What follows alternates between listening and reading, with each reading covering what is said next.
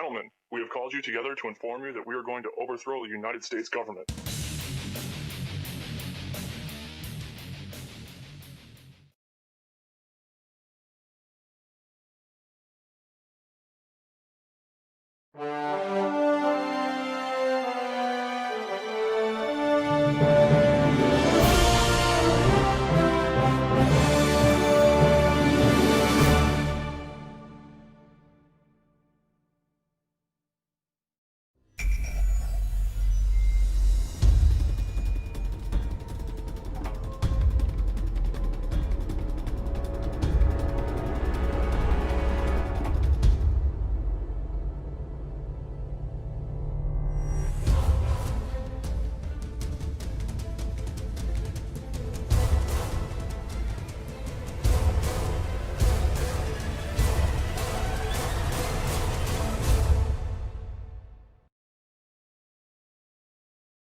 Okay. I want to say thanks to each and every one of you for being here today. It's going to be a great day. I'm going to go through what I consider to be the very heart of my material. And people ask me a lot. They say, you put out a lot of material on your website. What is the main thing? If you had to tell me the main thing that I should check out if I check out nothing else that's up there, what would it be? And I always tell them the same thing. It's the material on natural law. If nothing else, that's the material that you need to understand deeply. So that's what we're going to be covering here today in an extended presentation format. I want to go through a few things before we actually get started. So I call this section Before We Begin. And the word begin is actually important here because that's really what this presentation is actually about. It's initiation. This is an initiation into really, really deep, esoteric material that has been hidden from humanity for millennia. So I just want to ask people before we get started, how many of you are new or relatively new to my work? By a show of hands, please. That's excellent. This is great. That is great news. I am so glad to hear that. Okay? What I actually didn't want is to come here and talk to a bunch of people who are already totally familiar with my work and have already heard it. So this is great, okay? How many of you here today feel that the human condition and life on earth for humanity right now is tolerable just the way that it is, by a show of hands? That's also pretty good, because if that was the case, I was going to say, there's nothing for you here today. There's the door. Okay? So that's good, that we're all hungry for change. One of the big complaints I hear about my work, when I check in on forums or something or read some YouTube comments, many people will say, there's nothing new here. I've heard this before somewhere else. This person covers this. I've read this in this book. Well, ladies and gentlemen, I have news for you. There is nothing new here. I am not going to present anything new. I am not going to present anything that has not actually been in existence and will continue to be in existence. I'm not making up new material. I call myself, I would refer to myself, Art said it the other day, actually yesterday when we were having dinner. He said, I consider you an aggregator of material. And I love that term. I love that description of what I do. I am an aggregator. I bring things together into a tapestry and then help to explain it in simple and easy to understand terms so that people can readily absorb it, take it in, and then do something with that information. So you will not be seeing or hearing anything new here today, okay? As the old saying goes in all of the old mystery traditions, there is nothing new under the sun. And what that phrase actually means, many people don't know what that phrase means. It means that the truth, it is singular and eternal. Truth has always been here among us, and it will always be here. It is our perception that must be aligned with it. So there's nothing new you're going to hear today, okay? These are eternal truths that have always been here among us. Another aspect I want to cover before we get started is about my presentation style. This is another thing that I get a lot of complaints about, and it's something that I have no intention of changing, okay?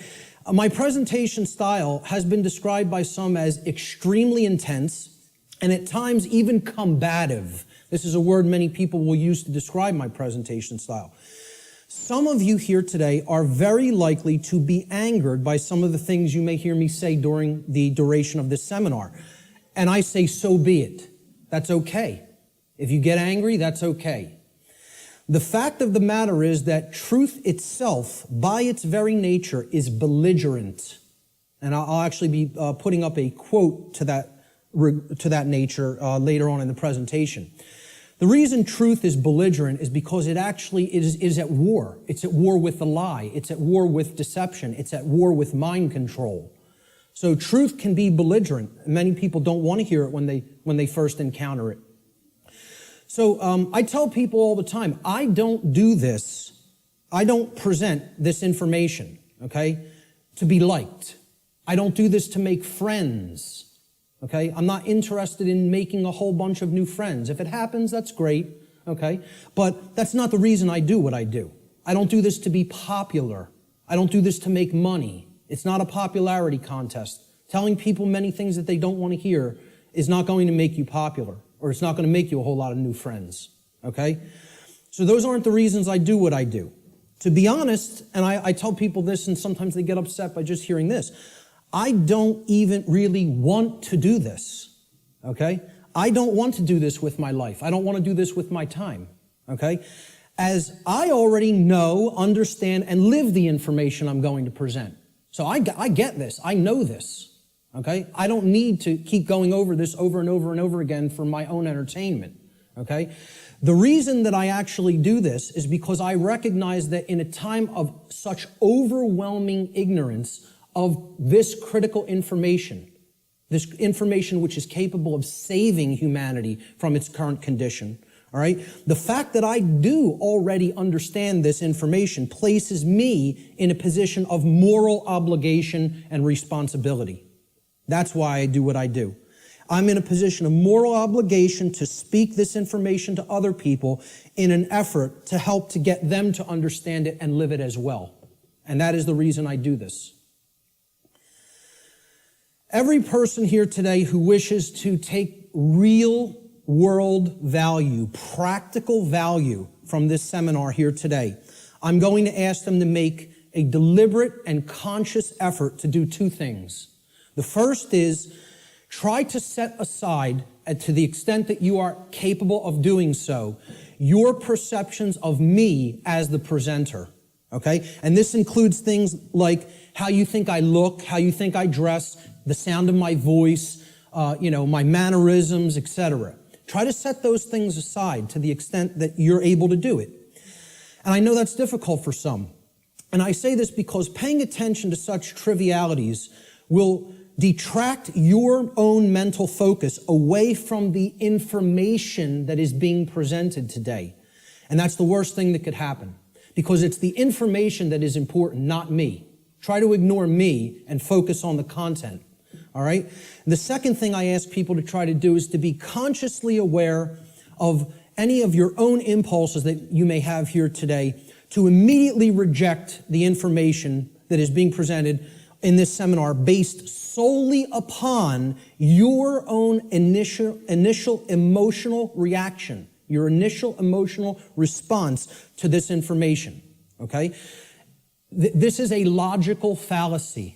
Okay, you cannot think with the emotions. So if you hear something you don't like or that angers you, that's okay. Feel the emotion. But don't just immediately say, that can't be true. And don't believe me either. It's about checking it. It's about a process of truth discovery. It's about doing your own due diligence and actually researching this material. Okay? But if you try to gauge the veracity, meaning the truthfulness of this information, solely based upon how it makes you feel when hearing it, you are committing a logical fallacy. Okay? So I ask people to try as much as possible to suspend immediate reactions of disbelief, okay, and saying, no, I don't want to accept that, no, it can't be true, based on how something may make you feel that you hear today. That's very important to keep in mind. And lastly, this information the entire seminar is a tapestry. Okay, it's like pieces of a huge jigsaw puzzle. All right? It is meant to be seen and taken as a whole in its entirety. Now, I know I'm asking a lot here too, because it's going to be a long day. Okay? And my goal here, my work here, is to keep your interest and your attention and your focus throughout the entire course of this seminar. And that's a challenging thing to do. But what I'm asking people is, you have to try to see it as a whole.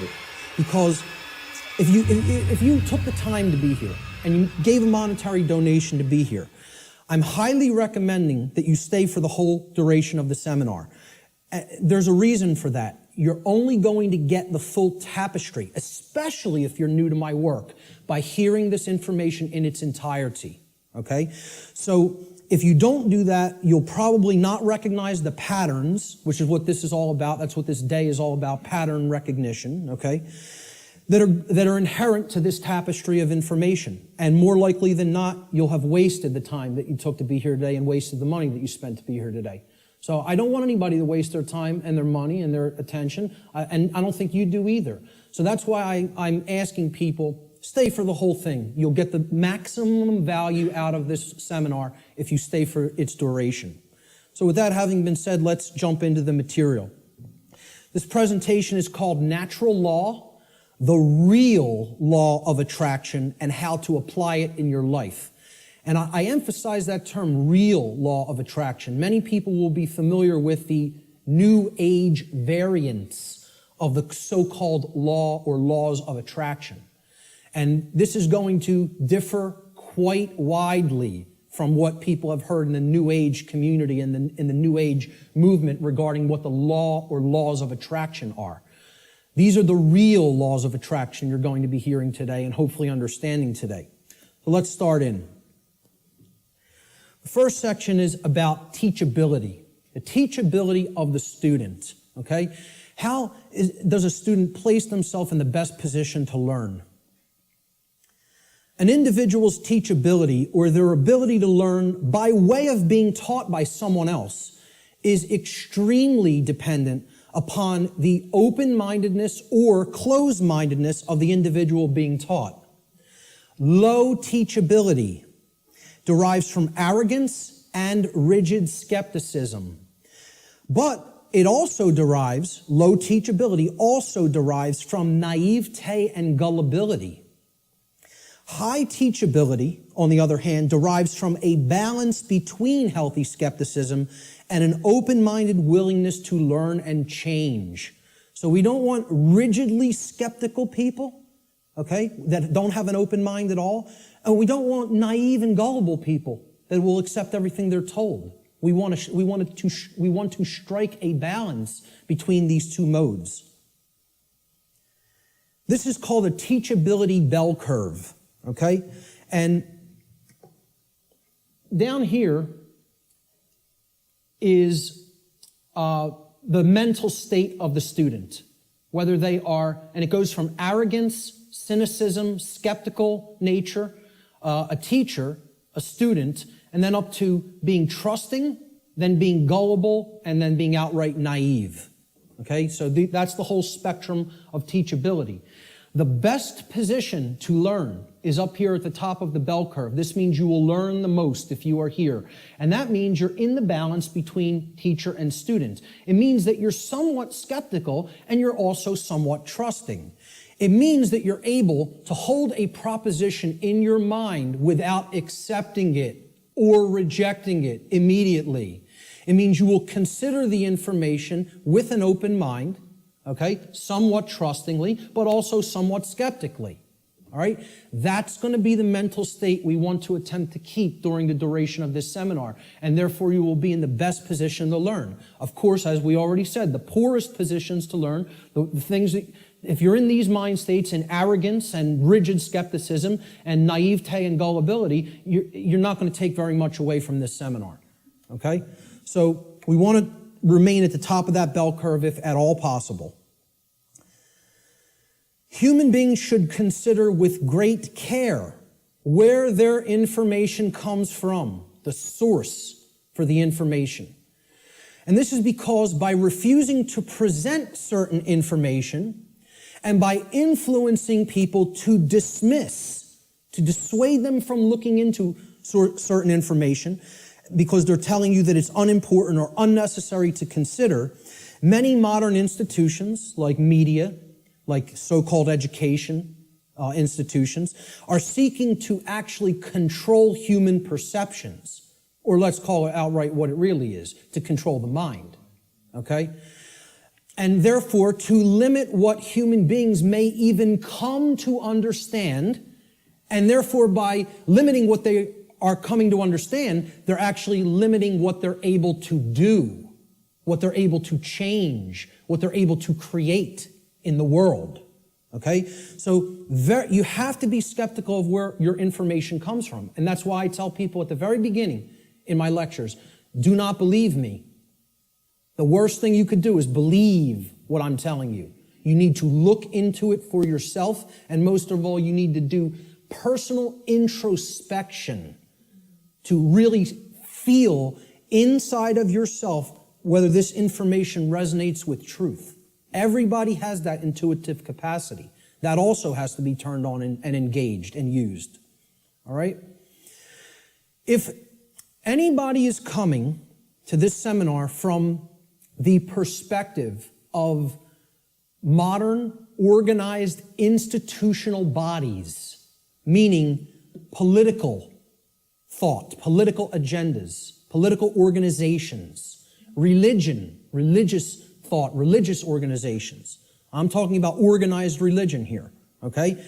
What I call scientism, not real science, but scientism, science as set up by institutional bodies to be rigidly skeptical belief systems that blot out anything that could possibly say anything to the contrary of their pre-existing beliefs. I call that scientism. Okay? And of course, the New Age movement, which you could group that in with religion. It's just it's for those who don't fall into the religious mindset, this is an alternative religion proposed for them, and they call it the New Age movement.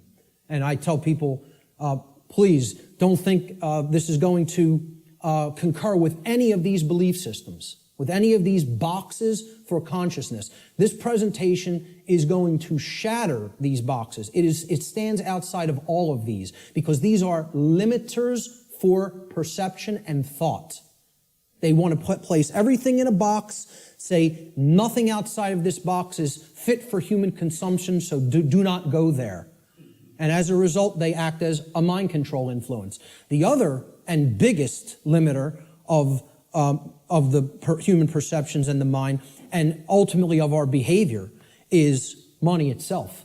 If you want to talk about the biggest religion, if these other religions aren't big enough and powerful enough for you, there's the one that is the ultimate power in the world, the ultimate religion, the God of this world, if you will. Okay? So what I'm basically saying here is if you're already in a mindset approaching the, let's call it the discovery of reality or the exploration of reality from any of these perspectives, you will be sorely disappointed here today by what you're going to hear, because the information here falls well outside of any of these institutional limiters for consciousness, okay? The requirements for creating change and the role of knowledge. Let's talk about these concepts for a moment. Human beings everywhere say that they want certain things in their life, and they say that they want certain things to be present for all humanity, okay? We say we want certain conditions to be present for ourselves and our species as a whole. And we say we want things such as happiness, health, peace, prosperity, freedom, etc. And all these things are great things to aspire to. And we say we want them. Most people will say and tell you we want these things, all right? However, I don't really feel that they're truly being honest with themselves, okay? They'll say they want them, but then when you tell them, well, those aren't automatic conditions. They don't just magically manifest, okay? There are requirements for obtaining these conditions, okay? And people wouldn't say they want these conditions if these conditions were already omnipresent, right? They're saying that they want something because they don't have it at all, or at least in fullness, right? So when you tell them there's requirements for obtaining them, many people will say, oh, well, I may not be willing to go there. I may not want to exert that much effort. And they believe that somehow they're going to magically get these things, right? Well, this is what the real laws of attraction are about. It's explaining conditions that you want don't just automatically manifest by thinking of them or just having a feeling about them. This is a New Age deception. There are requirements for obtaining the conditions that we say we want. Requirement exists in nature. It does exist. If you want something to be different than the way that it already is, than the default conditions, then requirement exists. If you're okay with things being the way that they are now, requirement doesn't exist. There are no requirements to creating change. You just accept the default conditions the way they are now and go on with your existence and accept it's going to be this way and possibly get worse. But if you want real change to happen, requirements exist. And this is what many New Age teachers will not tell you, or they'll outright deny that requirements exist for creating real change. Specific requirements exist in order for human beings to obtain the conditions that they say they want. If the requirements for obtaining those conditions are not met, those conditions do not just magically manifest by magical means automatically. That's not how it works, folks. And that bursts a lot of people's bubble right off the bat. But this is a key concept to understand. So what are these requirements? We need to know certain things. Knowledge is required. Knowledge. Knowledge that will spur us to action. That's what's required.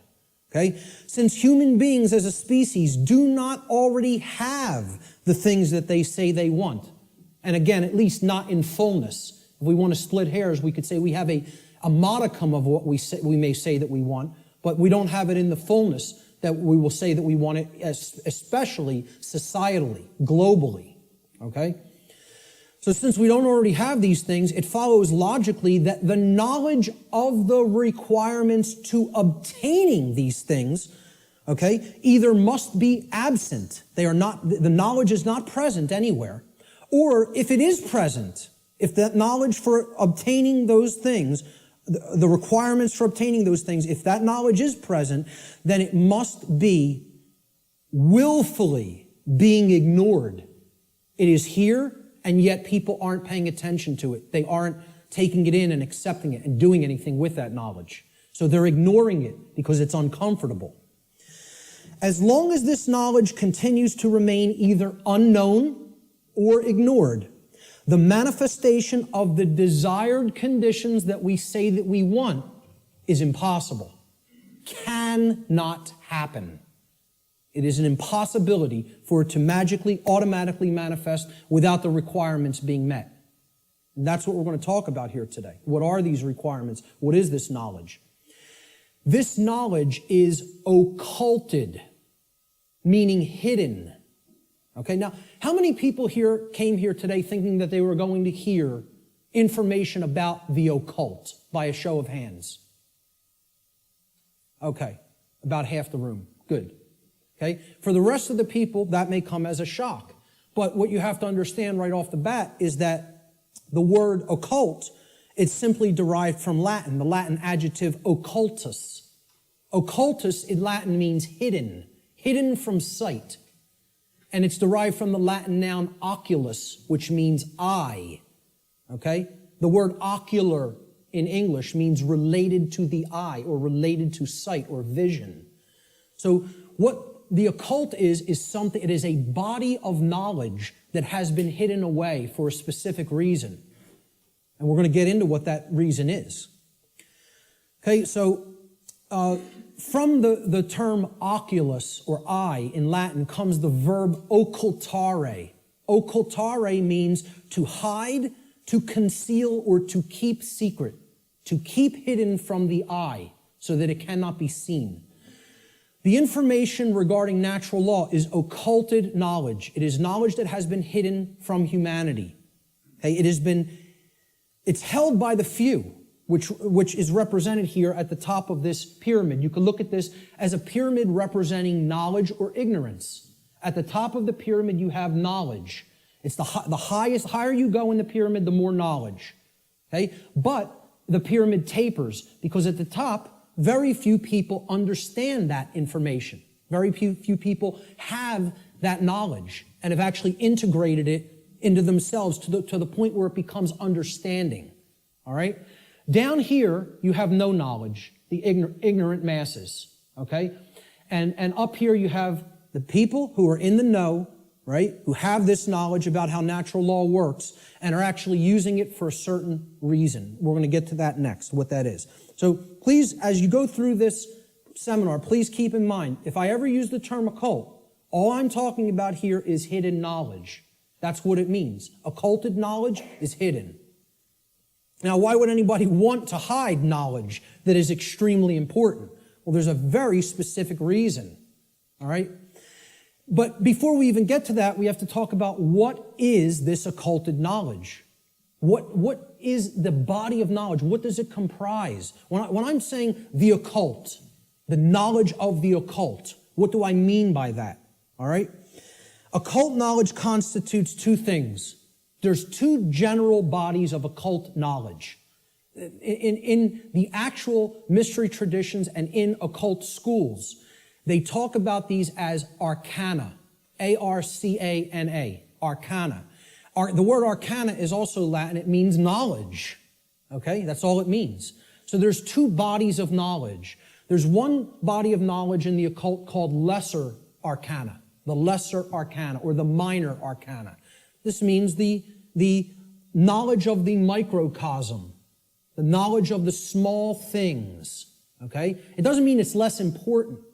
It means it's dealing with the individual units of consciousness, the human psyche, the psyche of the individual, okay? So the first major body of occult knowledge constitutes knowledge of human consciousness, how it works, how it operates, what our motivations are, things like that, okay? The second body of occult knowledge is called the greater arcana or the major arcana. All right? And again, this doesn't refer to that it's more important. It refers to it is the macrocosmic understanding, the understanding of the very large laws of nature that govern the macrocosm, okay? So universal laws are part of the greater arcana of occult knowledge. And what I call here today, under the umbrella, the term natural law, falls into that second category of greater knowledge, the greater arcana of occult knowledge, okay?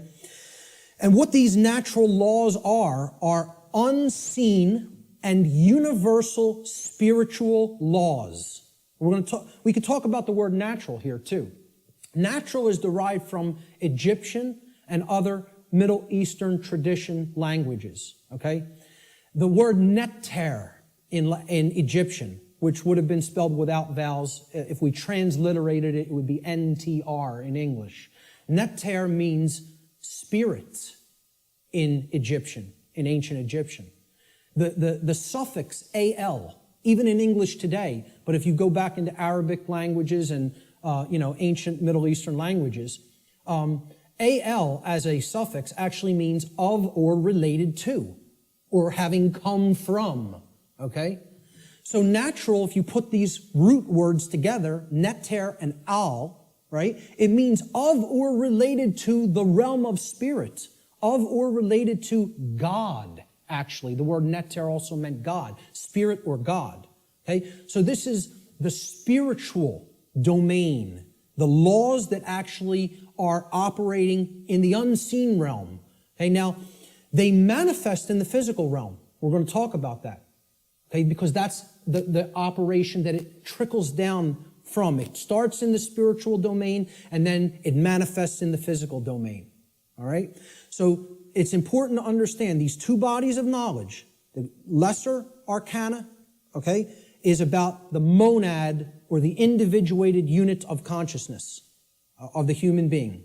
And then the greater knowledge is about the laws that govern the macrocosmic universe.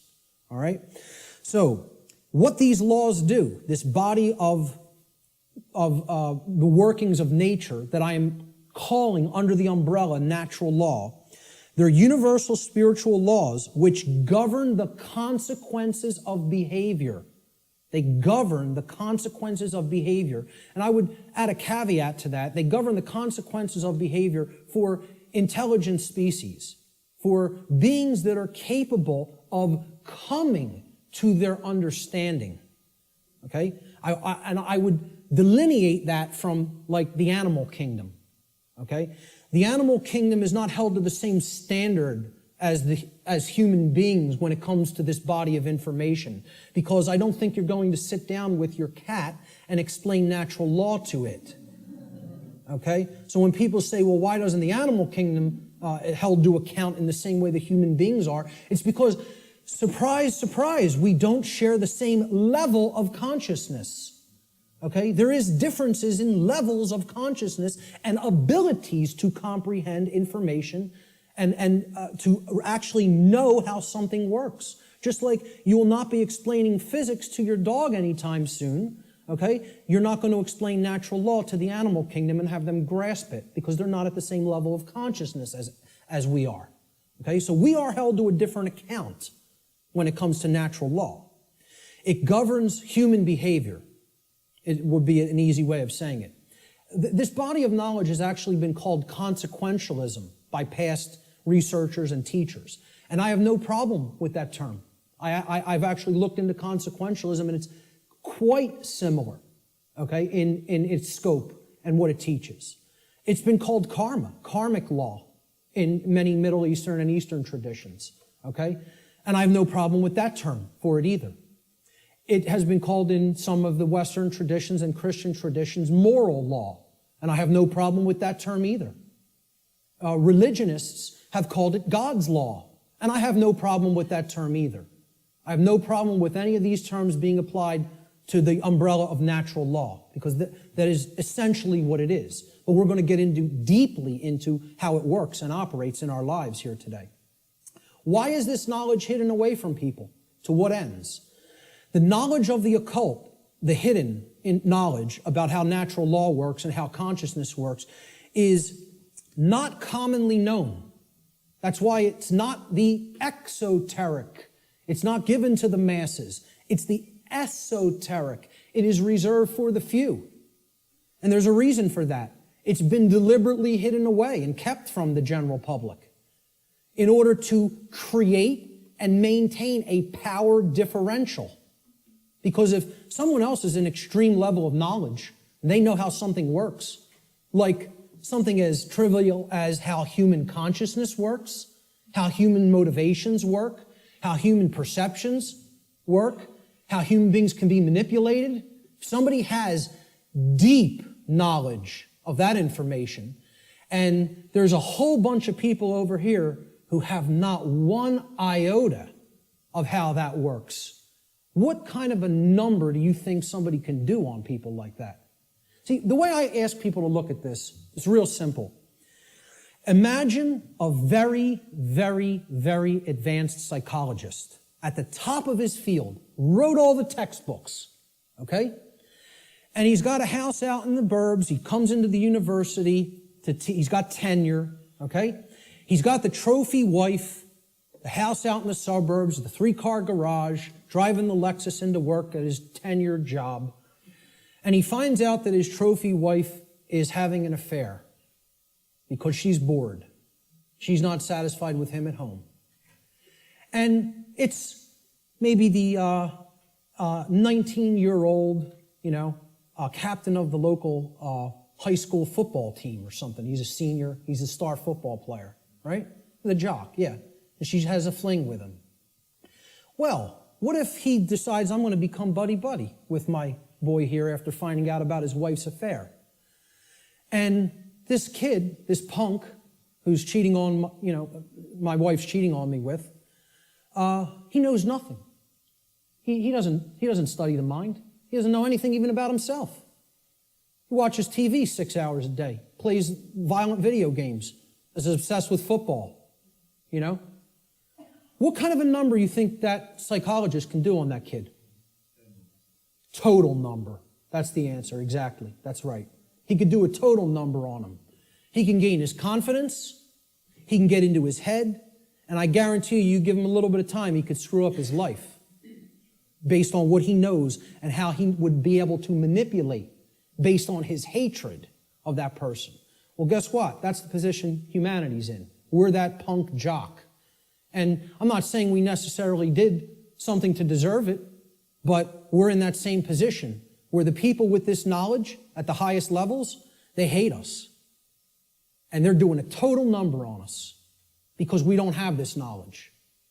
And until that changes, don't expect the playing field to be leveled. Expect it to get worse. Okay? The knowledge is hidden to create and maintain a power differential between those who hold it and those who are ignorant of it. It's that simple. The knowledge of natural law and its operations constitutes what I call the most deeply occulted or hidden information that exists on this planet. You will not find any more hidden information. This is the thing that all the distractions are there for, to keep you from learning. The endless trivialities, the nonsense you hear on the news, all the video games, all the nonsense television, the sports, you know, it's all there to keep people from understanding this. And I can't get you to accept that or believe it, and I don't ask you to believe it. I'm telling you that's what they're trying to, from my years of being inside occult traditions that are very, very dark. I'm telling you, this is what they don't want you to know. From firsthand experience. How many people here today know that I was involved in the dark occult in my past? Good. Great. Okay. The powers that be want to seek to keep this information hidden from the people of the earth at all costs, because understanding this information about natural law will level the playing field and put an end to the currently entrenched systems of control that are operating on the earth. We should very clearly make a distinguishment between nescience and ignorance so that people fully understand the difference between these two concepts. How many people even have heard the term nescience? Very few. This is a word that has practically been sanitized from colloquial English, practically been sanitized from the English language. And there's a reason for that too. There's two contexts to not knowing something. The first context is nescience. Okay? Nescience comes from the Latin. The prefix ne in Latin means not or not present or absent. Okay? And then sciere in Latin means to know. It's where we get the word science from. Okay? So you put them together, and nescience, it actually, those two roots form another word, nesciere. Nesciere in Latin means not to know, to not understand.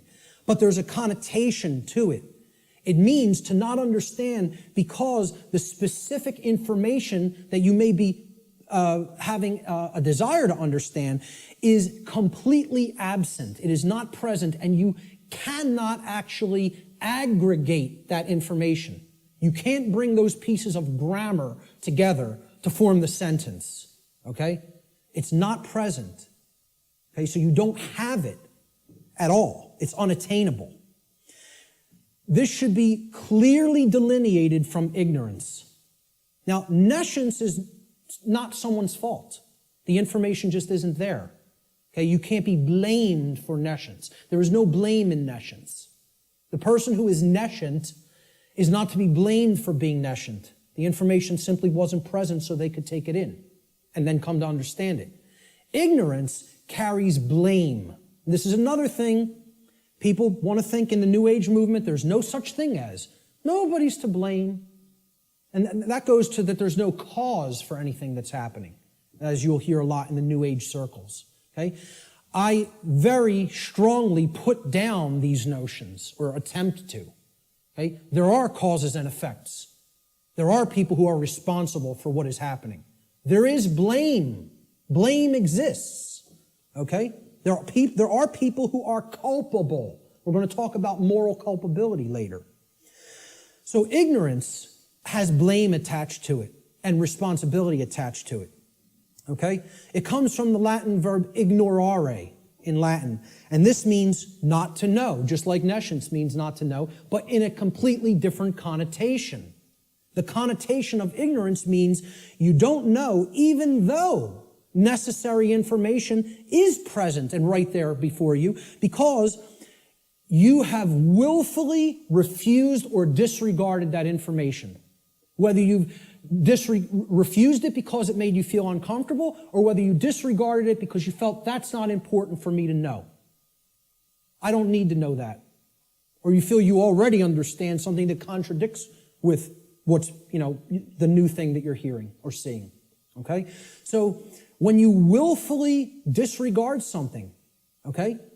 If I wanted to willfully disregard the gentleman sitting in the front row, he's present. I could just pretend he's not here and ignore him. That's what ignoring is. This is why I try to say to people, the impact of the word is almost lost to us, of the word ignorance, because of the way it's pronounced. I tell people, start pronouncing it ignorance. Ignorance. Then people will hear the word ignore in it, and the connotation becomes clear. It means you're ignoring it. Ignorance. Okay? That's how I like to say it now. Because the connotation is clear that way. The information is there. The truth is there. And somebody wants to ignore it completely.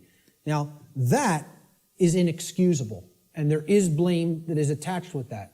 So what I ask people all the time is, do we have a nescient society? Or do we have an ignorant one? Do we have an ignorant one? Is our society ensconced in nescience, or is it ensconced in ignorance? I would argue absolutely that we are ensconced in ignorance in society, not nescience. I think we are drowning in information. I think we are drowning in the truth that is all around us, but people are ignoring it, largely. Not everyone. There's many people who are very hungry for it and taking it in as fast as they can, But I think the majority of human beings are in the state of ignorance, even though the truth is present all around us. And that constitutes what Art talked about earlier, this consensus trance, which people in the so-called truth community or truth movement have likened to sleep. They say that they are asleep. I liken it to hypnosis. If you look at the origins of the word hypnosis, right, it means suppressed knowledge. It comes from Greek. Hypo means under, as in hypodermic, under the skin. And gnosis means knowledge, the suppression of knowledge. Hypo means suppression also, under and suppression. So hypnosis is the suppression of knowledge. And that's the state that these people are in. And it's done by themselves. It's not, we have to stop looking at this as a victim relationship. This is a willful choice. In a time of overwhelming information available at people's fingertips, the truth being ignored is not an option. It's a willful decision that people are making.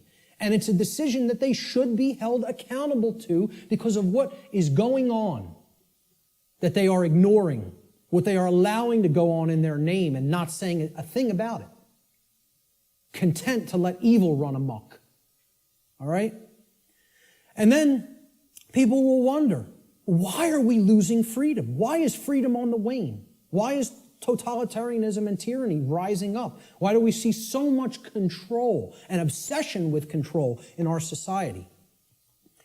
They'll see that. Many of them will see the rising police state. They'll see the injustices in our society. They'll see the restrictions on our inherent natural liberty. Okay? But here's the thing. Many of them will not make the transition to grasping. They'll say, yeah, this is what's happening to the earth. It's being turned into a huge prison everywhere. and at the most rapid pace right here in America. Okay? And they'll see this lock going onto the cage, but the question that they never get to, they don't even get to the question, let alone the answer, is why. They'll talk about the symptoms. They'll describe the prison. They'll describe every corner of the cage accurately in many cases. They can tell you exactly how it's working. They can tell you all the different aspects of the control system, but they can't tell you why it's actually going into place. Why is that happening? Well, that's what this presentation answers. Why are we losing freedom? And it gets to the actual heart of that answer. So what this presentation constitutes is a master key that unlocks all the locks to all the doors on all the cages in the prison, if it is accepted. And once again, I don't tell you that belief is required for that, because truth is always present. It's always here. It's a matter of, will we perceive it as being present, acknowledge it's present by stop ignoring it, okay, and then accept it into ourselves, and then do something with it. Understanding is not the end. Taking in the knowledge and understanding it is the beginning. Action is required. See, knowledge is required, understanding is required, but then action is finally required. Above all, if change is to be created. And that's how the laws of attraction really work. So, will people as a whole, as a society, accept that master key? I can't answer that question. All I could do is try to place it into their hands. After I have taken that key and unlocked my personal prison, my personal cages, and freed my mind, all I can do is try to help people to see, here's how this key works. Here it is. Here's the information that constitutes that key. And here's how you put it to work in your life. That's all I can do. Can't make anybody take it. Let's look at what problem solving entails, because that's really critical to understand if we're going to get past this stage and where we're at in our stifled evolutionary development as a species. There's a few main steps to solving problems. Any problem. Doesn't matter what the nature of the problem is. The first is you have to recognize that the problem exists. Recognize that there is a problem to begin with. And I think by asking the question, is everybody content with the way things are? And nobody raised their hand. I think that's great, because it at least acknowledges to me the people here today recognize we have a problem. And that's healthy. That's good. Okay? Many people out there don't believe we have a problem. You know, they like this place.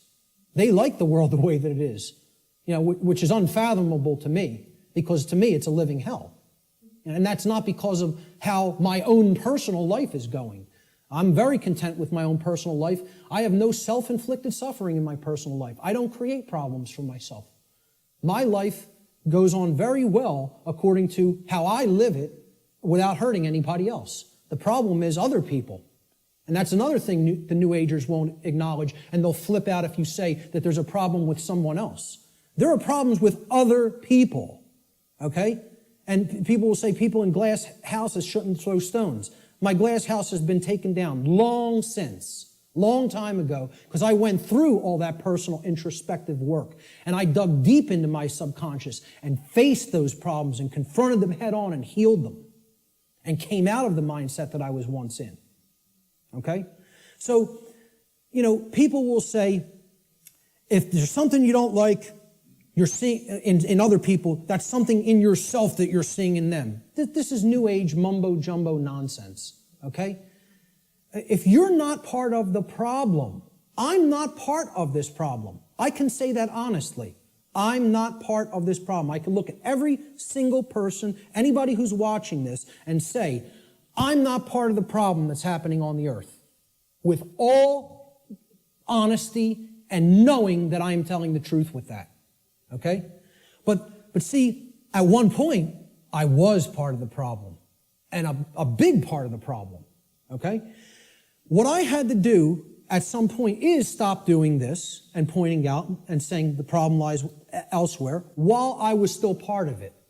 And then I had to do this and point squarely at myself and say, what do I need to change here, here, and finally here in the guts, in the courage? You know, people will say, yeah, change happens in the mind, it happens in the heart. But lastly, it happens in the guts.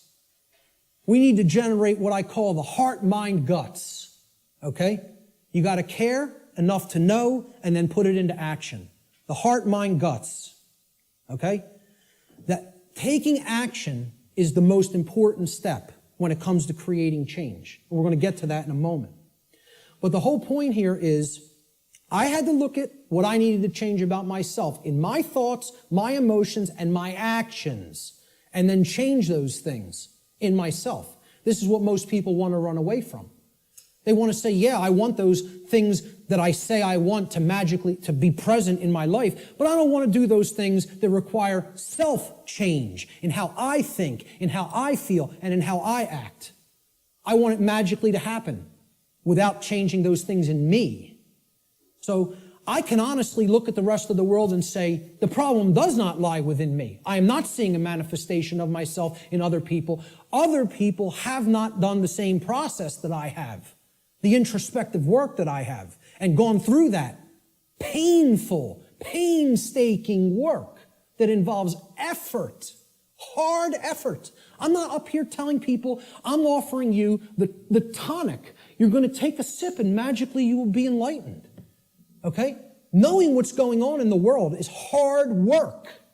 It involves destruction. It's a destructive process. It involves destruction of belief systems. It involves completely breaking down barriers that are in your head. Okay? Hardly anybody wants to do that work. People want to run 1,000,000 miles an hour in the opposite direction from that work. Anything but that. I'll take the grave instead of that. Okay? That's where most people's heads are at. All right? So let's get back to the steps here for problem solving. The first is you got to recognize that there's a problem. If you are in denial, good luck. Let me know how that works out for you. Because you're not solving any problem in a state of denial at all. Fear-based denial of the problem must first be dealt with and conquered and stamped out. And you have to acknowledge how bad it is. You know? People feel symptoms coming on of a disease or something and they want to ignore it because they don't want to believe I'm sick. I don't want to believe I'm sick. I don't want to believe I have a problem. Then you're waiting. You don't get it diagnosed, and then it turns into a much bigger problem, which is where we're at as a society for ignoring this information. This is what denial looks like, symbolically. Okay? A person with their head in the sand like an ostrich. And please take note, ladies and gentlemen, when you're in this position, when you're in the position of denial with your head in the sand, you're on your knees with your ass in the air. Okay? And I almost say it's amazingly synchronistic that the human body was designed like that. That in order to put your head in the sand, symbolically, so to speak, you have to be on your knees. Okay? And that's where most of our society is at. They're on their knees. And in that state of denial.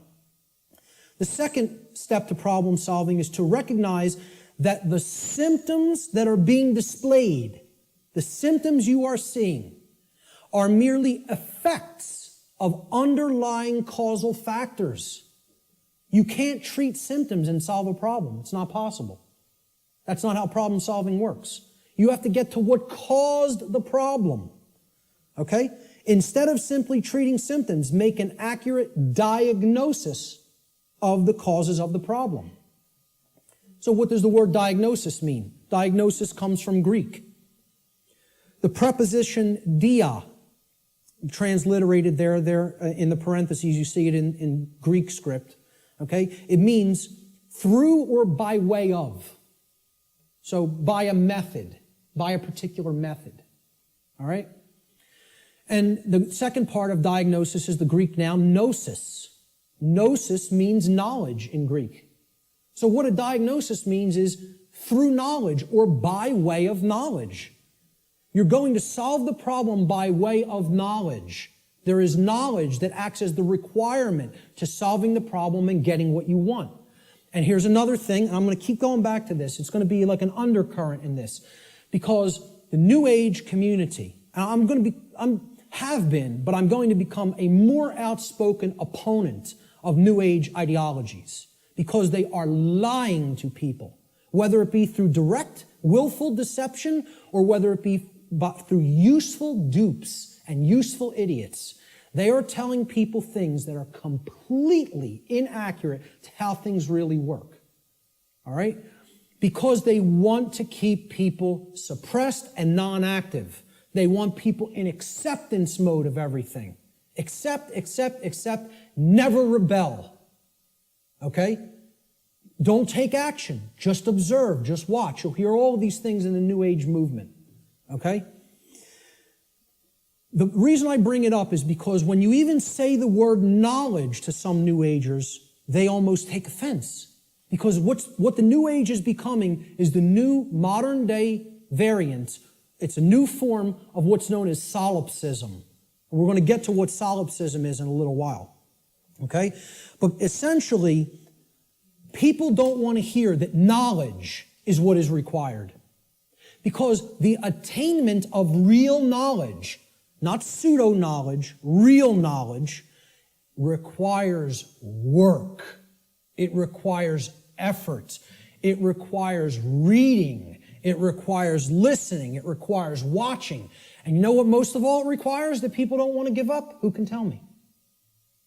Time. Thank you, sir. It requires time. There's one of the currencies people don't spend, on many things that they don't feel they can get immediate gratification from, which is why immediate gratification is so stressed in our society by the control system.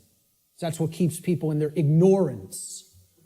So a diagnosis means if you're going to get well, you got to have the knowledge of the underlying causal factors that led to the creation of the symptoms.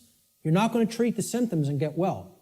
You got to have the knowledge to get to the causal factors, to find out what cause put this into effect. And we're going to talk a lot about cause and effect. The third step to problem solving is, through the knowledge that you've acquired now, via making an accurate diagnosis of the problem of the causal factors, right? You're going to then put that knowledge into action. Understanding what created the problem is like step 2, right? Stop being in denial. Understand what caused the problem. Act on the knowledge you now have to solve the problem, to make it right. Okay? So action is required. We make the diagnosis, then we have to take the required action necessary to rectify or to set right, which is what the word rectify means, the causal factors that led to the manifestation of the problem. Let's talk a little bit about the concept of what truth is, how I refer to truth in all of my work. Because people have a real deeply mystified concept of what truth is or what it means. They'll get into all these really deep abstract discussions of the mind of God and, trying to get into quantum theory and everything. This is mystification of the concept of the truth. And we have to demystify it. We have to bring it down to real simple, easy to understand language that anybody can comprehend. And then really completely delineate that from perception of any given thing. Because the two are not the same. When people say perception is reality, nothing could be farther from reality than that statement. Perception is not reality. Okay? It is just what it says, perception. Seeing through, perceive, to see through something. Like a lens or a filter. Okay? I perceive things differently without these glasses. That's one perception. When I put them on, I perceive things quite differently and more clearly. Okay? Well, that's how human perception works, like a lens. It's a filter. Okay? But what's there is the same thing. What's there is the same thing. All that changes how I perceived it. All right? So let's look at this concept. Truth is objective. That means that it's not dependent upon the perceptions of human beings. No one wants to hear that. That is a direct assault, a direct frontal assault on the human ego. Because everybody wants to hear, my perceptions are important. And we want to also believe my perceptions are accurate. Okay? Now people will say, well, what makes you say your perception of this topic is going to be accurate? That's because I went through the process of having to admit over and over and over and over and over again, endlessly, how wrong I was about my former perceptions. I went through that destructive process of breaking down my former belief systems, of breaking down my former emotional patterns, of most of all, changing my behavior. That's the thing that's the most destructive, because we get attached to our behaviors and patterns. So asking people to change, I recognize it's not easy. It took me probably about 8 years of my life to do it. Most people don't want to spend a minute on creating personal change, let alone 8 years. And, when I look at myself, in all honesty, again, none of this is to sound egoic or to toot my own horn, but I look at it like I was a mild case of ego entrapment, a mild case compared to where I see other people act. I feel like I was the, a very brittle stone that just needed to be hit with a chisel a few times and it broke into powder. Other people are hardened granite or diamond. To break them down is going to take enormous effort and work. And most of them don't even want to do it. They're so calcified, they've been so compressed into that hardened state that they don't even want to start. So I realize telling people your perceptions are not what really matters, that truth isn't based upon how you perceive things, that it's independent from your perceptions. Most people don't want to hear that. They don't want to hear that. Human beings' perceptions are capable of wavering. They can waver slightly from the truth, and they can waver wildly from the truth. All right? What truth is that which does not waver. It doesn't move. It's that which is. It doesn't matter what anybody thinks about it. It doesn't matter whether anybody believes it. It doesn't matter whether anybody knows it. It doesn't matter whether anybody sees it. It doesn't matter whether anybody wants to see it. It's there. It's always been there. It's always going to be there. Nothing anybody does can change what has happened. Can anybody change what has already occurred in what we call, in the thinking of linear time, the past?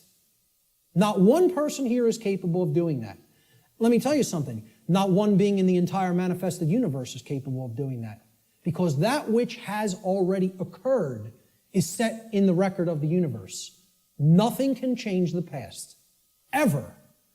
Great movie on this. Watch the new movie, The Time Machine. Not the original 50s version or 60s version. The new one. I think it came out in late 90s or early 2000s. Okay? This movie got crushed in reviews. Crushed. Whenever reviewers crush a movie and give it the worst ratings, go see that film. Because I guarantee you there's very important allegorical concepts that you need to understand embedded in that film, and that's why the reviewers crush it, because they don't want you getting any ideas, This movie got crushed in the theaters, and I'm telling you, it's one of the best films to understand the concept of the absolute impossibility of changing the past. The past cannot be altered. You know what can be altered? The future.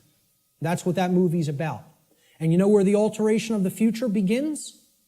In the present moment. That's exactly right. That's the only place it begins. Okay? So what truth is, the demystified concept of truth, is it's simply that which already exists. It's that which has happened in the past and is happening in the present moment. The truth does not exist in the future. When we get to those future moments and it's the present, truth will be existent then, but not until, okay? So there is no such thing as truth in the future. Truth is that which has occurred in the past and that which is occurring in the present. It is simply that which is and that which has been. please recognize when I use the word truth, that is all I'm talking about. I'm not talking about the mind of God. I'm not talking about the entire reason for the existence of the universe. I'm talking about the events that have taken place in the past and are taking place in the present. That's all. And guess what? That's all the truth is. It doesn't need to be any more complicated than that. Okay? You want to make it more complicated than that, call it something other than truth so as not to confuse people to what truth really is.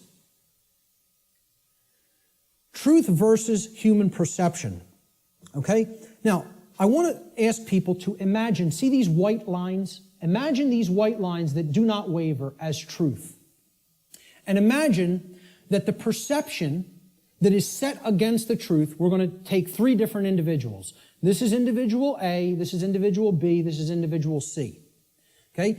Their ability to perceive what has occurred and what is occurring is what I would refer to as consciousness. Okay? Consciousness is a being's ability to recognize patterns and meaning with respect to those patterns. Meaning you have an accurate understanding of what's taking place within and around you, or you have an inaccurate understanding of what's taking place in and around you. If your consciousness is high, meaning it's at a high frequency, okay, that means you're going to have more of an ability to understand and recognize the patterns. If your consciousnness is low, you're at a low frequency, you're going to see the pattern less. You're not going to accurately perceive. So I liken this to a waveform. In simple, physics, a wave, this is a simple sine wave, okay? It has its crest here and its trough here, okay? And then the pattern repeats, goes up to the crest, down to the trough, and it repeats over again. The distance between the either crests or troughs of the wave is called the wavelength, okay? The longer the wavelength, the shorter the frequency. What that means is how frequently is it going to be intercepting the line that represents truth? How frequently is it going to be aligned with this line, which we are calling truth? Okay? Now, can everybody just, with that explanation, understand this simple model and what I'm talking about here? Is that clear? Okay, because it's important. Because this is a low frequency vibration. It's a low frequency wave. A wave like this, if it was an audio wave, would produce a low frequency, would produce a low bass tone. Okay? As we go up to a higher frequency, you can see the wavelength is shorter, meaning that it intercepts the line which represents truth much more frequently. We can count them. 1, 2, 3, 4, 5 here. 1, 2, 3, 4, 5, 6, 7, 8, 9 there. Okay? So this is a higher frequency vibration.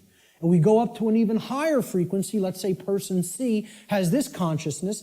They have a higher frequency. Okay? And they're intercepting the line that represents truth, much more frequency. I won't count those out because there's a lot of them, okay? The higher the frequency, the more in tune with truth we are. What would happen if this frequency became infinitely high? What would it become? It would be indistinguishable from a line. And therefore, someone would be aligned to that which is. The higher the level of consciousness or frequency, which is their perception of reality being accurate, okay? Not wavering as much from the truth, because it's hitting it in more places. We would basically, this wave would turn into a line at some point, the higher the frequency went. Think about this in sound, right? You hear a low bass tone, it's like, then it goes up, and it would go eventually outside the range of human hearing, because the frequency went so high. Same concept here. The higher the frequency, the higher the perception of reality, the quality of the perception is going to be. Okay? The concept to keep in mind here is perception is not reality. It's the filter we see reality through. What the human being's work is to do is to align their perception to the reality which exists, which is truth. We need to set aside what we want the truth to be and look at what it is. What it is altogether different than what we want it to be. But until we recognize what it is, we're not even in a position to make an accurate diagnosis of what's going on and therefore create what we want it to be. So I'm going to give the first quote here, comes from a gentleman I personally greatly respect. How many people are familiar with Travis Walton, by a show of hands? Hardly anybody in the room. Wow, 2 people. Amazing. And I know Barb is in the back because we've met him personally. I spoke with this gentleman at a conference last year in 2012. And I just want to say, I just think he's a totally genuine individual. I don't care what anybody thinks of me saying that, okay? I believe him. Do I know factually that what he claims happened to him did? No, I do not. But I believe what he is saying for a reason. When I am around somebody, especially for any length of time, I think my intuition is good that I can get a feel for their heart, okay? And when he's telling you stuff, it's very consistent. And in his book, he asks people, you need to listen to my whole story, suspend your disbelief for a minute, and then do your research, and then make a judgment call. Do you want to believe me? Do you think I'm telling you the truth? Do you think I'm lying to you? And then make up your own mind, okay? And who Travis Walton is, he claims that he was an abductee, that he was taken on board an extraterrestrial craft at a point in his life. He disappeared for days. They were out looking for him, and his best friends were accused of murdering him. And he shows up 5 days later in like deplorable conditions, out on a country road someplace. But anyway, again, I spoke with him back in 2012. I just bumped into him again. We were just at a conference. I'm bringing this up for a reason. We were just at a conference in Philadelphia where he spoke. And this quote, I feel I would start, if I was going to quote somebody, I was going to make this like the first quote in the presentation today. Travis Walton says in his book, which is called Fire in the Sky, he said, I have come to realize that the biggest problem anywhere in the world, the biggest problem anywhere in the world is that people's perceptions of reality are compulsively filtered through the screening mesh of what they want and do not want to be true. Now, when I read that in his book, I got chills up and down my spine. Because I said, this meshes exactly with what I'm talking about in my section, in my presentation called Truth versus Perception. And he's encapsulating it in a sentence perfectly. All right? We want things to be true. That doesn't make it so. That's not what makes truth the way that it is. What makes truth is the way that it is what behaviors were taken and what is the actual effect in the manifested world. That's how things are. Okay? It doesn't matter how we want them to be. They may be a completely different way right now than we want them to be. And I would say for the people in this room, they are a completely different way than we want them to be. But most people in the world think, they kind of believe that they're the arbiter of truth. And that's a bad place to be in. That's a very, very low level of consciousness. To think that if I don't believe that it's this way, it's not this way. Many people are trapped in that state of mind, okay? Now, the reason I even bring this up and included Travis's quote here is at this conference that we were just at a couple of weeks ago, okay? I didn't speak at it, I tabled at it. A woman came up to my table and she picked up my New Age Bullshit DVD, which is available here today in the back. And she said, what's this about? With a real skeptical look. And I explained, well, it's a 7-hour extended video podcast that has many, many slides, okay? I gave a shortened version of it at the Free Your Mind conference in Philadelphia. And this is the extended version that goes deeply into the deception of the New Age movement and how it is a religion that is designed to suppress the masculine side of the personality, which is the side that actually takes action and creates change, okay? And that's, of course, pushed by the sacred feminine, which is care and creativity, and compassion, right? Both need to be present. We're going to talk about that here today. But I said, this is about the suppression of that masculine energy. And that's what the New Age movement is about, the suppression of the masculine, right?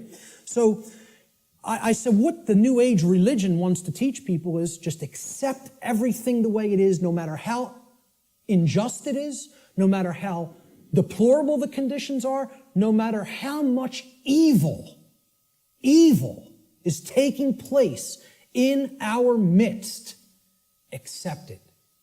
That's the New Age religion. And here's what she said. That's exactly how I am. I just accept everything. I don't make any judgments on anything that occurs, no matter what it is, no matter how it's perceived. You want to perceive it as evil? That's your judgment. I said, yes, it is my judgment. You know why? Because it's evil. It really is. There is such a thing. I said, and you're content to let evil run amok and take this whole world because you don't want to act. Because what's really there is cowardice. That's what it really is. Okay? She didn't want to hear that. She said, I prefer not to see it that way. Now, align this with the quote. I prefer not to see it that way. Okay? And I hope by some miracle she happens to see this presentation at some point. Okay? And, you know, in hindsight, I didn't say this to her on the spot, but I thought about it for a little bit the next day. And what I should have really said is, no, you prefer not to see, period. That's the truth. Okay? So I prefer not to see it that way means, no, I want to ignore reality. I want to believe what I want to be true is the way that it already is. And this is what the New Age hoax is peddling to people. Okay? So, great quote that I thought accurately sums it all up. See, this woman also told me that she is a follower, quote unquote, of the New Age ideology that is referred to as the Course in Miracles. How many people have even heard of this? A lot of people, okay? You know what that is? It's called solipsism, wrapped in a nice, neat new package. Solipsism. How many people are familiar with the ideology called solipsism? Good. More than I would have thought. Most people have never heard of this, okay? Solipsism is a completely egoic and destructive ideology that has absolutely no bearing or resemblance to truth in any way. And the people who are solipsists are mentally ill. I'm not even going to provide any evidence of that. I'm telling you, you need to research this religion and sickness for yourself. It's a mental illness. A solipsist is a mentally ill person who should probably be somehow removed, segregated from society, and institutionalized until they are made well, because they are a destructive influence on society. This is what I focused on podcast number 1 of my podcast series and radio shows. I went into the ideology of what solipsism is and how destructive it is and how it's a religion. Okay? What this is, well, first of all, let's look at the word. And you'll notice I'll be breaking down words all day long. Because if you don't understand where words came from, you don't really understand what they really were intended to mean. Regardless of whatever connotation they may have taken on in the modern world, the intended meaning of the word, the original meaning, is derived from its etymological derivation. You need to go into the ancient languages, Latin and Greek roots and other languages, Germanic, Arabic, etc., and you need to break down the words from their etymological origins. Then you will understand their real meaning. And I'm telling you, you do this, and the top of your head will blow off by what you will find, by what words we speak on a daily basis actually mean, and we have no idea what they mean. Okay? So the word solipsism comes from the Latin adjective solus, which means alone or one. And then the Latin pronoun ipse, which means self, myself, etc. Okay? The ideology of solipsism is that nothing exists outside of me. I'm the only being that exists in creation. Or essentially, it's another way of saying I'm God. Okay? That my perception is the only real perception and no one else is here. Now imagine that. Now, what I'm essentially telling the audience here today is your perceptions are not the truth. You have to work to align your perceptions with the truth. That's damaging enough to the human ego, okay? If I just said, none of you exist, I'm only perceiving your existence, I'm the only one who exists. Imagine how egoic that statement is, and actually how demoralizing it is to other people. You're even telling them, I don't even consider that you exist. That's what a solipsist is. They believe the universe is a big illusion created somehow for their amusement. And that there's no objective reality, that you don't exist, you don't exist, you don't exist, you don't exist. I'm the only one who exists. And that's not mental illness. We don't diagnose that as mental illness. Okay? I don't care if you want to accept the notion everything is one. I personally accept that notion. I do accept that we are all one. That doesn't mean you're not existent in the physical domain right now as I'm talking to you. Of course we all exist here. We are in the physical domain. Okay? The whole point is, these people want to believe the entire physical domain is such an illusion that nothing that takes place in it matters or has any significance and should just be watched, and nothing should be done to change it. And let me explain what this is, folks. When I was a Satanist, okay, and I was working inside the Church of Satan and other dark occult organizations, they have a set of sins, believe it or not. They don't look at them as sins in the same way that, religionists look at sin. But they have the things that, these are behaviors and thought patterns that should not be engaged in by the dark occultist themselves, by the magician, if you will. You are not to engage in these behaviors, but we are to peddle them to other people. We are to get them to engage in these behaviors. Okay? You know what the first one is? No, it's not. That's the second or third. I think it's the third, if I'm not mistaken. I don't have the list handy. But the first one is stupidity. That's the first satanic sin. Okay? For the dark occultist. But they want other people in deep stupidity. They want other people in deep ignorance. The idea here is we will know it all. We will know the truth so that we can control others and keep them a dumbed down herd. Okay?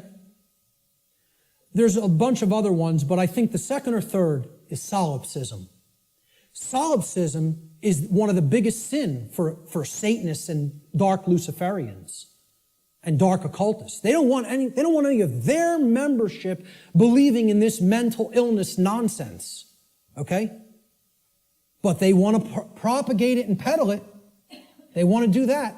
And they told me personally, higher ups in this network told me personally when I was working with them, wait until you see the New Age books that our membership, will be writing, or either writing ourselves or putting into the hands of useful dupes to write and put out there. We'll be giving them the idea, they'll write it for us, put it out there as their own idea. And they said, we are going to propagate and peddle solipsism like you have never seen. And you know what? When they say something, they do it. I'm serious. They're aligned. Their act is together. They act on the same page. And for that, I have respect for them as an enemy. And I don't take anything they do lightly. I recognize they have the will. They're not like the rest of humanity. They align their thoughts, their knowledge, with their version of care. You know, it's not like our emotionally based care, but they care about what they're doing, and then they act. And when they act in concert, and they get it done. Okay? I'm not saying, I agree with any of their agenda, because I don't, and I'm trying to stop it. But I have respect for their unity. They are unified and on the same page, and humanity is not. And that's why, in all honesty, we're having our rear ends handed to us in this spiritual battle right now, at least right now. Solipsism is the ideology that only one's mind is sure to exist. Solipsists contend that knowledge of anything that is outside of one's own mind is unsure, and hence there is no such thing as objective truth. Okay? No such thing as objective truth. And therefore, nothing about the external world and its workings can actually ever be known. Just think about that statement. It's saying no one can ever know anything. You cannot come to know anything at all. There is no such thing as knowledge. So what I would say to somebody who's following the quote-unquote Course in Miracles, or a Course in Solipsism, or a Course in acceptance of all forms of evil in this world, is you can't know anything by reading the Course in Miracles, because nothing can be known. You know? Why would a solipsist ever pick up a book? Why would a solipsist ever watch anything, any video? Why would a solipsist ever engage in a conversation with another human being? You know? Tell a solipsist you can't know that you're going to fall off that cliff, so why don't you go try to walk over and see what happens? Because you can't be sure of anything. They won't do that, though. You know? The whole point here is this is a religion. This is a New Age religion. And I'm telling you who it's peddled by. It's peddled by the occultists who have the knowledge of how natural law works and are trying to put out whatever ideologies they can, destructive ideologies they can, to get people not to understand it. Or to even go so far as to believe that nothing can be understood. Why would you bother to look into natural law? Nothing can be known. It's unbelievable that anybody would be so gullible and naive to fall into this mindset. Let me just tell you what it really is. It's a person who has given up on life. They feel that it's so difficult to know anything and they don't want to do the work to come to that level of knowledge that they've just said, I don't believe it can be known. That makes me feel more comfortable in my ignorance and laziness. That's the truth about what solipsism is. Okay? And that's the truth about my friend I bumped into at the MUFON conference. And I'd say that to her face. Okay? So, we have to realize we're battling this force. This religion is on the rise. Solipsism is on the rise. More people are becoming solipsists or solipsistic in their beliefs, in their thought processes. Let's look at some basic definitions and working definitions. Now, first thing we're going to define is definition. Let's define what a definition is, okay? A definition is an exact statement, a statement of the exact meaning of a word, all right? We're looking for an exact meaning, not a connotation, not a maybe or a like or a somewhat. We're looking to narrow the focus. That's why it definites it. It makes it finite. We're taking it not infinite, we're finiting it. We're making it finite, okay? We're actually limiting through words what something means so we can be clearer about what we're saying, okay? It's an exact statement or description of the nature, scope, or meaning of something. Another way we could look at a definition when we're talking about visual or audio definition is it's the degree of distinctness or clarity of an object, image, or sound, okay? So why do people buy HD TV sets? They want higher definition. They want a higher clarity of the picture, okay? If you have high definition audio, for audio files, they won't accept anything but high definition audio because in comparison to low def audio, the clarity of the sound is very good. It's much better, okay?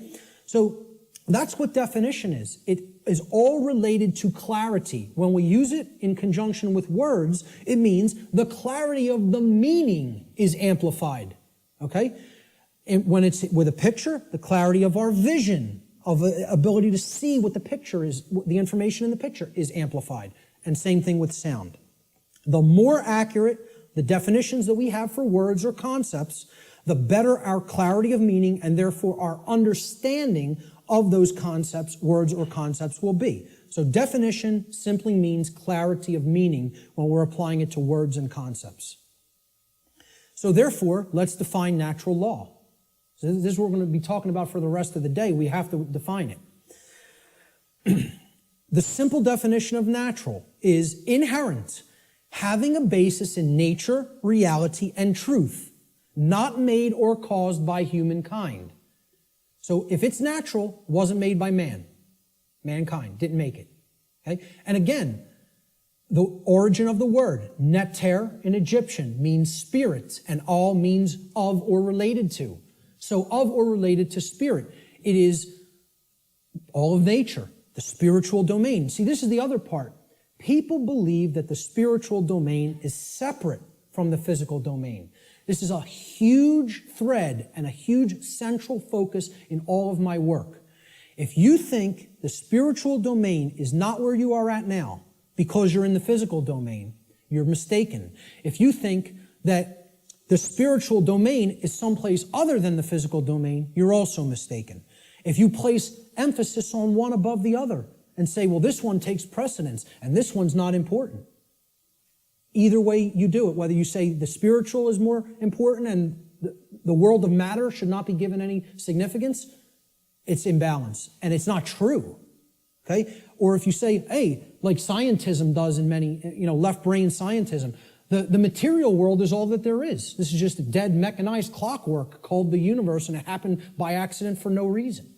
And there's no such thing as the spiritual domain. Both of these worldviews, and we're going to get to a breakdown of these worldviews, they're completely inaccurate, they're not based in truth, and most of all, they're based on brain imbalance. And we're going to see how one of these worldviews or another develops when either the left brain hemisphere or the right brain hemisphere has taken precedence and dominance within the individual consciousness. So, natural means spiritual. These words could be used interchangeably. So when I'm talking about natural law, I mean spiritual law, unseen spiritual laws. But overall, the dictionary definition of natural is it's inherent to nature and it's not made by man. The word law the definition is an existing condition which is both binding and immutable. So let's look at each one of these words. Existing. It means that it is present. It is present. Okay? It cannot be just ignored and expected that, well, that doesn't make it true and it's not going to have an effect. It's there. It's present. That's why it's a law that it's in operation, that is in operation. It is binding. Binding means it has an effect. It means it doesn't matter whether you believe that it has an effect. It doesn't matter whether you understand that it has an effect. It doesn't care. And this is another big hammer to the ego. The human ego wants to hear what it wants to hear. One of the things it wants to hear is the universe cares about you personally. It cares about John. It cares about Bob. It cares about Mary. It cares about Elizabeth, whatever. Okay? It cares about you individually as a being. Now, you could go so far as to say you believe that the creator of the universe cares about you. I'm not denying anybody or saying don't think that. What I'm saying is that the laws of the universe don't care about you. Laws have been created in this realm that work flawlessly, 100% of the time, flawlessly. Let me ask people to envision this scenario to try to clarify this. A couple are on a picnic. They're out in a state forest or something like that. They're on a picnic. About 50 yards away from where they're at, okay, there's a pretty tall cliff, maybe about 200 feet, okay, and it ends in some jagged rocks. They brought their 2-year-old child on the picnic with them. They unfold the blanket, take out the picnic basket, they're having their picnic. Maybe passions got heated and the husband and wife were, making out a little bit. Their kid, 2-year-old daughter, in her nice Sunday sundress or whatever, wanders off, gets to the edge of that cliff. Will gravity care if that girl goes over the edge? No. Will gravity allow her to go over the edge? Yes, it will. Gravity is not going to say, this girl doesn't understand this law, and she'll die if she goes over that edge. She's innocent. She's nescient even. Not even ignorant. Innocent and nescient. Will that law still have an effect? You damn better well believe it will. And so does natural law in the same way. It doesn't care whether you don't know. Doesn't care whether you're nescient or ignorant. It's in effect, it's binding, and it is immutable. Immutable means that nothing you can ever do can ever change it. It is in effect eternally. Because man didn't put it into effect. You know who put it into effect? The creator of the universe put it into effect. And I don't really care what you think of that force as. You could think of it as an impersonal force. You could think of it as the man with the beard. You could think of it as this remote control. I don't really care what you think of it as. Personally, that's none of my business. But you know what? If you think of it that it's man that makes the laws, then I have a problem. Because man doesn't make these laws I'm talking about. The creator of the universe set these laws into motion, put them into effect, and they bind you.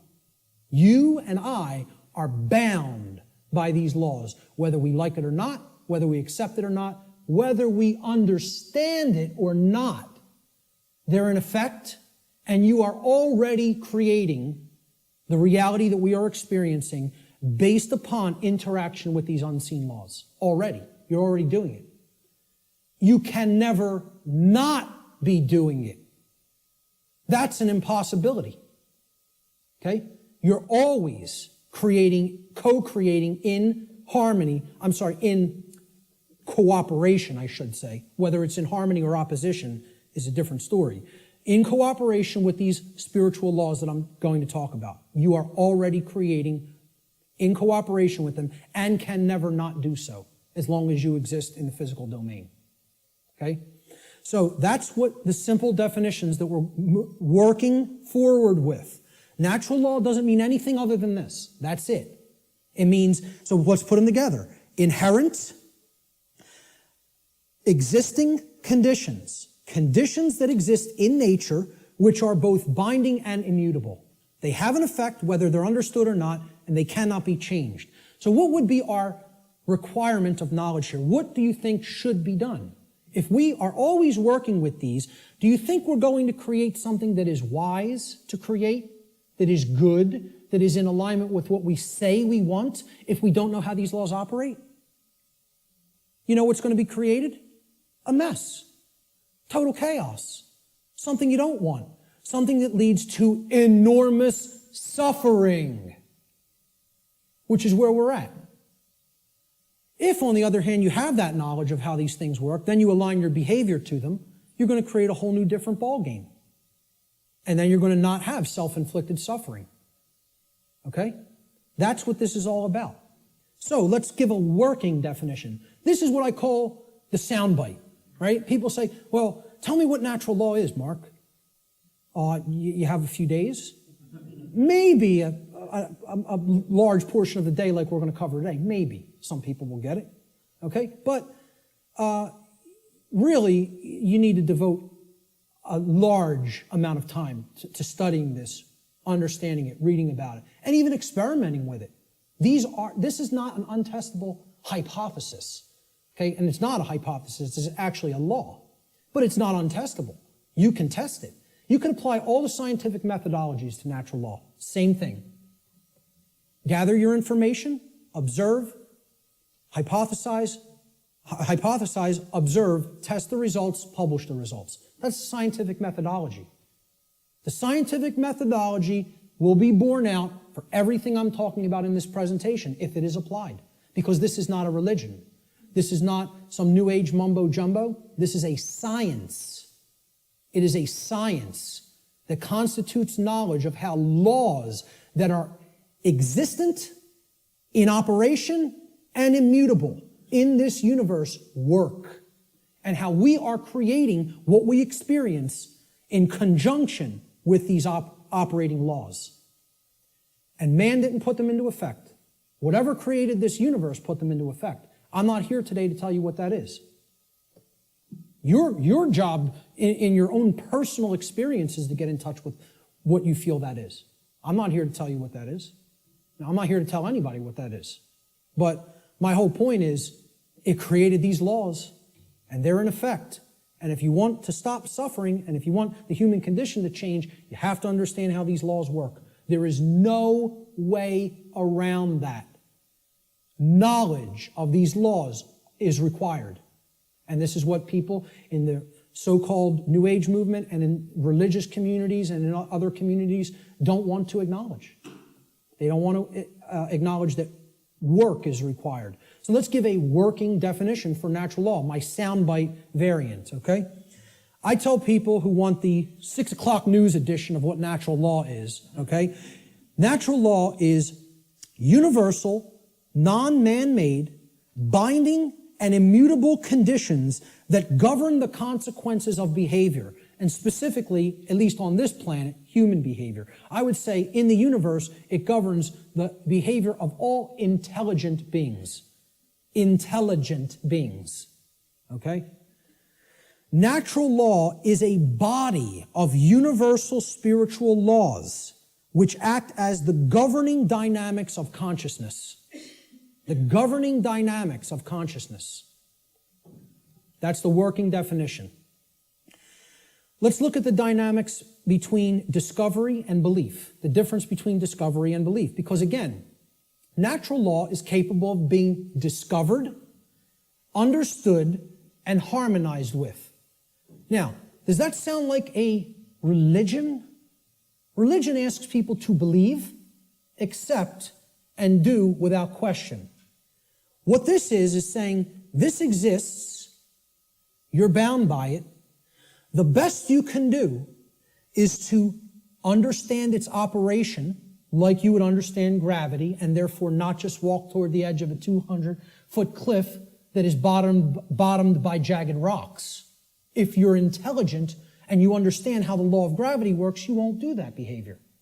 Okay? Just like if you're intelligent and you understand how natural law works, you won't do certain behaviors to create a prison for the entire species, for your entire species.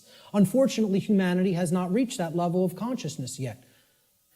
They are not at that level of co-creative intelligence to understand how these laws work and then align their behaviors to them. So natural law has nothing to do with religion. It's not a belief system. It's a science. It is a discoverable operation that is already in effect that we can either understand and align our behavior to or remain ignorant of and suffer as a result of that ignorance because it's already in effect and already has a binding effect upon you and your behaviors and everyone's. So when it comes to belief, and anybody that was trying to propagate a religion wouldn't put this slide up here. When it comes to natural law, it works just like gravity. So the clown that's going to jump over the cliff saying, I don't believe in gravity, what's going to happen? Down he goes. Because belief is irrelevant. Because natural law does not care about you. It does not care about you. It is in effect, no matter what you do, deal with it. And people don't want to hear that. And I recognize this. I recognize I'm not telling anybody anything they want to hear. If I wanted to sell a lot of stuff, if I wanted to be real popular, I'd come up here and I'd tell you exactly what you want to hear, and then I'd be making $50,000 a presentation like Wayne Dyer does. Okay? And that is his fee. I know because I've actually had some people speak to his management. That's what a New Age presenter gets. You know what I ask for? 0. I don't even ask for a stipend because I don't even care about fake money. I care about making real money. Real one I.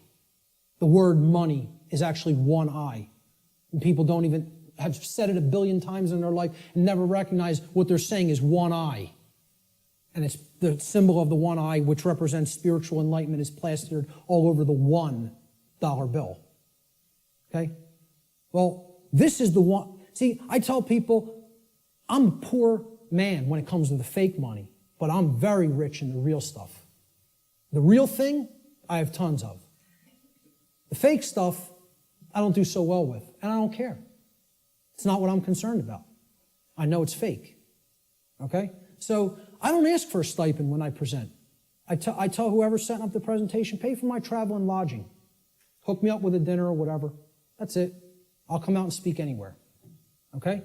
The point is If I was trying to appeal to somebody's ego and what they wanted to hear, I would tell you your beliefs are very important. Your beliefs shape, and they do shape your reality. In a negative way, if you don't align yourself with truth and you want to stay attached to a belief system because you prefer it over what's real, okay? So when it comes to natural law, I'm not telling people don't believe in yourself. See, people will say, there's forms of belief that are good. Yeah, I acknowledge that. I understand that. Believe in yourself. Believe in your own ability to come to this understanding of information like this. But I'm explaining when it comes to a law that is existent in the universe, your belief doesn't matter. It's irrelevant. The universe doesn't care what those parents at that picnic whose child just went over the cliff believed. It doesn't care whether that girl doesn't know how gravity works. It's going to have an effect. You act a certain way, like a computer. Boom, you put this in, here's how you program this, that's what has to come out. Invariably. Invariably. It is nothing personal. Natural law is not a personal force. It is an impersonal force. That every single mystery tradition and occult tradition that is actually wanted to share this knowledge with people has been telling people about and attempting to tell people about since time immemorial. It is an impersonal force. It does not care about you. It does not worry or care in the slightest bit whether you understand it or accept it or not. It is in effect, you are bound by it, the end, and stop crying in your milk over it. That's it. No one wants to hear that. And I'm not so naive that I recognize people don't want to hear that I don't recognize that. I do recognize that. Believe me, I realize the wall I am up against in saying this. I get it fully. Fully. If I wanted to blow smoke up people's rear ends, I'd come up here and I'd say, the universe cares about you and what you believe. And it's going to gauge that, it's going to look at all that, and it's going to tabulate it, and it's going to say, well, what did he believe when he took this action? It's not going to say that. It's going to say, is this what happened? Yes or no? Yes? Here's the result. That's it. Unwaveringly and invariably. The human ego has a hard time with that. There was some popular TV show, I don't even remember what it was. Barb had downloaded it. And she was watching an episode, and it said, humanity's greatest fear is that truth is absolute. And I usually don't bother watching any television, okay? I downloaded a couple of shows to watch them because they're allegories, and I want to pick apart the allegory. But I wasn't even watching this one, but I heard it, and my head snapped around. Whoa! That came through a network television show? How'd that happen? Humanity's greatest fear is that the truth is absolute. The ego has a hard time with the concept of any absolutes. It loves relativism. That's another part of the big trap of where we're at. Relativistic ideas, and especially when it comes to morality. We're going to talk about moral relativism. But the concept here is natural law does not require your belief to be in effect, no more than gravity requires your belief to be in effect. Okay? That needs to be understood. Human belief is completely irrelevant when it comes to the existence and operation of natural law, just as it is irrelevant in relation to any of the other laws of nature such as gravity, inertia, momentum, thermodynamics, or electromagnetism. Similar to such other phenomena of nature. The workings of natural law require no belief in order for them to be discovered and known. So what I'm saying is, your belief will not change natural law, but your inquiry into it can lead to an understanding of it. You can develop the knowledge of it if you are willing to open your mind and look at how these laws function and what we're getting as a result of our disharmony with them. The philosopher Søren Kierkegaard said that there are two ways to be fooled. One is to believe what is not true, and the other is to refuse to accept what is true. Okay? So, believing in untrue notions, which is what religion is, all forms of it, all the 5 religions I posted at the beginning of the presentation. Organized cultural religion, money, scientism, politics, and the New Age movement. There's the world religions, folks. People think of religion as only the cultural religions. No, there's 4 other ones. One's called government and authority, okay? Or politics, however you want to name it. The other one is money, finance. There's another religion. One of them is the New Age movement, and one of them is scientism, which I'm not going to refer to as real science because it is not. It is a belief system and a religion. So what Kierkegaard is saying here is you could believe things that aren't true, and that will hold you back. And you can refuse to accept what is true, and that will also hold you back. I say these are the only 2 ways that humanity ever creates self-inflicted suffering for itself. You want to know how suffering is created for the human species? That it doesn't need to experience? We believe what's not true. We refuse to accept what is true. That's why self-inflicted suffering exists in our species. And if we are to become wise, we need to stop doing both of those things, and then we'll stop creating suffering for ourselves. So let's look at consciousness and the human brain, okay? Because consciousness is an intangible force, okay? It's something that exists, but you can't really see it. Many people even have a hard time explaining what it is. But there is physiological expressions for consciousness in the physical domain, and the brain is one of them. And of course, people will say, well, don't leave out the heart. Of course, the heart is also very important. Heart has an even bigger electromagnetic field than the brain and is tied into the physiology in an even more complex way than the brain is. But we need to understand the basic structure of the brain to understand the types of imbalances that go on within it that lead to these debilitating conditions within humanity that continue to create suffering for us. And also, what these belief systems do is they prevent the activation of the heart and the actions, of care and action. Not only do they prevent real knowledge from manifesting within the being, they prevent care, and they create apathy, and they create inaction, laziness, inaction, and cowardice, so that we don't actually act and take action based upon what we've come to know. So let's look at how the brain and consciousness actually work. People will also try to give ridiculously overcomplicated and mystified definitions of what consciousness means. And many people are even scared of the term, okay? We have to demystify these terms and bring them down to real simple English and real simple concepts that the average person can grasp, okay? And stop trying to make it more complicated than it is. Being conscious of something, meaning having consciousness of it, is an ability of the being to recognize patterns. Remember, this is all about pattern recognition. To recognize patterns and meaning with respect to events that are taking place or have taken place, okay, both within oneself, okay, in the inner realm, in the lesser realm, the realm of the individuated consciousness, and in the realm in which the self exists and operates, the macrocosm. So let's break it down, right?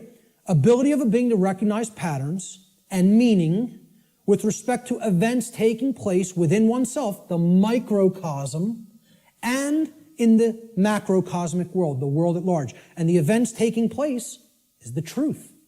So it's our ability to accurately perceive truth of what has happened and what is happening. That's consciousness. That's consciousness.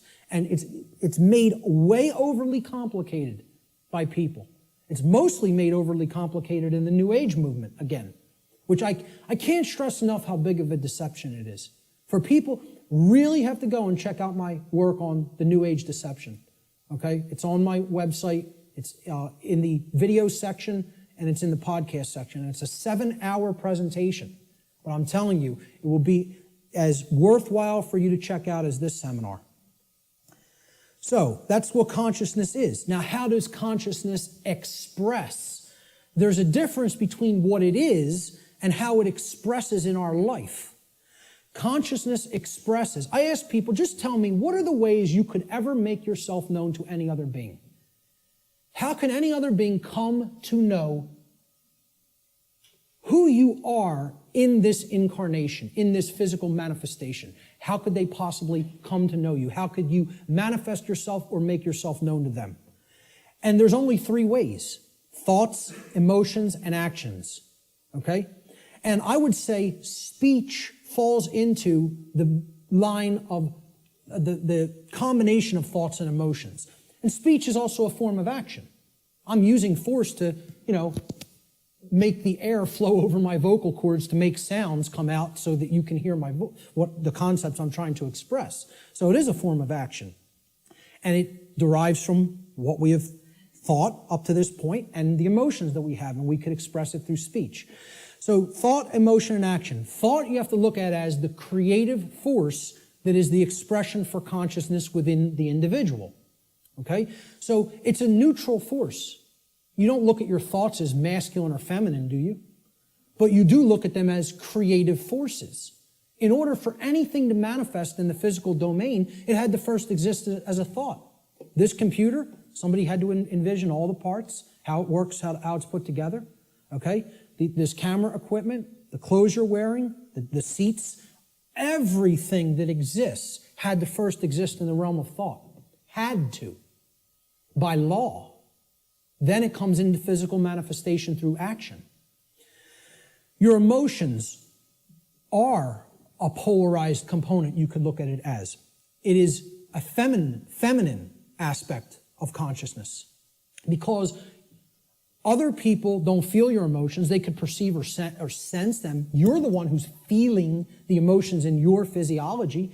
It's an internal expression.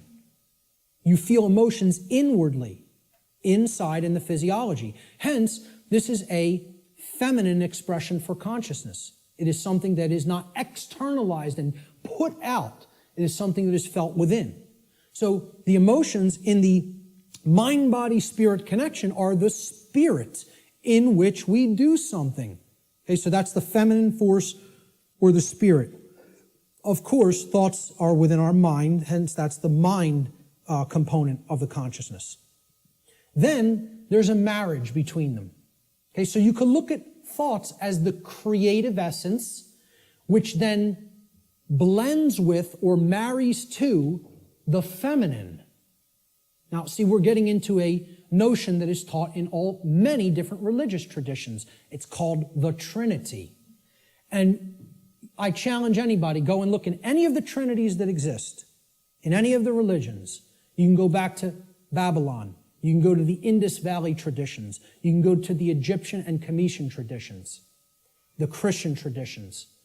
Every single religious tradition that has talked of a Trinity, okay, it is always a Father Creator, a sacred feminine figure, okay, of some kind that the Father then impregnates or inseminates in some form. And then from that offspring is born a male child. Always. Okay? What we're talking about here is the Father being the mind, the creative essence. Then the Spirit, or the emotions, being the sacred feminine essence. Okay? Or the Holy Spirit, the emotions. And then the child, the male child, is behavior. It is the active or masculine principle that actually interacts with the physical world to change it.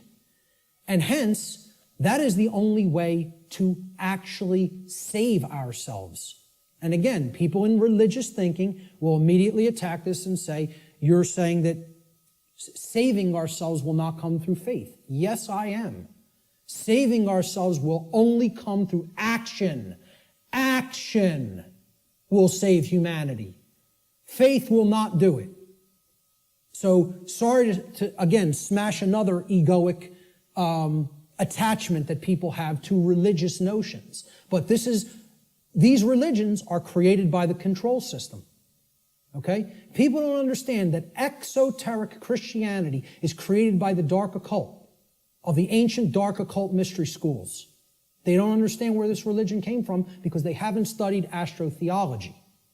And I'm not telling you there's no good concepts in any religion. I say take all the good concepts and leave the nonsense.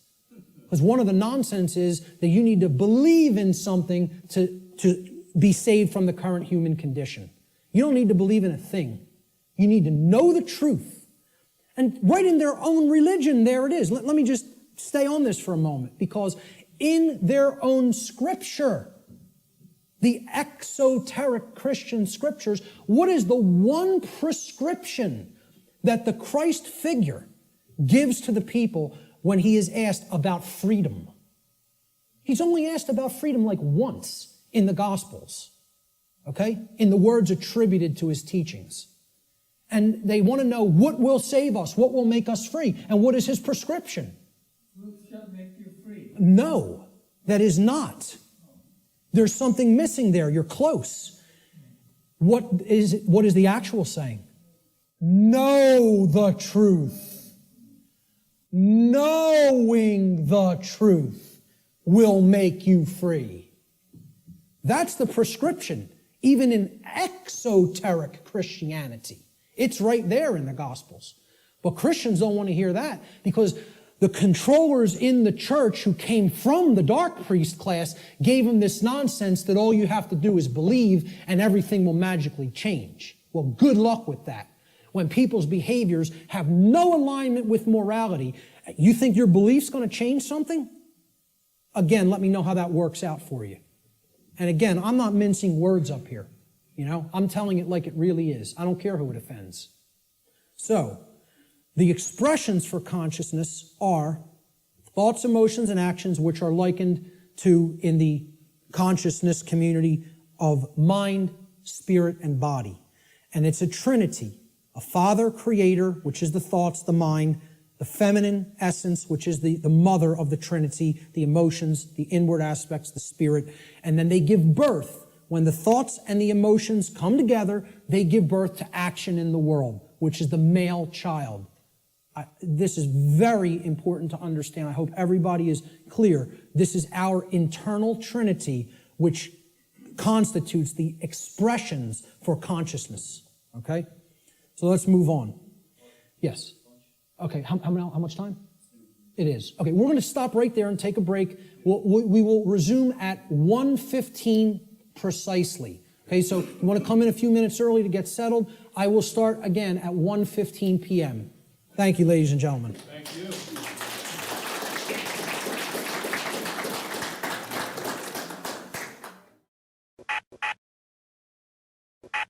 Okay, welcome back, everyone. I hope everybody had a really good lunch and is energized for the afternoon session. We're going to have, I'm going to go until about 3:20 p.m.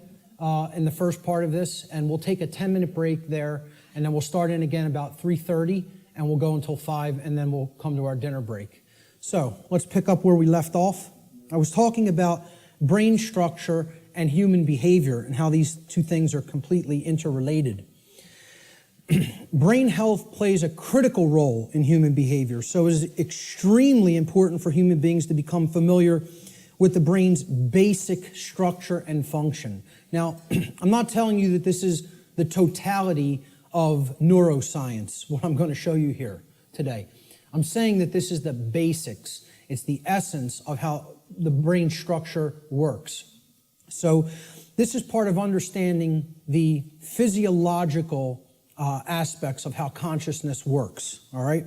So there's three main complexes, structures, that comprise the total human brain. The first is the R complex, or the reptilian brain. So this part of the brain facilitates basic survival functions.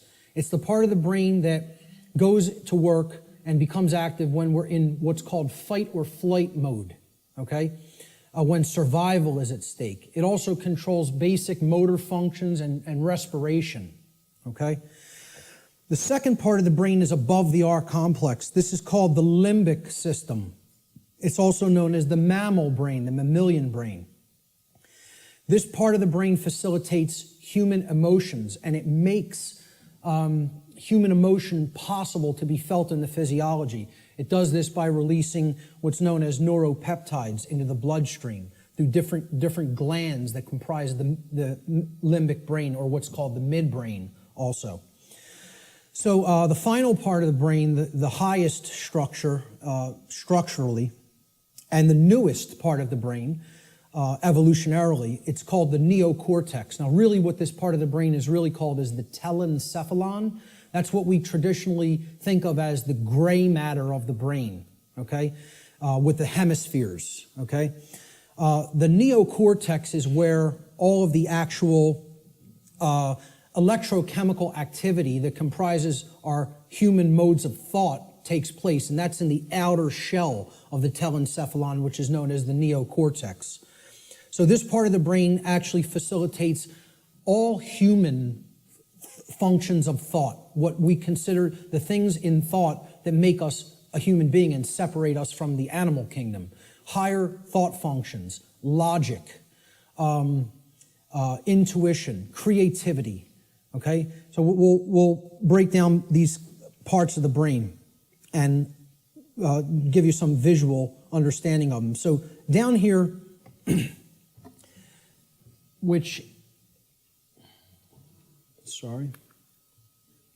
down here is the reptilian brain.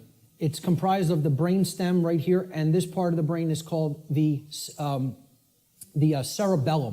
okay? These two components together essentially comprise the R complex. So again, the R complex is the lowest consciousness part of the brain. We don't do any thinking with this part of the brain. It's the reactive part of the brain. It reacts to stimulus. It's the stimulus response mechanism. Now, up here in this middle part of the brain, these are all the different glands like the hypothalamus, the thalamus, the pituitary and pineal glands, etc., that comprise the midbrain or the limbic system. All human emotions are facilitated, are made possible by this part of the brain, okay? So this part of the brain, if it wasn't working properly, you would not be able to experience a normal range of human emotions. This is part of what psychopathy is. Psychopaths, this part of the brain is not functioning properly, whether it be from a birth disorder or whether it be from conditions over one's life that if someone has stayed in chronically has numbed out this part of the brain and it is not functioning properly anymore, so the person's not actually experiencing a normal range of emotions. This part of the brain, which again is the telencephalon, this gray matter part with all of the grooves, etc., that's the neocortex. The neocortex is the outer casing, basically, of the telencephalon, the higher brain. It's the human brain, okay? Neo means new, so it's the newest part of the brain structure as far as evolutionary development of the human being goes. So this part of the brain facilitates all higher order thinking. Now, what you have to understand about the telencephalon, or the hemispheres of the brain, is that they're first of all bilaterally symmetrical, and they generally control different functions of thought. Now, I'm not telling you it's 100%. Neuroscience is more complicated than that, okay? But in general, the left hemisphere of the brain is what governs logic, analytical thought, and scientific and mathematical thinking, and also linear thought processes, okay? Physical world tasks and details, being able to break things down and analyze them, all right? So this is taking things apart, breaking them down into smaller components and analyzing the pieces. That's what the left brain does. You could look at it as a series processor, okay? It has to go into this part first, then here, and then we could spit out the output. A linear process, like a series processor, okay? The right side of the brain, the right hemisphere, governs or generally facilitates and makes possible human creativity, our emotional makeup, okay, all the emotional dynamics of the human being, holistic thought, being able to see the big picture thinking, pattern recognition, and then things like compassion, nurturing, care, okay, ethics to a large extent. And I would say ethical thinking comes from a balance between the two, as we're going to get into. Now, if this left part of the brain here becomes chronically dominant, the masculine part of the brain, and again, I'm putting these symbols here. This is an ancient archetypal symbol called the blade. It's a simple upward pointing triangle. And this downward pointing triangle is another ancient archetypal symbol that was referred to in the ancient world as the chalice, the cup, etc. Okay? And this was a rudimentary phallic symbol, and this was a rudimentary womb symbol, representing the male and the female, or the masculine and feminine, more accurately, components of the consciousness. The idea is to keep a balance between these two. When we have a balance between the two, that's when we're operating on all cylinders, so to speak. That's when real consciousness and pattern recognition is developed. And that's when real morality and ethical considerations are also created within the personality, within the being. If this part of the brain is chronically dominant, the left part of the brain, okay, what happens is the right side of the brain is imbalanced. It's not really functioning at a higher level, okay? And the limbic brain will actually suffer that effect, okay? It will also start to shut down. So you will have a lot of left brain patterns going on and a lot of left brain processing going on. But if that's all that's happening and we're not using this part of the brain equally, the R complex of the brain is what essential executive functions are going to be routed to. We're going to be living from the R complex in a kind of stimulus response only mode instead of living from a holistic brain balanced mode, which is when we're in that balanced state, the neocortex, which governs higher order thinking and makes higher order thinking and ethical thinking possible, is what rules the personality. Okay? Now, conversely, if the right side of the brain is chronically dominant, so let's put it this way. The left side of the brain being chronically dominant, you have the controller. That's the master mentality. The right side of the brain being chronically dominant, that's the slave mentality. That's the I won't stand up for myself and I'll just accept everything. The total new ager, in other words, okay? So this part of the brain, if it's chronically dominant, the opposite happens with the structures of the brain. The R complex will shut down. It will suffer, okay? It will not work properly, which the R complex is necessary. It makes you stand up for yourself when you're under attack. Again, it's the fight-flight response. In a dangerous situation, you've got to know whether you're going to fight whatever's attacking you or whether you're going to get out of dodge and run away. Okay? That's a survival mechanism that's necessary when there's danger.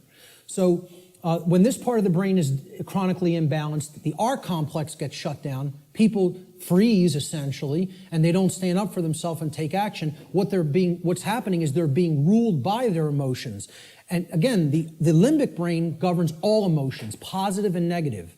So that's compassion and that's fear. It's any possible human emotion. The midbrain is what's ultimately facilitating that emotion in the physiology. All right? So if this part of the brain is chronically dominant, the opposite happens. You go into slave think, you shut down, you freeze, you're ruled by the emotions, and you don't stand up for yourself.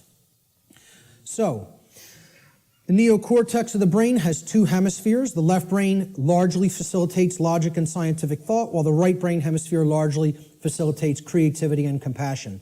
When both hemispheres are in balance, the neocortex acts in its proper role as the executive command center of the whole human brain.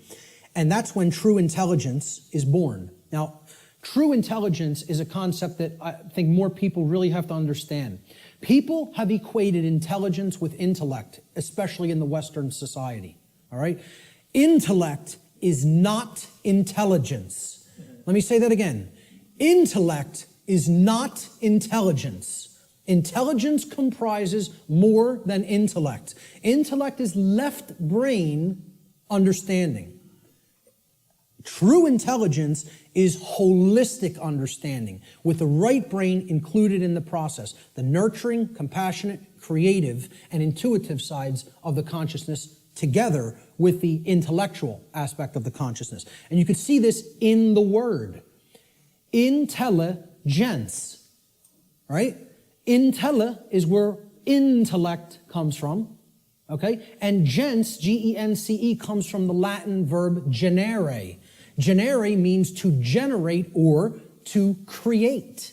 So it's the creative aspect of the personality or the right brain. So intellect plus creativity, logical thinking plus nurturing and compassion. That's real intelligence, holistic intelligence. And most people in our society are not in holistic intelligence. They're in one form of brain imbalance or the other. So let's look at how this manifests.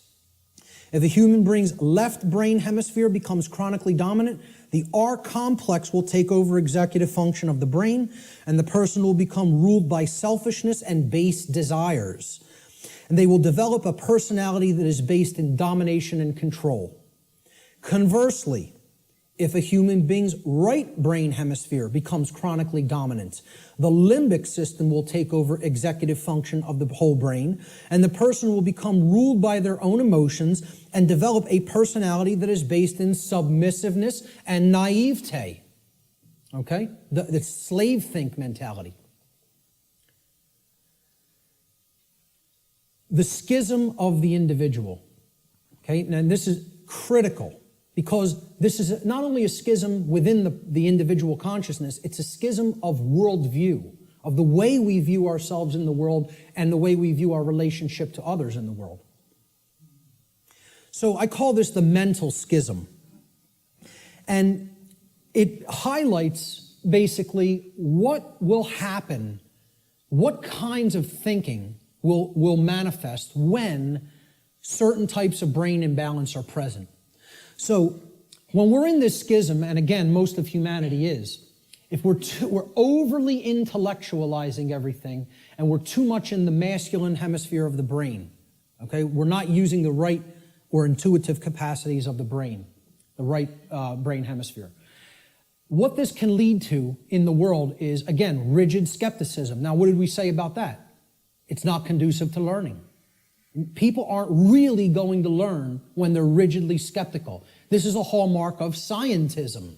Scientismists, I don't know what other thing to call it, worshipers of the altar of scientism, okay, they have this rigid skepticism because they're purely intellectual. They're not really intelligent. The creative aspect is missing from their personality makeup, okay? Atheism is a hallmark of overly dominant left brain thinking because that, shuns all aspects of spiritual reality. There is no spirit. The universe is a grand cosmic accident. From there you get things like solipsism. People will say, well, isn't solipsism purely left brain? No. It is right brain. I'm sorry. Is it purely right brain? And I say no. It is left brain imbalance as well. Solipsism can be generated from both forms of imbalance, of believing nothing can actually be known. There is no truth. Truth is a dirty word to many left brain individuals. You'll note. So solipsism plays into left brain imbalance as well. All of these states here inevitably lead to these things down here. Moral relativism comes next. The idea that there's no such thing as the difference between right and wrong, that we just get to make those things up. They don't exist inherently in nature, We just can decide on what's right and what's wrong for ourselves and make it up, randomly. So very, very dangerous ideology, which we're going to be talking about a lot. Social Darwinism inevitably comes after that, all right? This is the idea that a certain class of society can get to direct how the lives of everybody else will go because they're the intelligentsia, so-called, okay? We're the intellectual people, really is what it is, the over-intellectualizing.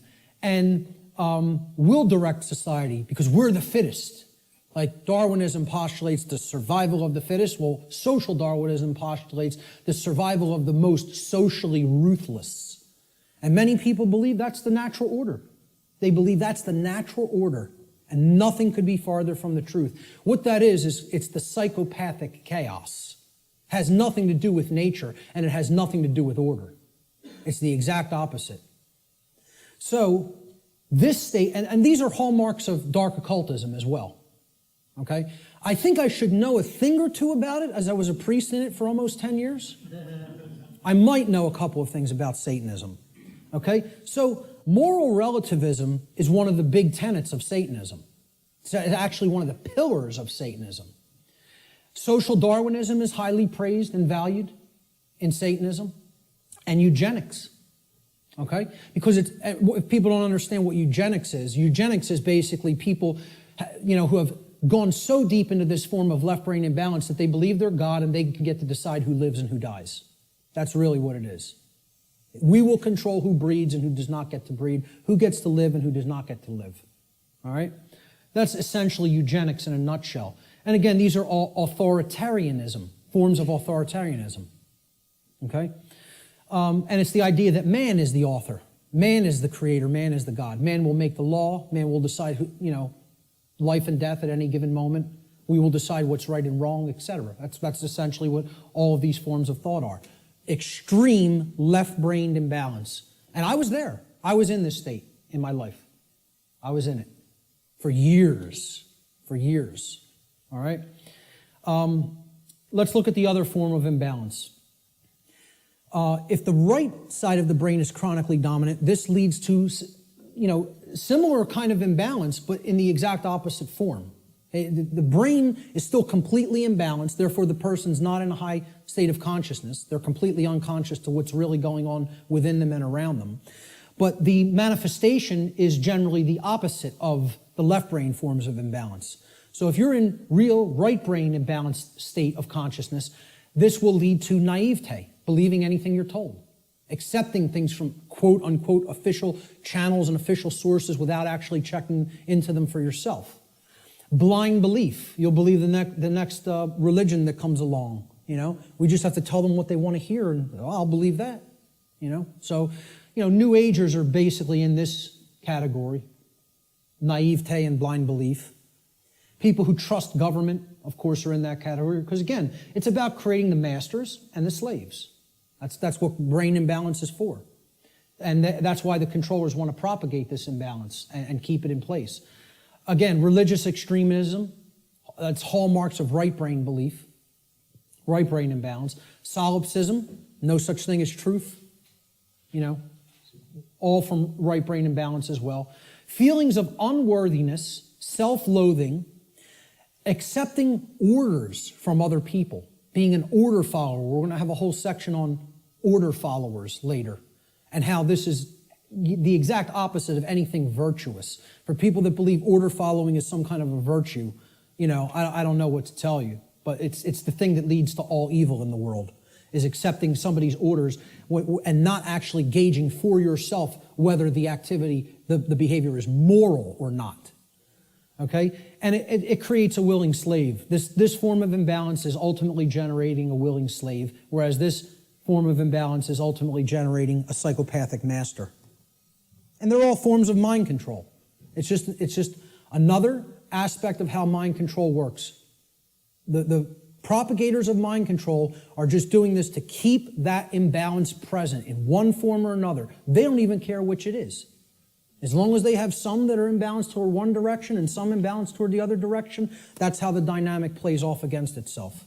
And you have a world that is continued to be kept under lockdown.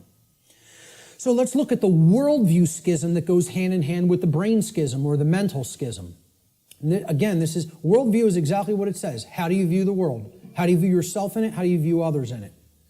Well, when there's chronic left brain dominance, the worldview that emerges is one of randomness. And again, this is a hallmark of scientism. The world is this grand cosmic accident. All right? The whole universe is a grand accident. There's no purpose. Right? There's no creator. Everything just magically manifested on its own for no reason from a single singularity, a single point in space-time for no reason. You give me that one, and I'll tell you everything else that happened after that. But you got to give me that one, and I have some bridges to sell you, you know? So, you know, there's no underlying intelligence in nature. Nature is dead. That's what this worldview is about. Nature is dead. It's a dead thing. It's a mechanized machine that is there for no reason. Okay? There's no such thing as the spirit at all. No such thing as spiritual dimension. No such thing as natural law, certainly. Because for one to accept natural law, well, where does it come from? You know, I ask people like whether they accept that natural law exists or that, you know, there's actual objective truth and morality, and like 2/3 of people don't accept it. They don't believe that it exists. They don't think there is objective reality and objective truth and objective morality. You know, they think it's all relative and we get to make it up. I've actually done a psychological, small psychological profiling or study, you know, just asking people this question at random and collecting results and analyzing them. We're at about 2/3 of people who are moral relativists and believe that truth is relative also, that it's not objective. Okay? Now, you ask the same people, do you believe in karma? 88, almost 90% of people believe karma is real and it exists. So I'm like, I can't believe this. You're going to tell me that there's no such thing as a real difference between right and wrong. They're constructs in the human mind is what they think, right? And simultaneously holding in their mind the idea that karma exists. Well, I asked them the question, what put karma in place then? You believe it exists. What force created it? What made it? What put it in place? And they have no answer for that. You know, they intuitively believe karma exists, but can't answer where did it come from, because that would involve a creator. And somebody in left brain imbalance can't acknowledge that, you know? So to a left brain imbalanced person, there's no such thing as spiritual or natural law. It doesn't exist. As a matter of fact, all of existence has no purpose other than to continue its existence. See, survival is the highest aspiration to a left brain imbalanced individual. Right and wrong have no bearing. There's no point in even discussing it, okay? Because right's what's right for me if I'm super left brain imbalanced. Wrong is whatever affects me negatively, okay? It doesn't matter what's actually moral, okay? It's all subjective to a left brain imbalanced individual. And to them, nothing has any purpose. Since it's all a grand cosmic accident, how could there be a purpose for existence? Without a creator, who's going to create the purpose for it? You know? So it has no purpose other than to continue surviving. And again, that's right there is proof they're in the R complex, they're in the base brain. Survival is the highest goal. Survival is the only aspiration. Now, in Satanism, it's about as left brain imbalanced as it gets, folks. You know what their number one law is? Survival. Survival is the highest law. Okay, and we hear about this in Darwinism too. The ultimate purpose of the being is to continue to survive. And I would highly debate that. I would highly disagree with that. There are laws higher than survival. Okay? But in Satanism, they simply refer to it as self-preservation. And that means preservation of systems of belief as well. Systems that are serving the self, the egoic self. They must continue to survive. Self-preservation as the highest law. That's the number one tenet of Satanism. And it doesn't matter who you need to step on to do it. Who you need to step on to get one up on somebody else. This is extreme left brain imbalance worldview. All of these characteristics in the randomness worldview are hallmarks of scientism, atheism, totalitarianism, and dark occultism. You could add to that list. You know, whether you refer to it as Satanism, dark Luciferianism, it doesn't make a difference. It's the hallmarks of the dark occult. On the other side, on the right brain imbalanced side of the worldview, there's another worldview called determinism. Okay, determinism is based in right brain imbalance and is defined by, in general, helplessness, religiosity, and the dismissal of free will. This worldview will eventually lead to a society of blind order followers and willing slaves who accept their conditions as their lot in life. So, hallmarks of deterministic worldview. God controls every event in creation. Nothing happens at random. There is no free will. So you can never throw anything a curveball through free will. Every event is preordained. Okay? And religionists believe in this. See, I like to say, my presentation is going to piss everybody off. And that's what it should do. Because if you're in one of these forms of belief systems, it represents one form of imbalance or another. So people who believe in government and science are in that left brain imbalance. They're going to get pissed off that I'm talking about that form of imbalance. And then the people who are in religion and the New Age movement, they're in that right form of imbalance, so they're going to get pissed off at that. Good. Let them all be pissed off. The truth will piss you off, and then it will set you free if you accept it. So, all occurrences are preordained. Free will is an illusion. No, you know who just said this in his latest book? Stephen Hawking, who you would think is the most left-brain person that you could think, worships at the altar of scientism, believes the universe is a grand accident, okay, and a mechanized machine, okay? It's like this comes full circle. It feeds off of each other like a feedback loop, these forms of imbalance. He went so far through left brain imbalance, he's so in the left brain, that he actually developed the hallmark of right brain imbalance, which is that there's no such thing as free will. No such thing. Since it's all a mechanized machine and there's no consciousness, there can actually be no choice. We are actually robots controlled by matter. Hawking believes this. He actually wrote this in his book. He said free will is as dead as God. Okay? And millions of people buy this moron's books, and I'll call him a moron right to his face. There's not a drop of intelligence in that man, and people think he's one of the most intelligent people in the world. You might be one of the most overly intellectual people in the world, but you have no wisdom at all. Zero, if that's how you think. And again, put him in front of me and I'll tell it to him to his face. Okay? Because these people actually believe he's smart. That person isn't smart. He's dumb.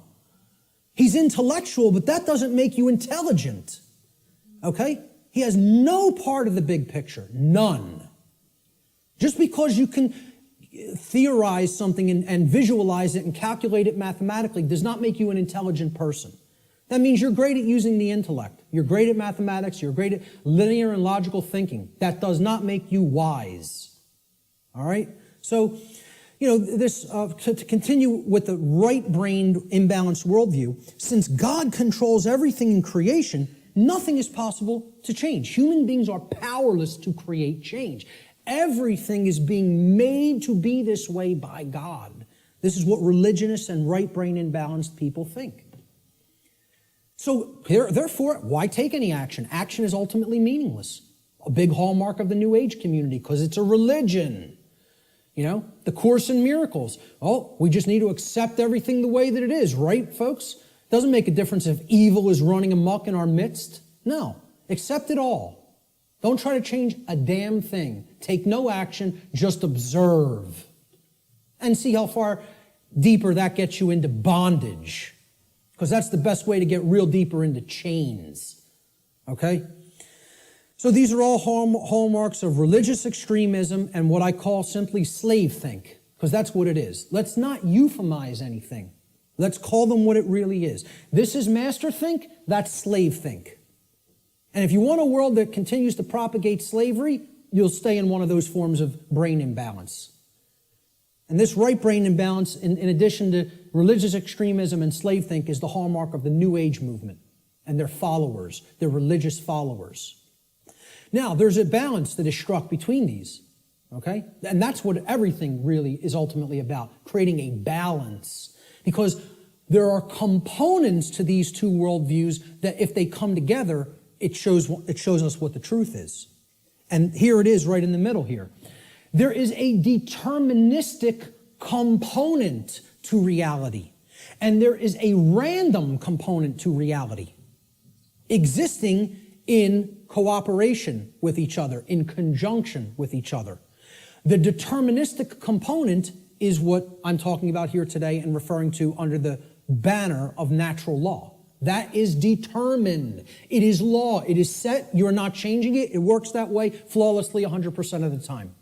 That's determined. Natural law is determined. Okay? It's the deterministic component to reality. Then there is a randomness component to reality that works continuously in conjunction with natural law. And this is a little thing called free will. Our ability to choose our behaviors, to do certain things and to not choose to do certain things. And we have it. Every individual has it, no matter what position, no matter what situation they're in. I don't care what institution you're in. I don't care who you've listened to up to this point. I don't care what background you come from. I don't care what economic class you come from. Every single solitary being that is capable of thinking at all is gifted with free will. You have free will to choose your behaviors, and so does every other human being. Everyone. Okay? It's a gift of creation itself. Okay, we can choose what we will do and not do. Nobody can actually make anybody do something like a robot. Oh, believe me, there's people who are trying. Like Art talked about, Jose Delgado.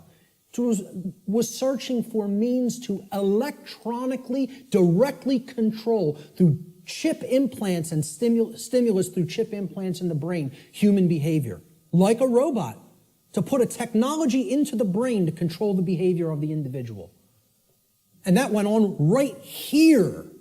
This is where that took place, folks, right on Yale's campus. Okay?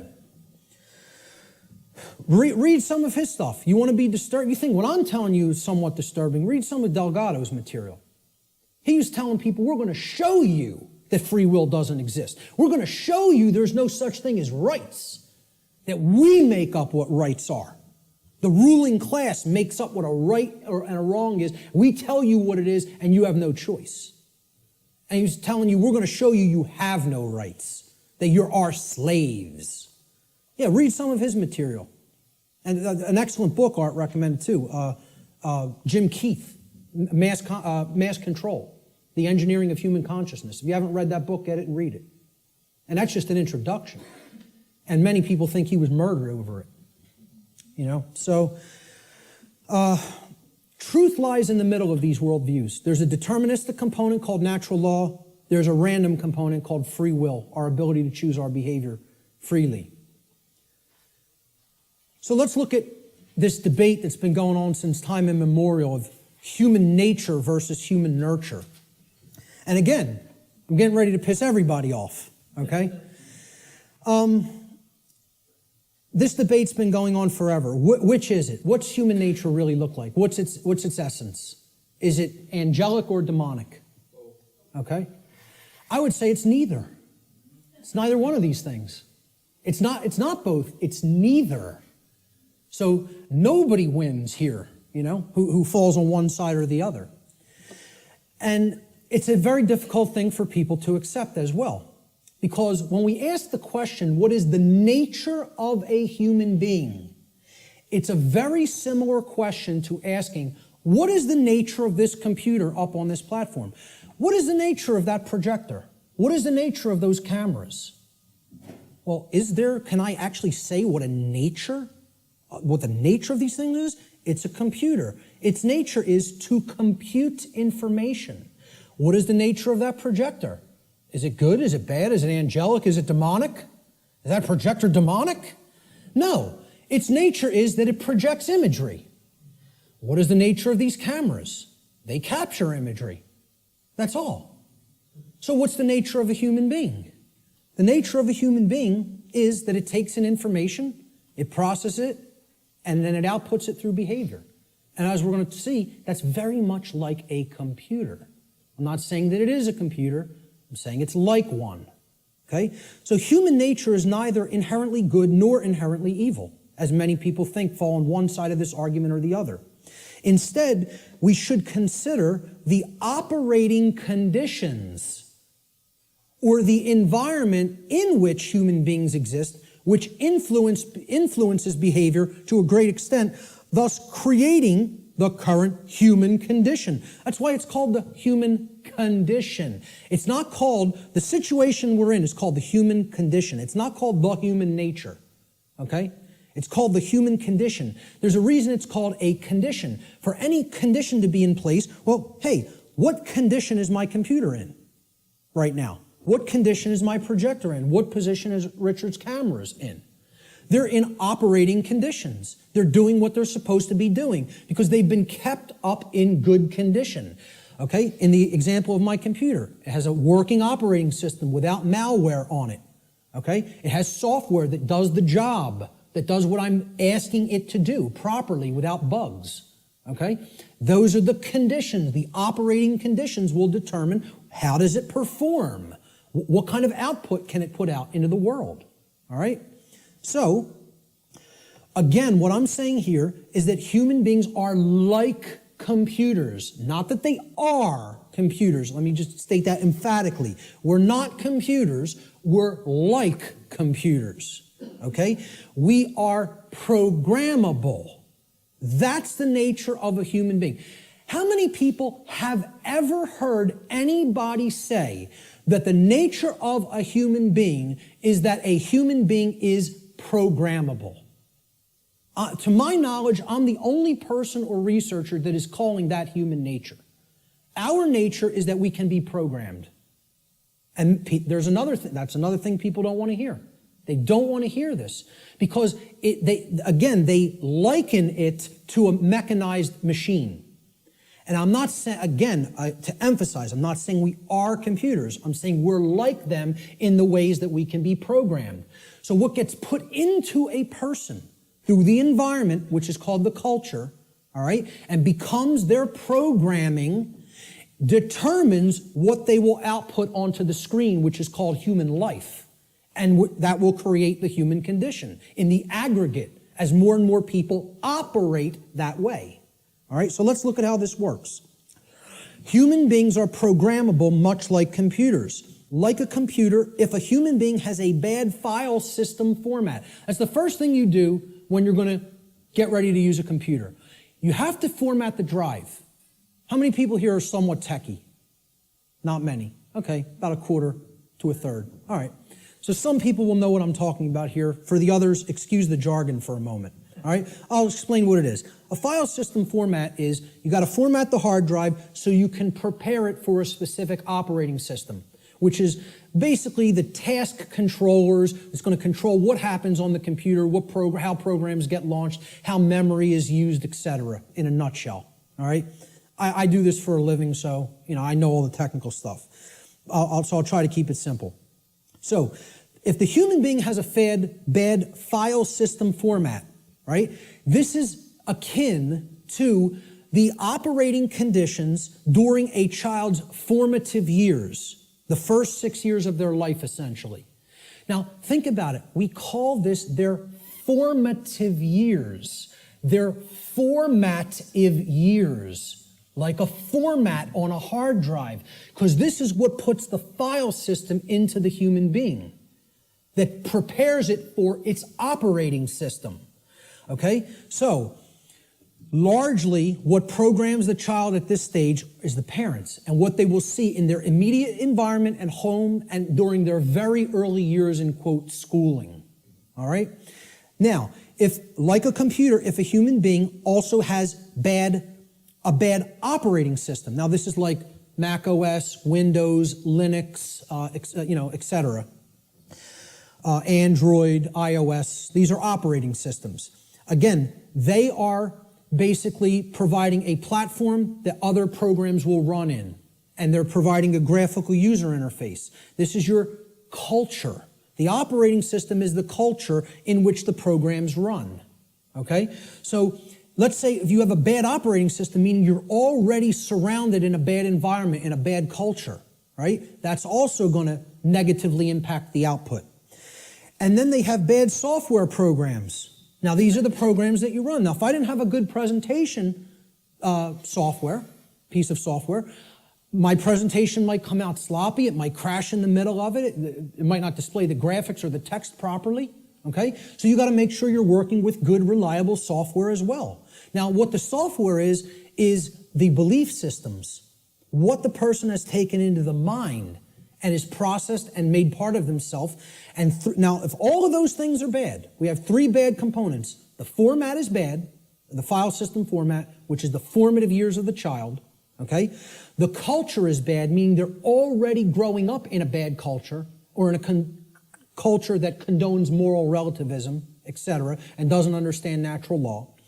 And the software programs that have been input into the child are bad, meaning their belief systems, okay? What do you think the output of that, quote, computer is going to be like? Is it going to be good? Is it going to be chaotic? If I screw up my system's hard drive format, if I put an operating system that is like at alpha state and it's not ready for prime time because the development's not finished, it's half-baked, okay? And then I load crappy software that's full of bugs and the developers didn't really care about programming them correctly, do you think that computer is going to operate properly and give me the output on the screen I'm looking for, or output on the printout I'm looking for, or output on the internet that I'm looking for? Good luck. If you know a little bit about computers, you're laughing now because it would be ridiculous to assume that it could do that. Well, why do we think that we're going to have that in our environment when all of these things are badly programmed?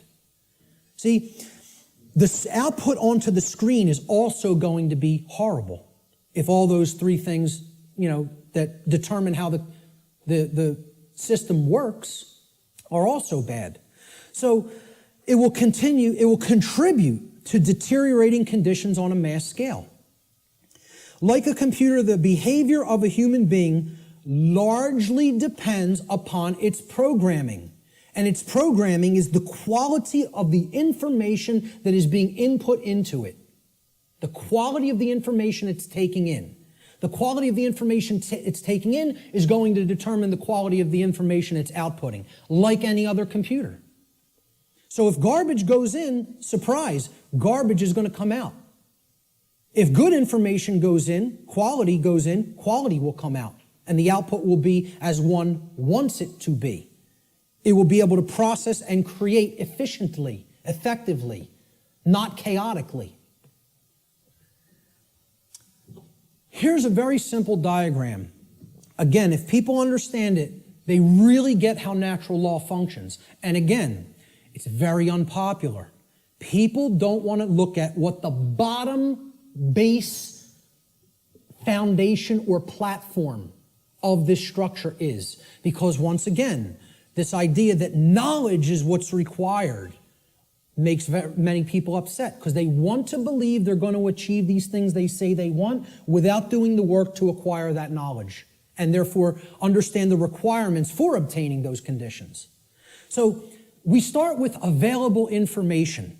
And when people look at what I'm going to describe here, they will recognize it as something. And I'll hold what that is for a moment. Available information is what you're starting with. This constitutes potential knowledge, and it can become knowledge if it's taken in, if it's amassed, if it's aggregated, okay? It can be gathered, it can be processed, it can be understood, and then it can be acted upon.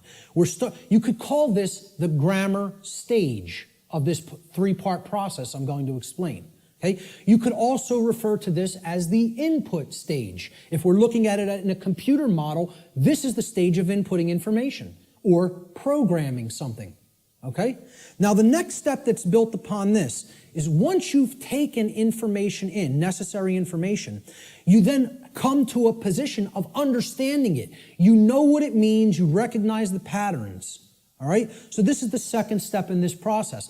Now, your understanding or lack of understanding, okay? Now, in the first stage, your knowledge or lack of knowledge is going to lead to understanding or lack of understanding.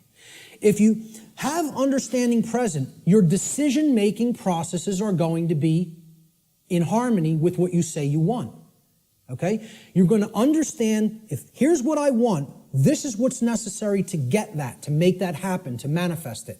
That's understanding. It's a decision-making process that happens within the mind. These processes take place in the human mind and are chosen by each individual based upon available information. So again, you can see if information is held back, if it is occulted, or even if it's just people are dissuaded from taking it in because people will say, no, there's nothing there, there's nothing to it, right? You could see how they'll never get to this step. They'll never understand. They'll never get to the second level of creating our reality, all right? Effectively, efficiently. The third stage to this process is what you do with what you have come to understand, to know and understand. So this is the action stage, okay? Each individual's behavior, the behaviors that they choose through their own free will, is based upon the quality of their decision-making processes that are happening within the human mind. Okay? That process, as we've already seen, is in return based upon the quality of available information. So this is behavior. See, people don't think of wisdom as behavior. They don't think of wisdom as action. They think of it as something that you just know. No, wrong. Wisdom is not knowledge or understanding. Wisdom is action. Let me say this again. Wisdom is action. It is knowledge and understanding that has been applied. Application. That's the program that you're going to run on the computer that you've put an operating system on and formatted properly. The application is the action. When you're working in a computer doing things, you're working in an application. You're not building the things you're building with the operating system. The operating system is what's supporting the program that allows you to be creative. Okay? And in return, the file format supports the operating system. So, we start with available knowledge. That can be converted in available information, which can be converted into knowledge, which can then, through decision-making processes and filtering of that information to eliminate inconsistencies, can lead to an understanding. In continuation, the understanding can then lead through our free will decision-making processes to be converted into behavior, into action in the world. That, when it's done properly, it's wisdom. When it's done with morality and ethics in mind, it's wisdom. When it's done without that, it's folly. Okay? And it leads to more and more chaos. So, based upon these three processes, something is generated. Something is created in the physical manifestation, physically manifested reality, the real world, so to speak.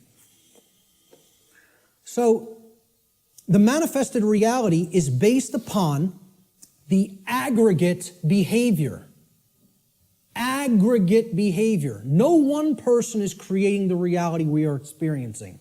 Okay? It's another fallacy of the New Age movement and thinking. In the aggregate, we are creating our shared reality. All the behaviors put together creates the output on the screen, the generated result. Is it orderly?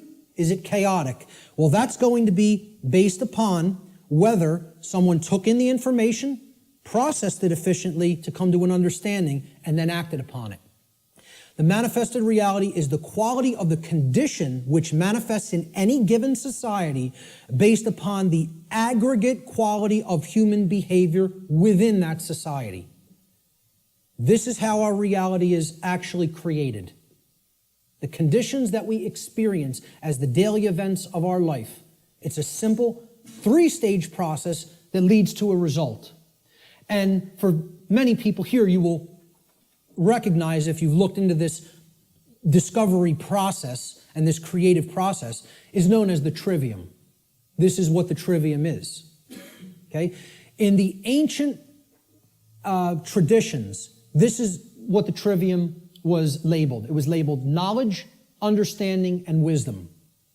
In the later aspects, when they passed out of mystery school tradition hands and went into some other think tank and society hands, the knowledge of the trivium was termed grammar, logic, and rhetoric. Grammar being the knowledge stage of aggregating available information, logic being the understanding stage of making using processes to analyze and filter said information and come to an understanding of it. And then the rhetoric stage was the application, the action, taking action based upon what you've come to understand. Now, there's a third way of looking at the trivium in computer jargon, and that is input, processing, and output. And then you get the result on the screen, which is called life. All right? Any way you want to look at the trivium, I don't care.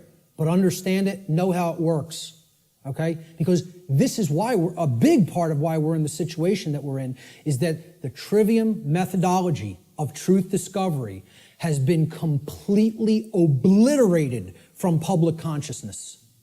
Completely obliterated. And I ask people how many people have even ever heard the word trivium. Raise your hand if you've heard the word. So a good portion of the people here have.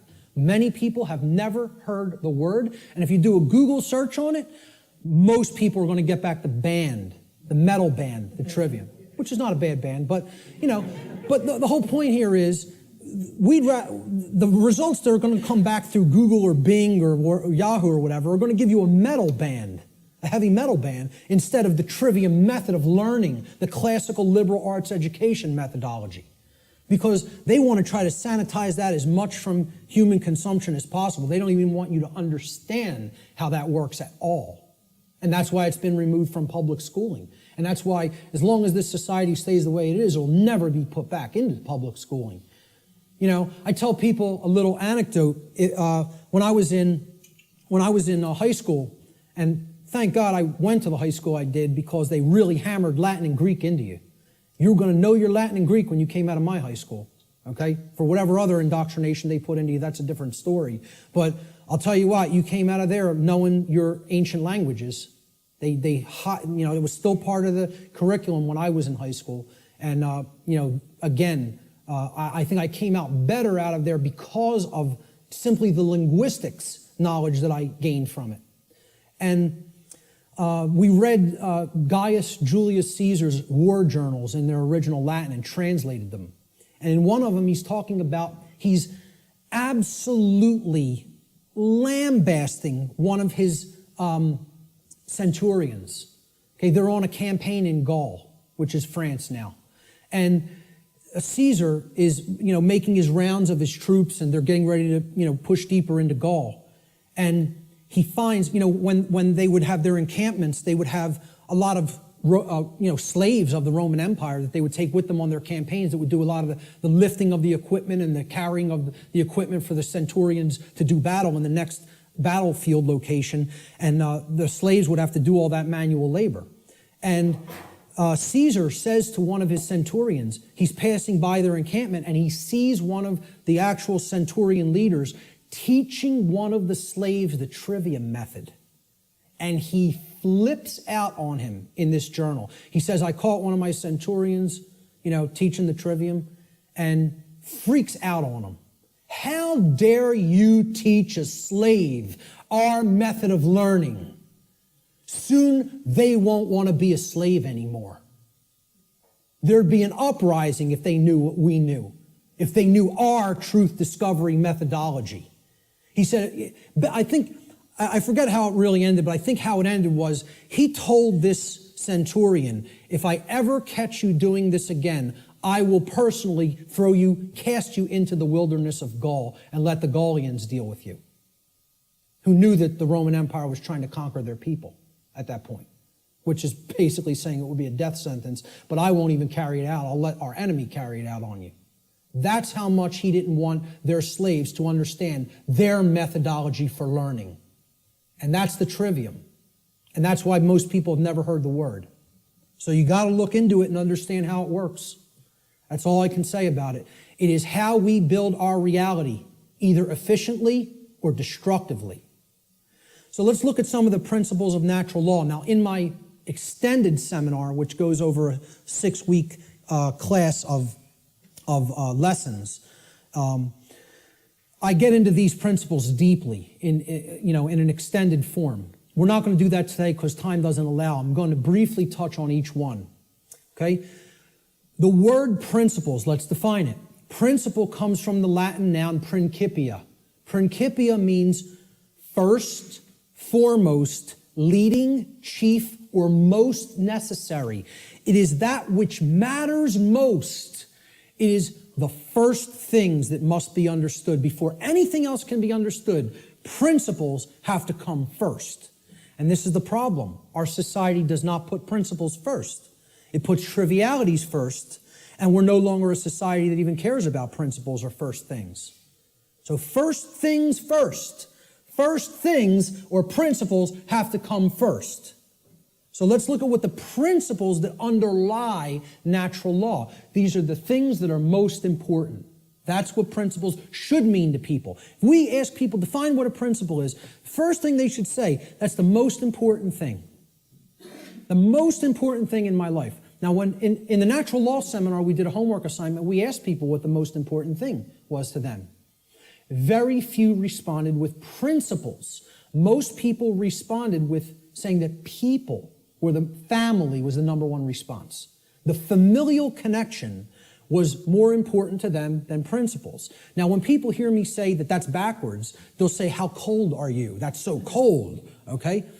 What I'm telling you is that the familial connection, no matter what it is, between a mother and a son, a mother and a daughter, a father and a son, father and a daughter, husband and wife, doesn't matter as much as principles. I'm not telling you they don't matter at all. I'm telling you, you have to put principles first. Otherwise, those relationships are just meaningless. They don't really have any real value unless they're based upon principles first, which is why so many relationships are dysfunctional. Principles have to come first before you can even build a solid relationship with another human being. So, let's look at what some of the principles of how natural laws work first before we can actually find out what the expressions of these laws are in our lives, which will be the next section. These are what I call the general principles of natural law. Natural law is expressed through 7 basic underlying principles, plus what I have referred to as an 8th or hidden principle, which you hear very few other researchers, even people who are studying this from the occult perspective, who are studying this from the consequentialism perspective, you very hear them incorporate the 8th and all-encompassing principle, which I'll get to last here. This 8th principle, which I call the lost principle, binds all the other 7 principles together. All right? These principles together constitute a master key through which universal wisdom, including the knowledge of the requirements to obtaining what we desire, is then unveiled or de-occulted. When people ask me, well, what do you consider yourself in your performance of presenting what you present? I tell them, I consider myself a de-occultist. I'm no longer an occultist. I'm a de-occultist. I'm attempting to take this information out of hiding. It's been hidden. The hiding of it is destroying the fabric of our society and putting us into bondage. It needs to come out and be non-hidden. It needs to be unveiled and shared widely and freely with anybody who's capable of accepting it and comprehending it now. Because we're not in a position where we could wait longer. We're at the precipice. Okay? There is a moral obligation to bring this information to the public now. Okay?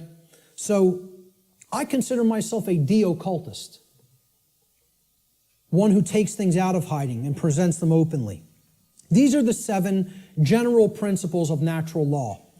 Many people who have studied some variants of occultism may recognize these as what are known as the Hermetic principles. Hermetic essentially comes from Hermes. Hermes Trismegistus, the thrice great one, as he was referred to in the ancient Greek mystery traditions. Okay? He was considered a messenger of the gods. He brought the wisdom of the gods down to humanity.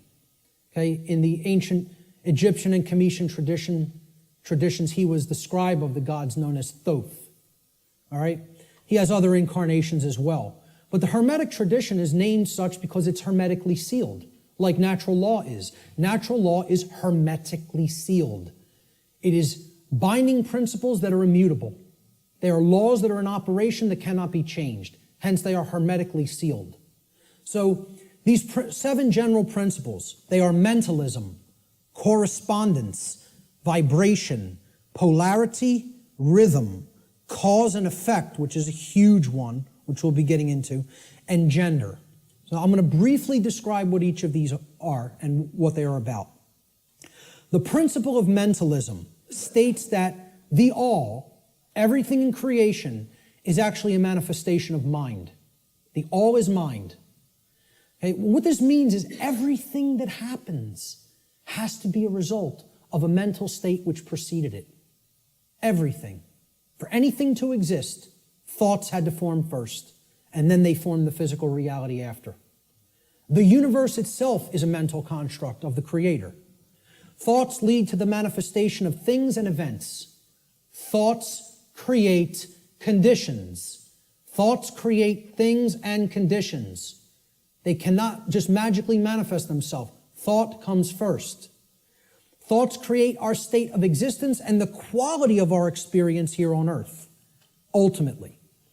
Therefore, be responsible for everything. We should be responsible for everything that we create by being responsible for that which we think. Because the thought processes are what are driving the behaviors. People behave the way they do because they have certain belief systems embedded in the mind and running like a program. Their thoughts and their emotions are driving their actions. So the behavior is not magically suddenly going to just change. The thoughts and emotions have to change because they're the driving force behind the behavior. That's when reality will change. See, people don't want to hear that, once again. They don't want to hear, if you want to change reality, you, yourself, have to change the way you think. Because the way you think is not conducive to the requirements for getting what you say you want. They're doing the exact opposite of that in many cases. So that's the principle of mentalism. The principle of correspondence states that that which is above is similar or like to that which is below. So what this means is that which is below, and that which is below is like to that which is above. It's a mirror, okay? The above is like the below is like the above, all right? The above, in this case, is the macrocosm.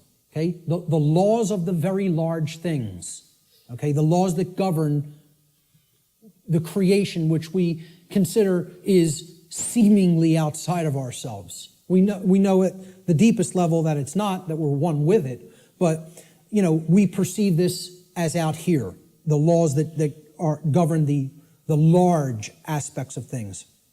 So the macrocosm, or the very large, the totality of everything, and the microcosm, which is the very small, or the individuated units that comprise the whole in their aggregate, okay? They are reflections of each other. They cannot be separated from each other. As one goes, the other goes. The universe is actually a holographic system, okay? It's a hologram is an image, okay? You pass a laser through it, and it then projects a 3D image, okay? It's like a flat image, and it projects a three-dimensional image. But the aspect, why they call it a holo, like holistic, hologram, holistic image, is if you break a hologram into multiple components by cutting it. So if I take a hologram and I cut it in 4 pieces, you don't have a quarter of the image on one part of the hologram and a quarter on the other and a quarter on the third and a quarter on the fourth.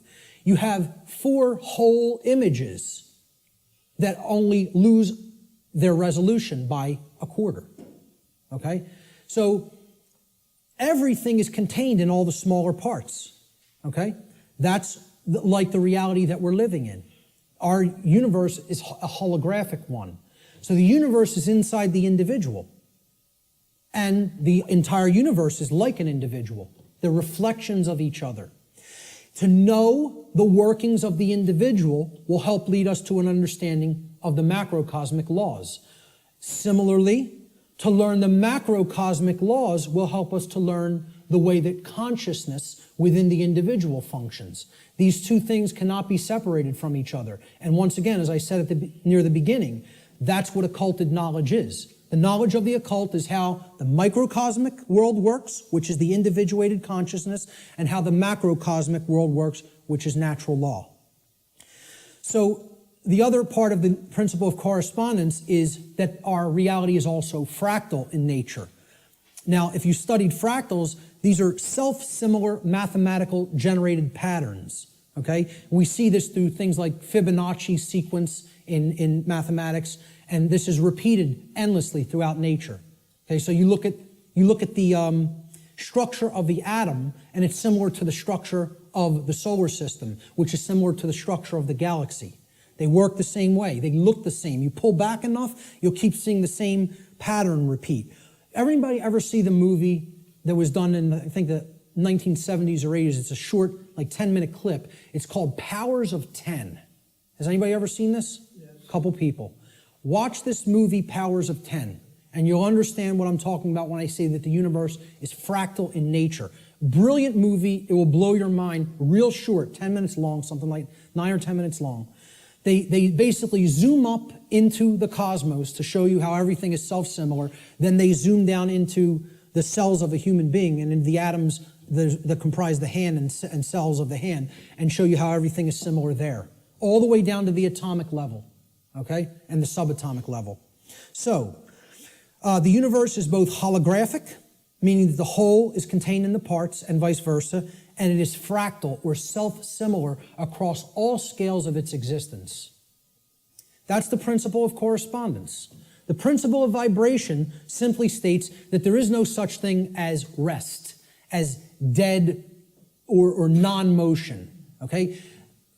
Death, in that sense, is an illusion, because true death would be the cessation of all motion and energy. There is no such thing. It doesn't exist. You cannot go anywhere in creation where something is at complete rest, okay? And I joke around about this. Barb tells me funny stories when she comes home from work, and she's trying to, enlighten some of the other RNs that she works with.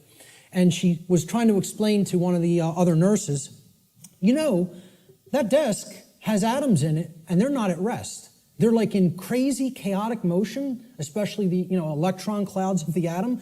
And if you could look at it at a deep enough level, you would see it's like chaos going on, and it's all kinds of motion happening, seemingly at random. And the other nurse goes, "Barb, you're so crazy." What I say to that is, how could you have made it to nursing school and not ever have even considered the concept of the atom?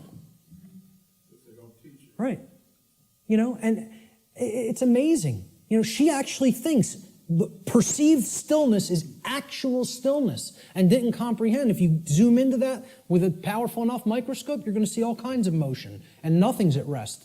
And she thought Barb was the weird one for trying to explain that to her. Okay, so there is no such thing as true rest. It doesn't exist. If something's in existence, it's in motion. Everything moves, everything vibrates, and at the most fundamental level, the universe and every single thing which comprises it is ultimately pure vibratory energy that is manifesting itself in different ways, different frequencies, different vibratory forms. The universe has no true solidity as such, as we imagine solidity at the macrocosmic level. Matter is merely energy in a state of vibration.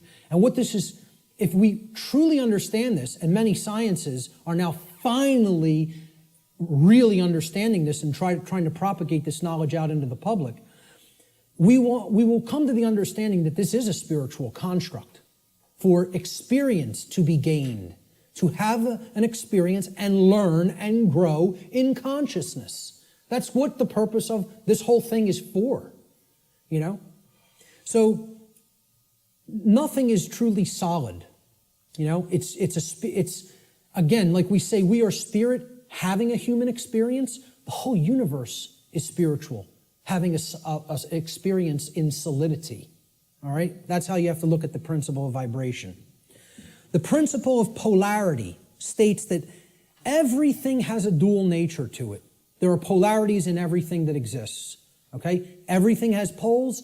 Everything has its pair of opposites. However, opposites, they are identical in nature, but they're different in degree. So let me give you an example of what that means. Are hot and cold really opposites? Or can we simply look at them as the presence of heat energy or the absence of heat energy? Meaning that they're the same thing, energy. And whether it's concentrated in a specific area, which would make it hot, or whether it's absent from a specific area, which would make it cold. Okay? That's what hot and cold are at the fundamental level. At our level of perception, they're opposites, but at the fundamental level, they're the same thing, energy or lack thereof. Just like those 3 stages of the trivium. Are knowledge and ignorance the same thing? Yeah, actually they are.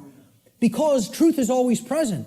It's a matter of whether it's taken in and processed or whether it's refused to be taken in and it's not processed. Okay?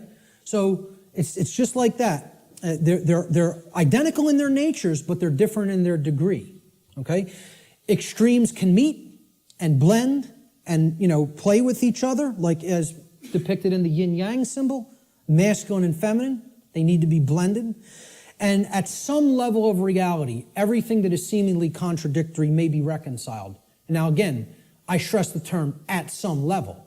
At the unified field level, everything is consciousness, pure consciousness.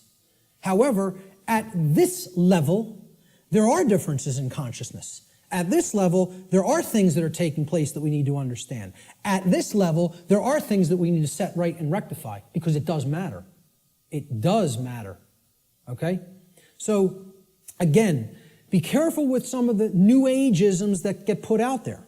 Yes, can all paradoxes be reconciled? At some level. In this realm, we need to have our feet on the ground in the physical domain.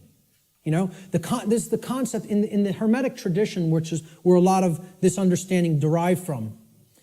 Out of ancient Egypt, what was known as Kem, the land called Kem, was what the actual Cometians referred to it as. The word Egypt is a bastardization of the capital, the Greek pronunciation of the capital city of Kem, which was Memphis at one point. And that city was referred to as Hygeptos in Greek. And that became Egypt in English. But the original name for Egypt was Kem. That's simply called black or dark in their language. It was the black land. And we get the word alchemy, which means, again, al, from. Okay? It means from the black land, al-kemet, which is where alchemy comes from. And that means out of darkness, this knowledge will come and bring light. Because a lot of these mystery tradition teachings do come from Kem. And also the people who took it from Kem and started to propagate it in other areas were the Greeks in the Greek mystery traditions. And again, there was light sides and dark sides to all these mystery traditions. Okay? There were some who used the knowledge wisely and tried to propagate it and tried to elevate human consciousness, and there were those who wanted to use it selfishly for their own benefit and to control others. So my point was that in the Egyptian mystery tradition, I lost my train of thought there, I'm sorry. I was talking about all paradoxes may be reconciled at some level. And I brought up the mystery traditions. I can't remember why I went into that, so I'll just keep going. Let's look at the principle of rhythm. Everything flows out and in. Everything has its tides. All things rise and fall. Okay, so everything has a rhythm to it or a swing to it. There's tendencies that exist in energy. The pendulum swing manifests in everything that we undergo, everything that we perceive. The measure of the swing to the right is the measure of the swing to the left. It's just an opposite. It's perceived as an opposite. Rhythm will compensate. Now, how this should be understood when we are talking about natural law is many people will say, well, that's just the way the tendency is moving us. It's just the way the tide is taking us, right? But that's not really accurate. Okay? We can't look at these things as that the rhythms are set in stone and it has to be this way now, right? One of the things that a lot of the Hermetic tradition taught regarding these laws, these principles, were they can be overcome by higher levels of consciousness. Okay? This one was one of them. Rhythm is a principle that is a tendency for something to swing a certain way. Let's liken it to genetics. If you look at some newer biology, a lot of modern biologists are suggesting consciousness plays into whether a gene activates or not and expresses a certain condition. Well, this is the same way. There's something that can be done about the swing or the tide, okay? Let's look at it as you have a boat, and you want to row the boat out to sea, right? You have to get past the tide. You have to get past the breakers and the waves. And if that tide's really strong at high tide, it's going to be very much more difficult. You're going to have to expend more energy to get it out to sea. If, however, you were taking it when the current's moving out to sea, okay, there's a flow that's moving outward deeper into the ocean, and you start rowing that boat then, you're going to be able to do it much more easily. Okay, so if there's winds pushing along a plane, it's going to have to expend less energy. It's going to get there more quickly, okay, because it's adding to the energy. If, however, you're flying against the wind, you got to expend a lot more energy. It's just a tendency. You can still get to where you want to go. You may just have to exert more effort. Right now, we're in a tendency of things are not flowing, okay? It's an ebb, all right? And it's something that needs to really have more energy put into it if we're going to resist the tendency. It doesn't mean nothing can be done about it. It doesn't mean it can't be overcome. It means at the time we're living in, okay, we want to make this motion go in this direction, but its tendency is to move in this direction. So more will is required at this time to move the consciousness. At other times, the consciousness may be flowing in a positive direction, and it may take much less energy in order to move that consciousness forward. However, we're not living in that time. We are living at what many researchers have called the Kali Yuga, or the age of darkness and destruction.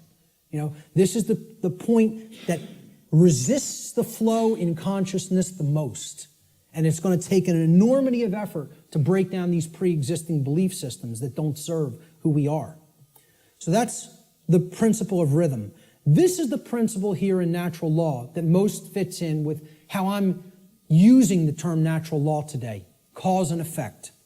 Many people, again in the New Age community, don't want to believe that there's causes and effects, and that effects are driven by causes that, come first and then manifest conditions. So the principle of cause and effect simply states that every cause has its effect and every effect has its cause. Every single thing that occurs happens according to law. All right? Chance is a name for law, a law not recognized. There are many planes of causation, but nothing escapes the law. So again, is there free will? Yes, there is free will. But is there free will to ignore law without consequence? No, there is not. That's the limit of free will. Free will is operating within boundary conditions that I'm referring to as natural law. It's a series of laws, actually, okay? Free will operates within these parameters or boundary conditions that cannot be exceeded or gone beyond without consequence. Oh yeah, you can break natural law. Yes, you can break it, but you cannot break it without consequence. You cannot break it without consequence, negative consequence. And that's why this body of knowledge has in the past been referred to as consequentialism. It is the knowledge of how consequences are generated by our free will decision-making processes within the boundaries of natural law. So this is the law of cause and effect, the principle of cause and effect. And I think this image, I was searching for images that encapsulate cause and effect, and I found this cartoon, and I think it does it brilliantly.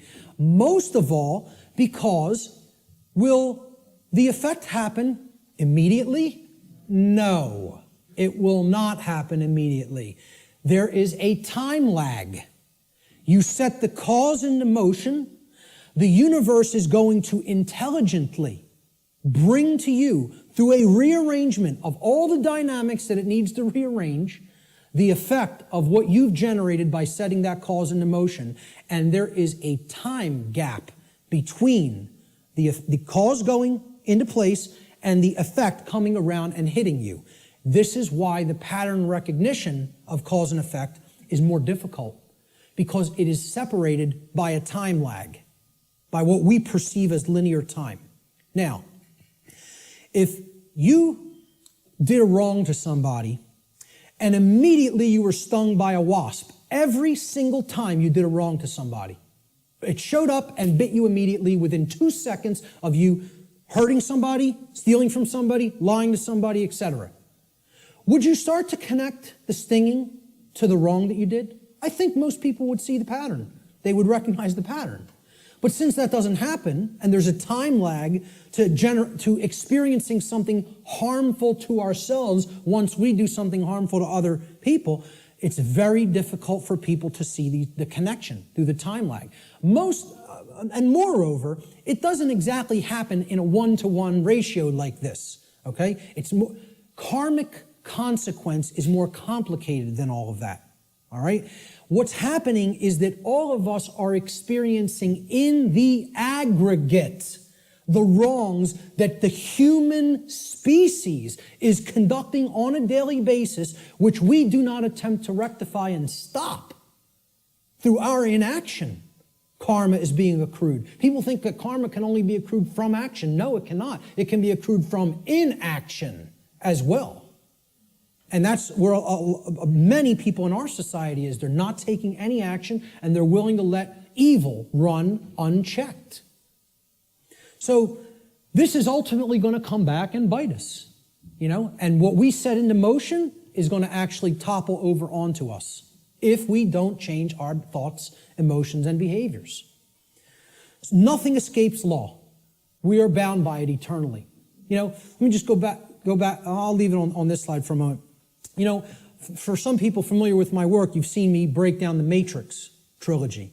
And the law of cause and effect is brought forward extensively in the second Matrix movie, The Matrix Reloaded.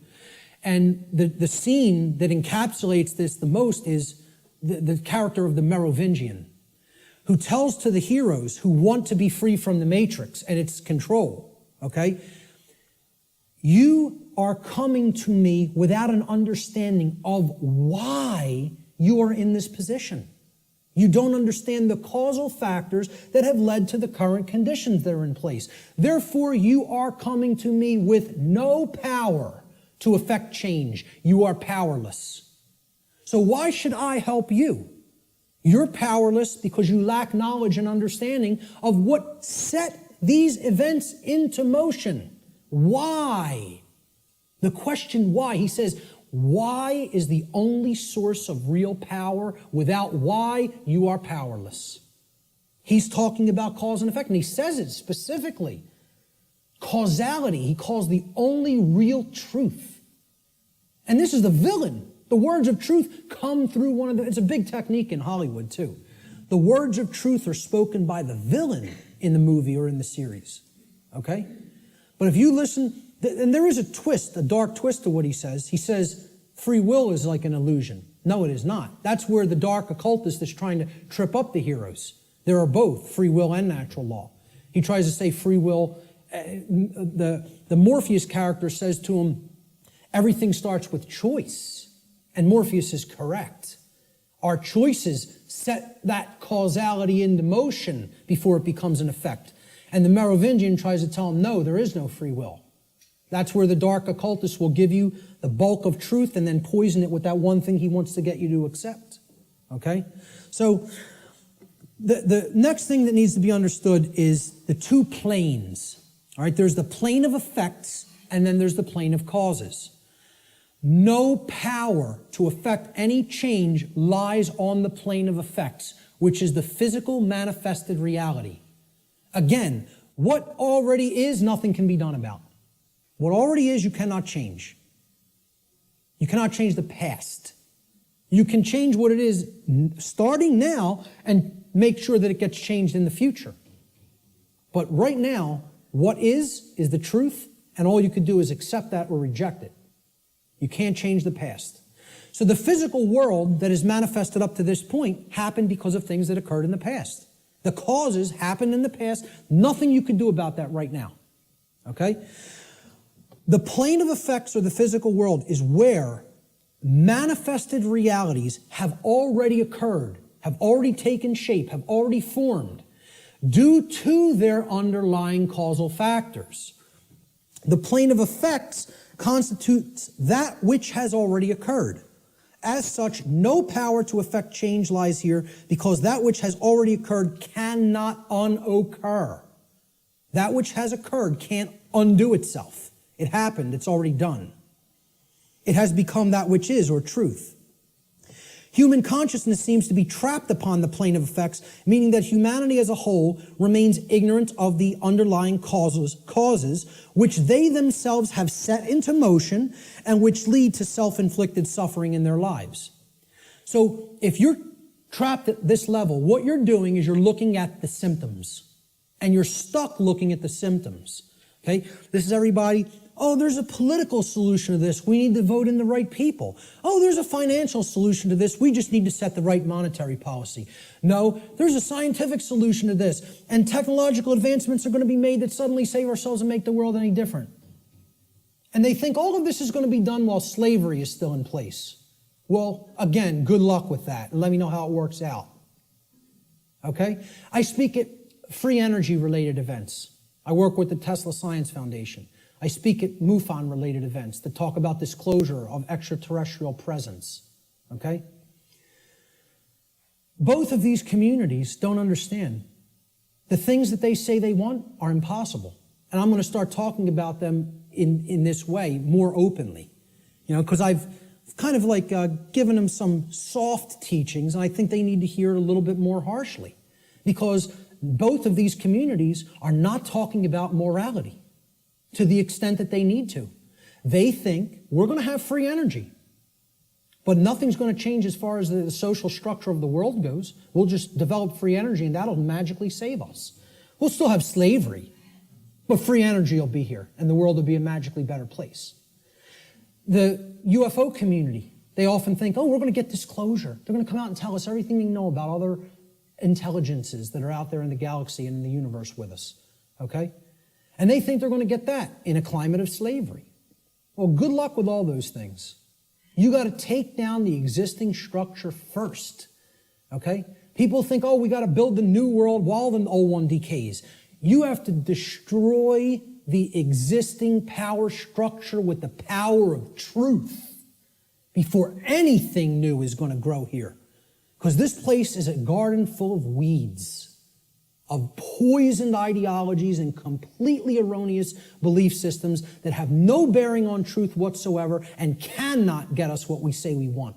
Until those thoughts are changed, don't expect the results you want. So to the free energy movement, I say you're never going to get free energy in a climate of slavery. To the UFO community, I say you will never get disclosure in a climate of slavery. Slavery has to end first. Then you could get what you say you want. So, again, no power to effect any change lies in the world of effects. Cannot be done. You are rearranging the deck chairs on the Titanic while it sinks. You're not creating any change doing those things because the underlying causes aren't changing. And the underlying causes are how we think, how we feel, and how we behave. And no one wants to look at that. They want to think all those things can stay in place and I can magically get what I want. I want to keep my hand over the fire, but I don't want it to burn and blister. Well, enjoy. See, find out what you get when you do that, because that's what we're doing when it comes to natural law. So let's look at the plane of causality. This is the other plane. This is the mental realm, the mental world. Again, according to the law of mentalism, the first principle of natural law, everything that manifests must first manifest in mind before it can manifest physically. So again, if the plane of causality is the mental world that's generating the causes in mind, okay, everything is happening there first, and then it is trickling down to the physical domain.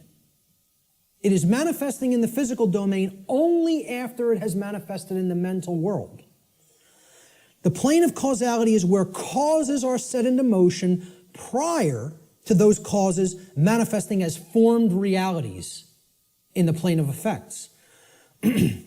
This plane of causality constitutes the causal factors, the why, which underlies and precedes all manifested things and events. All power to effect change lies on this plane of reality.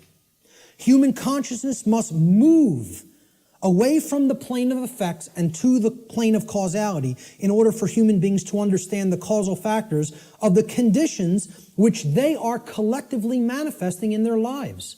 Only then will humanity be able to co-create their shared reality on a conscious level, meaning with an understanding of how natural law operates, rather than on an unconscious level, meaning that we don't understand how natural law operates. And I just look at it in a simple graphic, in a simple, chart or graph. This is the higher realm. This is the world of causality, the mental world, the why, the underlying causal factors, okay, that precede conditions which are manifested. This is where our consciousness has to go, because this is where all power to effect change is at, in the understanding of why that manifested to begin with. So these are the symptoms. This line could be looked at as the diagnosis. You have to make that diagnosis and get to the underlying causal factors that lead to the symptoms. Okay? The plane of effects, on the other hand, meaning the physical world, is the manifested realm. That which has already occurred, that cannot be undone. At least in the present moment. You could start in the present to undo it in the future. But as far as the present moment and all moments in the past go, you're not changing that. That's truth. That's what is. Okay? That's already manifested. You can't change it. No power to affect change lies in continuously analyzing the symptoms. You got to do that long enough that you know where the problem's at. You've made the diagnosis. Now you can get to the causal factors and start going to work changing those causes. Okay? Unfortunately, this plane, the plane of effects, seems to be where human consciousness in the aggregate is trapped. It can't seem to get past there. Even if it recognizes the problem, it wants to keep describing the problem. It wants to keep describing the prison. It doesn't want to look at the causal factors because it's afraid of what the causal factors are. It doesn't want to acknowledge the causal factors lie in how we think, feel, and act, and until those things are changed, the external manifestation cannot change. That takes responsibility. The final principle of the 7 principles of natural law, at least the formalized ones, are gender. Again, I'm going to talk about an 8th lost one. Gender exists in everything. Everything has its masculine and its feminine components or principles. We've already seen that when it comes to the human brain, consciousness, worldview, etc. Gender manifests on all planes of existence. Spiritual, mental, physical, everything. Okay? Very simple concept. What I want to briefly talk about is mental gender. Mental gender is the state of coexistence between the masculine and feminine aspects of the mind. Again, we've already looked at this. We looked at the breakdown of the physiology of the brain, at least of the higher order part of the brain, the neocortex.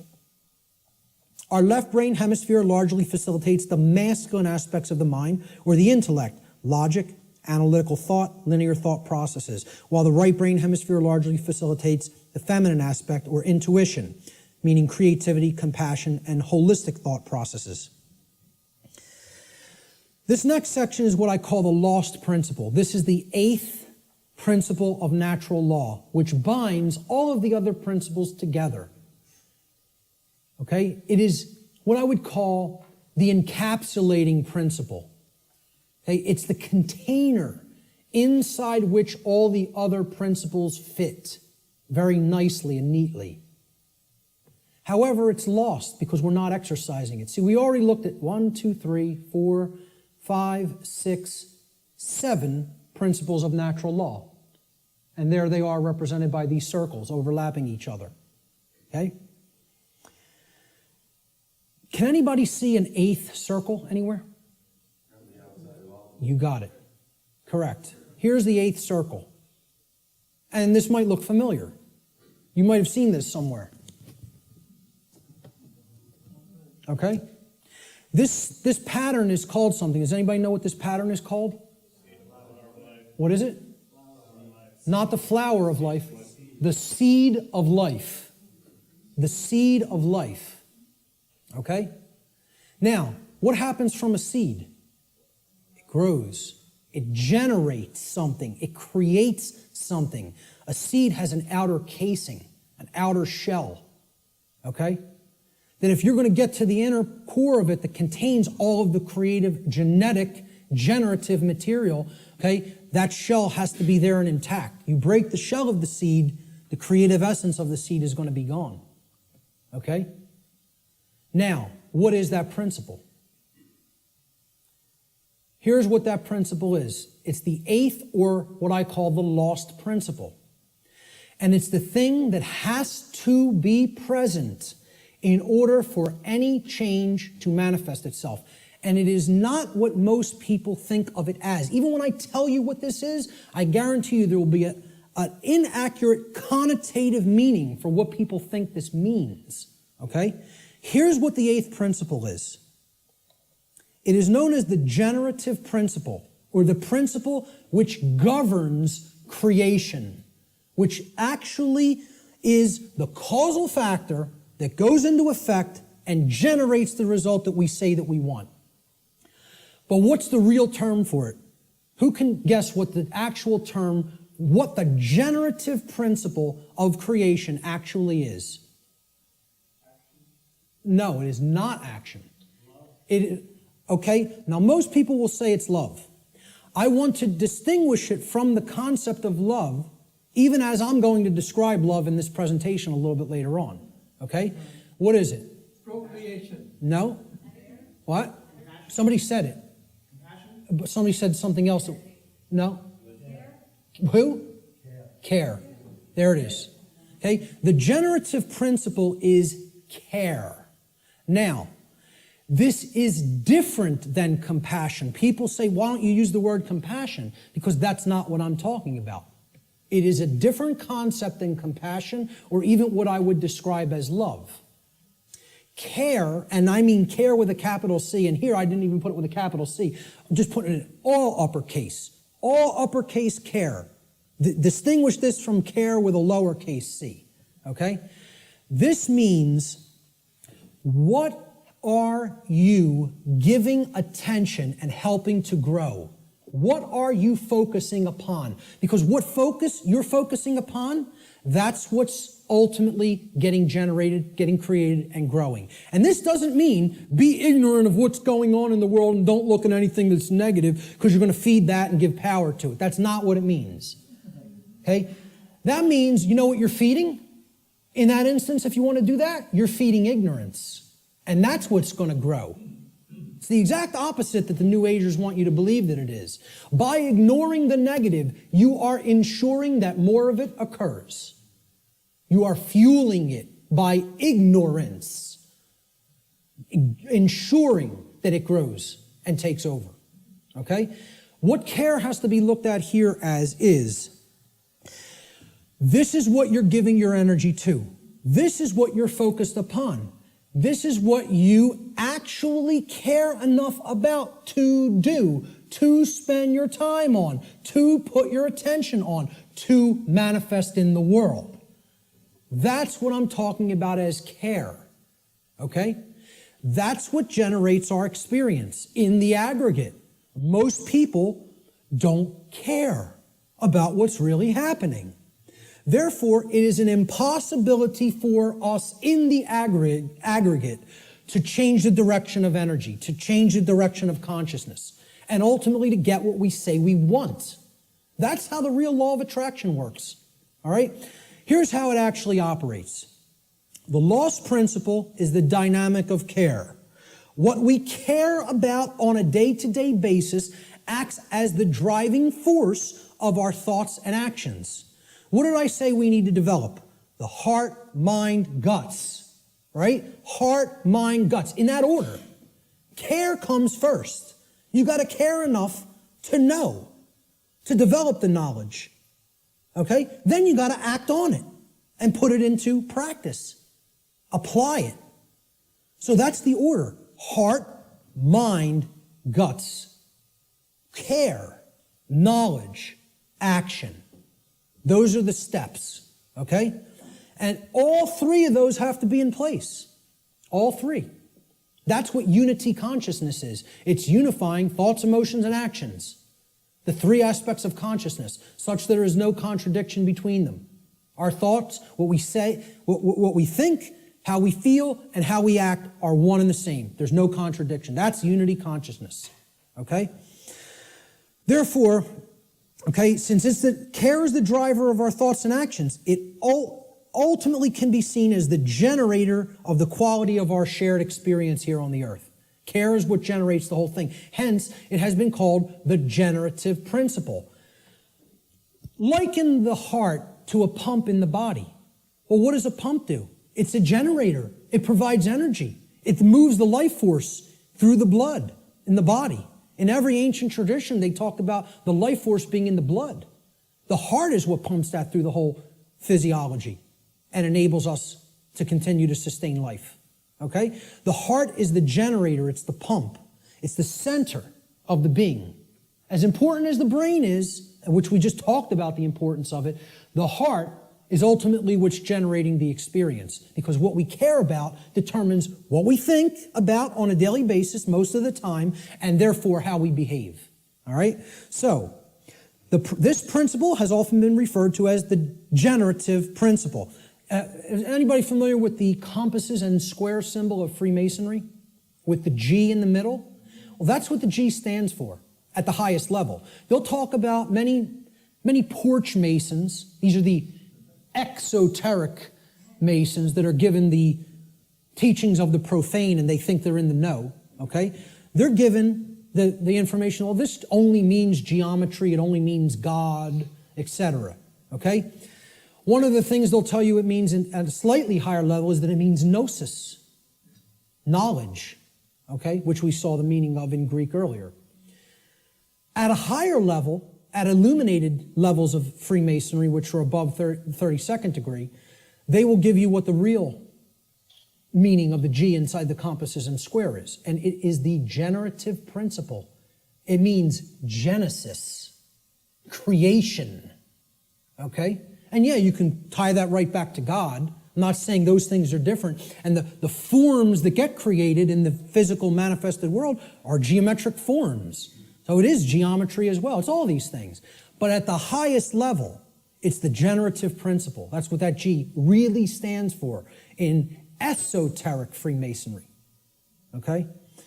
It's called the generative principle because that means to create. It comes from, the word generative comes from Latin. The verb generare, as we've already talked about, means to create. The generative principle is what we create through. And it's lost because people don't care. They don't have care. Hence, it's the lost principle. Okay? Here's how it works, folks. What we care enough to put our will behind. Okay? So again, heart, mind, guts. Guts is the will, the action, the masculine principle. That's what gets things done ultimately in the physical domain. What we care enough to put our will behind. And that's driven by the care. That's the generator or the pump that drives the will. Okay? What we care enough to put our will behind is ultimately what gets created or manifested in our world. The world is the way that it is because most people do not care enough, even if they say, they pay lip service, okay, and say that they want things to be different. They don't care enough to actually change it through their actions. Because when it comes all down to it, and I said this in my New Age, BS seminar or lecture, okay? What it comes down to is preventing action. Preventing action. That's what the New Age community is designed to do. They want people inactive because the dark occultists know that the thing that is ultimately generating our reality is behavior, as you saw in that simple four-part chart, that little building block chart that I put up there. Action is what's generating the reality. That gets generated through what we care about because our cares and our desires drive our actions. Okay? So most people will say they want things to change, but then when you say, what are you doing to make that change happen? Not a word. Silence comes back on the other end. Okay? So, they don't care enough to change it through their actions. That's what the generative or lost principle is about. And until that principle is regained and people get out of their laziness and most of all get out of their cowardice. Again, in that New Age lecture, I'm talking about what it ultimately comes down to in the New Age movement. And I'll look at any New Ager in the eyes. They're cowards. Cowards. Ultimately, they know the evil that we're up against, and they intend to do not a damn thing about it.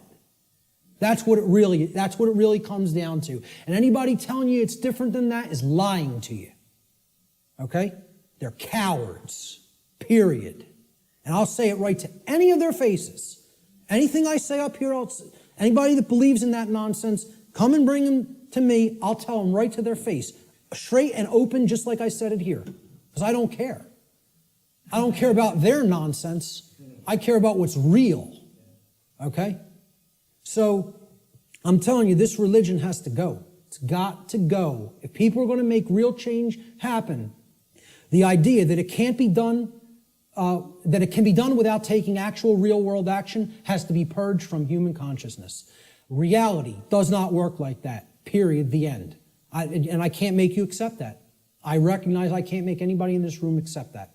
All I can do is put it out there for your consideration, and if you have some common sense and really, really think about it, you'll understand what I'm saying here is absolutely the way it is. Okay? Many people want to deceive you through these religious notions, okay, which is all about getting people to stand down and accept their chains. That's what that religion's in place for. All right? This next section I call spiritual currency or spiritual currencies. All right? There's two spiritual currencies, time and attention. Now, look, we can readily see this, right? Time is money, people say. It's currency, right? What am I going to spend my time on? What am I going to pay attention to? Pay attention. You pay for something, you get something in return when you pay for something, right? That's what attention will get you here. It will get you something in return. You pay attention, you're going to come out of here with a lot of understanding. There's two spiritual currencies, time and attention. This analogy can be seen very readily in the saying, spending time and paying attention. Whatever information or endeavors we put our time and attention toward, we end up getting something in return for that investment of these currencies. This is what real money is, folks. Real money. This will get you real money. One I, mon I. Okay? If you want real money instead of the fake Federal Reserve nonsense, fiat paper currency money that isn't worth the paper it's printed upon, then keep thinking that that has value. Okay? And people who say gold is value, gold is real money. Yeah, well, I ask people, what intrinsic value does gold have? And they say, well, it's been traded with throughout time immemorial. People have valued it all the time. Does that make it intrinsic? You answered my question. It's like saying, why does that projector have intrinsic value? And you say, because I find it valuable. No, that projector has intrinsic value because it's capable of projecting an image. And if I want that task done, that's what I use a projector for. Okay? Well, what's gold used for? Can you build clothing out of it? Can you build a house out of it? Is it malleable enough to be molded into a weapon of some sort? You going to take shelter under it? Well, maybe if you have enough of it. You know, the whole point is there is no intrinsic value to this. It's something that's the idea of it having, of any precious metal having intrinsic value, other than, okay, in a technological society it's used for computers. This is true, okay? But I'm talking about in nature. Where would this idea of intrinsic value of gold come from in the ancient past? People say, it's used as a medium of exchange, okay? Money is not a medium of exchange. People think of it as a medium of exchange, and it's not. It's incorrect, okay? Money is the limiter of energy in the system. See, people think of money as currency. Even the name is a mind control technique because it's supposed to be about, it's the current in the energy system. This is the current. It's the amperage, right? No, it's not. It's not the capacitance either. It's not a store. That's another thing people will tell you money is, what they say is real money. Okay? It's all fake. It's all fake. It's not a store either. You know what it is? It's the resistance in the system. It's the resistance to change in the system. It acts as the resistor. Because as long as that modality of slavery called money continues to exist, it will always be extraordinarily difficult to create real lasting change. So again, I piss off everybody. Religion's got to go, scientism's got to go, New Age thought's got to go, money's got to go. All of it's got to go. You know why? It's all religion. It's all religion, and the word religion means to hold one back, to tie one up and keep them where they're at, as we're going to get to in a few moments. Okay? So let's get back to spiritual currencies. We end up getting something in return on what we put our investment of spiritual currencies toward. And you know what if it's put toward the right goals, the end result is true money, one eye. Okay? True spiritual vision. The ability to see, to unoccult something and see it for what it really is. That's what comes from truly putting time and attention onto the right things. This return could come in the form of knowledge. It could come in the form of understanding. It could come in the form of skills, expertise, and empowerment. But only if we invest these two spiritual currencies wisely. And let me tell you something, folks. That's why most people don't have any money. They got nothing to pay for it with. See, you pay attention and you get money. You spend time and you get money. I'm talking about the real thing. Cool. We're going to take a break in about 5 to 10 minutes. Okay? So we have to invest our spiritual currencies wisely. We should seek to improve our quality of attention by placing it upon information that is capable of improving both ourselves and the human condition as a whole. Give me a heads up in about 8 or 9 minutes. Thank you. Such an effort would also constitute a valuable investment of our time. We should ask ourselves, what am I spending my time on? What am I spending my time doing? And what am I paying attention to? That's where you will find whether you're investing in real value, something that is truly valuable. If most of the time we're spending our time on nonsense and trivialities and, divisive things and TV and sports and all other kinds of entertainment and distraction, well, you're going to have a return on that investment, and that return is going to be low. It's not going to result in much money, real money. Okay? Most importantly, we need to ask ourselves, what kind of quality am I getting in return for my investments of time and money? Time and attention, I'm sorry. Okay? These are the spiritual currencies, and that's what most people don't want to give. They don't want to give these freely for a return on investment. They don't want to pay attention to the right things. They don't want to spend time on the right things. This is a simple chart of how our quality of our attention, okay, and again, this is in the aggregate, but it's created by all the individuals, how the quality of our overall attention as a species will affect our world in accordance with the principle of correspondence, which states, as goes the microcosm or the microcosmic units, so will become the macrocosm.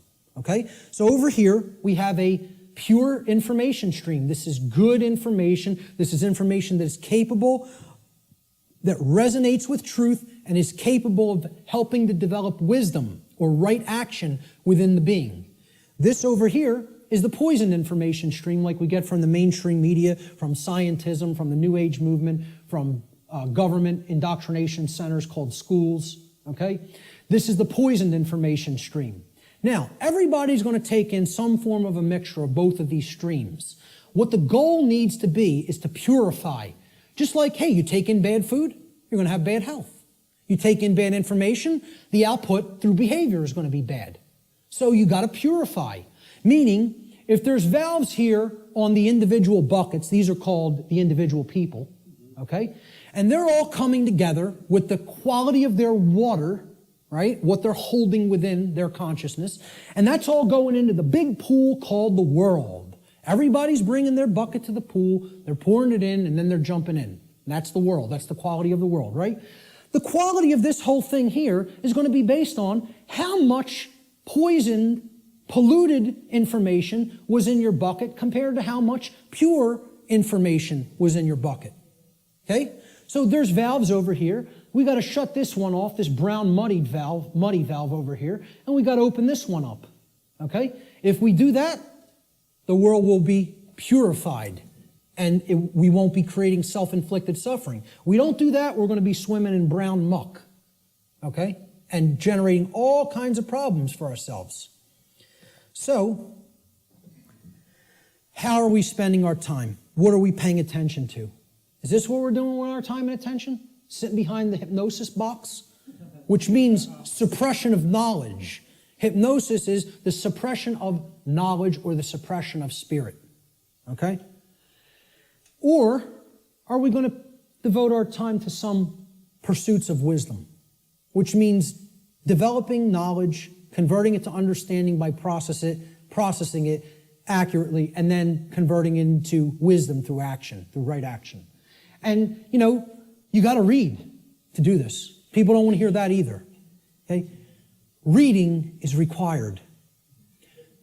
The ancient Romans had two words, the same word, okay? They meant two different things in their language. The word was liber, L-I-B-E-R. Liber meant free, as in not a slave. A free being would be described as liber, free. It's the basis of the English word liberty, liberty, freedom, okay? They had the same word also meant a different concept. So the word liber didn't just mean free. If it was used in a different context, does anybody know what else the word liber meant, L-I-B-E-R, meant in Latin? Book. It meant book. Does that tell us something? They associated the Latin word for book also meant free in their language. Okay? And again, liber is the basis for the word library. Okay? Library. Okay? Where you can go to become free if you read the right books. And again, the world is our library now. We've reunited all the parts of the big library that were cast to the four corners of the earth. The mystery traditions are available at your fingertips now, which hasn't been the case at any time in human history. And what are we doing? We're playing Farmville on Facebook. So we have to ask ourselves, what are we spending our spiritual currency on? And are we investing it wisely for a return of real money, which is actually spiritual enlightenment? I'm going to take a quick break right there, and we'll pick it up with the next section in 10 minutes. 10 minutes, right back here to continue. Thank you.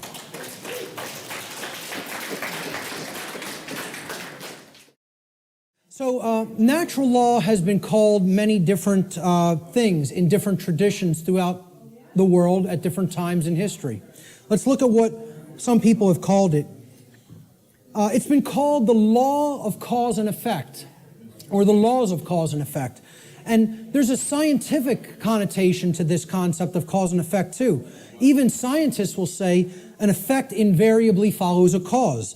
And they'll also say things like, for every action, there exists an equal and opposing reaction. So there's a consequence when an action is taken.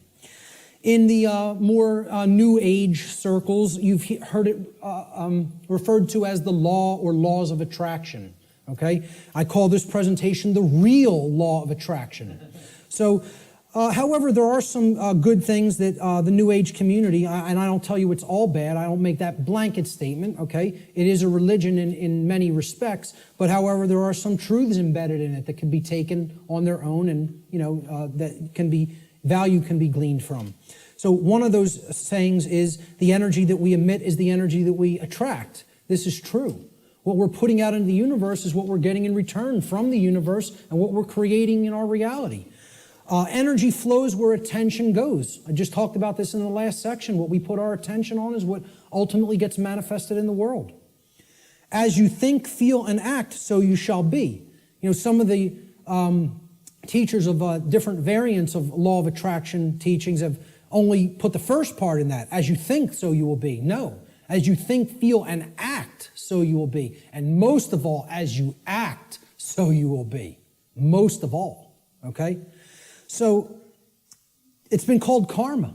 It's been called moral law, as I talked about before. And this is, captured beautifully by the phrase, what we sow, we reap. The seeds that you scatter, that's what's going to grow, and that's the fruit that you're going to harvest. So, a very accurate way of looking at it. Again, it's been called consequentialism. That's another thing I could put into this chart. In other words, that there is free will, but there is no free will without consequence. That's called consequentialism. That would be another very accurate way of referring to natural law. And finally, the golden rule, it's been called. Okay? And it's been stated in the affirmative as, do unto others as you would have done unto yourself. I find this much more powerfully stated in the negative, or what I call the apophatic variant. And we'll talk about what apophatic and apophasis means in a few moments. I think it would have been much less ambiguous, the golden rule, if it was said like this: do not do to others as you would prefer not to have done unto you. Now the ambiguity goes away, because people want to be treated slightly differently. Hey, a masochist might want to get beaten by a sadist, okay? But that doesn't mean, do that to others because you like it. But people know what they don't want. They don't want their rights taken. They don't want their property taken or damaged. They don't want to be harmed in their person, They don't want any of those things. They don't want to be lied to. They don't want to be deceived. So don't do those things to other people. So let's jump into this is the heart of the presentation here. It's how natural law actually works in our lives. What are its expressions? How can we come to understand how this operates? There are ways of knowing, and they're through these expressions of natural law. So we defined what natural law is. We talked about the underlying principles that it's based upon. Now we are going to talk about how it works in our lives, okay? So we're going to build a chart of the natural law expressions in a moment. What these expressions are the recognizable workings in our life. And they take place through 5 basic expressions. Each of the 5 expressions of natural law have a positive aspect and a negative aspect. So that gives us a total of 10 overall natural law expressions. And we're going to build a chart regarding these expressions. Okay? So here's the expression, and then there's a positive aspect to the expression, and there's a negative aspect to the expression. The first expression of natural law is known as, and again, this is what I call these things. There's no hard and fast rules. It's just terminology. It's jargon to try to explain them in words. Okay? These are unseen concepts and laws in reality, in nature, in the nature of the universe. Okay, these are just English word terms that I'm applying to these concepts, okay? So the first principle of natural law I call the generative polarity, or in other words, this is the force or energy that we are using at the base level to start the process of creation, or you could say of co-creation, okay? We're co-creating the reality that we experience with the laws of nature. So you can look at the first first expression of natural law, which is the generative polarity, as the force that we use to set all of the other events which are to come, which are to manifest in our lives, into motion. Or in other words, what we use, the force that we use to generate or create the quality of our experience. That's the generative polarity. The positive expression of the generative polarity is love. Now, this is not what many people think of as love, okay? It's not familial love. It's not relationship love. It's not Hollywood movie variant of love. It's not romance novel variant of love, okay? I call love consciousness. Love is the force which helps us to expand consciousness and become open to truth if we are in it. If we are in that vibratory energy, we become open to truth. All right? So here's what it looks like visually. I try to put a visual aspect to all of these concepts, okay? And people would think I'm going to put two people together kissing or hugging or something like that, okay? Love is inside each individual if it's present, okay? It doesn't depend on any other person. You can express love with another person, and there's no problem with that. I'm not saying that's a bad thing. That's a great thing if it's present in your life. The capital L, capital O, capital V, capital E definition of love that I'm giving here is not that. It is this force that opens up our consciousness. It's the flowering expression of consciousness, okay?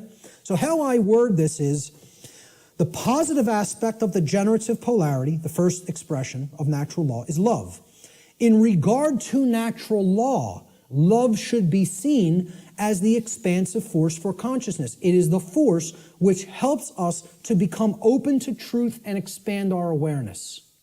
That's the connotation that I'm giving for the concept called love here. Okay, that's the positive expression of the creative polarity. Now, the negative expression of the creative polarity is the exact opposite of love. So people will automatically think, well, that's hate. And it is not. Because the thing that puts consciousness in a box and prevents it from growing and keeps it where it's at is what? Fear. There it is. Fear. Fear is the basis for unconsciousness. You cannot be unconscious of anything in particular unless you fear it. Okay, that's what shuts consciousness down. And here's my visual for it. Fear. I don't want to look at that. That's too horrible for me to contemplate. That can't be true. I don't want that to be true. That's all fear. Okay? The negative aspect of the generative polarity is fear. Fear is the contractive force for consciousness. Fear is the force which influences us to become closed to the truth, and it is the force which ultimately shuts down our awareness. That's why so many people are unconscious, because they are fearful. They are fearful of the responsibility that comes with knowledge, and most of all, they are fearful of having to act based upon knowledge, because that requires courage. The second natural law expression is the initiating expression, what I call the initiating expression, just my term for it. Okay? The initiating expression is the first stage of tangible and recognizable results which we produce in our lives after we have, quote unquote, set the ball rolling, okay? Set the dynamic in motion by choosing between the generative polarities of either love or fear. All right? So, we choose love and something starts to happen. We become open to truth, right?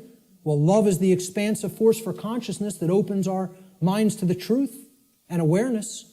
So what do we gain as a result of accepting or existing in the vibratory energy called love? We gain knowledge, which is the acceptance of truth. Since love opens us up to truth, knowledge is its reception. It is the receiving of truth. We come to know, okay? So that's how it starts. I call this the initiating expression. Now, of course, there's a negative initiating expression if we are existing in the vibratory dynamic of fear. That would be the opposite of knowledge. What is it? Ignorance, right. Okay, now, this is what I put forward as knowledge. This is my imagery for knowledge. Okay? That's a being who knows themselves. You know, and as the mystery traditions of Greece put forward at the Delphic Oracle, know the self and you will know the universe. In other words, know the microcosm and you will know the macrocosm. Know thyself. The positive aspect of this initiating expression is knowledge or the acceptance of truth. Knowledge positively influences the quality of our lives because it positively influences our decision-making processes that lead to understanding in every area of our lives. You want to know how something works? and ultimately create something good, you have to have knowledge. You want to know how a car works? Keep it running in good order, you have to have knowledge. You want to know how a computer works? Keep it running in good order, you have to have knowledge. You want to know how the human psyche works and keep it running in good order so that conditions on earth manifest the way you want them to manifest? You got to have knowledge. Not getting out of this condition without learning. Learning is the key. It's the answer. Knowledge is the answer. And people don't want to hear that. They don't want to hear it. They want to think we're magically going to manifest the desired conditions that we say we want without learning a thing. It doesn't work that way. So again, the negative initiating expression is ignorance. Ignorance is the refusal of truth. It is the refusal to gain knowledge. Okay? Because we are in fear. So here's what I put as the image for ignorance. The population that is hypnotized, that wants to keep paying attention to nonsense and trivialities, feed themselves tons of GMO food that is crap for the physiology, Pay attention to distraction, entertainment, mainstream news and media, It's all there to just shut the consciousness down and keep people in a depressed psychological state and keep them in a state of psychological infancy. The negative aspect of the initiating expression of natural law is ignorance, or the refusal of truth. Ignorance negatively influences the quality of our lives because it negatively influences these decision-making processes that lead to understanding in every area of our lives. If you're ignorant about how anything works, you can't create the desired condition. It's just not possible. It's important to remember, again, that ignorance should be distinguished from nescience, which means not knowing because necessary information is not present or was unattainable. Ignorance, on the other hand, means not knowing even though necessary information is present because that information has been willfully refused or disregarded. And again, to keep us in ignorance, they don't need to hide the information anymore because it's not hidden anymore. It's out. And once again, it's available at your fingertips for free if you have the desire to take it in. But now, the manipulation mechanism that is used is dissuade people from looking at it. Provide endless entertainment, provide endless amusement, provide endless distraction, and say there's nothing to any of that stuff. That's just some old crazy religion that you don't need to understand. It's no different than any other religion, believing that natural law exists. Okay? That's what people will insist on telling you. So people will be dissuaded from ever looking into it, and they'll disregard it of their own choice. Thomas Jefferson said that if a nation expects to be ignorant and free in a state of civilization, it expects what never was and never will be. Freedom and ignorance are antitheses of each other that can never coexist simultaneously. That is an impossibility in natural law. I'm going to put up a couple other quotes on ignorance. Samuel Adams said, "No people will tamely surrender their liberties, nor can any be easily subdued. When knowledge is diffused," that means it's everywhere present, "and virtue is preserved," meaning morality. On the contrary, when people are universally ignorant and debauched in their manners, meaning purely selfish and only worried about themselves, they will sink under their own weight without the aid of foreign invaders, meaning the society will turn inward on itself and collapse and destroy itself just based on the fact alone that the population is ignorant and they are ensconced in moral relativism and other forms of debauchery and just self-pleasure as their highest virtue, their highest desire.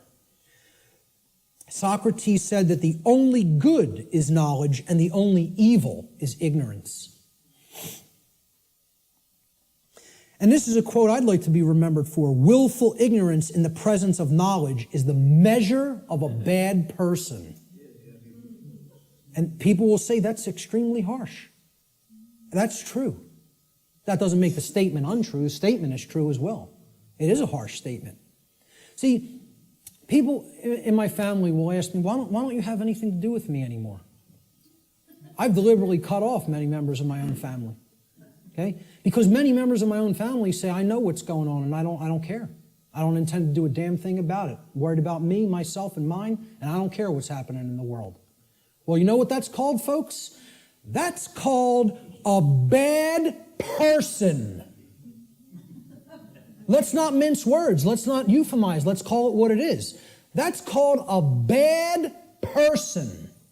And I don't want anything to do with bad people in my personal life. I don't hang out with bad people. I try to surround myself with good people who care.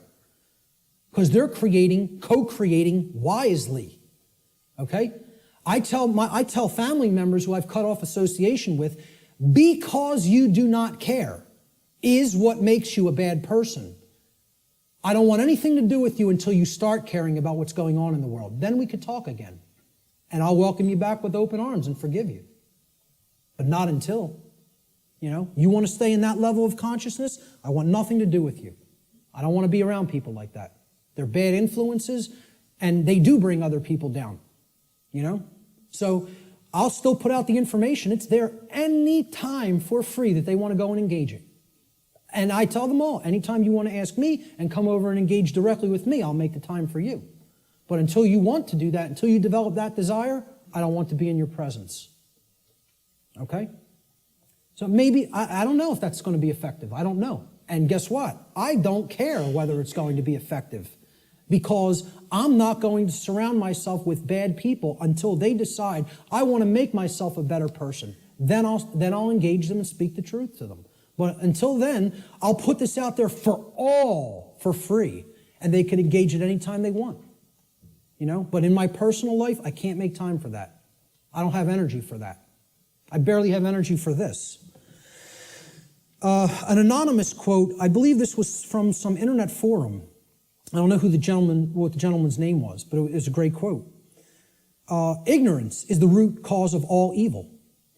And since only knowledge eradicates ignorance, it is our duty and moral obligation, there's that term, to educate ourselves as well as the masses around us. That's a moral obligation if you're in a position of knowledge. And once again, that's why I do what I do. I don't do it because I like people. Believe me, Barb will tell you how much I like people. I don't do it to make friends. I don't do it to make money. I do it because it's a moral obligation and for no other reason. I don't serve people. I serve truth. Truth is the force which I serve. And I bend the knee to no other. That's it. That's it. So great quote on ignorance there. Great few quotes on ignorance. Let's look at the next expression. The internal expression is what happens inside of us, very simply. So now, we've started creating with a polarity. Something has happened in the world, either acceptance of truth or refusal of truth. Now something's going to take place inside of us, right? So look, this level is that knowledge level, right? This is the base consciousness level. You could look at, that's the foundation. Remember that 4-block diagram, right? You could look at this, here's the foundation. This is the foundation that lies underneath the trivium, right? Okay? That's as deep as it gets. Consciousness or unconsciousness, love or fear. That's what everything is a choice about, between, right? Now here's that first block. Knowledge or lack thereof. Knowledge or ignorance, right? And you can see these polarities are like that concept of, the polarity aspect of the natural law principles, okay? There's one thing that's real, and then this is the illusion, okay? These are two aspects of the same thing. This is consciousness, and this is its lack. This is acceptance of truth, and this is the lack of that, okay? So it's the same thing, but opposite in degree, which is why they're the same expression. Now, what happened after knowledge or lack thereof? We went up to understanding, right? So that's what this level is. Understanding happens internally, right? It's an internal process, all right? So the positive aspect of the internal expression is when we come to understand through developing the knowledge and the acceptance of truth that we are sovereign. Sovereignty is the expression The internal positive expression of natural law. Now, again, underneath these, in parentheses, I always put what I call these things, another name that I've given to these things, these concepts. I call sovereignty internal monarchy. Internal monarchy. Now, monarchy means one ruler. Mon means one, is a prefix for one, and archon in Greek means ruler or master. So, internally, we each need to master and rule ourselves. This is our kingdom that we get to rule and nowhere else. We don't get to rule over anybody else. Many people think they're the rulers of other people, but they're wrong. Each of us is a sovereign being. Sovereignty, as we're going to see, means that you're not owned by anyone else. No one else owns you if you're sovereign. Okay? So here's my expression, my visualization for sovereignty. Okay? Somebody who truly has the light. They have the light at their disposal. They're bathed in it. It's flowing within them. Okay? And light has always been associated in different mystery traditions as knowledge. It's been a symbol that has represented knowledge. This is the person who has the knowledge and has gone through the decision making and filtering processes with that knowledge to come to an internal understanding that they are a sovereign being. And I have news for everybody, whether you know it or not, whether you are familiar with the term or not, every person here is a sovereign, and you can never not be. It is an impossibility for you ever to be non-sovereign. It cannot be done. Cannot be done in nature. Okay? Every single human being on this planet is a sovereign being. And we're going to look at what a sovereignty actually means. The positive aspect of the internal expression is sovereignty, or what I call internal monarchy, meaning one ruler within. Internal monarchy, one ruler within. As a state of consciousness, sovereignty means that one has unified the three aspects of their consciousness, such that there is no internal contradiction between one's thoughts, emotions, and actions. We become a being that as we think, so we feel, so we speak and act. And there's no contradiction between those. We're not torn apart from within in this state of internal opposition amongst our own consciousness. Okay? Moreover, let's break the word sovereign down. That's where we're going to come to the real meaning of the term. Sovereign is derived from the Latin adverb super. Super means above. See, in classical Latin, there's no V in classical Latin, right? There was no V character. Actually, if you wrote a V like that, it was a U, okay? And why a double U looks the way that it is. It's two V's, actually. But that sound was U in Latin, if you see a V. There's no V sound in classical Latin. It doesn't exist phonetically, all right? So this phonetic variation that we express as V or V in English, in Latin was P or B. It was represented by a P or a B. So what we're really seeing here is suver, okay? But it was pronounced in Latin super, like super. Well, what does super mean? Super, you're beyond, you're above and beyond. Okay? It means above or beyond. That's what it means. A superman is one who's beyond an ordinary man, right? The Latin noun regnum comprises the second part of the etymological root of this word. Regnum, it comes from rex regis in Latin, or regis. It means king. So regnum was the king's rulership. Regnum means his reign.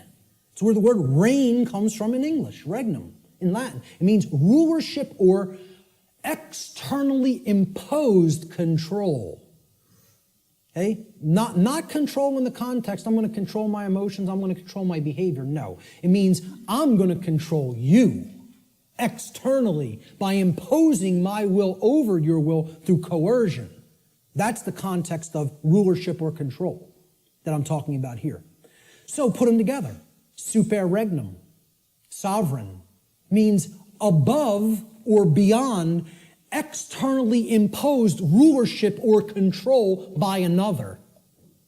That's what it means. Sovereign means not a subject to another being, like a king, like one who considers himself a king. And it means not a slave to someone who considers themselves your master.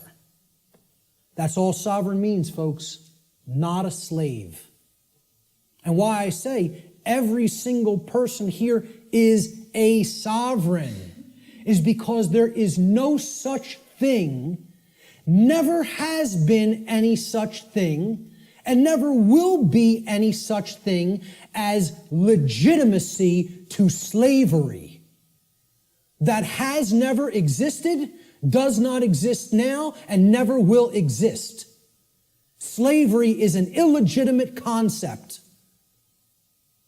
None of us are slaves. The condition of slavery has been imposed upon people, but it has never in history been legitimate, and it never will in history be legitimate.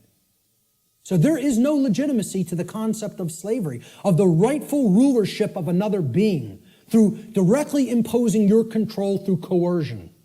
Doesn't exist. That's a big part of what natural law is about. We have to understand when we're saying this word, this is what is meant by sovereign, not a slave. Okay, we did a study where we asked people, are you a sovereign? Like 11% said yes. Maybe. I think it was 10 or 11%. Which I thought was almost encouraging, that 1 in 10 people knew that they were sovereign beings. It was amazing. But 90% of the human population doesn't feel that they're sovereign, doesn't know that they're sovereign. I'm telling you, it doesn't matter an iota whether you believe you are or not. I'm telling you it's an eternal truth that you are a sovereign and can never be non-sovereign. There is no such thing as someone else's legitimate rulership or ownership of you. Because there's no such thing to the legitimacy of slavery, and there never has been, and there never will be. So everyone is a sovereign. A sovereign is a monarch. Again, mon means one, and archon means ruler. So when people ask me, what kind of government do you want? I tell them I want anarchy, and I want monarchy. And they're like, how could you have those things simultaneously? Because if you have internal monarchy, you can have external anarchy. See, we need to have the rulership within, and we need to get rid of the rulership without.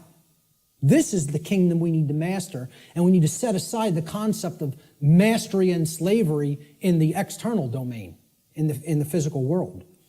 Sovereignty, a sovereign is a monarch, which means a single ruler who rules only the kingdom of self. Sovereignty is a state in which one controls one's own thoughts, emotions, and actions, and by bringing them into unity or non-contradiction or non-duality, attains mastery over one's own consciousness.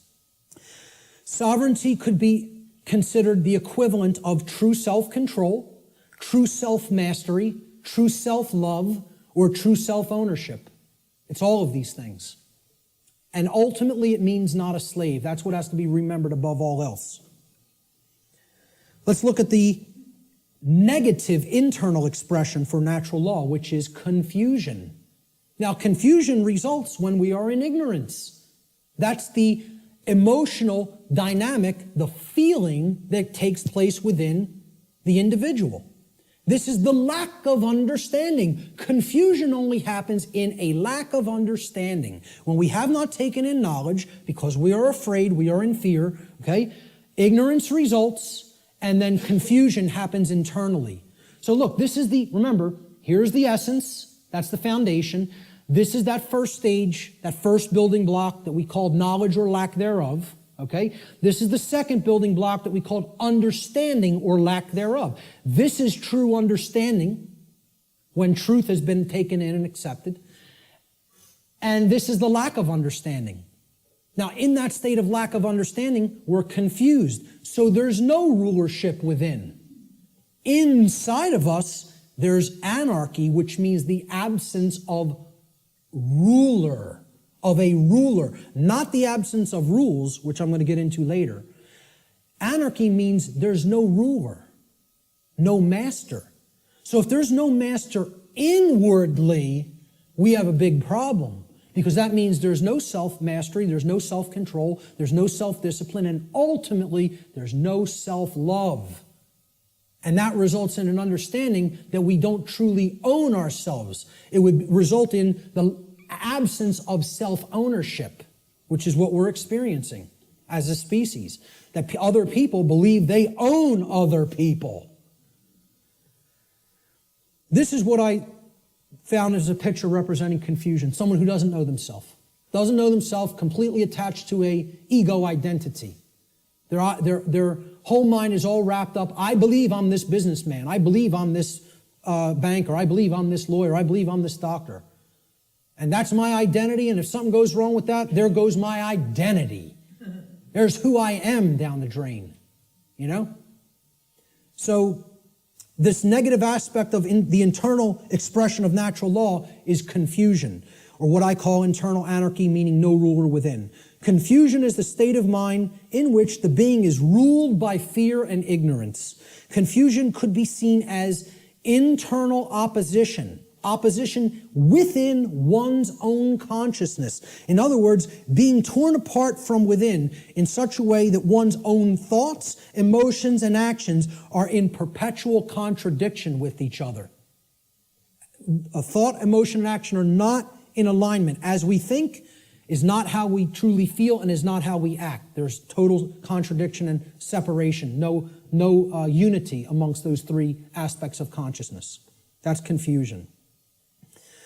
The fourth expression of natural law is what happens externally in the macrocosm in society. When you have a bunch of people who are in either this dynamic within their own consciousness or a bunch of people who are in this dynamic in their own consciousness, a state results in the society at large, because the society at large is comprised of the aggregate quality of the individuals that comprise that society.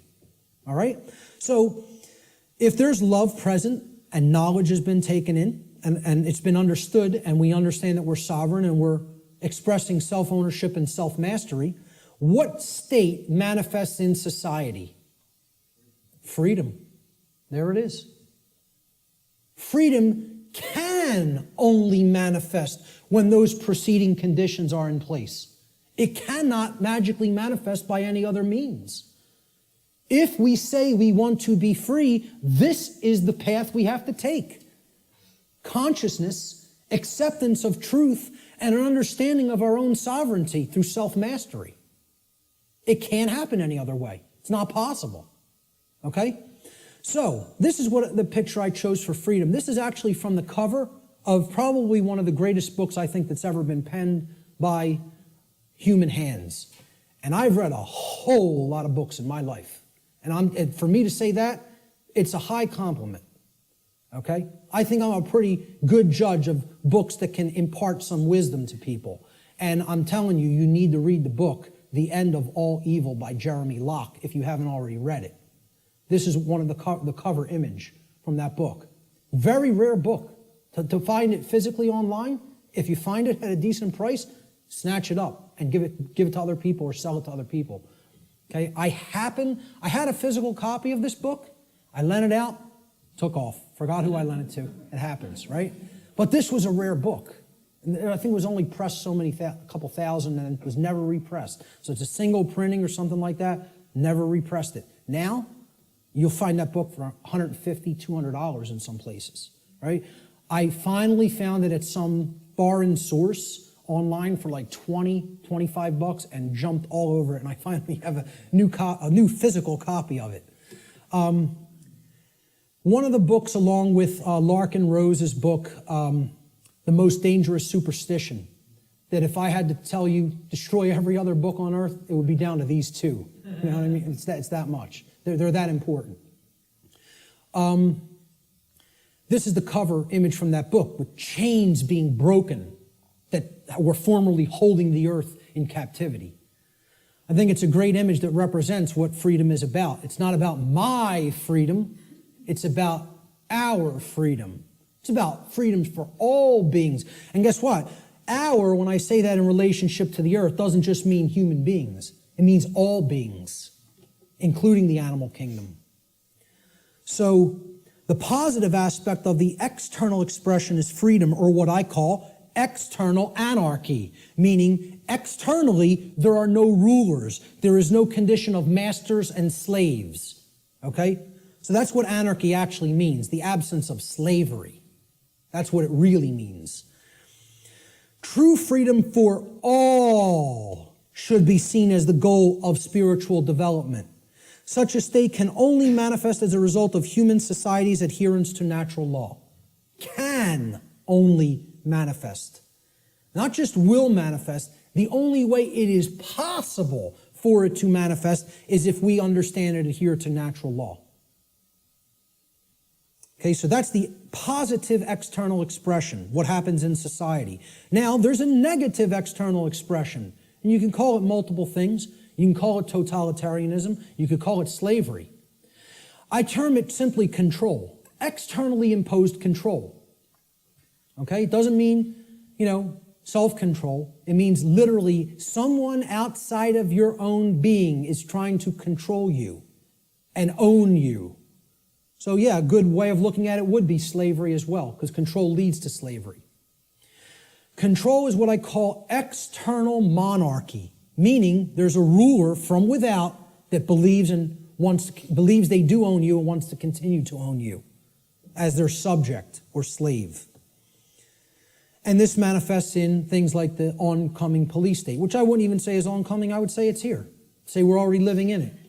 It's not something that's going to happen in the future, it's something that's happening in the present. People talk about it as something they're trying to avoid from happening. What makes people think it's not already happening? The negative aspect of the external expression of natural law is control, what I call external monarchy, one external ruler, the concentration of illusory power, in the hands of institutions like government. Control is the pathway to all forms of evil and destruction. It results when a society lives in direct opposition to natural law.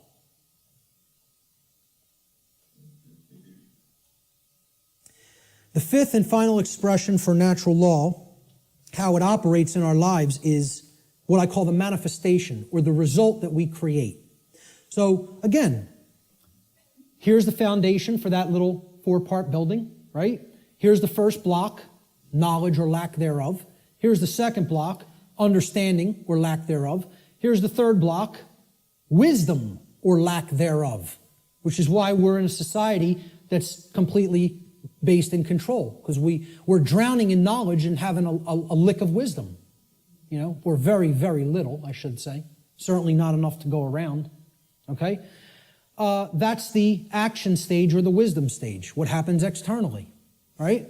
This is that top block. Remember the top white block that sat on top? We had the blue block at the bottom, then the red, then the green, and then the white block.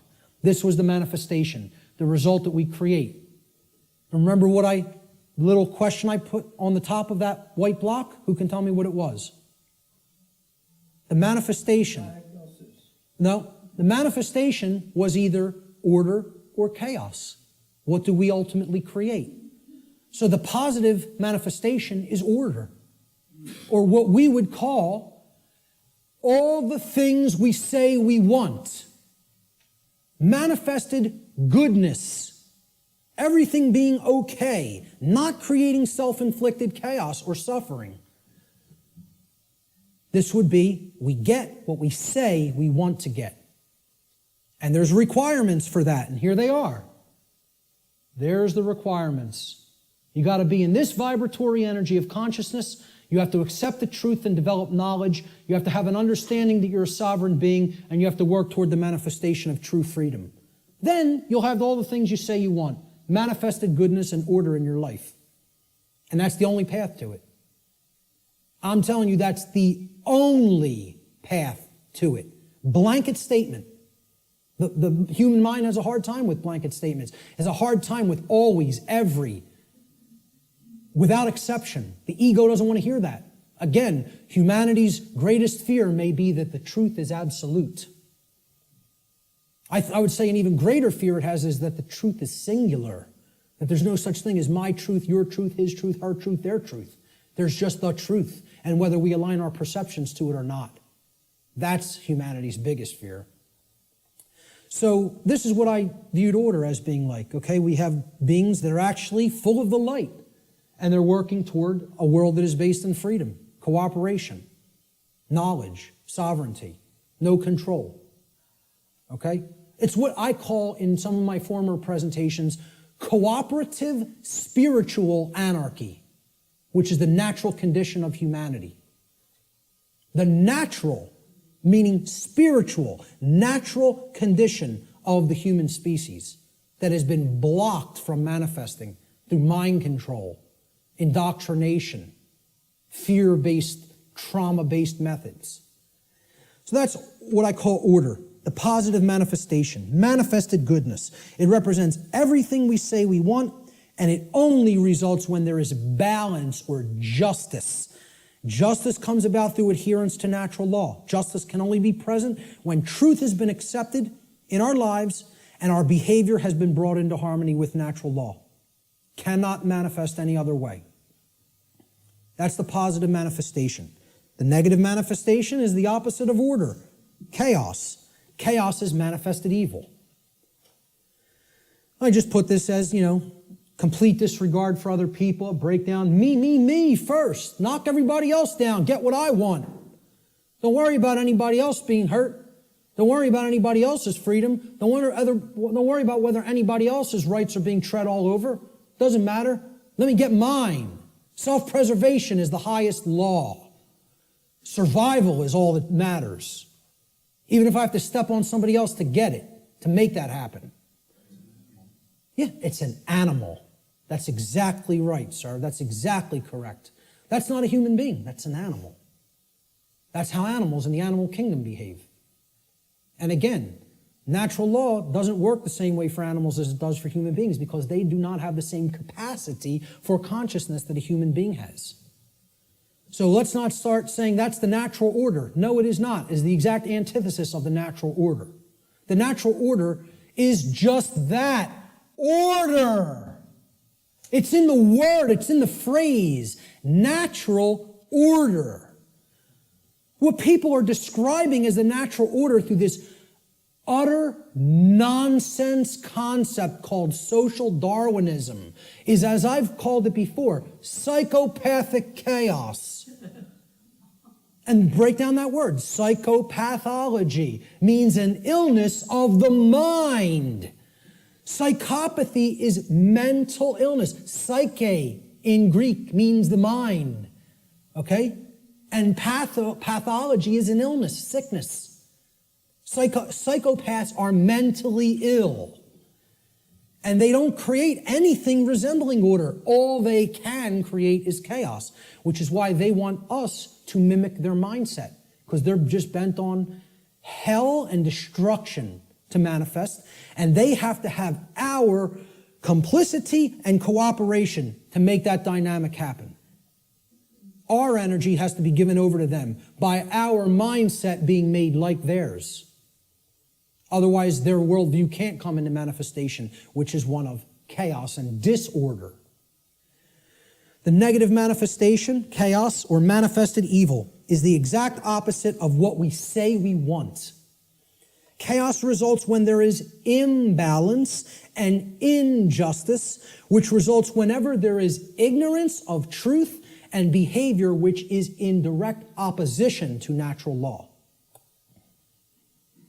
So that's our chart, and one last thing I want to say about it is that the manifestations or the expressions of natural law are what I would call, they're unilateral. They don't cross into each other, okay? There's no such thing as, well, I've accepted the truth and I've developed knowledge, so now I'm in a state of confusion. It doesn't work like that.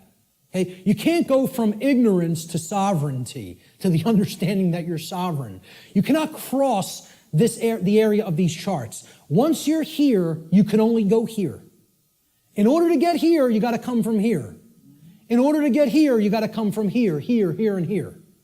You don't get there from any of these. You don't get here from anything in this column. You don't get here from anything in this column. Okay? Please keep this in mind. These expressions are unilateral. Okay? No, they cannot be skipped either. Good question. They must proceed in order and in the same column of expression. So you can only get to order through freedom, which comes about through the understanding that we are sovereign, which comes about through taking in knowledge of truth, and which comes about through staying in a vibratory energy of love or higher consciousness. The openness to truth. That's it. Same thing here. We can only create chaos when our society is bent on control, okay? Because we are confused beings that don't understand our sovereignty and think other people can legitimately own us or rule us. And that comes from a place of ignorance or refusal of the truth, which is based in fear. Can only manifest that way. Blanket statement, too. And I will not retract on that blanket statement because this has nothing to do with what I think or feel or my beliefs. This is how laws operate in creation. Not a belief system, not a religion, has absolutely nothing to do. I did not develop this. I came to an understanding of it by seeking truth. I'm telling you, this is not my information, never has been my information, never will be my information. There's no copyright on it. I don't claim it. It's eternal truths that have existed forever and will exist forever, whether human beings are here or not. Take it and share it freely and widely to anybody that's capable of comprehending it, because it's the only way we're going to get out of this mess. Okay? Those are the expressions of natural law. Now, when I say living in harmony with natural law or living in opposition to natural law, what do I really mean? Well, what this has to do with is knowledge. And we're going to keep going back to this trend. This thread is not going away. Okay? And guess what? Every time I teach any of this stuff, whenever there's the new age community around or present, okay, and you'll encounter them from time to time, they'll insist, they'll even see it's like you can tell knowledge is becoming a bad word to these people. No.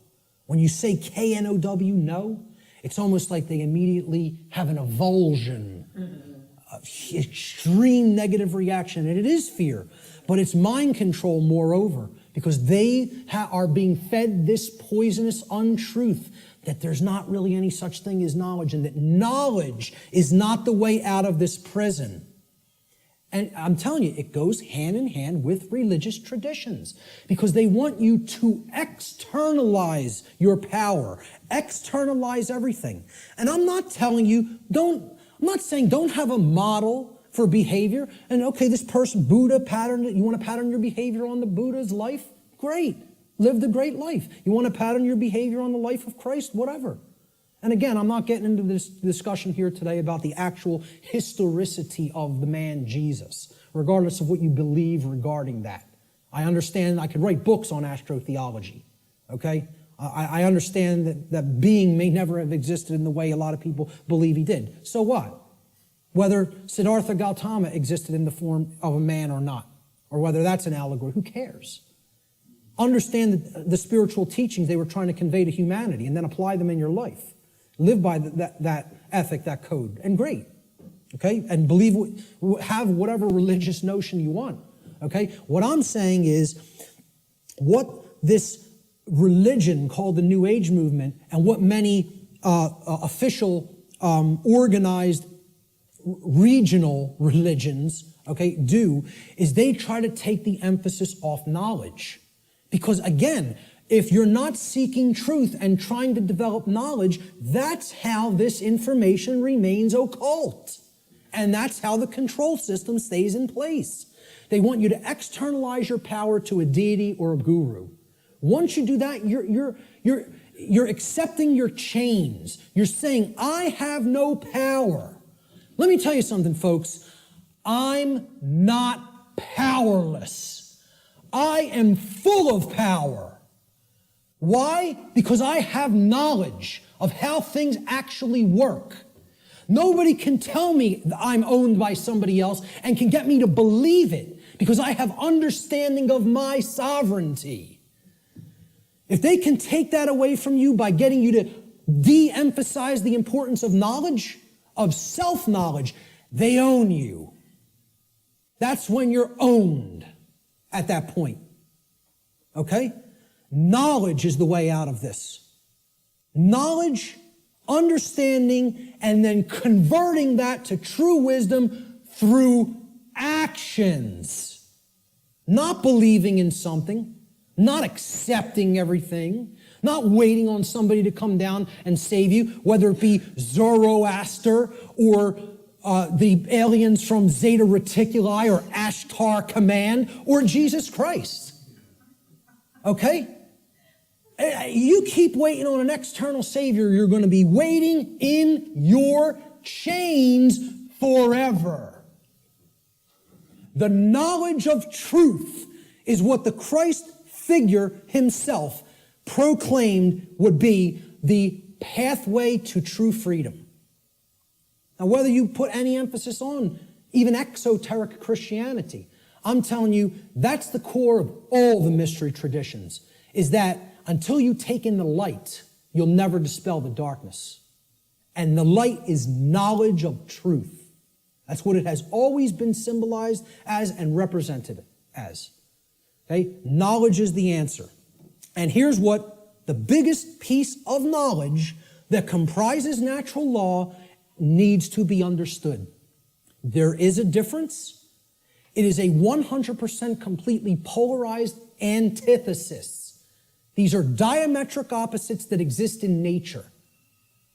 These concepts, right and wrong, do not exist as constructs within the human mind. Anybody who believes that is thrown completely off the path. They are engaged in Satanism. Let me just say it just openly, right out, in a way that is completely unambiguous. If you believe there's no real difference between these things and that they do not exist in nature, you are accepting Satanism. It's a satanic belief system that comes directly from dark occultism. And once again, you could say whatever you want about believing that or not.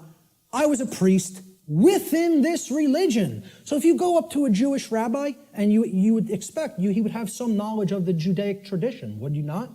If you went up to a Catholic priest, you would say, well, he has some knowledge of Catholicism and how it expresses the Christian tradition, would you not?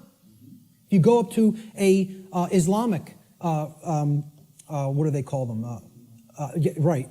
You know, would you expect that this practitioner of his religion, who's in the priest class of his religion, would have some knowledge of Islam? Well, I'm telling you, I was a priest in Satanism. And I'm telling you, the concept of moral relativism is satanic belief. It is satanic ideology. It's it's their second tenet. They have 4 pillars. The 4 pillars of Satanism are self-preservation is the highest aspiration, and nothing comes above it. The second tenet is there is no such thing as the objective difference between right and wrong. Right is what's good for me, wrong is what's bad for me, personally. And that's it. And I get to make that up based on my likes, preferences, and whims. Okay? The third tenet is social Darwinism, which is an extension of macrobiological Darwinian theory. Okay? Social Darwinism, an oligarchy or a ruling class gets to direct the herd because we know better. And it's just our right to do so because our intellect makes us superior. And the fourth pillar is eugenics. Since we are ultimately God, since we decide what's real and what's not real, and we give that perception to the rest of the herd, and we get to decide what's right and wrong, well, we're God here. And therefore, we get to decide who lives and who dies. That's the 4 pillars of Satanism. And you know how many people believe that nonsense? A whole lot. Way more than people in the priest class of this religion, because they are propagating these tenets everywhere in human society. So many people are Satanists and do not even know that they are Satanists. It is a secret, infectious ideology. And I'll tell you a personal anecdote real quick. And I'll tell you who it is now, because I don't care anymore. my own grandmother. All right? Let's make it personal. All right? Okay? And I hope she sees it. My own grandmother, who I believe was in her late 70s or maybe early 80s at the time. Okay? I think she's in her mid-80s now. And I don't speak to her anymore. I took a printed sheet of paper that I printed out of my printer, printed it out of the laser printer, and I put a little piece of white tape. I taped a piece of white paper over the heading, the title of the document. And I asked her to read this. It had 4 paragraphs, right? And the paragraphs described each of the tenets of Satanism, very briefly. Self-preservation is the highest law, etc., etc. Moral relativism is what we believe in. Social Darwinism is what we believe in. And we believe in eugenics. Okay? She said to me, well, I pretty much agree with everything that's written there. And I said, you do? And she said, yeah, that's how I think. I don't see anything really wrong with it or bad with it. I said, okay. I said, peel that little strip of paper off that I've taped to the top. I want you to see what the document's called.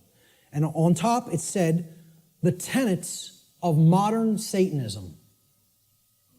And you know what her response was? Well, then I guess that makes me a Satanist, doesn't it? Not horrified. Not, oh my God, what is my belief system? What do I believe in? No. Well, guess that makes me a Satanist, doesn't it? As if it was just no big thing. And you know what? You know how many people are in that mindset? Hundreds of millions, if not billions, and don't even understand what it is. Because they think Satanism is something that it is not. They don't understand what the ideology of Satanism is. They think you have to be associated with the trappings of Satanism, okay? That you have to dress like, as if there's such a thing as dressing like a Satanist. Or you have to have certain things on your walls in your house or in your garage if you're a Satanist. Well, let me tell you something. Satanists are the owners of banks. They own hospitals. They own schools. Okay? Yeah. Certainly that university right across the road. And many people ascribe to this religion in their thoughts, emotions, and actions, and do not even understand it because they don't even understand what that belief system is about. They don't understand what that ideology is. They don't know its tenets. So, again, going back to this, if you don't know that there is an objective, meaning in nature difference, okay, between right and wrong, that is a satanic belief system. Morality, it's not right versus left. It's about right versus wrong. This whole left-right paradigm that people are, you fall in with the left, with the Democrats, or the right, the Republicans, has nothing to do with any of that. It's a false paradigm. The thing that all of that's a distraction for not getting you to pay attention to and understand is the difference, the real, true, and objective difference between right and wrong. And we're going to explore what that is, because it can be known.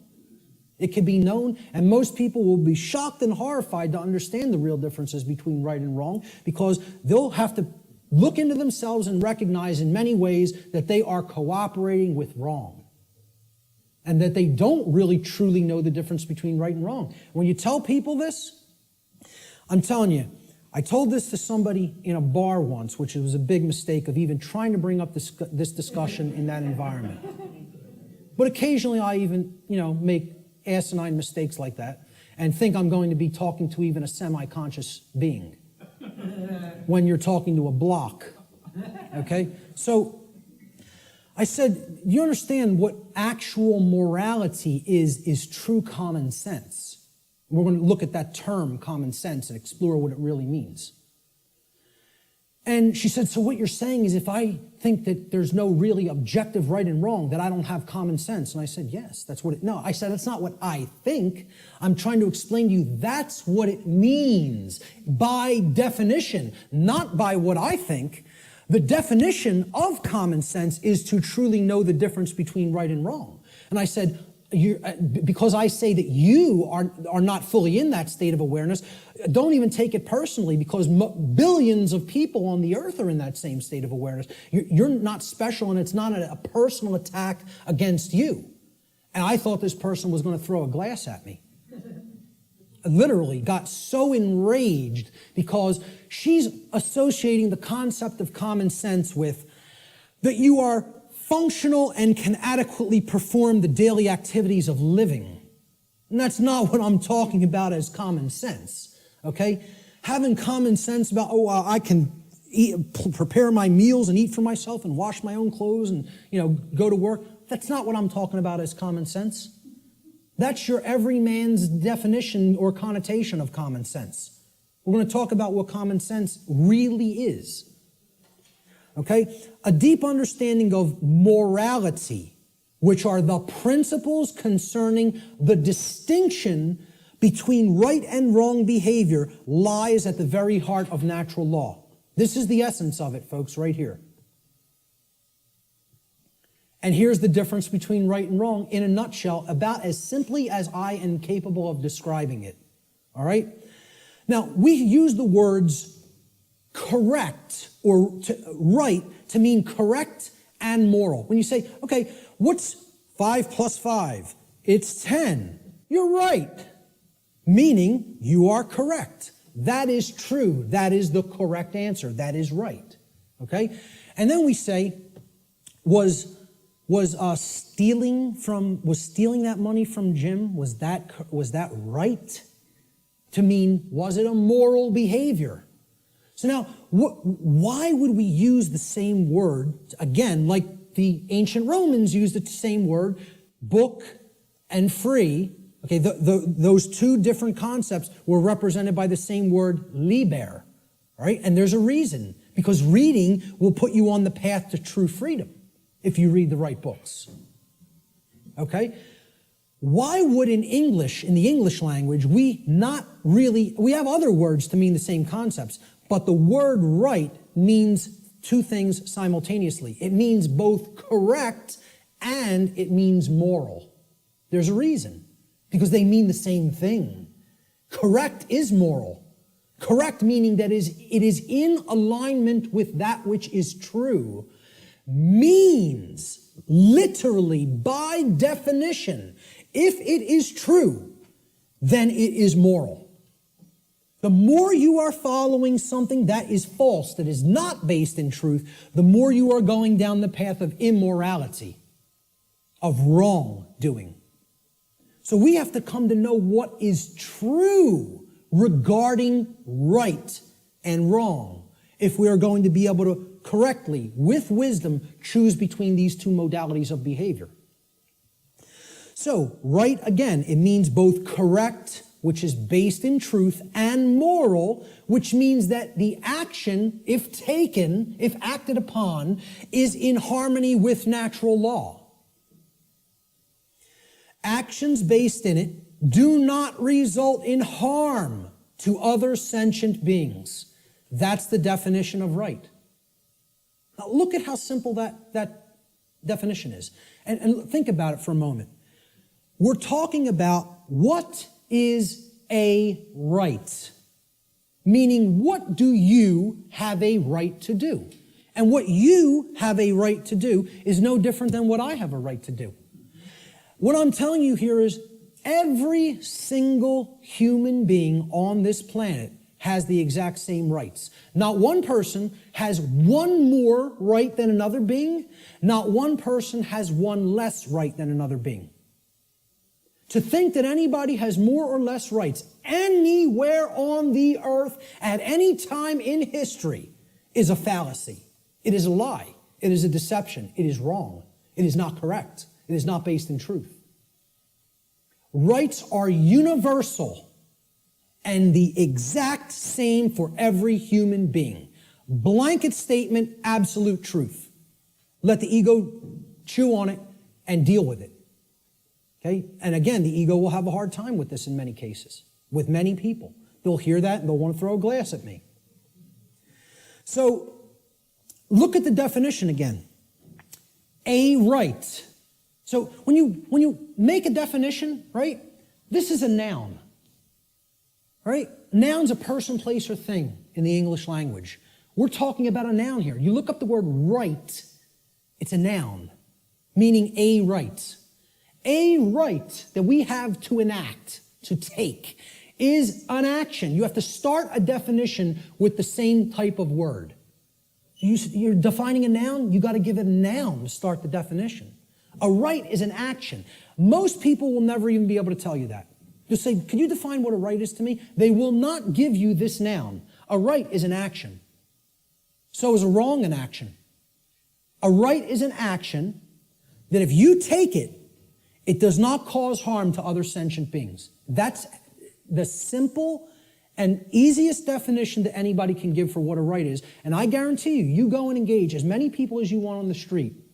I have not asked this question and had anybody ever raise their hand or even contact me later and say, you go up to somebody on the street and ask them if they could define what a right is. Nobody can give you the correct definition for what a right is. Now, if you don't know what the definition of a right is, you certainly don't know whether you're choosing accurately between a right and a wrong, between right and wrong behavior. You can't. It's not possible.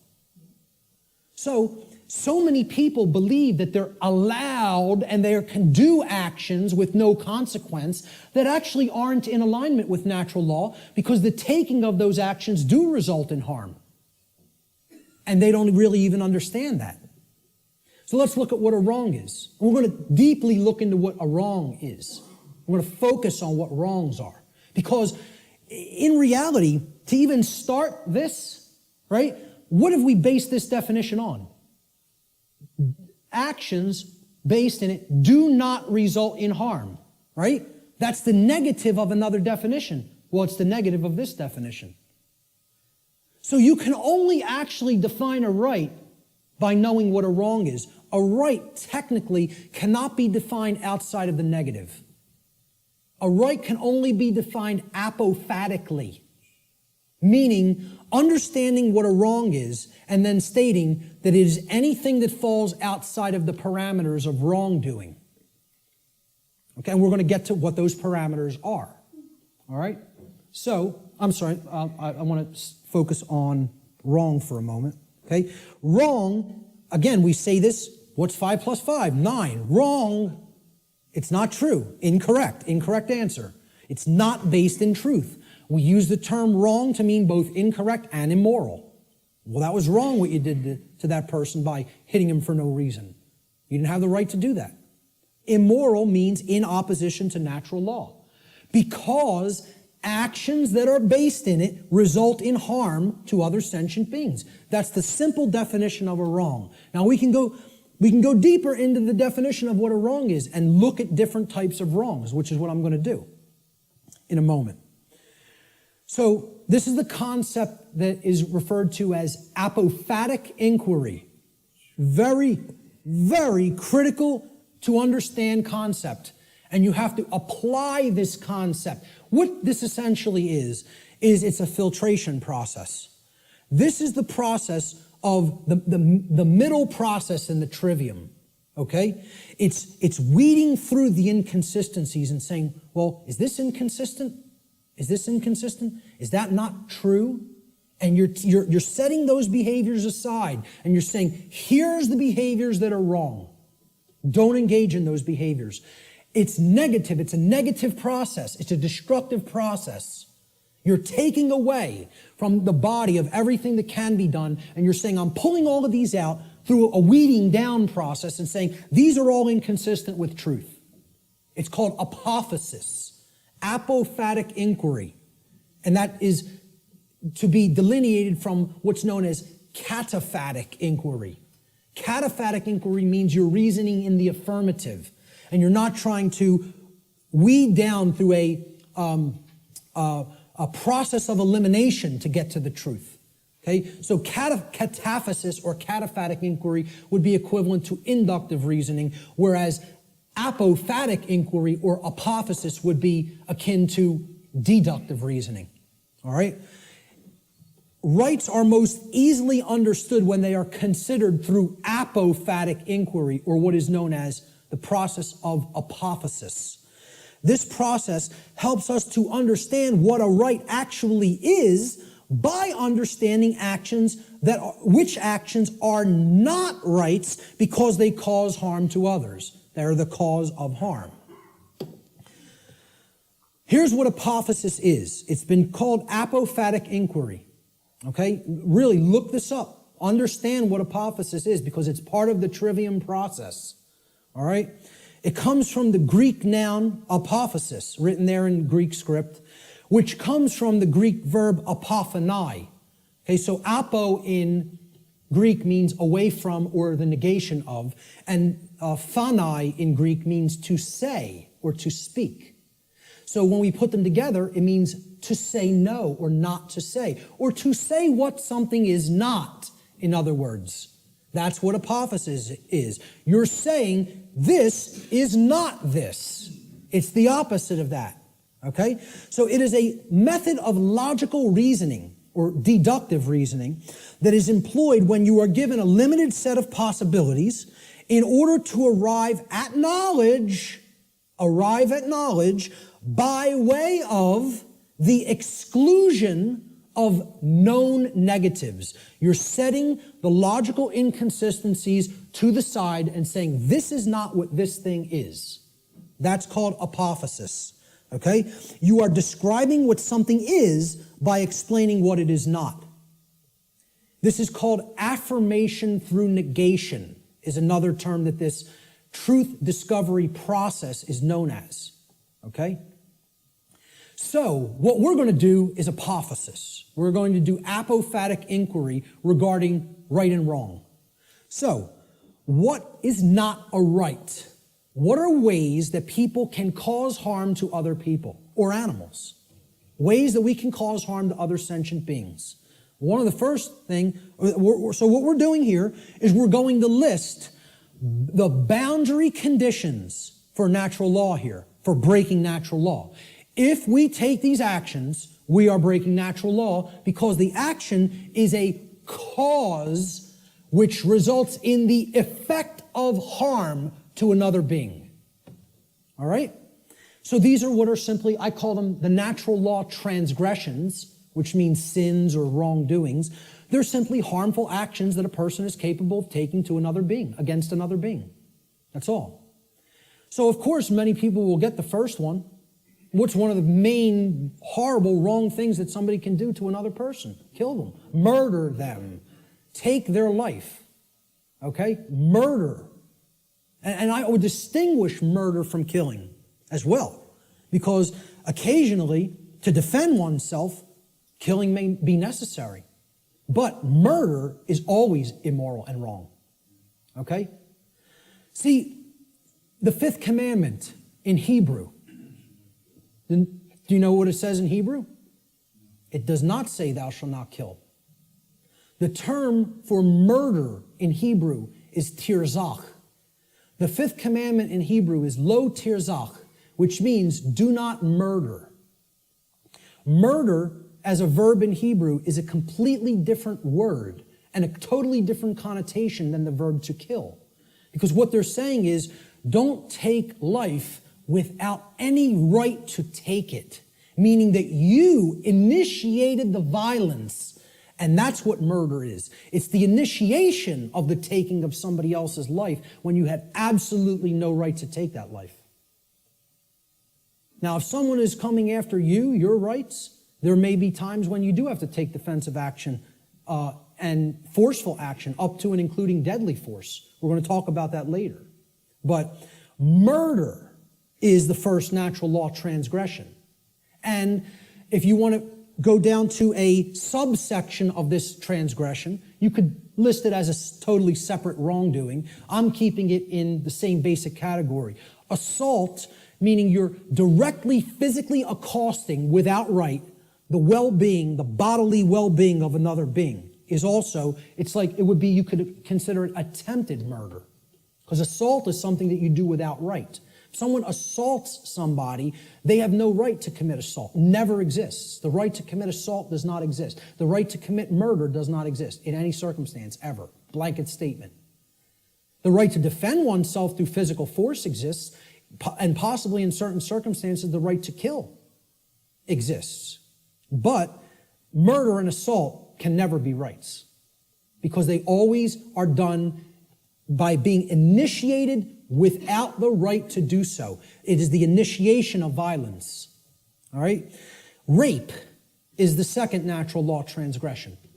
Okay? You're coercing the free will of another person and making them sexually associate with whom they wish not to. That's rape. And it's always wrong. Blanket statement. All right? The third natural law transgression is theft. It is the taking of property that does not belong to you. Someone else, got that property through lawful means without hurting somebody else. That's their property for as long as they are using it and being responsible for it. And you don't have a right to just take what doesn't belong to you. Nobody has a right to take my projector or my remote control or my computer any more than I would have the right to take Richard's cameras. Okay? It would be theft of somebody else's property. It's not mine. And this is the problem. We don't understand property. As we're going to get to, all rights are property rights. We'll get to that in a moment. That's the third natural law transgression. The fourth is trespass. And that means going into somebody else's lair that they are using, that they own lawfully and that they're responsible for, without their permission or consent, and you're just invading their privacy and their space, and you're taking their security away from them in that process. And we do have a right to set aside a place for ourselves for our own lair. Okay? And to violate that is to trespass against somebody else in their own property. The fifth and last natural law transgression is coercion. This is forcing somebody through the threat of violence to have their will comply with your will, whether they don't wish that to be the case or not. Making somebody do something that is against their will. Coercing them. And that's also not a right. Now, that's a small list. Very small list, right? We could add one more. We could add lying. Lying is also a wrongdoing. And I would consider that a theft of truth or a withholding of truth that somebody needs to understand to make accurate, informed decisions, lying to them. Okay? But essentially, these five are the overarching natural law transgressions. I challenge anybody to come up with a wrongdoing that doesn't fit into one of these categories. So far, I've never had one person able to do it. Any wrongdoing, any action that you could think of that doesn't fall into one of these wrongdoings. Yep. I would probably categorize it as pure ignorance, but, I would say, hey, maybe you could look at it like that because that's propagating the slavery system indirectly. So, you're actually, you're not doing anything to help anybody else's freedom, certainly. I don't know if I would categorize that as a natural law transgression because, it's giving consent and propping up that system. It's not technically what I would call an action, but it's more of like giving consent. Hey, you could say that is a wrongdoing, I guess, because giving your consent is tacitly saying yes to control, and that's ultimately affecting everybody else's freedom negatively. So, possibly. But in general, what I would say is if you could think of an actual physical action that doesn't fall into one of those categories, let me know. Because that's a pretty comprehensive list, and it's only like, 6 words. So, now, what if I told you I could narrow it down? What if I told you I can get rid of 5 of those words and take it down to 1? Okay? These are the wrongdoings. Let's try to narrow it down, right? Okay? Every harmful action that a human being is capable of taking is a form of theft. Now, many people will hear that for the first time. I've never heard that said. There is no action that you can take that causes harm to another person that is not a form of theft in some form or fashion. I challenge anybody to come up with an action that isn't a form of theft, that is an action that is a wrongdoing that isn't a form of theft. You won't be able to do it. I put that challenge out on my podcast. Say, email me if you know. No, not one person. The only one person challenged it and tried to say lying. I say, okay, that's really taking the truth from somebody, thieving truth. And whether you want to look at it as you're simply dissuading them from looking at the truth too, deceiving them, or not offering correct information, still you're taking away their ability to make correct judgments based on the availability of information. So it is a form of theft. Some form of property. Now look at that word. Property. Proper, meaning right, is always being stolen when a wrongdoing is committed. All rights are property rights. All wrongs are theft of property. Once again, I challenge anybody. It's an open challenge. If you can find me a right that is not a property right, or a wrong that is not the theft of some form of property, please do it. Please let me know. Okay? Life is a form of property. So taking life you had no right to take, murder, is stealing property that wasn't your own, because that was that person's life, possessive. They own it. And I didn't have a right to just go and take it for no reason. Rights are a form of property, meaning actions that you may do because they are in harmony with natural law and do not cause harm to others. I don't have a right to stop you from taking. If you're not harming somebody else, nobody has a right to stop you from taking a right, taking an action. You may perform any action which does not directly result in harm to somebody else. Okay? Rights are a form of property. Freedom is a form of property. Somebody doesn't have a right to take somebody else's freedom and hold them against their will just because they don't like what they're doing. They have a distaste for what they're doing.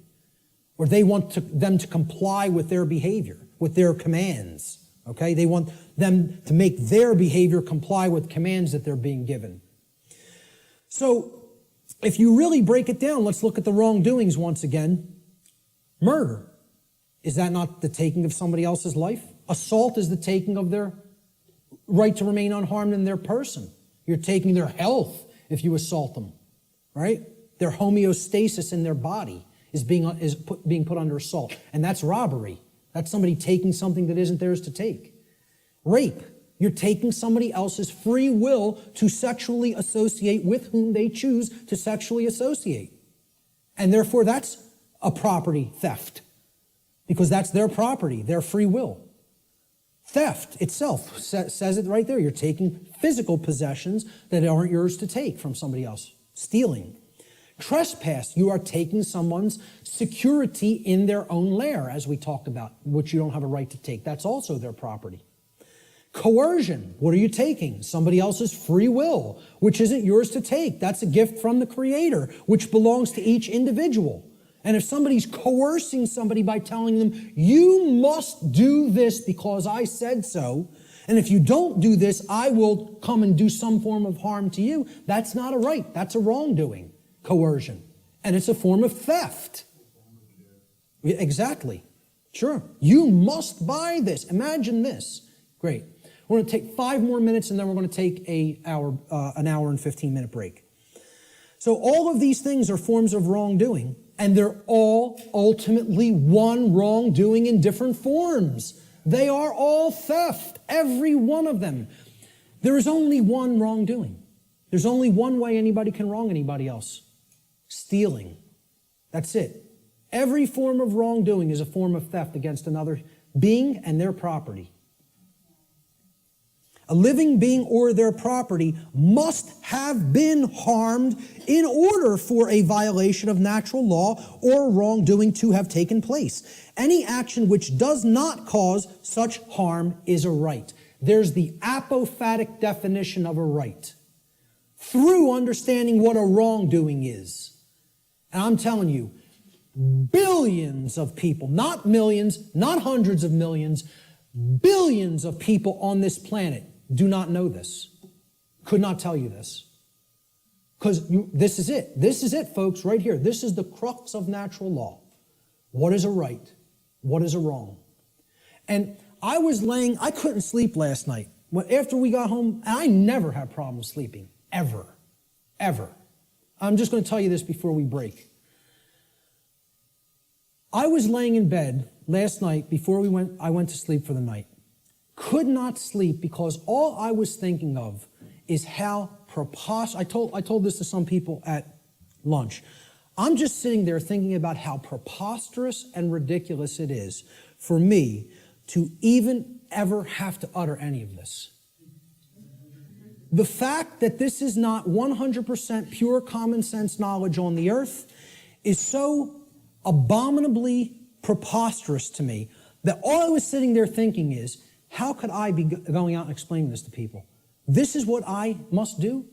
Me, though. It was almost like schizophrenic in a way, because I was just thinking, I was waking up and then falling back to sleep and waking up thinking, where am I? Why am I here? And I'm the person who's coming out and doing this. And it's just so absurd and ridiculous to me. Some punk from South Philadelphia taking in the knowledge of the mystery traditions and teaching them to people. Me. It's the most ridiculous thing. I can't even imagine it, you know? I still can't. I can't imagine that it's necessary, you know? That's the position that our society is in. It's so profoundly sad that I can't believe it. And unless we deeply start to understand this and propagate this knowledge to other people, things are going to get worse and worse and worse and worse. And there's no reason for it. There's no reason to go down that path. We want to choose the way of maximum pain because we don't want to give up thoughts that we're addicted to just because the pattern has been there for as long as we can remember. We would rather go down the path to the grave and the abyss rather than admit we were wrong and just say, I need to give up this negative way of thinking. You know? I'm going to leave it right there and just say the bottom line to what this section comes down to is if someone hasn't been harmed, no wrongdoing has been committed. No victim, no crime, in other words. Many people insist, there doesn't have to be a victim for there to be a crime committed. You know how many people are rotting away in a jail cell right now as we speak who have never harmed another living being? You know how many people? Tens of thousands. Okay? And no one has any right to hold them. Unless you've harmed somebody else, nobody has a right to stop you from continuing to take the action that you are taking. Okay? We're going to talk about some of those things in the last section. So let's take an hour and 15-minute break, and we'll be back here at about 5:20.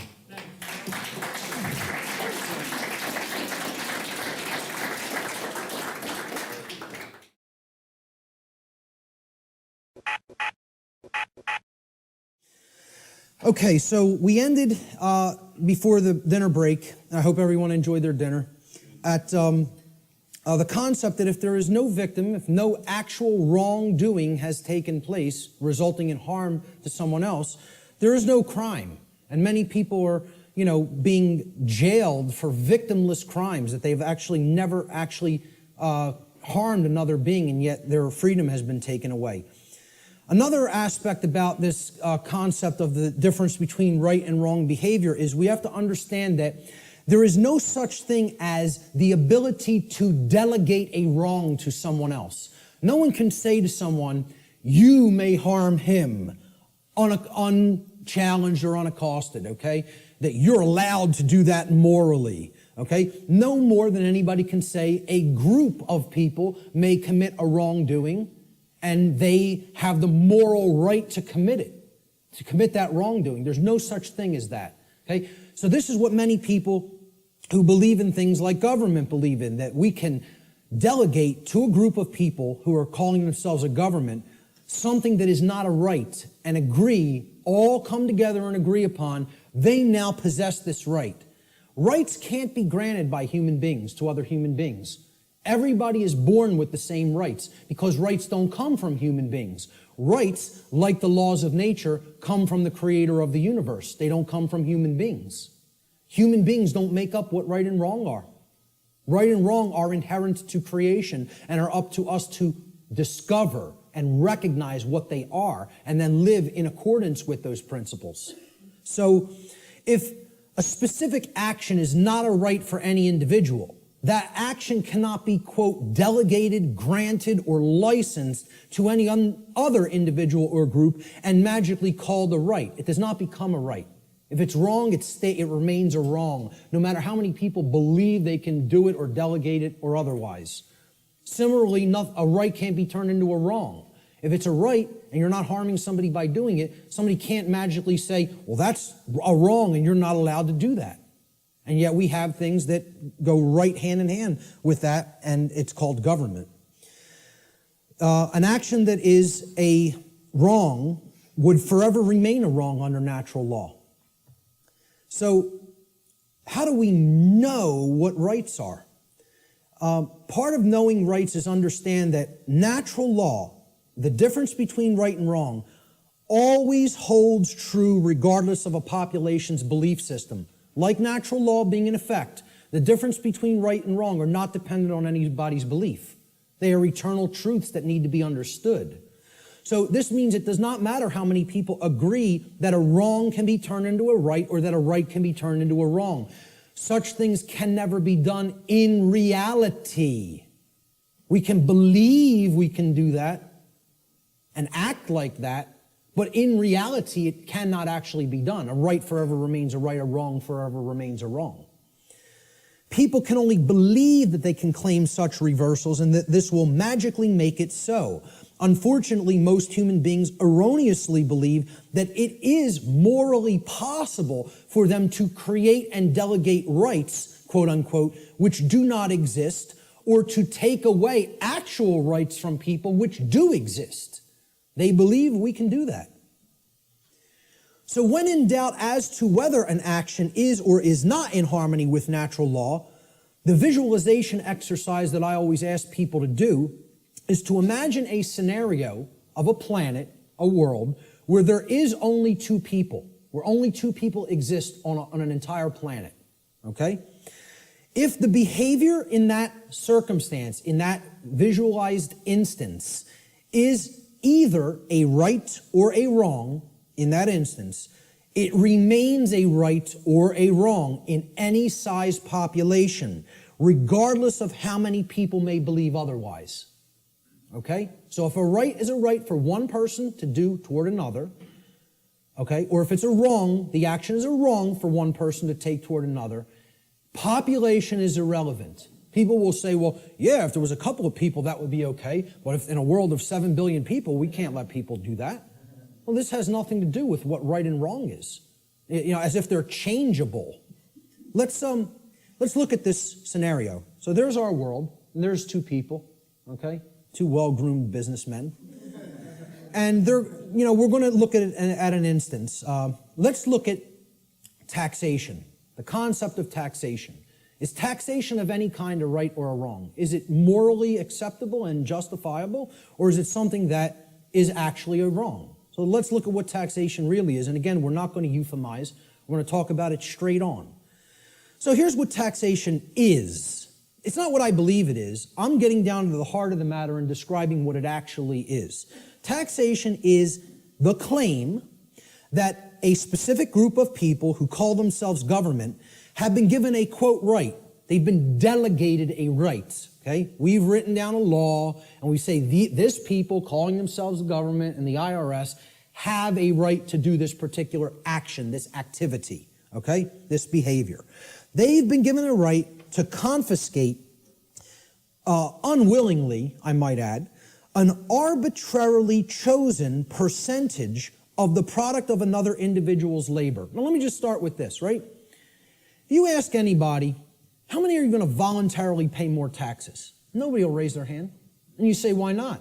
Well, because I could barely afford to pay the ones I'm paying now, and I don't want to volunteer any more money toward that endeavor. Quite frankly, I want my resources for myself to use as I see fit voluntarily. But if the government then said, well, your taxes are going up by 5%, how many people would pay them? Most people would. Because subconsciously or consciously, they recognize they're under coercion. They're actually under duress. They're being told that if they don't give this at the command of the people who are confiscating it, that some form of violence will be conducted upon them, whether through the form of fining them and saying, we're going to take more of your resources, whether by saying, we're going to throw you in a cage and make you stay there for as long as we say you need to stay there, okay? or by actually conducting actual physical harm upon them. So, again, we're saying that this quote-unquote right is given to individuals who call themselves government, and then they have the right to confiscate this arbitrarily chosen percentage of the product of another individual's labor. Because that's what money is, okay? Or that's what, whatever we make through what we work, that's the product of our labor. We work and then we get compensated for it. So that's an exchange for labor that we have done. That's our property, because we gave labor in return for that. So this is done whether or not the other agrees to share that product voluntarily. It's not a voluntary process. Coercion is involved. Taxation is enforced by the threat of violence, which is behavior that will result in bodily harm, or imprisonment, which is the taking away of physical freedom of movement, if those from whom the product is being seized attempt to resist this confiscation. This practice is always, quote, justified, and the word justify actually breaks down etymologically. The word justify means to create a right. That's what justify actually means. Jus in Latin means right or law, and then facere means to create or to make. So to justify means to create right, to make a right up and conjure it into existence. So it's always justified or made into a right, quote unquote, by those who claim that such a practice is necessary and required to, quote unquote, uphold the common good. This is the justification offered for the seizure of the product of people's labor involuntarily. Now, if we are honest with ourselves, if we define the concept of slavery, and I think this is a good definition for slavery, would it be fair to say slavery is the involuntary confiscation of 100% of the product of the labor of another human being? That be a fair definition? You're saying you're working, I'm going to take whatever you generate as a result of that work that you're doing. It doesn't belong to you. The product of your labor doesn't belong to you. All of it belongs to me. So you work for me. I take everything that you have been able to amass or create through the labor that you have done. I think everybody here would agree that's slavery. That's as good as a definition of slavery as you're probably going to get. I mean, we can come up with some other definitions that involve coercion and physically shackling and keeping people. But if we really are honest with ourselves, what is the purpose of slavery to begin with is to make others work for free and then take all of the product of the labor. That's what slavery was conducted for. Okay? So, if we're defining slavery as the involuntary confiscation of 100% of the product of the labor of another human being, we should be able to clearly see that there is no magical percentage to which we could lower this number that would no longer make it slavery. So I ask people, if the person who's saying I'm going to confiscate 100% of your labor and keep it for myself would say, well, I'm going to take 75%. I'll take 3/4. You can keep 1/4 of what you've created. Would that no longer constitute slavery? And I don't care what you say I'm going to use the 75% for, okay? If you're telling somebody you have no choice, 75% of your labor belongs to me, would that no longer be slavery just because they allow them to keep 25? Okay, let's lower it to 50. Is it still slavery? Okay. Well, what percentage could it possibly be lowered to for it not to be slavery anymore? Only 0. There is no percentage that it could be lowered to for it not to constitute slavery. And again, if we're being honest with ourselves, many people want to justify this in many ways by saying, oh, it's used for services which someone doesn't have a right to refuse. You know, I tell people, hey, if I said to you, I'm a computer technician. You own a computer? Okay, I'm now your computer technician. You're not allowed to refuse my services. Just think about that for a moment. You may not refuse that I am now providing the service for your computer to keep it in good shape. Okay? First of all, what have I just taken from that gentleman? Right to choose. Free will. Right there, that's slavery. I don't even have to keep going and say, hey, if you refuse, or whether you want or don't want my computer services, I'm now your technician, and I need $200 every year. I'll come over a couple of times. I don't care whether you're happy with my service or not, okay? And if you don't pay me, I'm coming and taking the computer. Now, is that really your property if you're living under that kind of duress? Or am I just a violent criminal who's saying I'm going to steal your stuff if you don't give me what I say? I'm holding you under extortion. That's duress. That's called duress. It means I am threatening violence unto the person unless they conform to my will. And that's what we're all held under. We're held under duress. All forms of taxation are duress.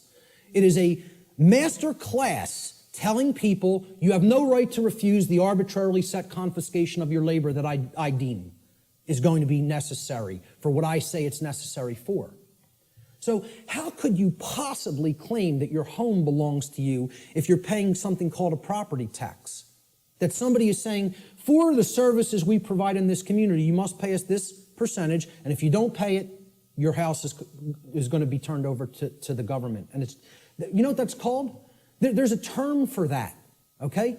When a society doesn't actually have true private property ownership rights and a higher class of masters actually owns the land and owns the property and only allows the peasant class to live upon the property for as long as they pay tribute to the master class, who can tell me what system of government that is? That's called feudalism. And that's the United States government and just about every government on the earth. You live in feudalism. There's no such thing as democracy. There's certainly not a constitutional republic, that's for sure, okay?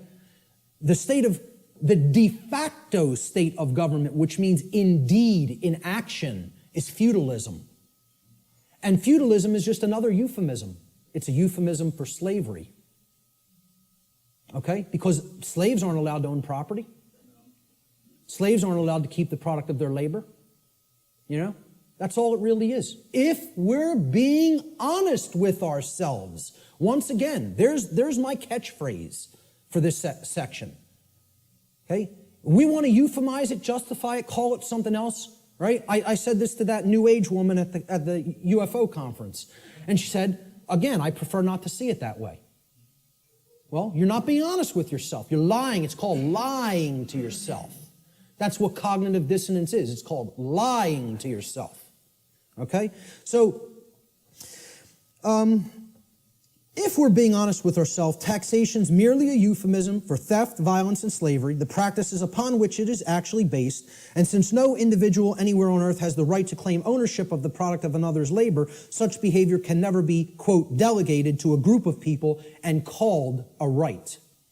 Therefore, it follows logically that all forms of taxation, I don't care what they are, excise tax, property tax, gift tax, inheritance tax, income tax, I don't care what form it is, taxes on corporations even, okay? All forms of taxation are always wrong according to natural law because they are all based in the destruction of free will, they are based on coercion, and they are ultimately based upon violence, all of which are wrongdoings, all of which are forms of theft, and all of which not one individual has the right to perform upon another. And this is what people want to justify and believe can be magically turned into a right, just because they want to euphemize it and call it taxation. Let's look at another example. Prohibition, one of my pet peeves, okay? I'm big into health, into eating right, okay? I'm huge into juicing. It's one of my favorite things to do. Purification of the body is part of purification of the mind, all right? But I'm going to tell you, I'm 100% for anybody being allowed to put anything into their body because they own their body.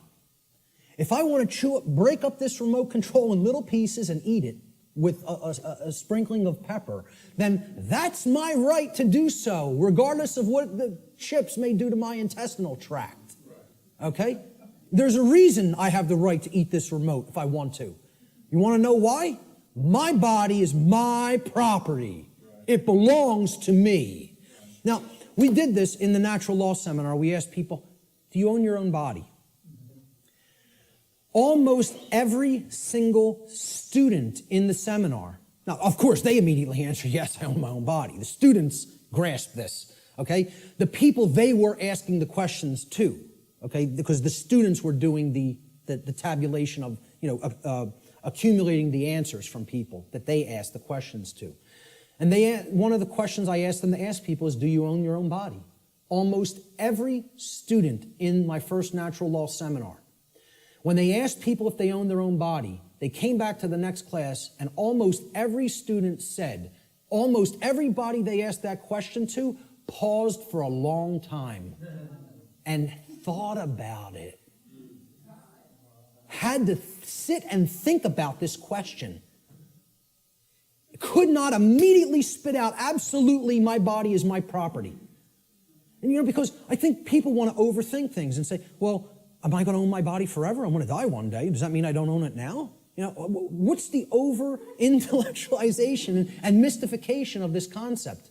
I tell people, I recognize fully I'm going to die one day and this flesh is going to crumble and pass into the earth, okay? Does that mean I don't own my body right now? I'm using my body right now. That's why I own it, specifically. Specifically because my consciousness inhabits this body and I'm using it as the vehicle for the expression of my consciousness is the very reason I own my body, okay? And people can't spit that out. It's like unfathomable to me. The ridiculousness of some of this, that the human mind could be worked into the situation that it has been, is almost incomprehensible.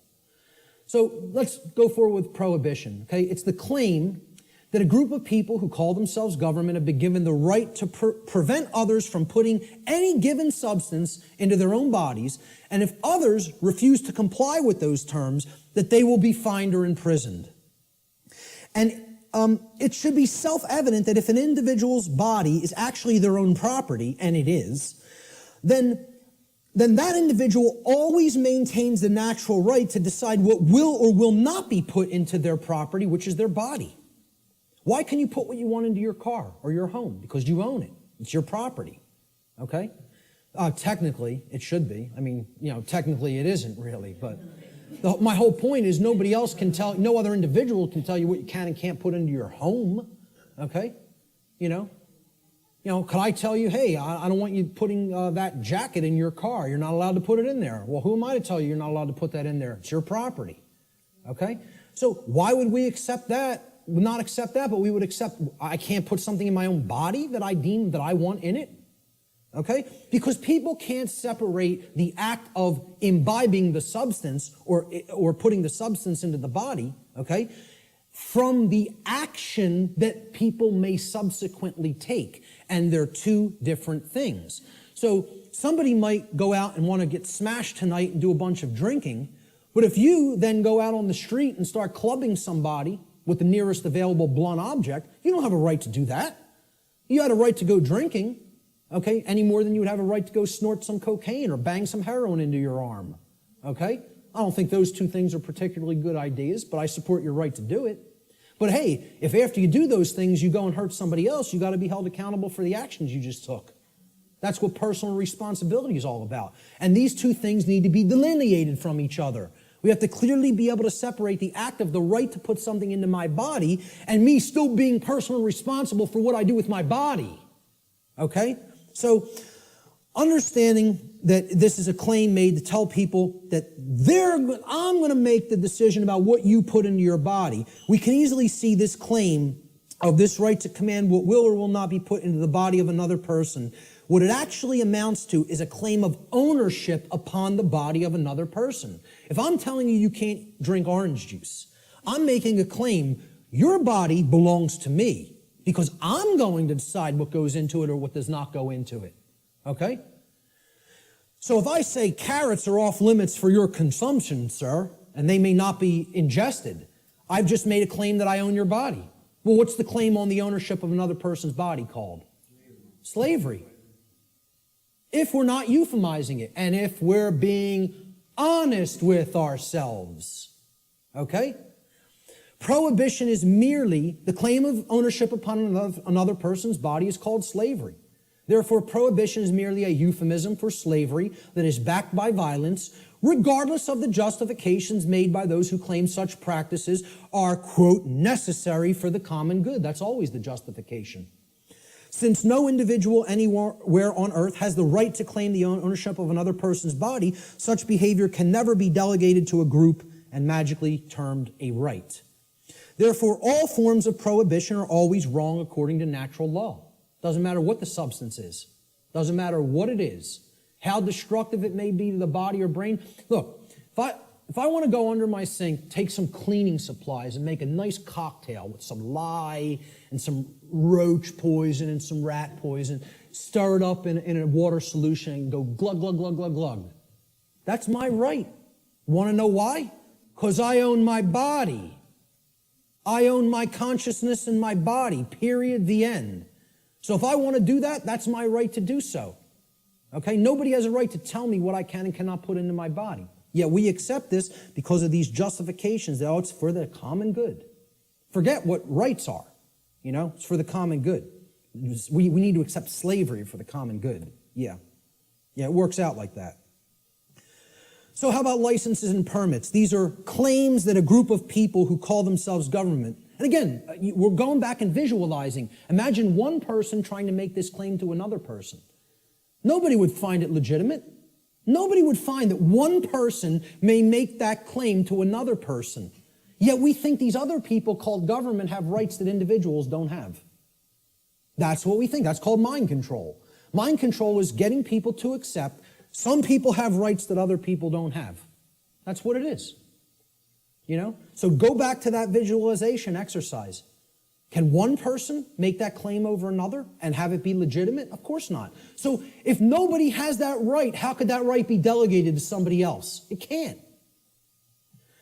Licenses and permits, they're claims that a group of people who call themselves government have been given the right, quote unquote, the right to prevent others from exercising specific behaviors, even if such behaviors cause no harm to others or their property. Unless those others petition, meaning beg, or pay the government for permission. That's what a permit is. It means permission to be allowed to exercise those behaviors. This amounts to the claim that rights are actually merely privileges that may be granted or revoked by government at any time. Okay? Based upon the people in government's preference, their discretion. All right? Remembering that the definition of a right is any action which does not cause harm to another living being or their property, there is no such thing as the right, quote unquote, to stop another person from exercising a right. If something is a right, meaning it doesn't cause harm, there is no such thing as someone's right to stop you from performing that action. Okay? That would be called coercion, which is a wrong. Okay?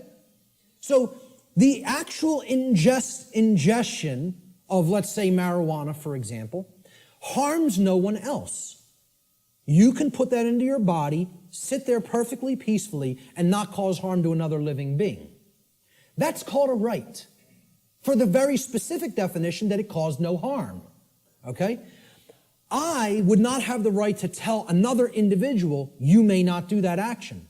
That would be a wrongdoing. Well, it's the same thing for something when it comes to licenses and permits. You're telling people, hey, if you pay me $50, I'll let you smoke that marijuana without doing violence to you. Unless I change my mind. And then I won't give you a permit. I'll just say, hey, you're not allowed to do that. Even something that is a right, like assembling and speaking. Like what was done in the state of Pennsylvania a few years ago when the G20 visited it in the city of Pittsburgh. Okay? The city telling people, we have revoked the right to assemble and speak and petition for grievances. You don't have the right to come and speak. No protests will be tolerated or we'll hit you with sound and water cannons. You know? And people just laid down and accepted it. The whole city of Pittsburgh. You know? Because, we're going to go and ask them for a permit. And they just said no. No. You don't have that right anymore. We find you on the street, you're getting blasted with a sound cannon and deafened. Some people went permanently deaf. Permanently deaf. Lost their hearing from what happened in Pittsburgh, Pennsylvania. You see the stuff that was happening in, it wasn't Egypt, where they were hitting people with water cannons recently and killing some of them. It was in the Middle East somewhere. Turkey, correct. You know? Hitting people, some people died getting hit in the eye with such pressure it hits the brain. People were dead from water cannons. They call these non-lethal weapons. Because they're telling you, you may not speak. You may not assemble. We're going to revoke that right, really. See, there is no right to stop someone from exercising a pre-existing right. That's you making the claim, I own your rights. That's what that's really doing. That's saying, I'm God, I get to grant what a right is or revoke what a right is at any given time. It's basically what it is. It amounts to someone claiming to be God. The claim over the rights of another person is called slavery. Even more so, it is the claim to be God, the claim that the rights of another flow from you. Therefore, licensing and permits are merely other euphemisms for slavery, regardless of the justifications made by those who claim such practices are, quote, necessary for the common good. Since no individual anywhere on earth, no single individual, has the right to claim the ownership of another person's rights, such behavior can never be delegated to a group and magically called a right. Therefore, all forms of licensing and permits, according to natural law, are always wrongdoings because they are always based in coercion and the theft of someone else's rights. So again, that's the visualization exercise. There's 3 quick examples. You have to envision there's only 2 people. Would one person have a right to conduct that action against another? If the answer is no, the right cannot be, there's no such thing as calling it a right and delegating it to other people and telling them now you're allowed to perform that behavior. It's always a wrongdoing. But people, because of this idea, this mind control called government, want to believe that that right exists, that we can delegate something that is a wrongdoing. Force versus violence. We need to understand that these concepts are complete opposites of each other. They are not the same. The terms should never be used interchangeably with each other because not only are they not even remotely similar, they're direct, diametrically opposed opposites. Let's look at the difference. They're often spoken about as if they're the same and they're used interchangeably when in fact they are actually diametrically opposed to each other. Force, the definition of force, is the capacity to do work or cause physical change in the physical world. Okay? For any change to be created in the physical world in any capacity, force must be used and applied. There's nothing you can do that doesn't require force if you're going to make a change happen in the physical. Okay? So to set up this equipment, force was required. We had to lift it, we had to set it up, we had to plug in the cables. Force is required to do all those things. It's the capacity to perform physical activity, physical work. Okay? Action, force is actually action which is in harmony with morality and natural law because the taking of it, the usage of it, doesn't violate rights of other people. So as soon as you're stepping over the line into coercive usage of force, that becomes violence. The initiation of force for coercive reasons, for coercive applications, becomes violence. That's what makes it violence. Force itself is not violence. As such, force is action which one always possesses the natural right to take, and this includes the defense, the physical defense of someone's person, their body, against the act of violence. Force may be applied in that situation. When you are accosted with violence, you do reserve the right to use physical force defensively against such an assault. Violence, on the other hand, and this is the key to keep in mind with violence, it is the immoral initiation of physical power to coerce, compel, or restrain unrightfully. No one has the right to ever enact violence because violence is always starting it. Initiation, that's the key word there. It's the immoral, the unrightful initiation. So, teachers in schools will, if there's a skirmish that happens between a couple of male students one day, they'll say, it doesn't matter who started it. All that matters is who started it. All that matters is who started it. All that matters. Because the person who actually conducted violence is the person who struck first. They initiated the immoral use of physical behavior, of physical force, physical power to coerce, compel, or restrain. Therefore, when the person beats back that physical assault with force, they have not committed an additional wrongdoing. Okay? It's difficult for many people to understand who are in right brain imbalance. They don't want to acknowledge that you maintain the natural right to use force when you are accosted with violent behavior. If someone just came up to me on the street and started swinging, okay, because they want something I have, or just because they don't like the look of me for whatever reason, they don't have the right to do that. If I replied by beating back their attack with sufficient force to put that action down, how many wrongdoings would have been committed? One. Correct. One. Not two. One. Because I maintain the right to defend myself with physical power, with physical force when necessary, when violence, meaning someone else started the immoral behavior. That's what matters, the initiation. Who started it is all that matters. All that matters. And again, it's a very difficult thing for the ego to comprehend. The ego doesn't want to hear that. It's been conditioned so long that responding with force is also violence. We are verbally and mentally equating these two things, and when in fact they are actual complete opposites. Okay, if a kid got hit by somebody else in a school, and then that other kid maybe even said once, stop what you're doing, and then when the other kid wouldn't stop, he punched him and knocked him out. Okay, I would ask other people who struck first. And if the kid lying on the floor struck first, I'd say you got what you deserved. That's it. Because that person had a right to defend themselves. You had no right to strike him. You initiated the violence. He responded with defensive force. Many people don't want to hear that because they're very conditioned. And I'm not saying you have to do that. You also reserve the right not to do that. But the right does exist. Both rights exist. You would have the right to not respond with physical force, but you would have the right to respond with physical force. See, that's a free will decision that the person has the right to choose between those actions.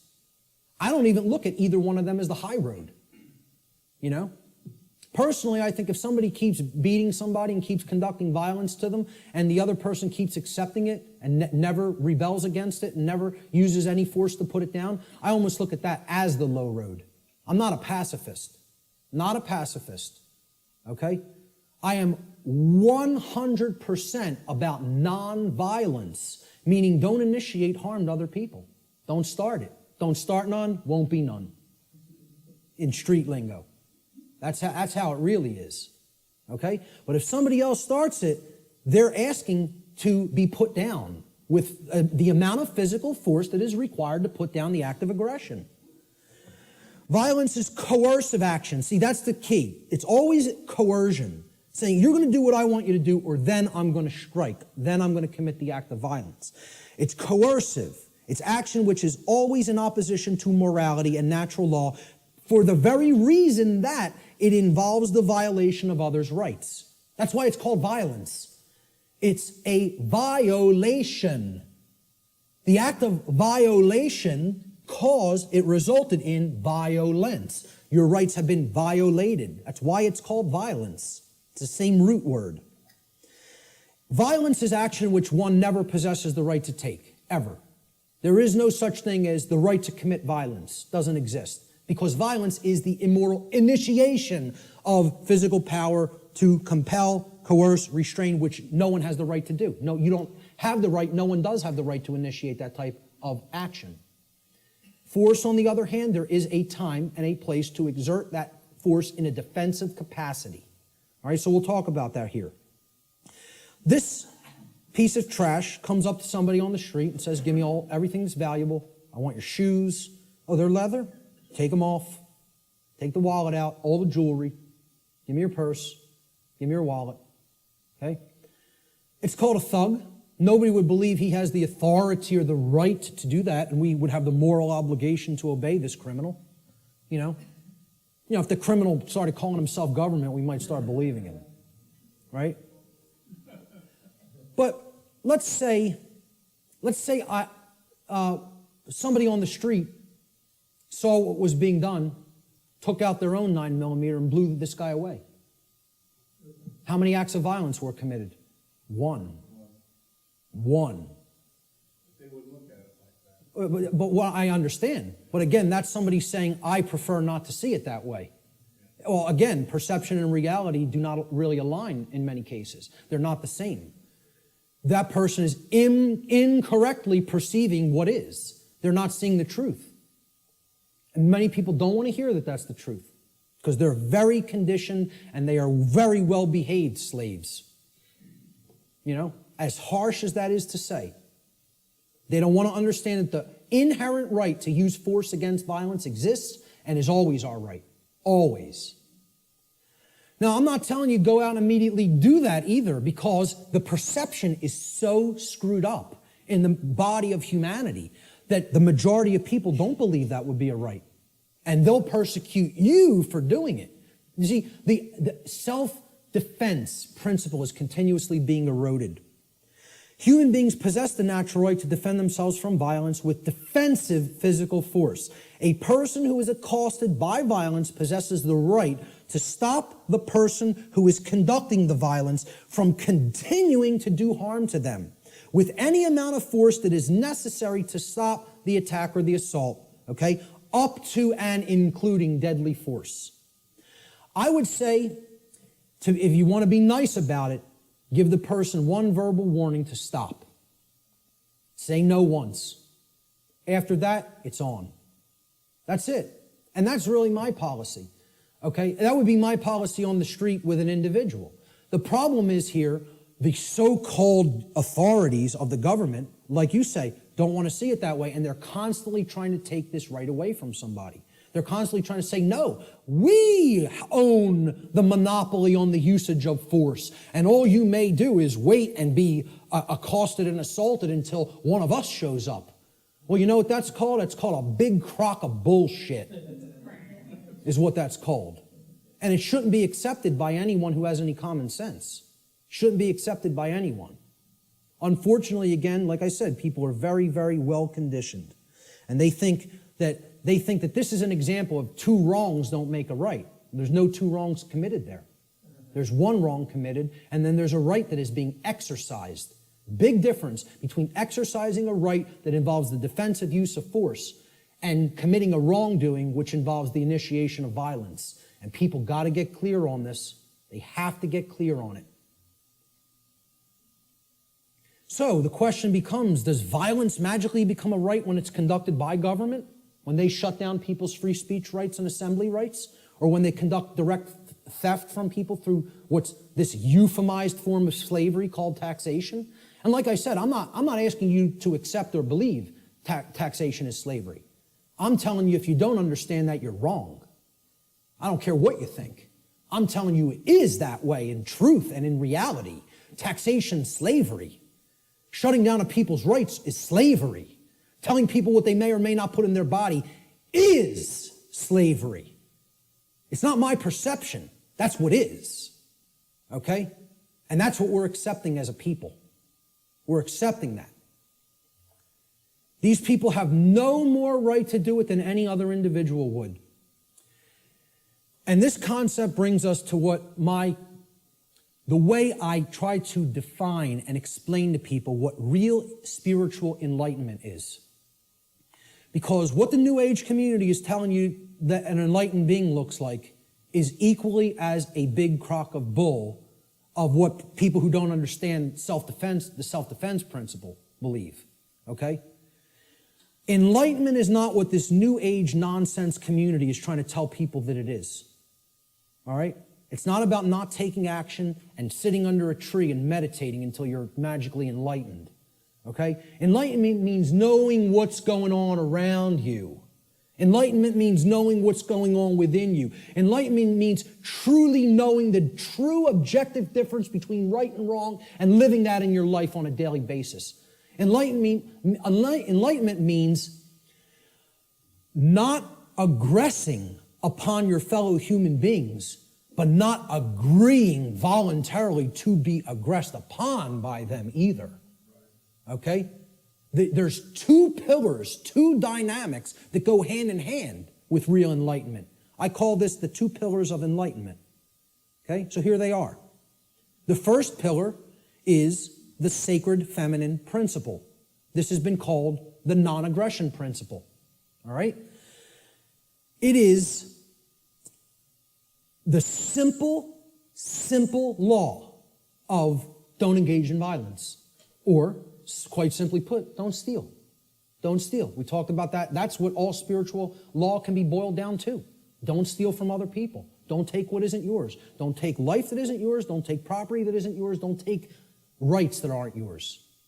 They're the property of others. Respect their ownership. Okay? Most people can grasp this pretty readily. Okay?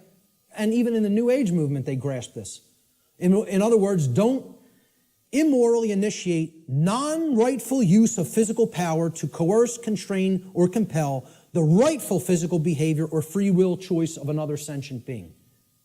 Respect other people's free will, their rights, their property, their life, period. Real simple. It's the golden rule. Don't do things to other people that you don't want done to you. I always state it in the apophatic, in the negative. It's much more powerful that way. But there is a second principle, a second pillar or tenet of enlightenment, if you will. This is the sacred masculine principle. This is what religions of the world, whether they be government, organized religion of different regions of the world and cultures, the New Age movement, all right? This is what they want, they are seeking to suppress, because religions are right brain modalities. They're right brain methods of mind control. Just like government, who thinks it's a monopoly on the physical use of force, that's a left brain imbalanced mindset. All right? The second pillar of enlightenment is the sacred masculine principle, which is also known as the self-defense principle. Your body's your property. You have a right to defend it when it comes under attack by violence. This principle states, sentient beings have the inherent right to use force to defend themselves from violence conducted upon them by another. This is the part many people don't get. You know, that's why we're not rebelling against our slave keepers, our slave masters who are masters of other people in their own sick, distorted, psychopathic minds and are nothing but thugs and criminals that people magically believe have the moral authority to continue to do what they're doing just because they euphemize slavery and call it government now.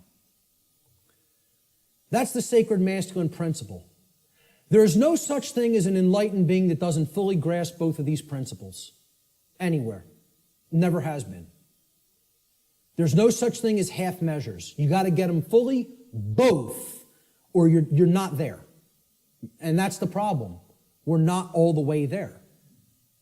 If people were already there, they wouldn't be tolerating what we're putting up with. More aggression against people's rights is being conducted in this country than when the founders of this nation actually separated from England. And they would have been horrified. I tell people, look, not to get nasty, but I tell people, if the founders of this country could magically come back to life somehow and see what's going on in this country, they'd take a piss on people. That's what they would do. That's how much disrespect they would have for what we're putting up with. You know? Again, just to say it the way it really is. That's what they would want to do to us. Because they would tell us, we warn you about all this. We warn you about it all. And you know what you did? You ignored it. Ignored it. So what did all those people who died in that revolution die for?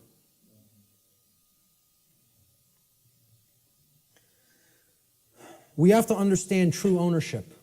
Real, deeply. Not peripherally, super deeply. We got to know what we own and what we don't own. We have to understand, why is this our current condition? That's the question we asked at the beginning. And here's the reason.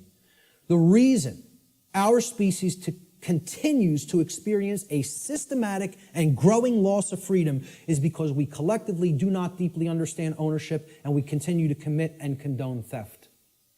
This is a prison for thieves. That's what Earth is. It's a prison for people that don't want to respect ownership. They want to take things that aren't theirs. And that's what we're here to learn. We're here to learn that there's only one natural law. Stop stealing from other people. Stop taking things that you don't own. Stop condoning theft of things that other people don't own. Don't condone that activity, that behavior either. So what is ownership? What's the definition? What does it entail? To own a thing means that regarding that thing, an individual maintains three basic things regarding it. The first is rightful possession. It means you acquired it without doing harm to somebody else. So you rightfully own it, lawfully own it. Okay? You're in possession of it. You have it in your possession. It is yours. The second thing is you control its usage. Okay? So your house, you control its usage. Your car, you control its usage. Your clothes, you control their usage. My computer is mine. I control its usage. I'm using it. Okay? Control of the usage of something means that you own it. And most of all, maintaining personal responsibility for that possession is the third aspect of ownership. So to own something means I'm in lawful, rightful possession of it. I control the usage of that thing, and I maintain personal responsibility for it. All right? And this is what we have to understand. Natural law can be essentially reduced to one single spiritual law. I gave you the working definition, the soundbite definition before. Here's the super simplified two-word concrescence of all of this information. Natural law gets boiled down to two words. Don't steal. That's it. You want the key out of the prison? You got to understand property. You got to understand all rights are property rights. Stop taking the property of other beings. Stop condoning the taking of the property of other beings. The end. You know, I should just get up here and say, don't steal, the end, everybody go home. Should be that simple. That's the key, folks. That's the key to the prison door. And what we're really talking about here is common sense. That's what conscience is. People don't think of conscience as common sense. You know, they don't think of conscience as knowledge. Conscience is knowledge. It's not action, it's not behavior. It's knowledge. Again, knowledge is the way out of this. Okay? And this is the knowledge that has to be developed. Conscience comes from the Latin prefix con, meaning together, and the Latin verb sciere, meaning to know or to understand. You put them together, to know together, to understand together. Conscience is common sense. Common sense knowing. Common sense knowledge. Literally. From the etymological breakdown of the word. Con, together, science, to know. That's why the problem is people don't have common sense. That's why I'm sitting there almost laughing hysterically that I need to try to teach common sense to people. The ridiculousness of it. Now, what we all need to be doing is doing that work, you know? I know you guys get a lot of this. We need to start reaching out to other people. I'm going to talk about that in a moment. Conscience, the definition of it, is the definitive knowledge of the objective difference between right and wrong according to natural law. Objective. Definitive. Okay, it's not up for debate. It exists inherently and objectively. It can be understood, known, discovered. This is different from action. Conscience is the knowledge, then we act upon it. Okay? So it's different from understanding something and acting upon it. Right? To have conscience is to have common sense. It's to know the difference between right and wrong and understand that difference deeply. Then we're going to convert that into action. We exercise conscience. The exercise of conscience is actually action. The exercise of conscience is the free will choice of right action over wrong action, once the definitive knowledge of the objective difference between right and wrong according to natural law has been acquired and integrated into the being. We acquire that knowledge first, understand it, then we act in either accordance with it or disharmony with it. If we act in accordance with it, it's called the exercise of conscience. That's action.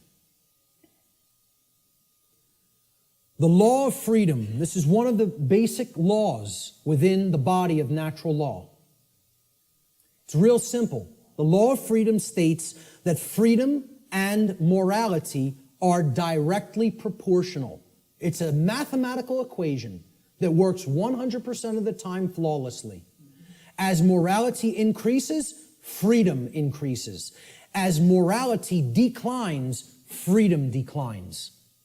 This means the more moral a population is, the freer it becomes. The more immoral a population is, the deeper into bondage and slavery it goes. Another way of saying this is to say that the presence of truth and morality in the lives of the people of any given society is always inversely proportional to the presence of tyranny and slavery in that society. The more truth and morality there is, the less tyranny and slavery there is. The less truth and morality there is, the more tyranny and slavery there is. That's the law of freedom. And many people don't want to understand that.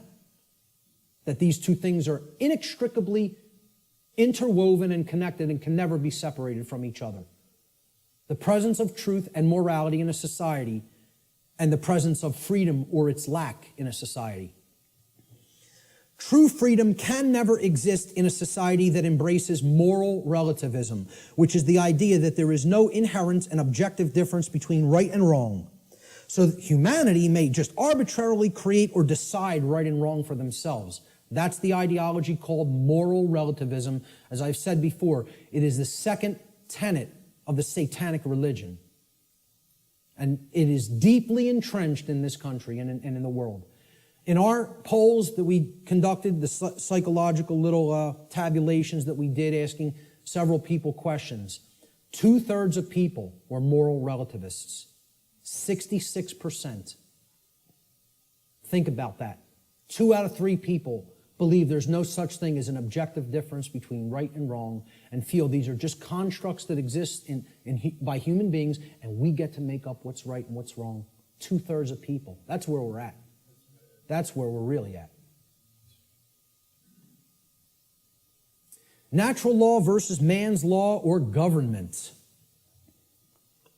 Here's the differences. Natural law is based upon the principles. It's based upon principles and truth, meaning things that are inherent to creation and are not made by humankind. Natural law can only either be harmonized with due to knowledge and understanding or rejected due to ignorance. So it's not something that is based on compliance because of we fear the punishment that would result of not understanding it. Okay, if you don't understand it and live according to it, the result is inescapable. Because men and women are not actually creating the result. Okay? The universe is bringing that result to us intelligently and dynamically. All right? In other words, once again, this is about consequences. You behave a certain way, there's certain consequences. You change the behavior, you'll change the consequential results. Natural law is universal, which means that it exists and applies anywhere in the universe regardless of physical location. There is no place you can go in the physical universe to escape natural law.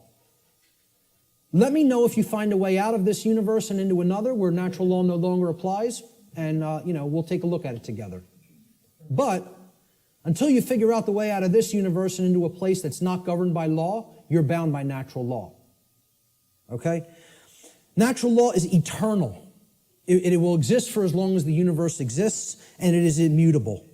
Exists and applies for as long as the universe exists and cannot be changed by anything humanity is capable of doing or any other species in the universe is capable of doing for that matter. Man's law, on the other hand, let's look at how this contrasts with natural law. It's not based on principles and truth. It's based on dogmatic beliefs that are programs that are running in the human mind. These are constructs of the mind that operate like programs. Man's law is complied with due to the fear of the punishment that will be conducted upon people who attempt to not comply with it. It's most of the only reason people ever comply with the law of man. And that's a very low state of consciousness, fear. That really is only going to get you all the negative things that we say we don't want if we're in that vibration. Man's law differs with location based upon the whim of legislators, like prohibition. Well, I'm allowed to smoke marijuana in one state, and then I could be jailed for it in another. My freedom can be taken if I cross this imaginary line. Okay, I'm a gun owner, okay? If I take certain weapons that I own across an imaginary line, I could be jailed for years. But over this side of the imaginary line, it's okay. And you're just exercising a right. Over here, it's morally wrong. We'll cage you for it. Over here, yeah, you're allowed to do that. You can have that high-capacity magazine. But over here, you're going into a cage for it, just by crossing an imaginary barrier called a state border. And people think that makes sense. They think the moral relativism of man's law makes sense. They actually believe something can be moral in one place and immoral in another place. You know? That's cognitive dissonance. That's holding two contradictory notions in the mind simultaneously and accepting them both when they're clear contradictions with each other. It's called lying to yourself. Let's be honest about what it really is. It's called lying to yourself. Man's law changes with time based upon the whim of legislators, which is also moral relativism. Prohibition in the 1920s. Oh, it was legal to possess and consume alcohol. Then for years it became illegal to do so. Then it switched back to becoming magically moral again. We won't cage you for doing it. Well, it changes over time based on our preferences and likes and dislikes. Yeah, we get to make up what law is, what right and wrong are. It's called moral relativism. All right? And it's one of the tenets of Satanism. So what does this mean for the law of man, actually? You know, that people seem to have so much respect for. You know, we're a nation of laws written by men. You know, we don't give a damn about moral law. We don't really give a damn about what's right and wrong. You know, but we have so much respect for the law of man, which people actually believe is somehow based in morality, when it's nothing of the kind could be further from, couldn't get any further from the truth than that. It's based in moral relativism, which is about the whims of the legislator at any given time or place. You know, you listen to certain forms of music in certain countries in the Middle East, you could be jailed for years just by putting a certain song on. Imagine this. Now, and we would think that's unacceptable and deplorable. Yeah, we think you have this 30-round magazine here. This state only allows 10 cartridges to go into a magazine. I bring the physical object, even if it's not loaded with any ammunition, into another state. I can be put in a cage. Physical piece of plastic. You know, it's just total nonsense. Either something's a right and you're allowed to own it and you need to be responsible for it, or it's not a right because you're harming somebody. You know, it doesn't get any simpler than that. So what's this all mean for man's law? In light of natural law, what does it mean? To understand natural law, what does that mean for the laws of man here on earth? Well, what it actually means, it's simple if-then logic to apply. If a particular man-made law is in harmony with natural law, then it follows logically that it is redundant. It is stating the obvious. It is stating what is already known. It's like saying, I'm going to write down, yes, during the day the sky refracts a blue frequency. The sky is blue. I'm going to write that down and make it so. Well, it's redundant. It's self-evident. You can go out in the sky and look at the natural color of the sky on a clear day and see what the frequency is with your own eyes. No, you don't need to have it written down. Okay? It's a redundancy. So if it's in harmony already with natural law, it's stating a truth that is already there. It's an inherent truth. It's pre-existing. It's self-evident. Therefore, the writing down of that concept and calling it a law is irrelevant and unnecessary. Now let's look at the opposite. What if something that man writes down as a law is in direct opposition to natural law? So if a particular man-made law is in opposition to natural law, it follows logically that it is both false, meaning that it is incorrect.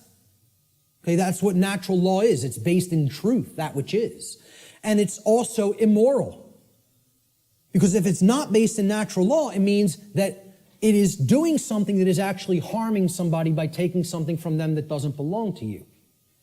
Like taxation, like permits and licensing, like suspending rights that do already exist, etc., so forth.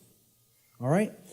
So, therefore, it's wrong, and it cannot be legitimately binding upon anyone. You can't write down a wrong and say, this is morally binding upon you, even though it creates harm, it causes harm, yet you must follow it. You know, and people believe this. We asked in the natural law seminar, how many people believe that if a law is passed and it restricts a right that you feel you have naturally because that action that it's saying you may not do causes no one else any harm, do you have any moral obligation to obey that law until you could find a way to get it changed? And over 2/3 of people said, yes, you have a moral obligation to obey that law. Because these people have the moral right to issue commands and write down laws that constrain you, even if that behavior actually doesn't harm anybody and therefore is a natural right. You would still have to try to find a way to get that law changed. Nonsense. Nonsense. No one can be legitimately bound to a dictate of man that prevents somebody from exercising a natural right.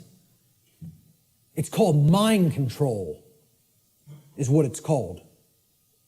So in light of the differences between man's law and natural law, in light of natural law, man's law is both irrelevant and unnecessary, as it is either redundant because it is in harmony with natural law, or it is completely immoral because it is in direct opposition to natural law.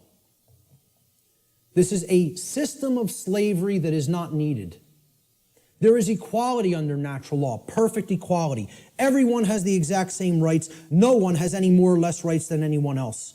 Also, since rights are not created by humanity, and since they are the birthright of humanity, gifted to us by the creator of the universe, no human being or group of human beings is actually capable, in reality, of granting rights to anyone else, nor is any human being capable of revoking rights from anyone else.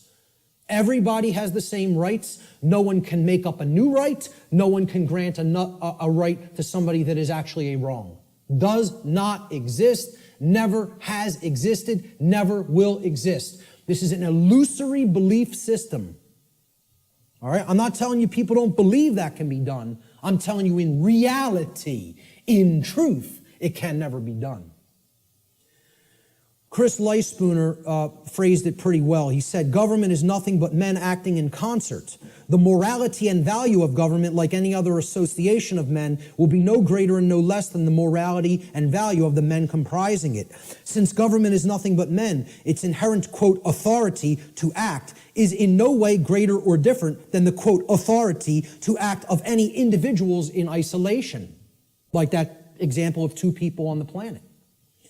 Government has no magic powers or, quote, authority that is not possessed by private individuals.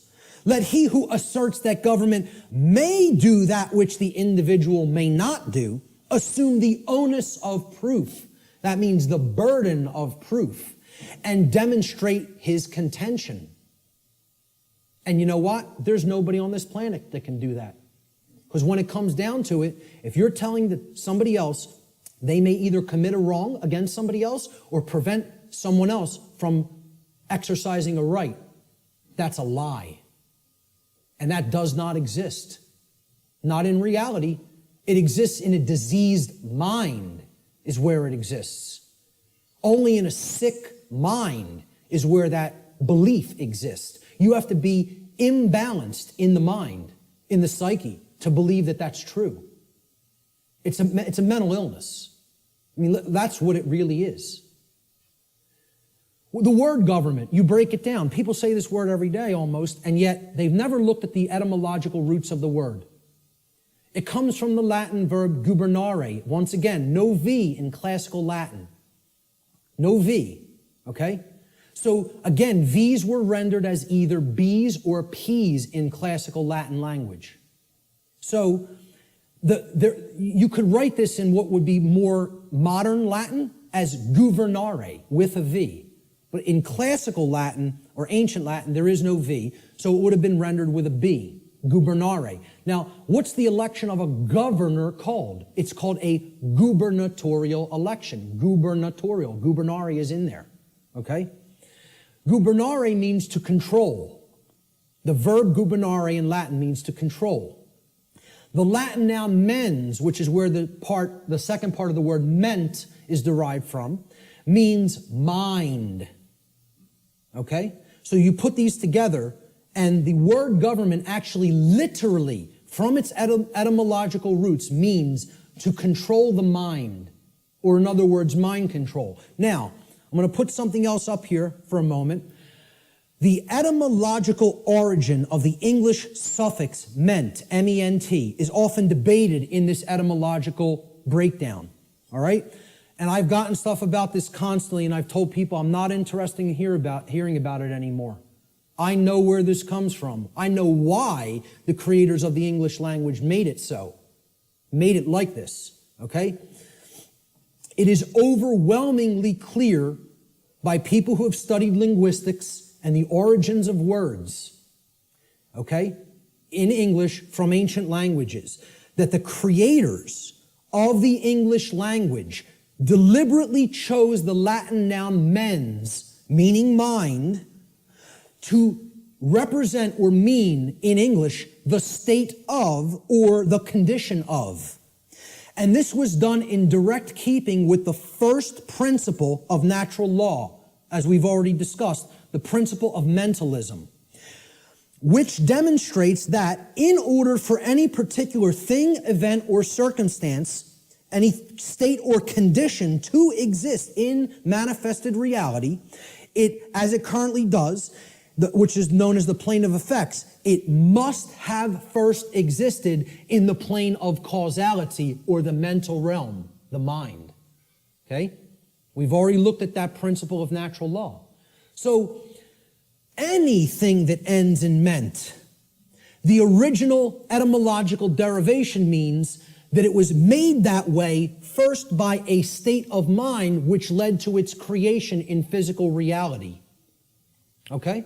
Any word you can think of that ends in M-E-N-T, meaning the state of or the condition of, means it happened in mind first, and therefore it led to the state of or the condition of in physical reality. Okay? So, when I say that government means mind control, it literally does, and that is an accurate etymological breakdown. Okay? The word mens was deliberately chosen for specific reasons. And I just explained the reason of that meaning, the state of or the condition of. And many people want to hotly contest that. I'm telling you outright, they're wrong.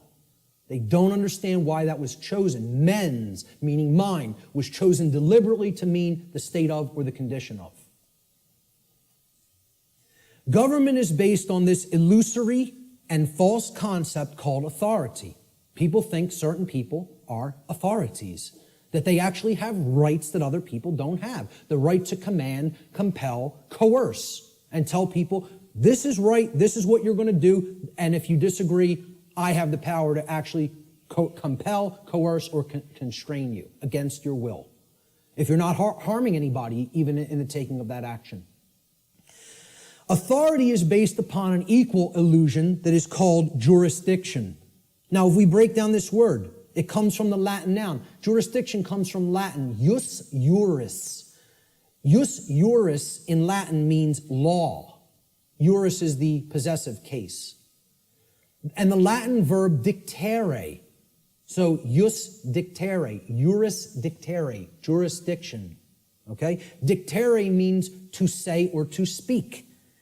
Thus, jurisdiction literally means to say what the law is. Or in other words, we get to make up what the law is. The law is not something that exists in nature and is based upon right and wrong and truth and morality. No, we get to make it up. We're God. We get to say what's right and what's wrong.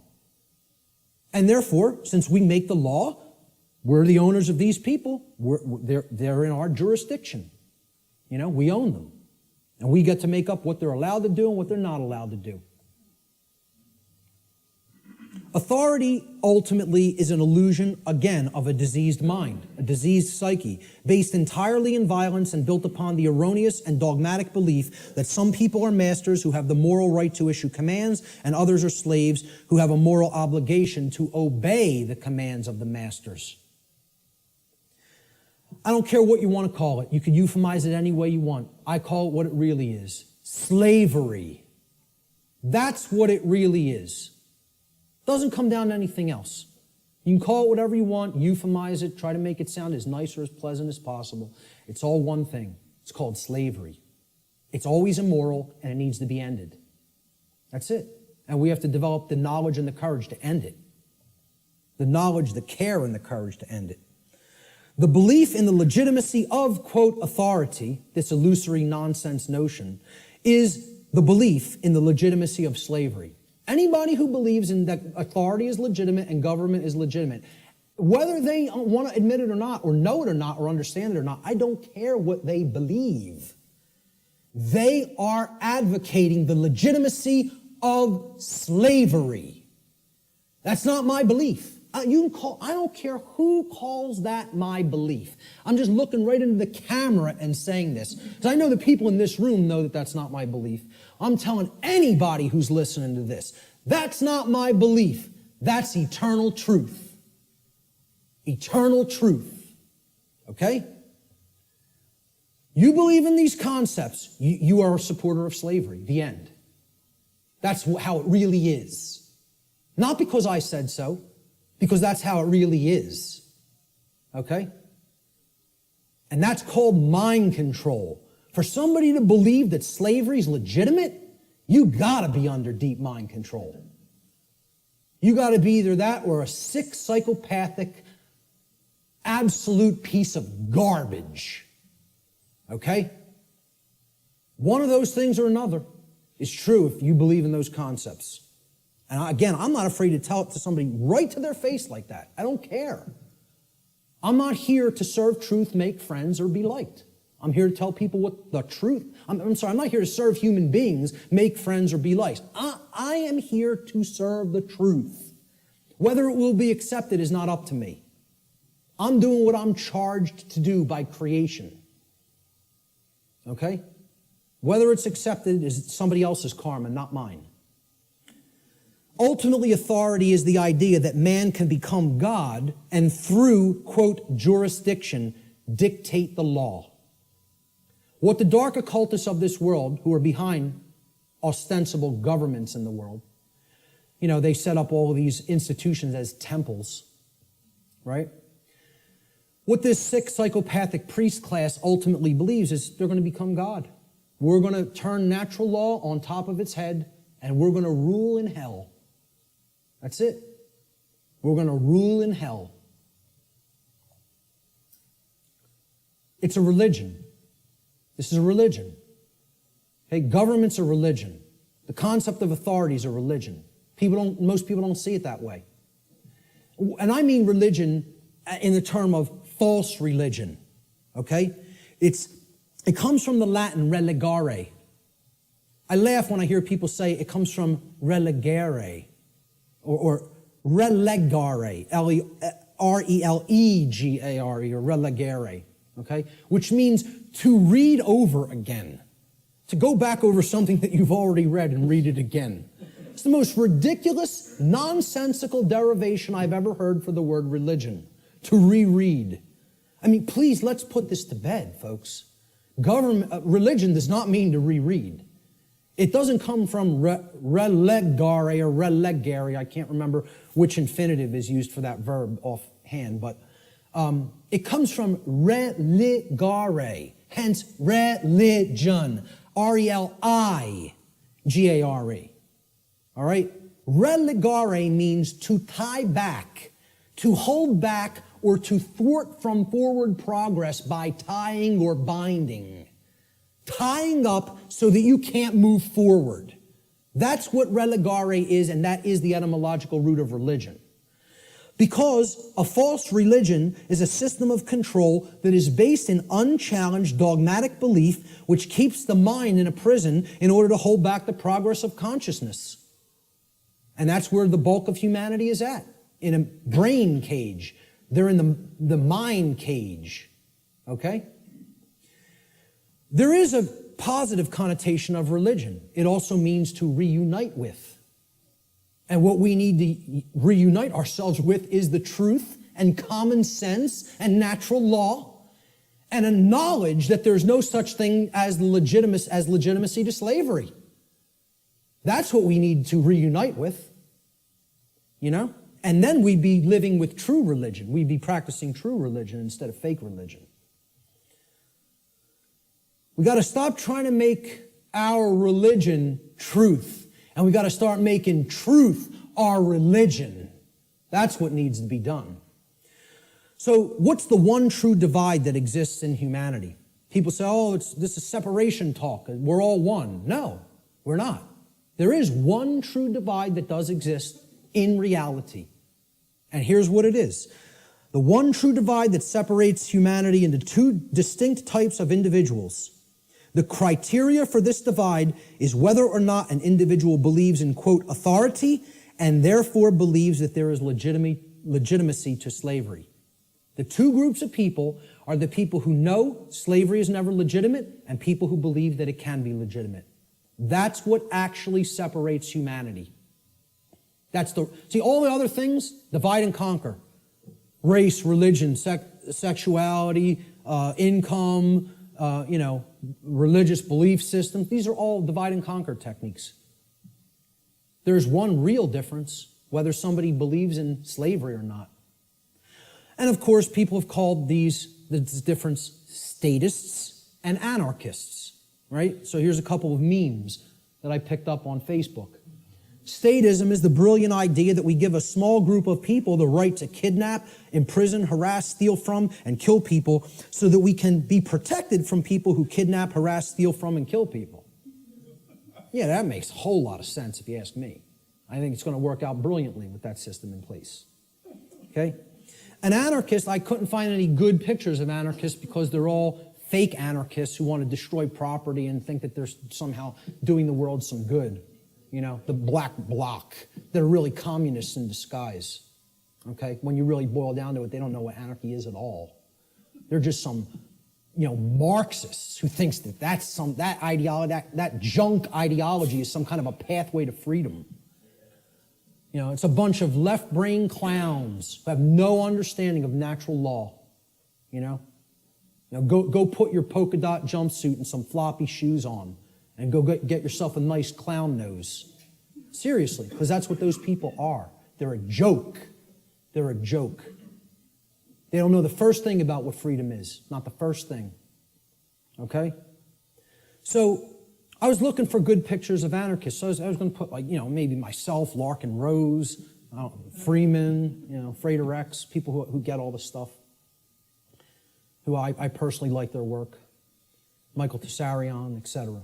David Icke. But I said, hey, let's put a meme up there that really expresses it. So I found this picture of Jesus, a meme that says, I'm an anarchist, but most of my followers are statists.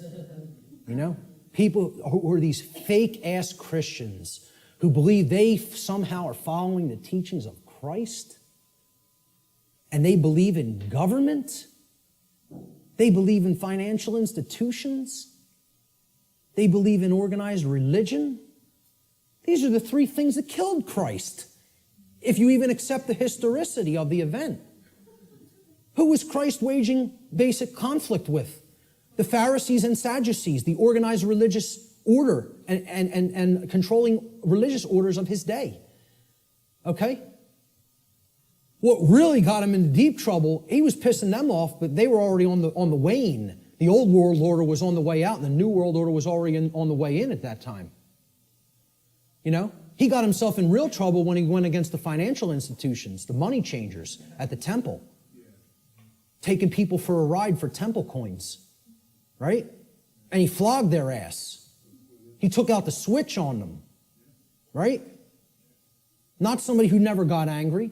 who accepted evil and said, oh, it's just an experience, none of it matters, took out the switch and beat their ass for usury.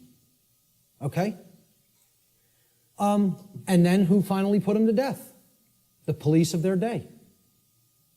The Roman Empire. Roman centurions. The operating standing army and police of their day. The government. So who is he waging spiritual warfare against? To try to bring righteousness into the world. And again, I don't care whether you accept it as historical fact or spiritual allegory. I could care less. Believe what you want. Doesn't matter. All that matters is the teaching. He was waging spiritual war against the three entrenched, mind control, religious establishments of his day. Organized religion, organized finance, and government. And people don't see it that way, so-called Christians, because they're not interested in the real teachings. They just want to call themselves something and identify it and say, oh, that magically makes me this, Because you go to church on Sunday doesn't make you a Christian, No more than going to a synagogue would make you align with the true teachings of the Torah. No more than, attending a mosque would align you with the true teachings of Islam or any other religion. To take the core essence of the teachings of morality from those systems, They're all people who claim these faiths in name only when they don't understand real freedom. So a statist is an individual who erroneously believes there's such a thing as authority that is vested in certain human beings, magically giving them the right to rule over other people. This authority means that certain people who we call government have the, quote, moral right to issue commands to those whom they rule, those under their jurisdiction, and that their subjects or slaves have a, quote, moral obligation to obey the arbitrary dictates or laws, quote unquote, that are set by their masters. Most simply put, a statist is nothing more than someone who believes in the legitimacy of slavery. Conversely, an anarchist, a true anarchist anyway, is one who knows that there could never be legitimacy to authority or government, because those terms are simply euphemisms for violence and slavery and coercion, which are always immoral and in opposition to natural law. Let's look at what the word anarchy really means. Again, you got to break it down. From the Greek prefix an, which means without or the absence of, and the Greek noun archon, they're written in Greek script, which means master or ruler. And again, I mean externally. One who externally rules another or claims to be the master of another. That's what the term archon means in its connotation. Anarchy, as we can see by putting these together, does not mean without rules. The word archon does not mean rules. Okay? Because there's always going to be rules in effect called natural law, the laws of morality. It means rulers, imposed rulers. That's what archon means in Greek. It literally means anarchy now, putting it together. An, absence of, archon, master or ruler. The absence of masters or rulers. Externally imposed masters or rulers. Meaning, when we put it together, okay, it means without rulers, without masters. Now, if you give people that term, no masters, no rulers, no masters, no slaves, what word are they going to associate those phrases with? Freedom. But if you tell people, what does anarchy mean to you? What do you associate it with? What are they going to tell you? Chaos, which is the exact opposite. That's in that other column. Okay? They have deliberately obfuscated the meaning of the word through a mind control technique called endless repetition. If I could keep telling you a word doesn't mean what it means, that's not a projector, that's a hammer. Hey, could you check out my hammer over there and make sure it's projecting the image on the board correctly? You know, the bulb burned out in my hammer. I might need to go buy a new hammer. If I kept doing that endlessly for years and years and years, people would start calling that device a hammer. If I got enough people to keep calling it that. So they've gotten enough people to call freedom chaos. Think about that. They've gotten enough people to believe that the absence of the state of slavery means chaos instead of freedom. It's almost unfathomable. It's almost incomprehensible. The mind job that's been done on this species. It's almost incomprehensible. Anarchy is the state of existence where there are no masters and no slaves. Therefore, what it really means is the absence of slavery, or in other words, true freedom. That's all it means. I prefer to call it anarchony, okay? Keeping the entire word archon instead of taking out the O-N, okay? If we keep that there and call it anarchony, and I say I'm an anarchonist, people will ask, well, what the hell is that? And then you could really break the word down and say the absence of archons, the absence of those who would claim to be masters over a population of slaves. That's what an anarchonist is. It's saying that's illegitimate, that's unnecessary, and that we need to do away with that state of existence. Okay? So we look at these two, this true divide again, the statist and the anarchist. I call the statist the archonist. This is somebody who believes in the legitimacy of the archons, the rulers. Okay? And I'll be talking about in future presentation the concept of the archons more in future presentations. And the anarchist, as it's been called, I think should be called the anarchonist, because that's somebody who knows that there's no legitimacy to the mastery over other people or the rulership externally over others, keeping them as slaves or subjects. There's no legitimacy to that. And that's the one true divide that separates all consciousness here on the earth. The real divide and the real enlightenment comes. Do you understand there's no legitimacy to slavery, or do you continue to believe that there's legitimacy to slavery? That's the divide in consciousness that has to be bridged. The fear of chaos. This is what keeps this system going. Chaos can't be viewed as something to fear. It's got to be viewed as a teacher, a harsh teacher, but a teacher nonetheless. See, chaos teaches us through the apophatic process what not to do. Okay? That's a bad idea. Okay? You probably shouldn't do that. If your desire is not to burn your hand to the point where it's blistering and flesh is starting to peel off of it. If you don't care about whether that happens, by all means, keep it right on that stove. Okay? Right on that electric stove. But see, if you say, I don't want to be burned, there are requirements for obtaining that condition. It means you can't keep your hand on something that is extraordinarily hot, or natural law will take over and burn your flesh. Doesn't require your belief. That's how it works. Well, this is humanity. Humanity is the little child that is a little slow, and they want not to be burned, yet simultaneously they insist, no, I want to put my hand on the burner while the range is on and not be burned simultaneously. Well, good luck with that, folks, because it doesn't work that way. You don't want to be burned? The hand can't be kept there while the stove is on. The end. You don't want negative, self-inflicted suffering and chaos in your life? You got to align your behavior to natural law, which means you got to know the difference objectively between right and wrong, and willfully, through your free will, deliberately choose the right action over the wrong action. Then you won't be burned. But as long as you have your hand on that stove, which means you're in opposition to natural law, enjoy the burn. Enjoy it. Right? Get used to it till the flesh melts off the bone and then the bones turn into dust. Because that's what you're going to get. That's how it works. And again, nobody wants to hear that. They don't want to hear that the natural laws don't care about you. They work flawlessly all the time and bring you the result that you're creating.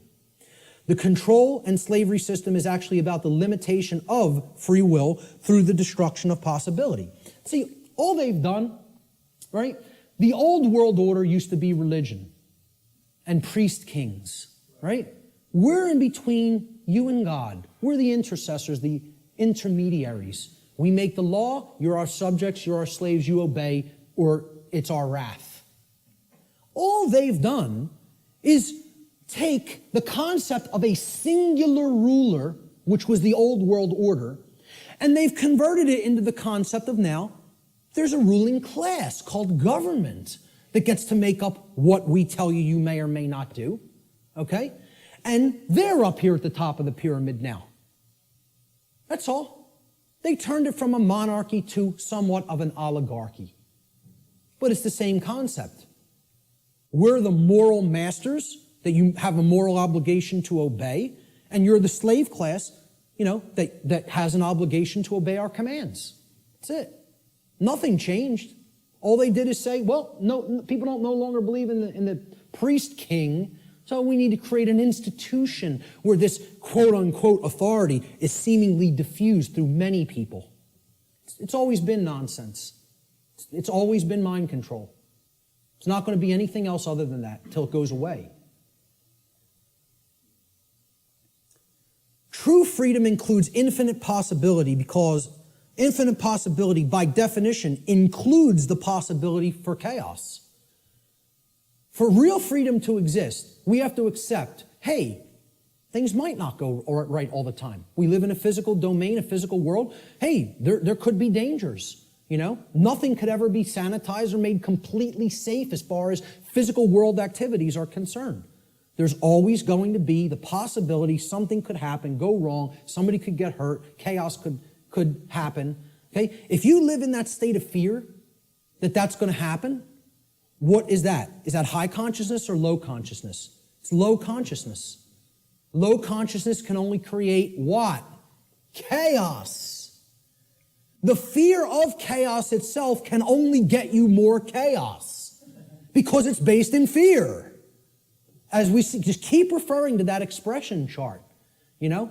Go online. I have slides of it online. It's in videos I've done. Print it. Read it. Look at it.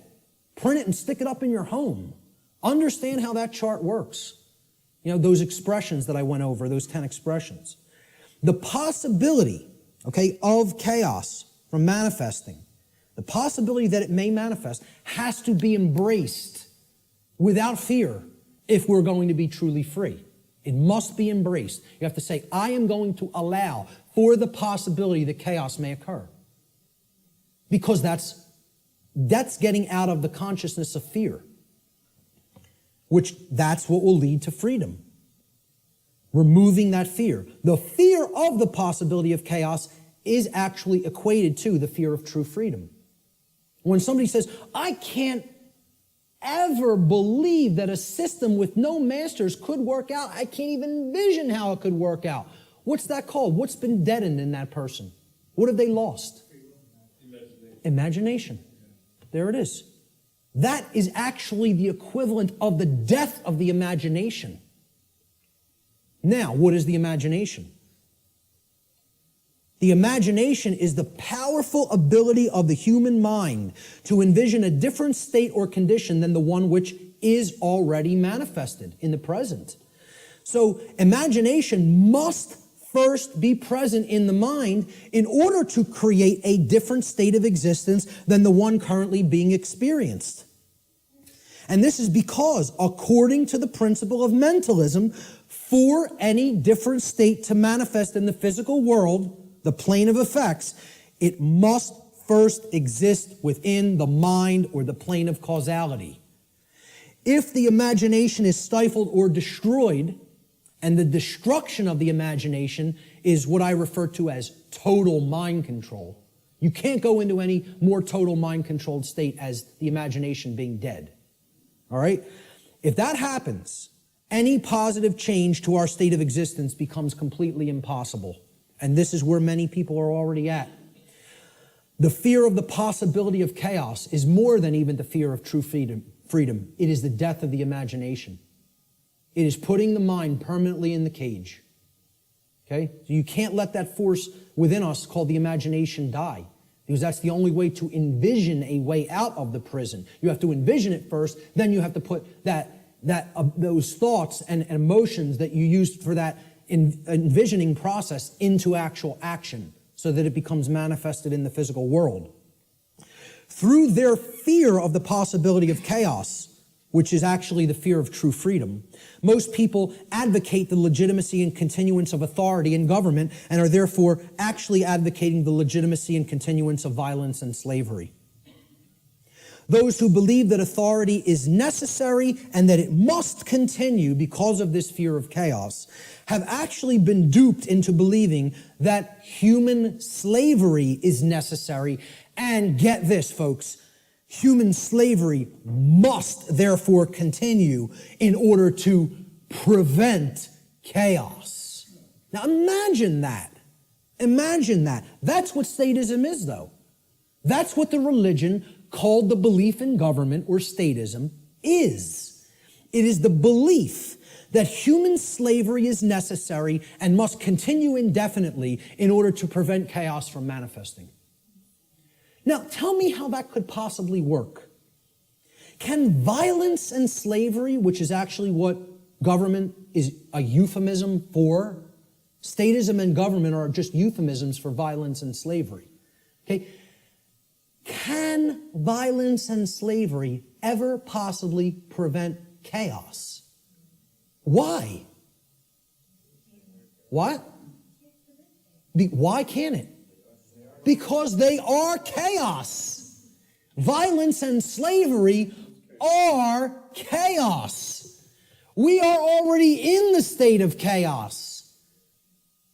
Being held under the threat of violence and duress, which is slavery, is the state of chaos. So forget about fearing chaos coming on.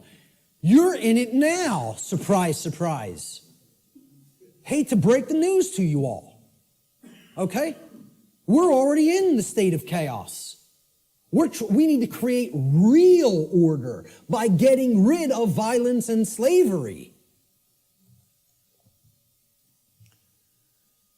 Order followers. These are the people who keep this system of slavery in place. Okay? They're the people who keep this system of slavery in place. Let me just say this again. Order followers are the people who keep the existence of slavery in place.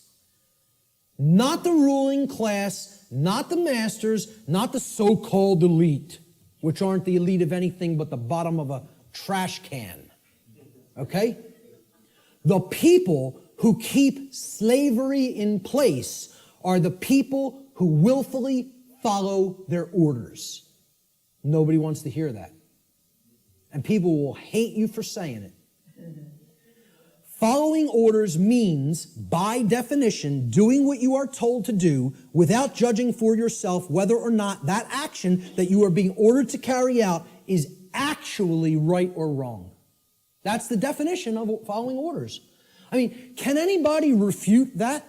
Is that not the actual definition of following someone else's order? By definition, if you're following the order, you're given the order and then you just act. You just do it because you're following the order.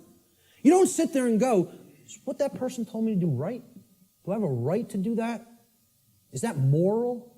Should I do that because, it's okay and it doesn't hurt somebody else? Or should I not do that because it actually does cause harm? It's not what an order follower does in their mind. An order follower says, yes, sir, and follows the order. That's why it's called an order follower. That's why it's called following an order. So that's the definition of what an order follower is. It's not my perception of what an order follower is. It's the actual definition of order following. Okay? If an individual, this is key to understand, if an individual is performing the task of following orders, by definition, that individual cannot be exercising conscience. Since, by definition, exercising conscience means that one is willfully choosing through their free will for themselves right action over wrong action. So the concept of following orders is completely polar opposite to the concept of exercising conscience. You cannot be doing the same things simultaneously. It's impossible to do those two things simultaneously. They are contradictions in terms by definition. Okay? Most people don't grasp that. Okay? By definition, if you're following orders, you cannot be actually exercising conscience, which involves free will choice based on the knowledge of right and wrong. Here's what order following gets us as far as a nation is concerned. Not that we're not already there, not that these people already didn't take us, because we're taken by them already, covertly. They took us through the school systems. They couldn't beat us militarily. So they said, well, let's send our ideologues over there and get into the minds of their children. And if you don't believe that's what happened, you're very, very, very naive. Not only the Nazis, but the communists as well. Because really, it's all just forms of socialism. That's what feudalism is. Worldwide socialism is, there's no such thing as private property. State owns everything. Rights don't exist. Property rights don't exist. Everybody's a feudal serf again. It's called neo-feudalism. I don't care which branch you come at it from. You want to come at it from the left, that's called communism. You want to come at it from the right, that's called National Socialism. Communism is international socialism. They're both the same force. It's called feudalism. Let's just call it what it is. It's called feudalism, which is in itself just another euphemism for slavery. They want neo-feudalism, which is the new world order of slavery. Okay? And it's already here. It's not something that's coming. It's here now. The object is to get out of it. This is the result of following orders. That's what following orders gets a society. Following orders should never be seen as a virtue. Following orders is evil. I don't care whether you're, I don't care if somebody who is considered a holy man gives me an order and I follow it, I've just committed an act of evil, as far as I'm concerned. If I'm acting based on solely what somebody else has told me to do, that's evil. There's no morality in it at all. At all. At all. It's not a virtue. It's evil. Okay? Let me just make that so abundantly clear and state it so unequivocally. There's no such thing as any possible moral following of orders. The two terms are contradictory. All right? I was just following orders is never a valid excuse or justification for immoral criminal behavior, and this lame attempt to abdicate personal responsibility should never be accepted as a valid excuse for such behavior. And why it's done is through justification. And again, that means to create a right, from jus, meaning right or law, and the Latin verb facere, which means to make or to create. And this is what they say. I was just following orders. I was just doing my job. I was shutting down your protest. You don't have a right to speak. The politicians commanded me so. So I just came out and I was just doing my job, hitting you with a sound cannon. Just doing my job, just following my orders. It's a justification. You're a criminal. There's nothing moral in that. There's nothing virtuous in that. It's called criminal behavior, criminal activity. And what they do is try to create it into a right, make it into a right by a justification. And nobody should ever accept their justifications. Because you know what their justifications is? You know what they are? It's called a 100% crock of bull that is a complete lie. It's a lie. They're just straight up looking you in the face and saying, I'm not responsible for that. I just did it, but I'm not the one who's responsible for it because I was acting on orders. Well, see, this defense didn't work as the Nuremberg defense, and nobody in America should be accepting it. Nobody in America should be accepting it because they believe in the legitimacy of authority and government through mind control. That's what they believe it. They believe there's legitimacy to it. Most people actually believe that there's legitimacy to this criminal behavior because a class of people calling themselves government have magically been imbued and gifted with such rights, quote unquote. They believe they have rights other people don't. They themselves believe it, but worse is that the people who are actually affected by that criminal behavior, they believe they have the authority to do it. Gandhi said, you assist an evil system most effectively by obeying its orders and decrees. An evil system never deserves such allegiance. Allegiance to it means partaking of the evil. A good person will resist an evil system with his or her whole soul, which means saying no. Moral culpability. What does this mean? The determination of who is ultimately at fault or deserving of blame. Again, this is a legitimate and real concept. There is fault. There is blame. We got to get over this new age nonsense that nobody's at fault, nobody's to blame. You should never say, hey, you shouldn't have done that. That caused a lot of chaos and trauma for other people. You're not to blame. It just happened. No, wrong. The people who did the behavior are to blame. Who carried out the Holocaust in Germany? The people who followed their orders to do it. That's who carried it out. Order followers is the answer. Who carried out the purge of political dissonance in Soviet Russia? Order followers. And they're always in the form of police. Why do you think they call a totalitarian system a police state? Why don't they call it a banker state? How come they don't call it a politician state? What about a lawyer state? How about a judge state? Why not call it any of those things? You want to know why? Because none of those people are ultimately responsible for bringing that condition into manifestation through their behavior. They're the order givers. The order followers carry out their commands and through their behavior make that condition a reality. That's why it's called a police state. Because every police state that has ever existed has always been created by police who follow their orders because they don't want to take responsibility and think for themselves and know the difference between right and wrong for themselves like an adult. Instead, I want to be a child who obeys daddy because I have daddy issues. All right? And that's what it's really about, folks. We're going to get to that.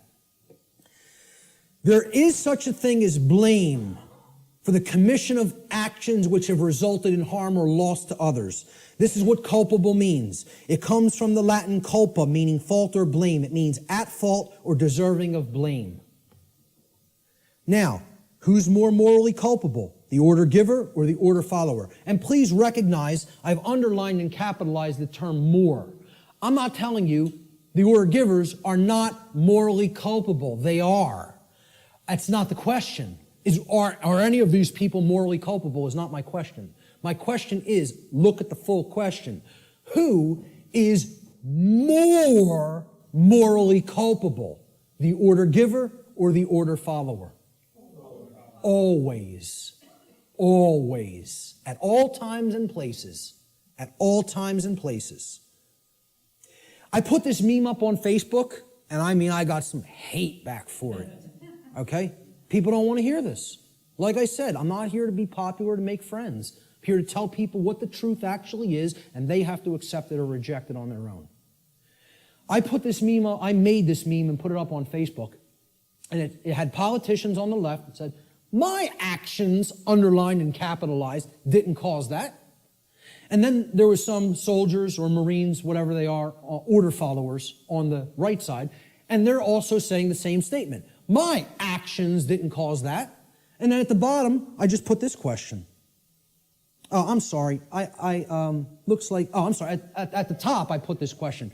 Who is lying and who is telling the truth? So who's lying here? And if people can't see, I hope that they can see this horrific picture. This is the result of, bombings that took place in the Middle East around Iraq. And it's a father carrying his dead child in his arms, okay? Maybe if bombs were raining down on our children, we might think differently about going in and waging imperialism on other nations. I don't know. Maybe we might think differently about it, right? But when it happens to somebody else's child, that's okay. That's done in the name of freedom, okay? Well, who caused this? Did they cause it? No, they didn't cause it. They are not the actual cause of this. Because you know what all they did? They signed some pieces of paper, wearing their expensive suits, okay? And they told these guys, they said, well, you're under our orders now. Go and bomb these people. And you know what these people did? Say, yes, sir, and go and drop the bombs. And fire off the ammunition. Okay? These are the people whose actions create things like this, not these people. All they're doing is speaking into somebody else's ear. All they've done is speech. Speech, not actions. See, again, really look. My actions didn't cause that. Yes, it is. If these people are saying my actions didn't cause that, they're lying. Very, very, very painful and difficult thing for people to comprehend and accept. I'm not telling you shouldn't feel bad hearing this, but I'm telling you it's true. The painful truth, the order follower always bears more moral culpability than the order giver. For the reason that the order follower is the one who actually performed the action, and in taking such action, actually brought the resultant harm into physical manifestation. Order following is the pathway to every form of evil and chaos in our world. It should never be seen as a virtue by anyone who considers themselves a moral human being. Order followers have ultimately been personally responsible and morally culpable for every form of slavery and every single totalitarian regime that has ever existed upon the face of the earth. That's the painful truth that people don't want to accept because they want to believe the absolute nonsense that order following is a virtue of any kind. And it needs to be obliterated from the face of the earth, because it's not the way to any kind of virtues or order. It's the pathway to evil and annihilation. That's what it is. Responsibility versus abdication. So why don't these people want to think for themselves? It's too easy. It's too easy to just follow the orders of somebody else. They believe somehow magically this absolves them of personal responsibility to choose right from wrong. An individual's personal responsibility to choose right action over wrong action for themselves always belongs to that individual. And that responsibility can never be given to another person or passed along. One can only claim and imagine that they can abdicate their personal responsibility for such choice to someone else. It can never actually be done in reality. You're only making a claim. I'm not responsible for that behavior because this person told me to do it. That's just a claim. And moreover, what it really is it's just a damn lie. Okay? More simply put, an individual is always personally responsible for their own actions, period, and the end. If you did it, you're responsible for it. There are no cop-outs. Stop trying to make excuses or justifications for criminal behavior. Own up to personal responsibility. If you did wrong action, you did it. You caused it. I like how David Icke words this. He says, accept responsibility for yourself and your actions, thoughts, and words. You alone make these choices, so you alone are answerable to the consequences of your behavior. The feeble excuse that your boss required it, that the establishment expected it, holds no truth or justification. What is the point of having principles if you allow others to dictate your behavior? Really, those who allow others to dictate their behavior don't have principles. And there's a reason they don't have principles, because they hate themselves. They're in psychological self-loathing, and there's a reason they're in that state, which my future work is going to cover in depth, in extensive depth and detail. At the end of the day, you will judge your performance and the contribution you've made to creation. It will not be based on what another expected of you or what you did because you felt trapped. Like, oh, there's no other way. I can't envision my way out of this. I can't envision doing something else. I might have to get another job. I might have to read and learn. I can't envision becoming a different person than the identity I've already forged for myself. How could I possibly imagine that? I have all my eggs in this basket. My whole ego identity is all wrapped up in my job and what I do. That defines who I am. I can't go against that. It's all nonsense. It's all what people are doing just because they feel trapped and they can't imagine that there's another way. Most people erroneously believe this is the second part of the abdication of responsibility on the part of the people. Most people erroneously believe that they can hand over their natural law right to defend themselves to another individual, group, or entity. In making such a false claim that somebody else is my protector, somebody else, it's their responsibility to protect me, okay, and defend me, they have attempted to abdicate a personal responsibility which actually always belongs to them and can never be given away. That's the self-defense principle. You own it. It's yours. You can't give it away to somebody else. Shock and amazement. Okay? That is your responsibility already. And guess what? You know what? They're all too happy. These controllers are now even all too happy to say, it's not our responsibility to protect you. Because what their actual goal is they're just revenue men for the new king. That's all they are. And to slap people back into line if they try to exercise rights that the new king called government has decreed that they may not exercise. That's what their real role is. They don't serve and protect the people. They serve and protect the ruling class. And they don't want to admit that to themselves. You know why? Because they're liars, most of all to themselves. It's a bunch of childish liars. Franklin said those who would give up essential liberty to purchase a little temporary safety deserve neither and will lose both. And this addresses the fear of chaos and the desire to abdicate your personal responsibility to defend yourself to other people just because you're afraid and you don't want to take the responsibility of doing it yourself. You want to stay in that mindset? I'll give up my freedom to be safe? Well, enjoy your safe slavery. I, for one, will take my dangerous and chaotic freedom. Okay? I'll take the absolute cannibal lurking around every corner, and I'll take my chances. Thank you very much. Give me my freedom and my assault rifle, and I'll take my chances. Thank you. Okay? So the idea that you just want to be kept safe and you'll give up your freedom to do so, it's just a child. That's how a child thinks. And that's what this is really about. Not wanting to grow up and become adults. And again, there's a reason for this. This is the underlying psychological reason, but there's an even deeper one. But I'm going to touch on this one first. Self-respect versus self-loathing. People who don't want to take personal responsibility and become an adult are in this psychological condition. It's called self-loathing. What it means is you hate yourself.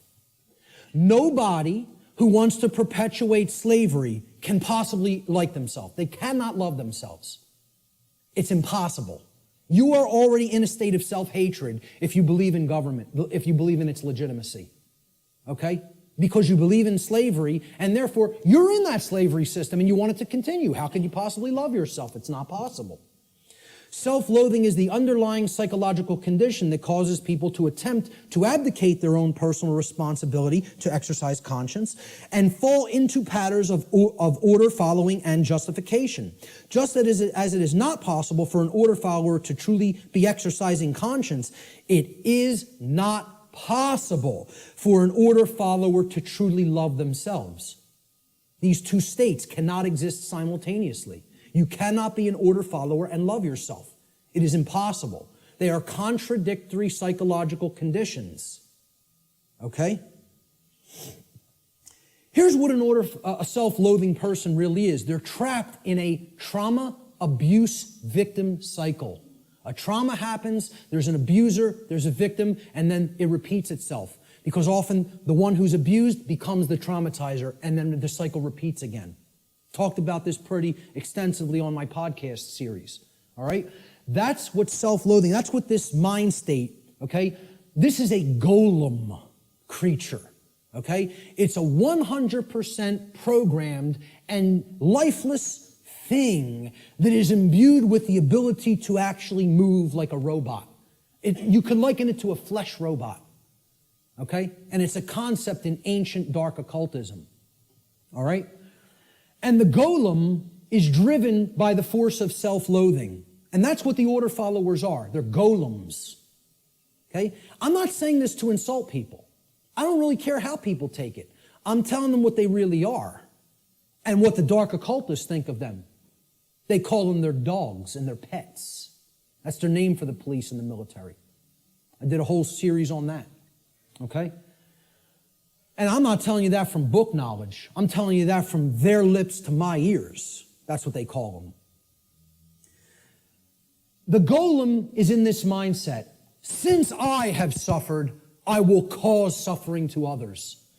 Since I can't deal with my nested psychological traumas and childhood issues and inadequacy issues, okay, I'm going to take out all of that nested subconscious psychological frustration on other people that I have no right to take it out upon. That's the golem mindset.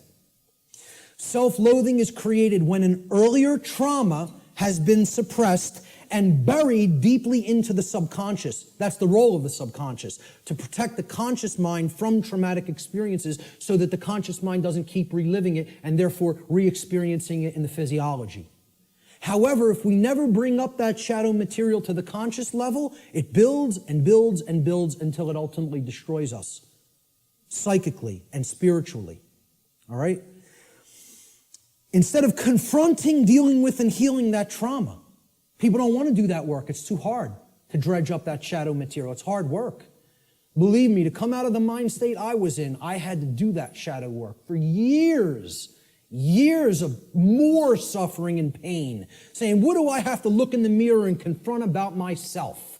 And then work to change and admit thousands and thousands and thousands and thousands of times, I was wrong, I was wrong, I was wrong. I don't know how many thousands of times I had to look in the mirror and say that to myself.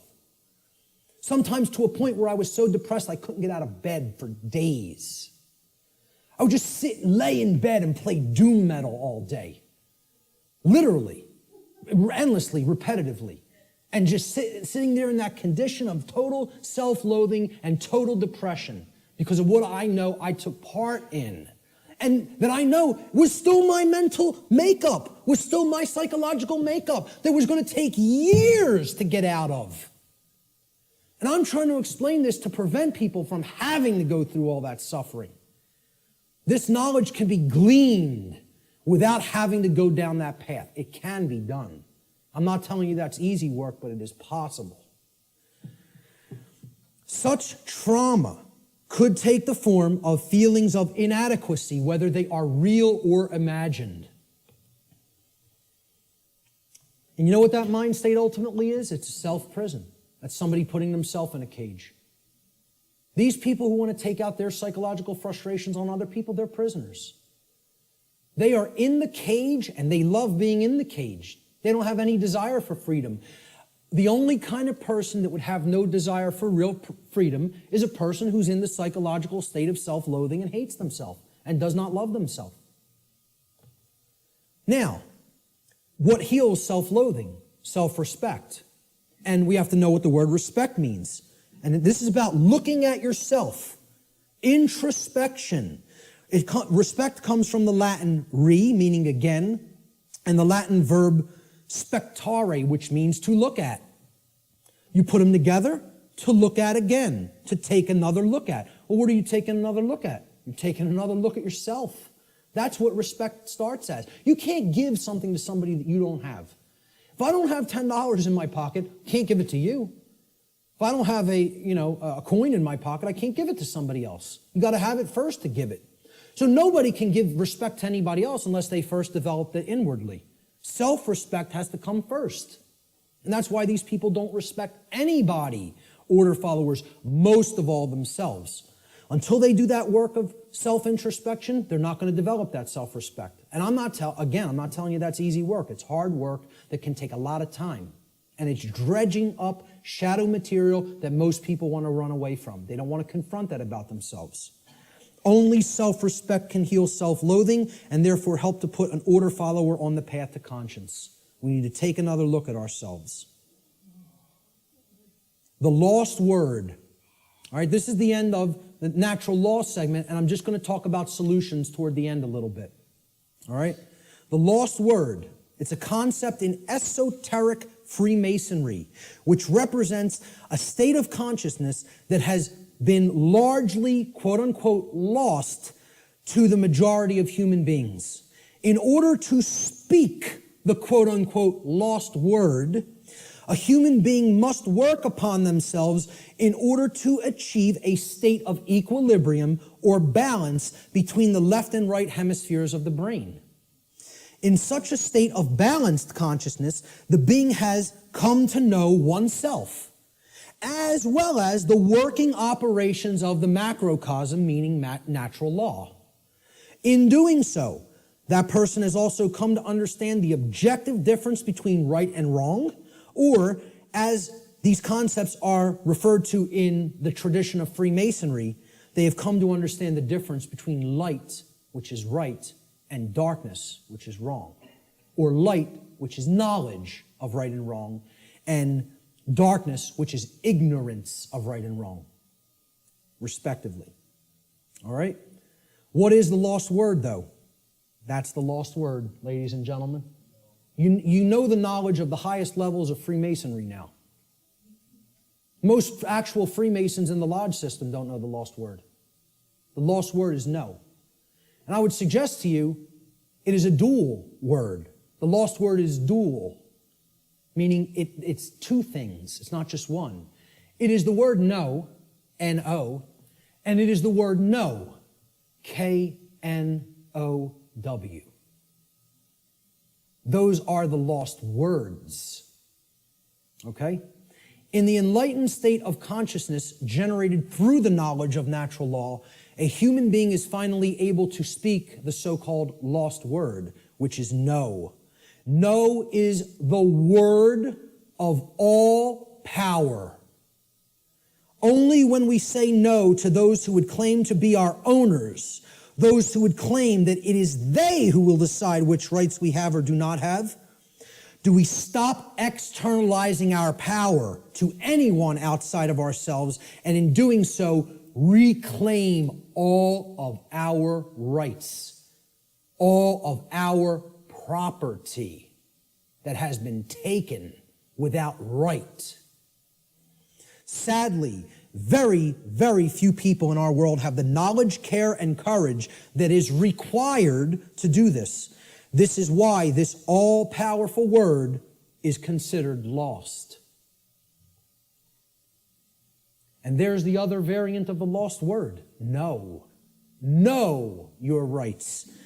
The reason you have to know what the difference between right and wrong is, and therefore know what rights you have and what rights you do not have, is because those who do not know those things will never say the lost word to someone who claims to be their owner. They will not say no, N-O. So let's look at some solutions. I call this section Teaching Natural Law to Others. Because as we're talking about, education is the only solution. Knowledge is the solution. The propagation of that knowledge is education, which means to lead out from. Educare in Latin means to lead one out from something. And what is education? It means to lead one out of darkness, out of ignorance. That's what a real teacher does. You know, doesn't push somebody out. It says, I'm going to go first and show you the way. And you could follow, you know, if you feel that this is the accurate path. Okay? But you could do the same discovery process. It's a repeatable process. That's what a science is, which I've said this is not a belief system or a religion. It is a science. This is also known, teaching natural law to others, which is what I am doing, has been called in all of the positive occult traditions, the great work. And I call it the true great work, because the dark occultists take everything and twist it around, and they have their own variant of the, quote, great work, which is creating a world of total slavery. That's the dark great work. I call this the true great work, or the light great work, however you want to refer to it as. It's just a piece of jargon. It's just a tag that we put on it. Shift happens. Well, maybe, but maybe not. The result's not guaranteed here, folks. The New Agers want to tell you it's all guaranteed, it's all in hand, you know. The Zeta Reticulians are going to be coming in from orbit any moment here, give us all the secrets to the universe, save us from our own ignorance, you know. You just got to wait a few more years or decades or millennia. But they'll be here soon. A quantum shift in human consciousness is required for humanity to become free of its self-imposed state of slavery. Unfortunately, this great change is not an automatic process, nor is it guaranteed to happen at all. We can be in this condition for a very, very, very, very long time. Or it can snowball and lead to total annihilation and the extinction of the human species. The positive outcome is not guaranteed. Anybody who thinks it is very naive and, extraordinarily right-brained and overly positive. I'm not telling you the negative outcome is guaranteed either. I'm telling you it can go either way, depending on how consciousness goes. About how many people in quantum numbers are going to choose truth over deception. That's what's going to that's what's going to determine the outcome. Whether or not it will occur is a function of the human will to learn the truth and to teach it to others. This involves enormous effort, enormous dedication, and most of all, enormous persistence. You can't give up. Continuous application of will is required. Continuous work. In alchemy, there's a saying. It's like the catchphrase for the alchemical tradition. Labore et constantia. It means work and constancy. Continual effort. That's what's going to get this boulder up the mountain. That's it. And it's going to go kicking and screaming, folks, because of the level of calcification the human mind is at. I don't expect this to be an easy process. I'm not blowing smoke up your rear end and telling you, hey, come over and do the work, the great work. It's going to be so much fun. It's going to be so easy. We're going to get it done real quick, and everything's going to be fine. Okay? If I was some new age guru who was trying to get you all to believe what I'm saying, that's what I would tell you. Because all I'd be worried about is how popular I am and how many followers I can accrue. I'm not interested in that. I'm interested in telling you how it really is. That doesn't make me popular. As a matter of fact, that makes me hated by a lot of people. Okay? This is not going to be easy. A quantum shift has requirements. Quantum, the word quantum is derived from the Latin noun quantum. It's the same word in Latin as it is in English. Quantum in Latin means an amount of something.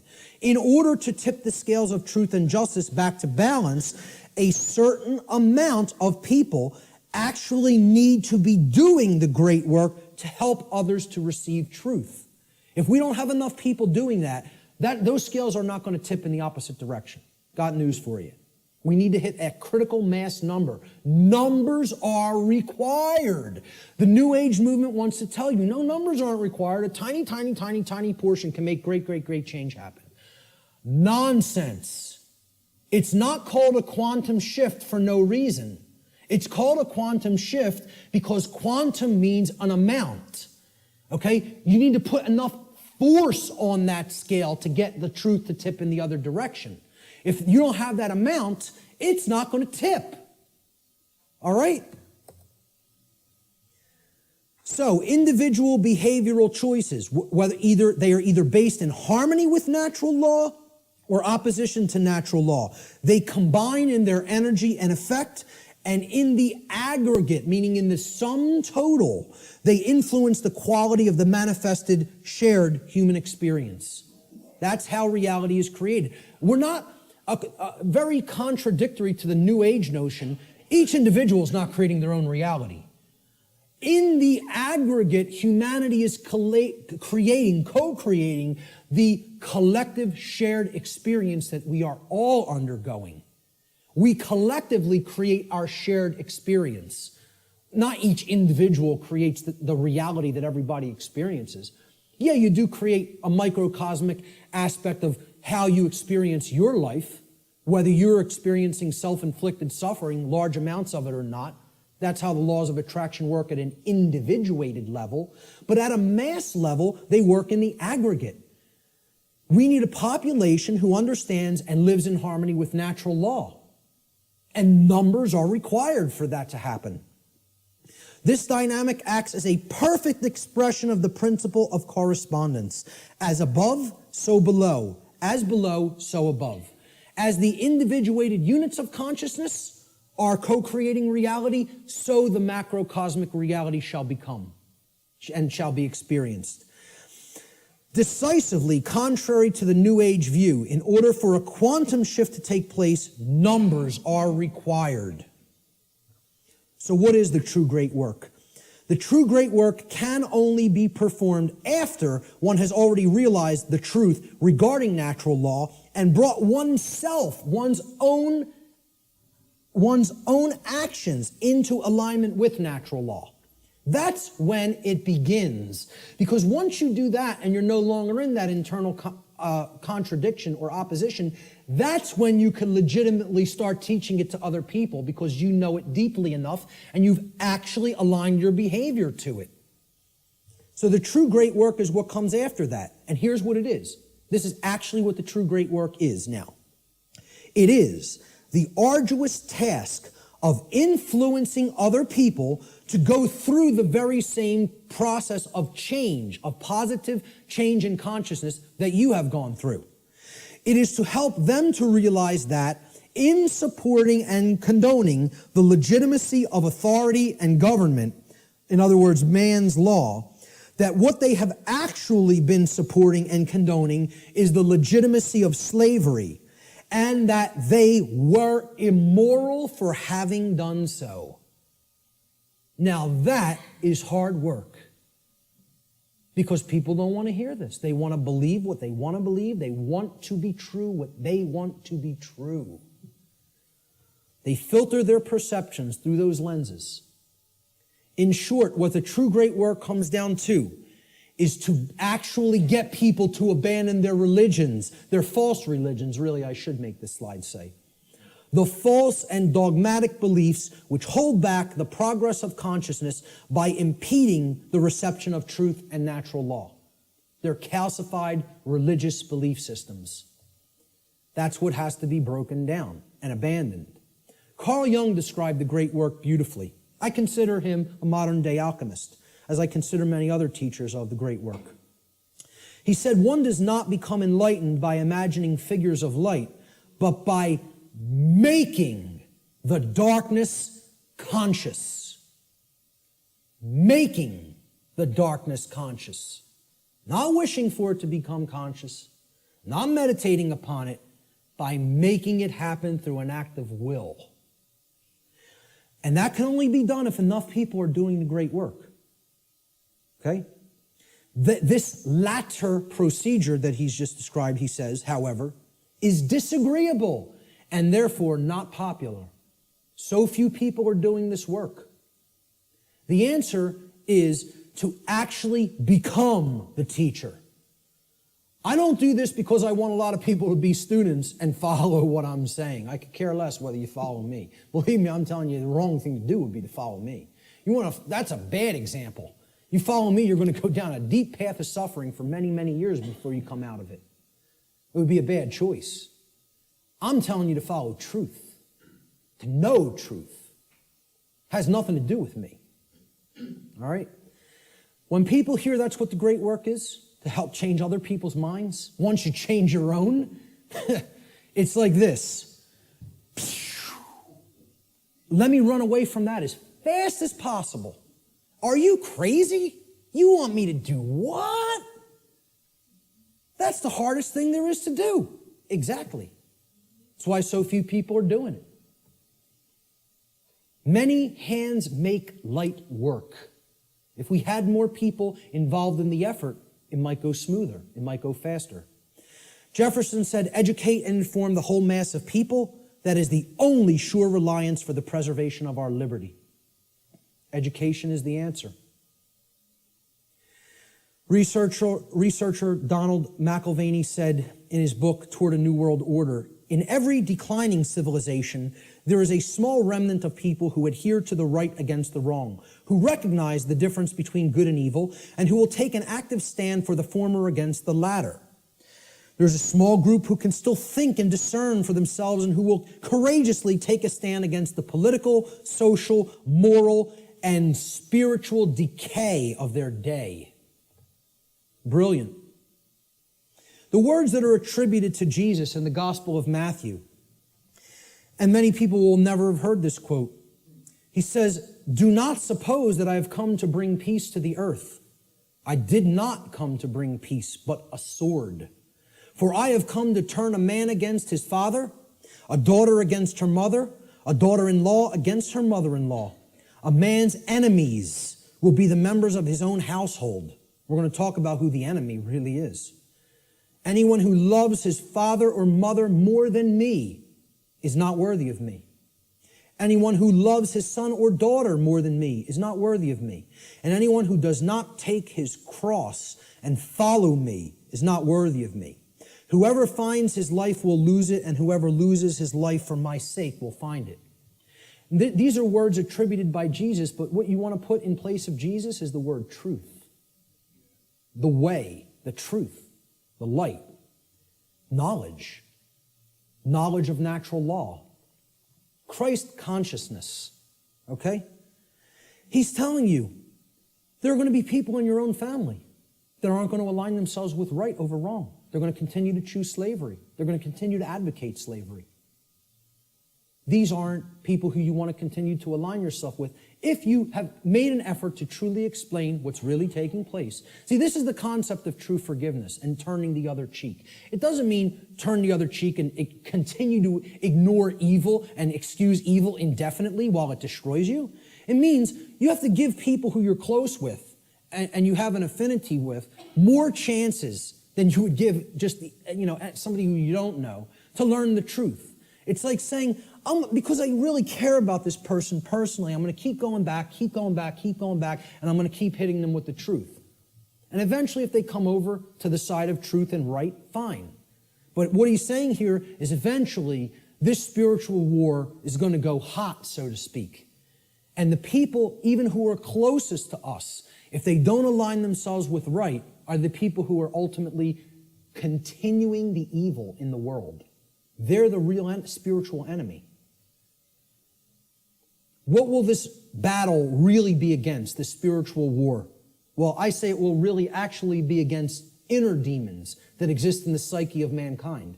And these inner demons are egos that are hardened into what I've referred to as negative knowledge, emotional mind control, and the fear of true freedom. So negative knowledge is the concept that somebody already knows. They don't want to look at something because, hey, I already know what's really going on. Okay? It's the illusion of knowledge. The greatest enemy may not be ignorance, but rather the illusion of actual knowledge. And people don't have the truth. And not only don't they have the truth, so they're at zero there, right? They're at the 0 point there because they haven't really started looking into truth for themselves, but they're attached to all this stuff that isn't true. So that puts them in the negative. They got to do work to get back to zero of knowing nothing. That's why I call it negative knowledge. Got to do hard work to get back to a clean slate, to start taking in some good stuff. Many people are in that state, and the people who are in that state largely are the overly intellectual, the super left-brained, the left-brain prison folks. Emotional mind control is the second inner demon. I encounter this all the time through people with my work, because many people don't have the thick skin to listen to somebody like me. And that's okay. That's all right. Again, what Art talked about is that in the ancient traditions, they talked about reserve the meat for the strong men and furnish the milk for the babies. All right? I'm not here to convert the babies. I don't have the patience for that. I don't have the energy for that. What I'm trying to do is get the other teachers ready who might have the energy and patience for that. Because that's not me. And I'm being 100% perfectly honest with you that that's not me. I'm not here to do that. Okay? I'm hoping to bring some other people that are most of the way there, all the way there, so they can start doing that on a wider scale. You know, they're going to be the people who are going to work with people like that, not me. I'm just being honest with you about it. Emotional mind control comes in a couple of forms. Well, if this is unpleasant, the New Age variant is this right here. If it's unpleasant, I don't want to hear it, I don't want to see it, and I certainly won't want to tell others about it. See no evil, hear no evil, speak no evil. I'll just ignore it and it'll go away on its own. Well, what happens when you do that with any kind of a sickness or a problem? Does it get better? It gets worse.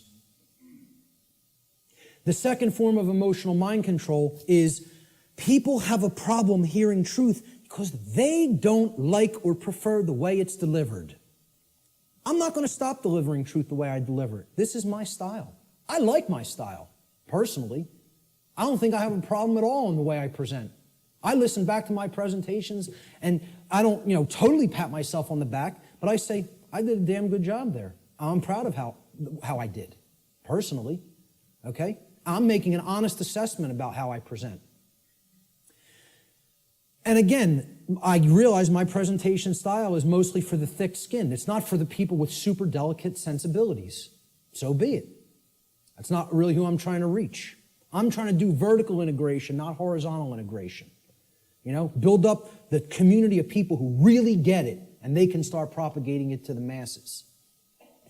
This concept is about, the attractive newscaster on the nightly news. She can whisper sweet nothings in your ear all night with the blue frequencies behind her, okay, and say, 2 + 2 = 5. 2 + 2 = 5.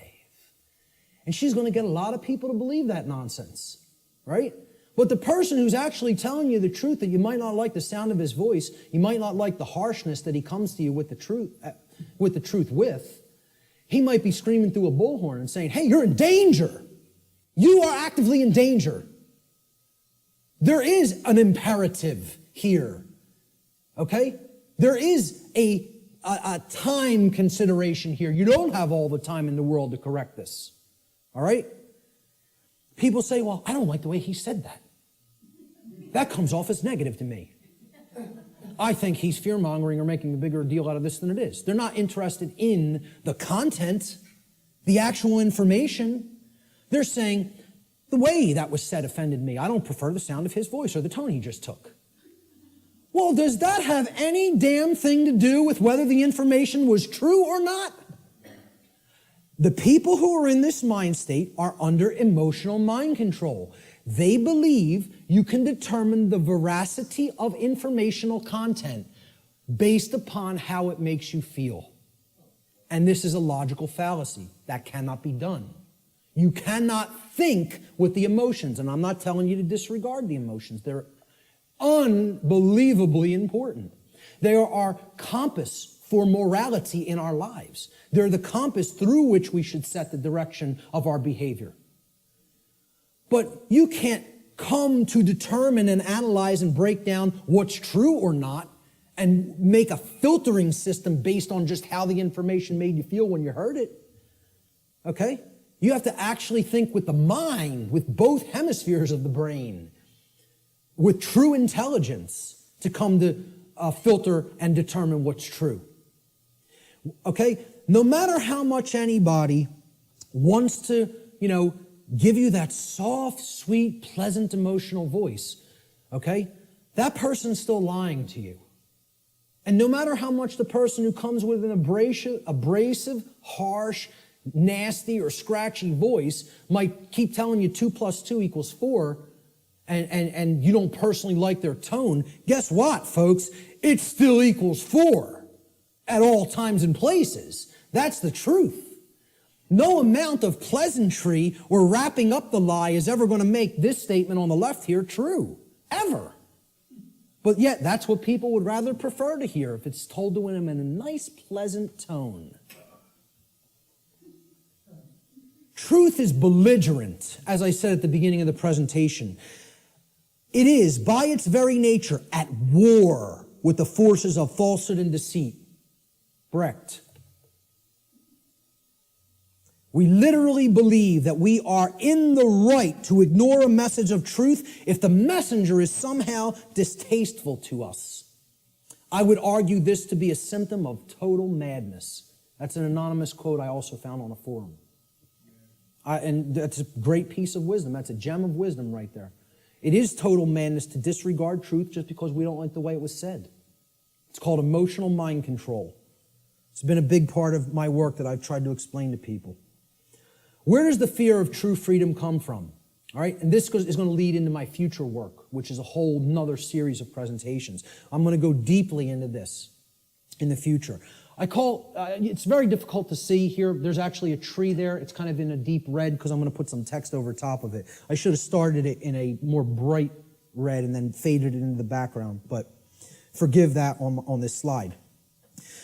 You can look it up here at the top of the tree. There's the leaves, all right?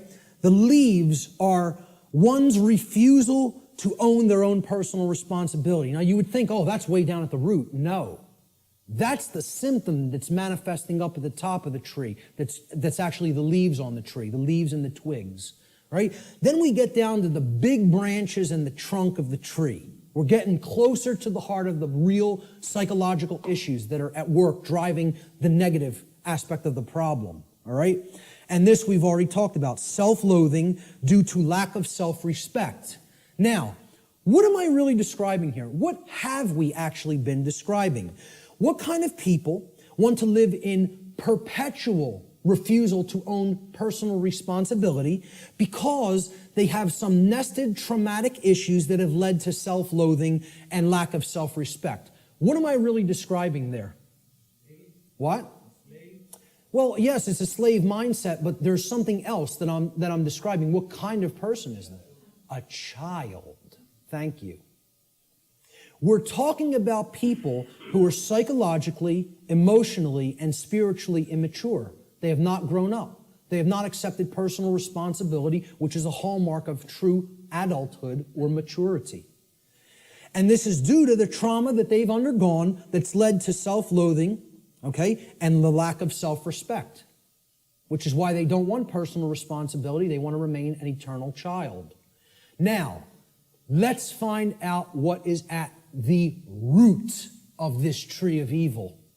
Because until we go into this space, into this causal factor of these other manifesting psychological conditions, we're not actually hitting the actual root of the problem.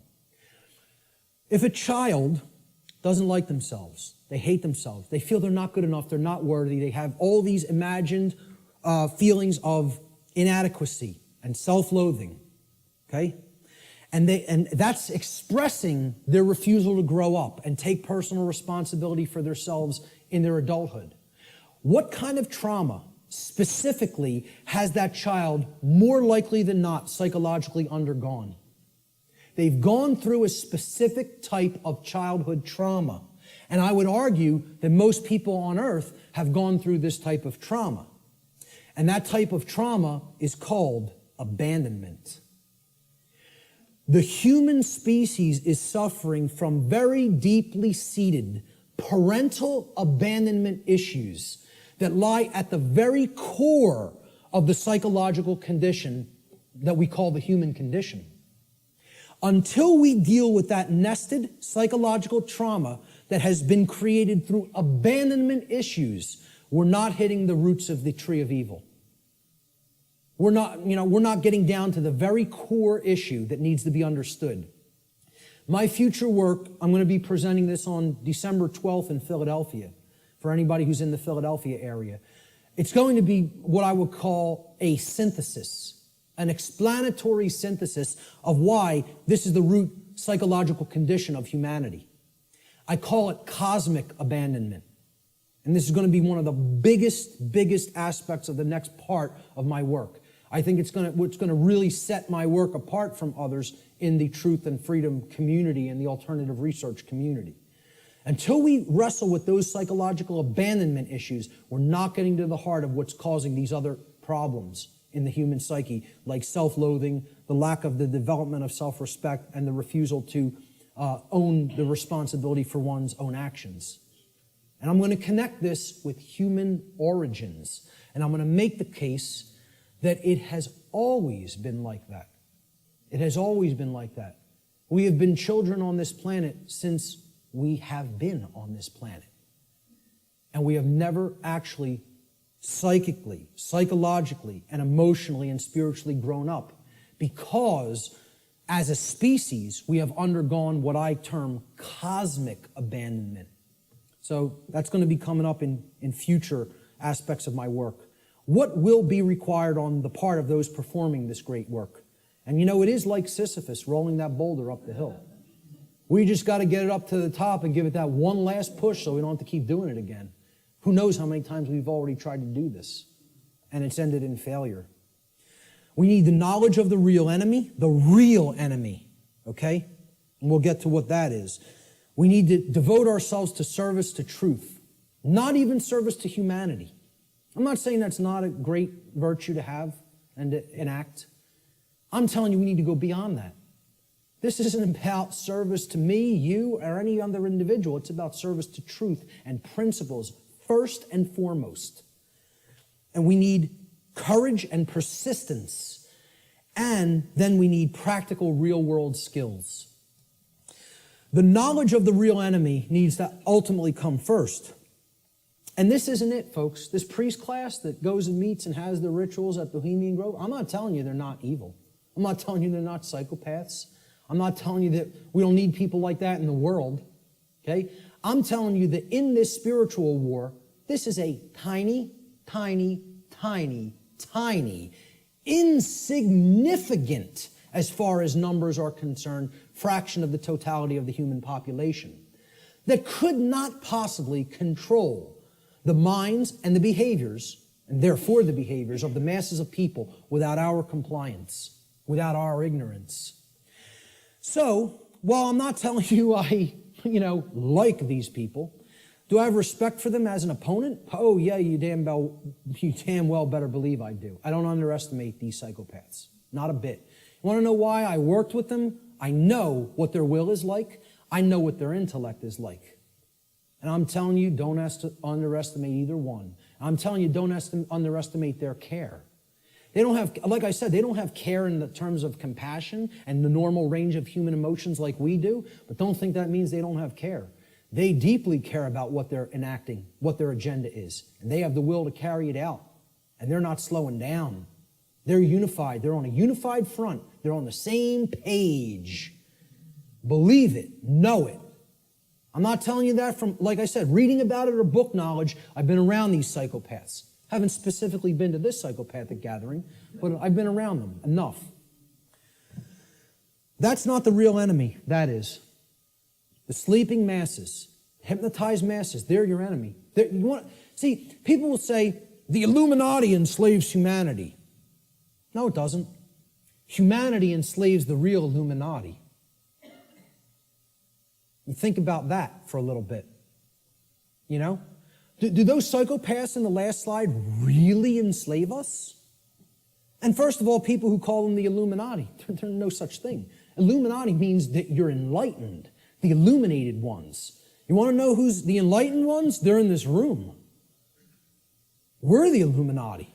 The people who know what I'm talking about here are the Illuminati. They're the illuminated ones. They're the ones with the light. They're the ones with the real knowledge. Okay? They want to refer to themselves as the enlightened ones. Well, they might have the dark sun, but they don't have the true sun. They're imbued with the black sun. That means it's all intellectual knowledge, and then you're applying it for the totally immoral, wrong reasons, which is to control and manipulate other people. There's nothing illuminated about that. So the real Illuminati, they're not the enslavers of humanity. The dark Illuminati are not the enslavers of humanity either. Humanity enslaves itself, and they're enslaving the true Illuminati, the teachers who are actually living under the conditions of slavery because they're here with the ignorant people. That's who's being enslaved by humanity. Humanity are the enslavers. And this is another thing that's highly unpopular. People don't want to hear it. They want to think we're powerless victims. There's no choice involved here. This is something that's just being done to us. Okay? And I'm here to tell you, free will is always in existence. And it's a matter of changing one's thoughts and therefore changing one's choices. And that's our own personal responsibility that can never be given away or shirked or shunned. You are always responsible for what we're doing. Service to truth is required. Truth itself is eternal, can never be destroyed. But you know what? Humanity can be destroyed. We can be destroyed when we refuse to act in service to truth as her defenders. People say, oh, truth doesn't need to be defended. Nonsense. Truth needs to be defended at all times and places because the attack on it is never-ending and non-stop, continuous. And if we don't come to her defense, you know what happens? The voice of untruth and deception and evil and mind control rules the day. And the voice of truth doesn't get heard. Because the truth itself doesn't have a physical voice in the physical domain. You know, we have to be its mediums, and we have to be its voice. It's possible for us to co-create a positive outcome in this scenario, but this can only be accomplished if we care enough to learn the truth ourselves, and then we develop the courage to continuously speak it to other people. Until our voice of truth becomes a non-stop chorus like the voice of lies and deception and mind control has been for millennia on this planet. Courage is required. Samuel Adams encapsulated this brilliantly. He said, the liberties of our countries are worth defending at all hazards. It is our duty to defend them against all attacks. It will bring a mark of everlasting infamy on the present generation if we should suffer them to be wrested from us by violence without any struggle, or to be cheated out of them by the artifices of designing men. If you love wealth greater than liberty, if you love the tranquility of servitude greater than the animating contest for freedom, then go home from us in peace. We seek not your counsel nor your arms. Crouch down and lick the hand that feeds you. May your chains set lightly upon you, and may posterity forget that you were ever our countrymen. Now that's about as powerful as it gets as far as I'm concerned. Because he's telling you, if your allegiance isn't to the truth and freedom, I don't want to know you. I don't want to know you. And we hope history forgets that you ever were with us at this time and place in history. And because you deserve to be forgotten. That's what he's saying here. You know, I couldn't agree more. Persistence is required. Constant effort. We are the actual vehicles by which truth operates in the world. Therefore, it is our shared responsibility at this time to help to awaken others by continuously speaking the truth, even if we feel burdened by this task, even if we feel no one is listening, and even if it makes all involved in this process feel uncomfortable. It's not about feeling comfort, folks. It's not about staying complacent. It's about shaking things up. Making people feel uncomfortable. Who ever told anybody that the truth would make you all warm and fuzzy inside? Who ever told anybody that? Why do people want to believe that? Who ever said that that was the case? The truth is horrible and yet needs to be embraced as a lover. Okay? With dedication to it, even in its full horror. Thomas Paine, who I feel was the most enlightened person on the continent at the time of the American Revolution, personally. He's one of my personal heroes. And walked in the vicinity where I walk sometimes now. He said, these are the times that try men's souls. The summer soldier and the sunshine patriot will, in this crisis, shrink from the service of his country. But he that stands it now deserves the love and thanks of man and woman. Tyranny, like hell, is not easily conquered. Yet we have this consolation with us, that the harder the conflict, the more glorious the triumph. I think he was one of the true anarchists that was living amongst us in the colonial days. Words attributed to the Buddha, Siddhartha Gautama. He said, there are only two mistakes that one can ever make on the path to truth. Not starting and not going all the way. all the way. I wrap up a lot of my podcasts with this quote because I love it so much. It's about persistence. It's not about saying, hey, I went this far and now I'm uncomfortable to see the rest of the picture. I made it 3/4 up the mountain. That's far enough. Let me set up my base camp here. I'll pitch my tent and I'm staying here. No farther. I don't want to see the peak. Okay? Until we become fully enlightened and go all the way to the summit, don't expect things to change. Don't expect them to get better. The truth has to be taken in its fullness. We need real world practical skills. You know, this isn't just about, oh, I know this now and I don't actually need any skills. Okay? To communicate truth, skill is required. Knowledge is required. Okay? To reach a good amount of people. Yeah, you can just talk to the people around you.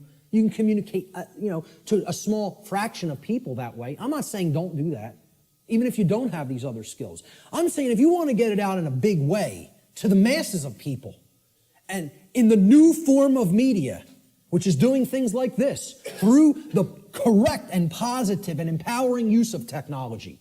People want to say, oh, technology is not, there's no role for it. We got to get rid of technology. Technology is a thing that improves life at every scale and level. It's a tool. It's how it's used. Exactly. Okay? We're using technology for a powerful and enlightening purpose right now. And that's its intended use. It's to serve humanity and to serve truth. Okay? So real world skills in the technological era, I feel, are absolutely required. And here's some of them. You need good organizational skills. Like, hey, Art and Chris did this right today. They set this up right. I've seen people set things up real badly. And I've seen it done the correct way, which is this way. And Richard and Lisa, they've done a brilliant job here getting this all on film. And this will be going online and reaching a real wider base of people as a result. All right? So you need organizational skills. Some people are better than that with others. I'm pretty good with organization. I feel I have good, powerful organization skills. Communication skills. You need to have a way with words. You need to have a good vocabulary. You need to organize words correctly. You need to be able to communicate concepts in often a very linear fashion to people so that they can readily absorb it easily. If you're all over the place, they're not going to get the concept. You need graphic design skills in many cases. I couldn't build a presentation like this without my background in graphic design. And, thank God I have it.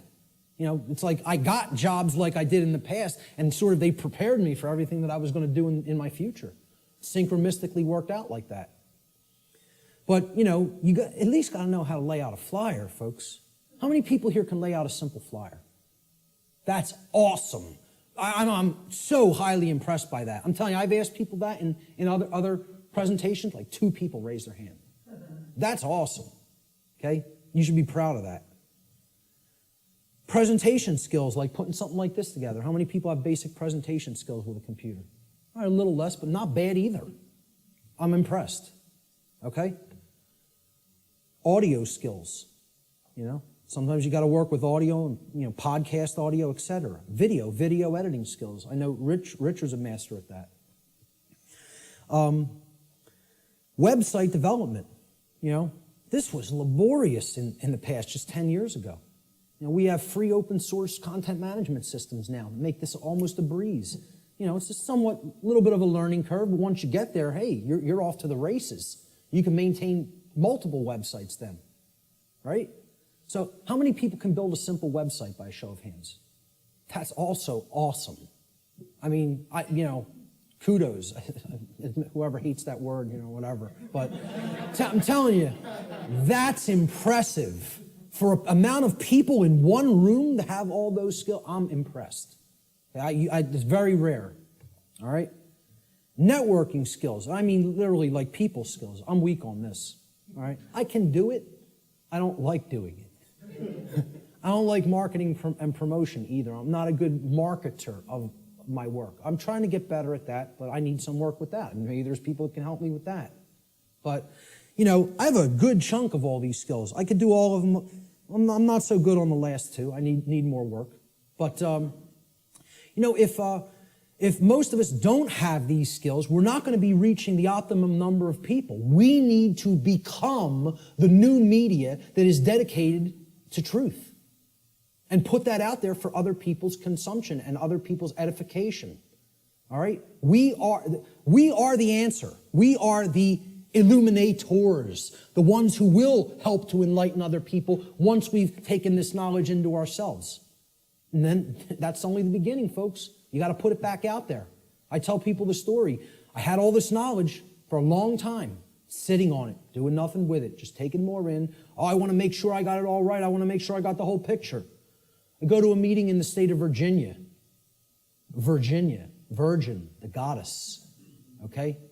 Care. Very synchronistic. A woman comes up to me. She says, "You're one of the most knowledgeable people I've come across. What are you doing?" So what do you mean, what am I doing? She said, "I mean, what are you doing with all the knowledge you have? You doing lectures, presentations, videos, audio? What are you doing?"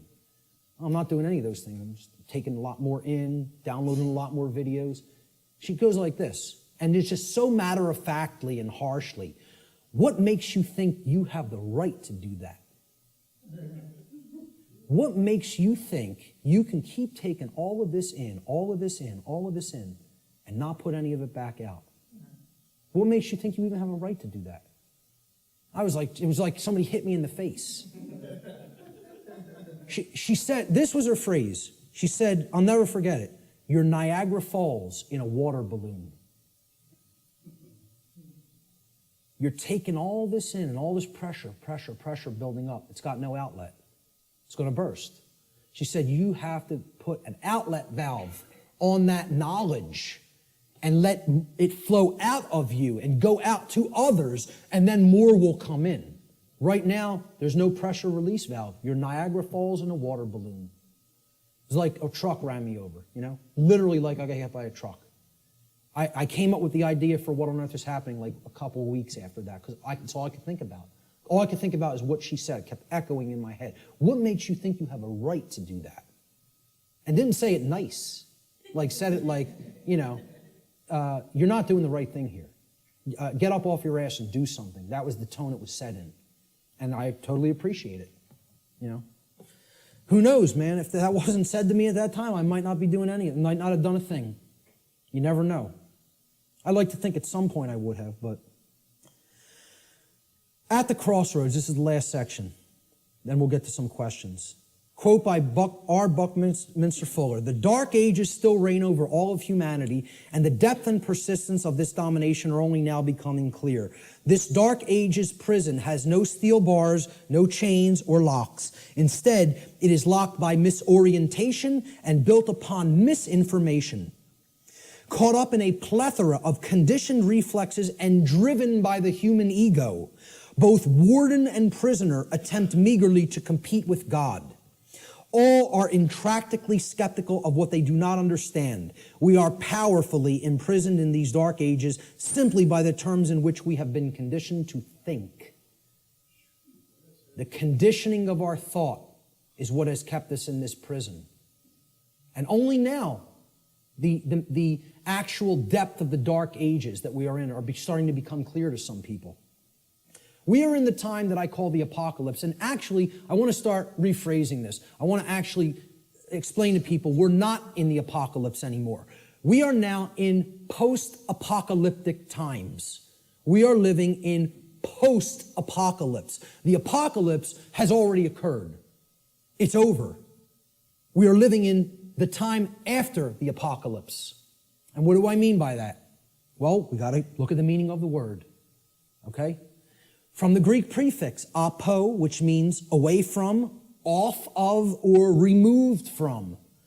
And then the Greek verb kalyptine, which means to cover or to conceal or to hide. So, apocalypse means literally to take the cover off of, to remove the veil from, or to take something out of hiding. Well, ladies and gentlemen, another big surprise. The veil has already been lifted. The truth is already out there. It's out. The truth about what's going on here and has been going on here on the earth is out. It has been de-occulted. And not just by me, by many, many other researchers. Okay? There's a laundry list of them out on my website, and I talk about in the podcasts. All right? It's all out there.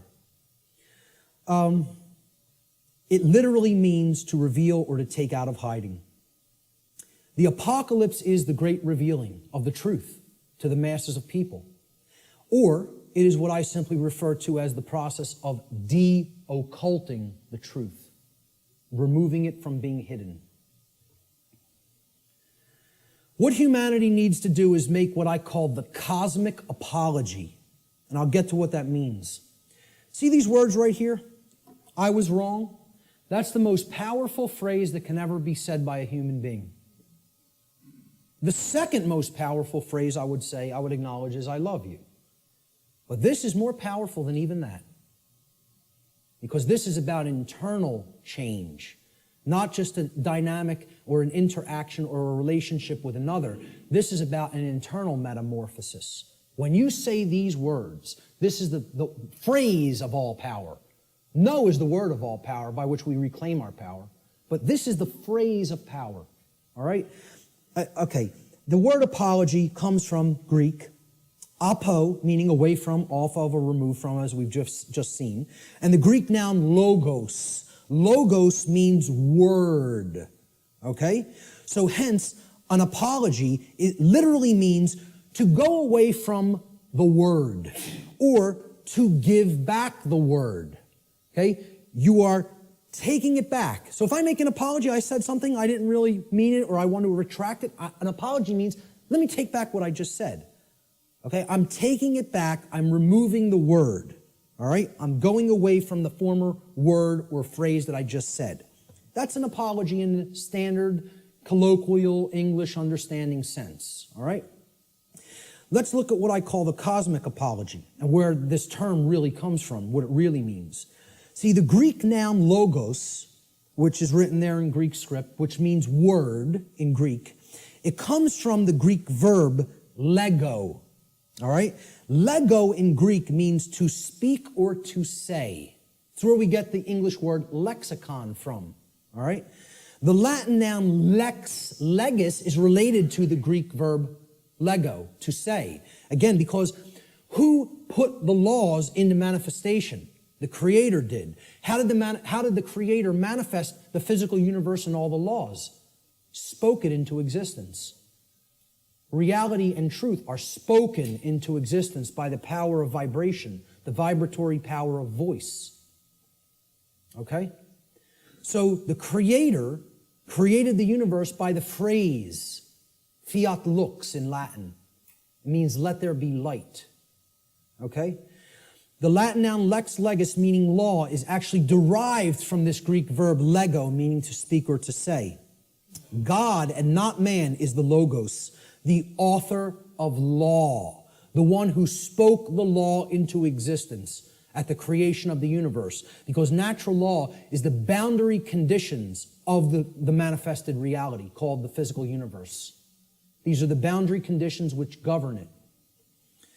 Humanity's work is to learn to listen to God's word, not man's law, natural law, spiritual law, moral law, God's law, karmic law. I don't care what you want to call it. Call it whatever you want. Okay? Consequentialism. This is the truth. That's what, you want to talk about what all these phrases really mean? It all comes back to the word truth. That's it. It's the truth about what is, what's operating here. And humanity needs to align its behavior to this law, God's law, natural law. Without alignment of its behavior, don't expect to natural law, don't expect a thing to change here. Expect it to rapidly grow worse. Humanity must make a cosmic apology by giving the word, okay, which means the authorship of creating law. See, we think we're the authors, we're the authorities. That's what author means, right? Author. What's another word for author? This is just this is how mind control through words works, right? An author is a what? A writer. Well, what are you saying there? An author who has authority, they are authoring something, is a writer. They are a right, R-I-G-H-T-E-R. Okay? They're making it into a right.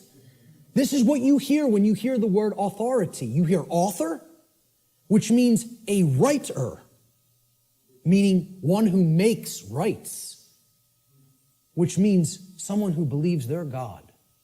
That's all this really comes down to. In a nutshell, we're up against a class of people who believe that they can be God and own and rule everybody else. That's all the dark occult comes down to, folks. People who believe they're God. Sick, psychopathic lunatics who think they're God and are going to rule the hell of the prison world that they're going to create, that they call their dark new world order. We need to give the word back. That's what an apology is. And who it needs to be given back to is the creator of the universe, because that's the author of the law. That's its rightful owner. The word doesn't belong to us, folks. The word belongs to God. That's why it says at the beginning of the biblical text, in the beginning was the Word, and the Word was God. You know, that's what the Logos is. Natural law. God is law. You want the best definition I could ever give you for the word God? Law. People don't want to look at it like that. Very few people ever look at it like that. That's what the force of creation is. It's natural law. It's how we co-create our reality, whether we do it consciously or unconsciously. This apology is accomplished when we open our minds and hearts to truth and we start saying the lost word, no, to evil, to the presence of evil in our lives. See, this is an initiate inside what was known as the Jed or the Djed pillars, depending on how certain people pronounce it. And these Jed pillars represented stability and enlightenment. And they represent the two principles, the sacred feminine principle of non-aggression and the sacred masculine principle of self-defense. The initiate is the enlightened one who is incorporated and bridged both pillars and has come to the place of cosmic illumination, which is represented by the winged disc of Ma'at in the Comitian tradition, which is over the lintel between the two pillars. That winged disc of Ma'at. Ma'at was considered a great mother goddess in the Comitian, the ancient Egyptian traditions. Okay? She was the force. She was a personified deity. You know, the ancient Comitians didn't actually worship a physical woman. It's not what this was. It was the personification of truth and justice and order and natural law that was encapsulated as the sacred feminine essence. And she was above all the other deities in the pantheon of Egyptian deities, of Comitian deities.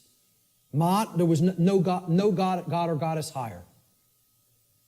And how they looked at alignment with Ma'at is if you wanted to have order and you wanted to avoid chaos, you learned the teachings of Ma'at because she was the goddess of justice and she was the goddess of righteousness. She was the goddess that brought order if you aligned yourself to her teachings, and her teachings were natural law. So that's what this is here. This is saying we need to take away the word. It's not saying remain silent and don't use your voice. It's not what it's ever been saying. This is a symbolic allegory for the apology. All right? You know what else the G in the middle of the compasses and square is? Apollo G. The sun, the light, the generative principle. Okay? We need to make the Apollo G. All right? That's what the G in the middle of the compasses and square in allegory also represents, because one of the big deities, the Greek deities that is often kind of exemplified in the Freemasonic tradition is Apollo. He was a sun god, and he was a corollary to Horus in the Egyptian tradition, and Jesus in the Christian tradition, and Mithra in the Persian tradition, and many other sun gods that represented truth and light. All right? So that's the middle way, the middle pillar. That's what the initiate represents. I started this presentation with the slide before we begin. Now we have begun. And it's up to you to take it further. What you'll do with this knowledge is entirely up to you. See, this is a painting by Alex Gray that shows the worldview schism. Are we going to stay embedded in the left brain and in other forms of imbalance, and we're going to create the negative worldview, right? Or are we going to live in harmony with natural law, which can create this path when we incorporate the creative and nurturing and sacred feminine aspect of our beings? Natural law, living in harmony with it, can only lead to these conditions: freedom, peace, prosperity, the continuation of our species, our actual physical survival, and our evolutionary progress in consciousness. That's what living in harmony with natural law leads to. Conversely, living in opposition to natural law will get us this side of the world tree. It'll bring this world, this hellish world of chaos and destruction. Because living in opposition to natural law can only lead to these states: control, enslavement, war, chaos, evolutionary stagnation, and ultimately the extinction of our species. Which will we choose? That's still up in the air. I can't tell you that. Only each individual can make that decision for themselves, and then that will play out in the aggregate, in the mass consciousness, the numbers. Thomas Jefferson said, "A free people claim their rights as derived from the laws of nature." And this was also embedded in the Declaration of Independence. The laws of nature and of nature's God, and not as the gift of their magistrates. John Locke said, "The natural liberty of man is to be free from any superior power on earth, and not to be under the will or legislative authority of man, but only to have the law of nature for his rule." Former Grand Master of the Order of the Rose Cross, the Rosicrucian tradition, Francis Bacon, said, "Nature, to be commanded, must first be obeyed." If we want the forces of the cosmos on our side, we have to learn and adhere to the principles of natural law. If we do not align our behavior to that, nature will not stand with us. It will continuously stand against us, and it will itself create more strife and suffering in our lives. And we certainly won't command it. We won't command its forces with things like free energy used for any positive purpose. It'll only be used for destructive purposes. The psychologist Alfred Adler said, "There is a law that man should love his neighbor as himself." And he's referring, of course, here to the Golden Rule. "In a few hundred years, it should be as natural to mankind as breathing or the upright gait. But if he does not learn it, he must perish." And folks, I would really hope this is going to take less than a few hundred years. But based on where we're at, I'm not so sure. I think we could do it a lot faster than that if we accept the key that's been shown here today, that, as I said before, has the power to unlock all the locks on all the doors to all the cages. And that's what the knowledge of natural law comprises. Will we make the choice to climb the ladder of consciousness through an act of our own free will, choice, and effort? It's not a simple climb. I mean, it's a difficult climb. It's not overly complicated to learn these concepts, to learn these truths. It involves abandoning many things that we've already been conditioned with that don't serve who we are, okay? But I'm not telling you it's going to be easy, all right? It involves a lot of deep introspective work. But if we do it, we can step out of the prison that we've imposed upon ourselves by balancing the sacred feminine and masculine forces within each one of us. And by recognizing our own inherent sovereignty, and that there is no legitimacy and never has been any legitimacy to slavery and control and the external rulership of human beings as subjects. Okay? That recognition of sovereignty has to go hand in hand with our knowledge of natural law. It's a totally integrated component of it. This was the title slide. This card, this tarot card was on the title slide. When you understand, and I've talked about this in some of my work online, when you understand the deep connection to the tarot tradition and other mystery tradition teachings, specifically its very deep interwoven relationship to the Kabbalistic tradition of the Middle Eastern mystery traditions, all right? You understand that this card right here actually represents the will of creation and what creation itself, what the mind of the universe itself ultimately wants to manifest in physical reality. Not in some other worldly dream world or fantasy realm or spiritual reality that is to come or not come. Right here in the physical domain, which is not separate and distinct from the spiritual domain, they are one and the same. This card is known as the Justice card, okay? And it's based on the Latin word jus, which means right or law, okay? That's where we get the English word justice. This card represents balance between the pillars, as you see on the right side of the king, holding the sword of truth in hand, and the scales of truth and justice have been perfectly balanced and are in the other hand. And it represents sovereignty. And it represents alignment with natural law. And most of all, it represents alignment with truth and the manifestation of order.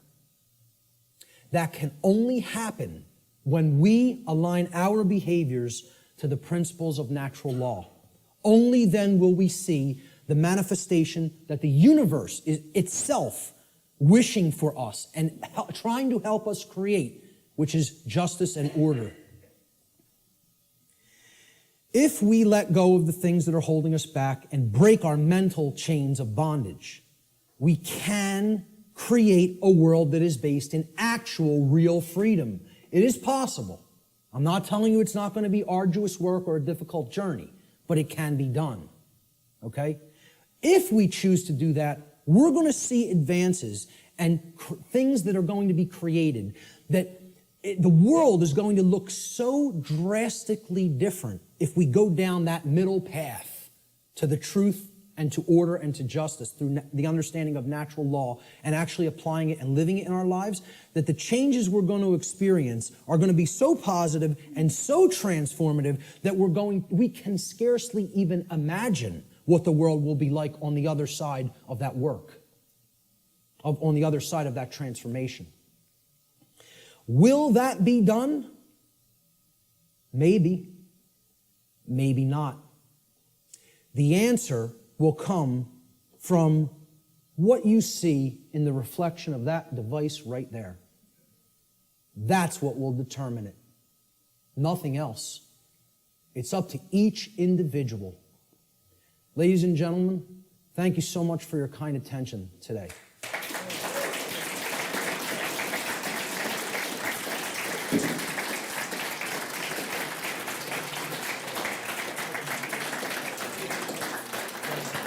Thank you. Thank you. Thank you. I appreciate that. Finally, this right here, Lex Rex, simply means the law is king. The law is king. Lex Rex. That's my final slide.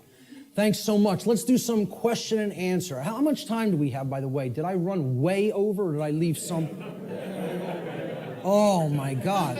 Hey, I'm very happy that the venue allowed us to go over by this much, okay? And that they didn't just come in and say, you got to get out of here. So I really did want to leave time for questions, but I think it would be, I don't know if it would be really just, intrusive and ignorant at this point to just stay even beyond this time. So maybe we should start packing it up, all right? I apologize for going so far over. I think the information speaks for itself and is worth it, and I hope I was clarified on that. Listen, I'll tell you what. Anybody has specific questions, since there's no time for questions, let me just get this across, okay? Since there's no time for questions, I'll make a personal effort, and I rarely tell people I will respond to email questions. You tell me that specifically that you attended this seminar here today in an email. And if you have a specific question, get to the specific question quickly in your email, and I will make the time over the next few weeks to try to respond to everybody. I'll promise that. How's that? Does that sound okay? All right, great. Thank you. Thank you guys all so much for being here, for staying for the whole thing. Thank you. I'm very impressed with you guys today. You know, that takes a tremendous effort of will and attention. So, you know, thank you guys so much.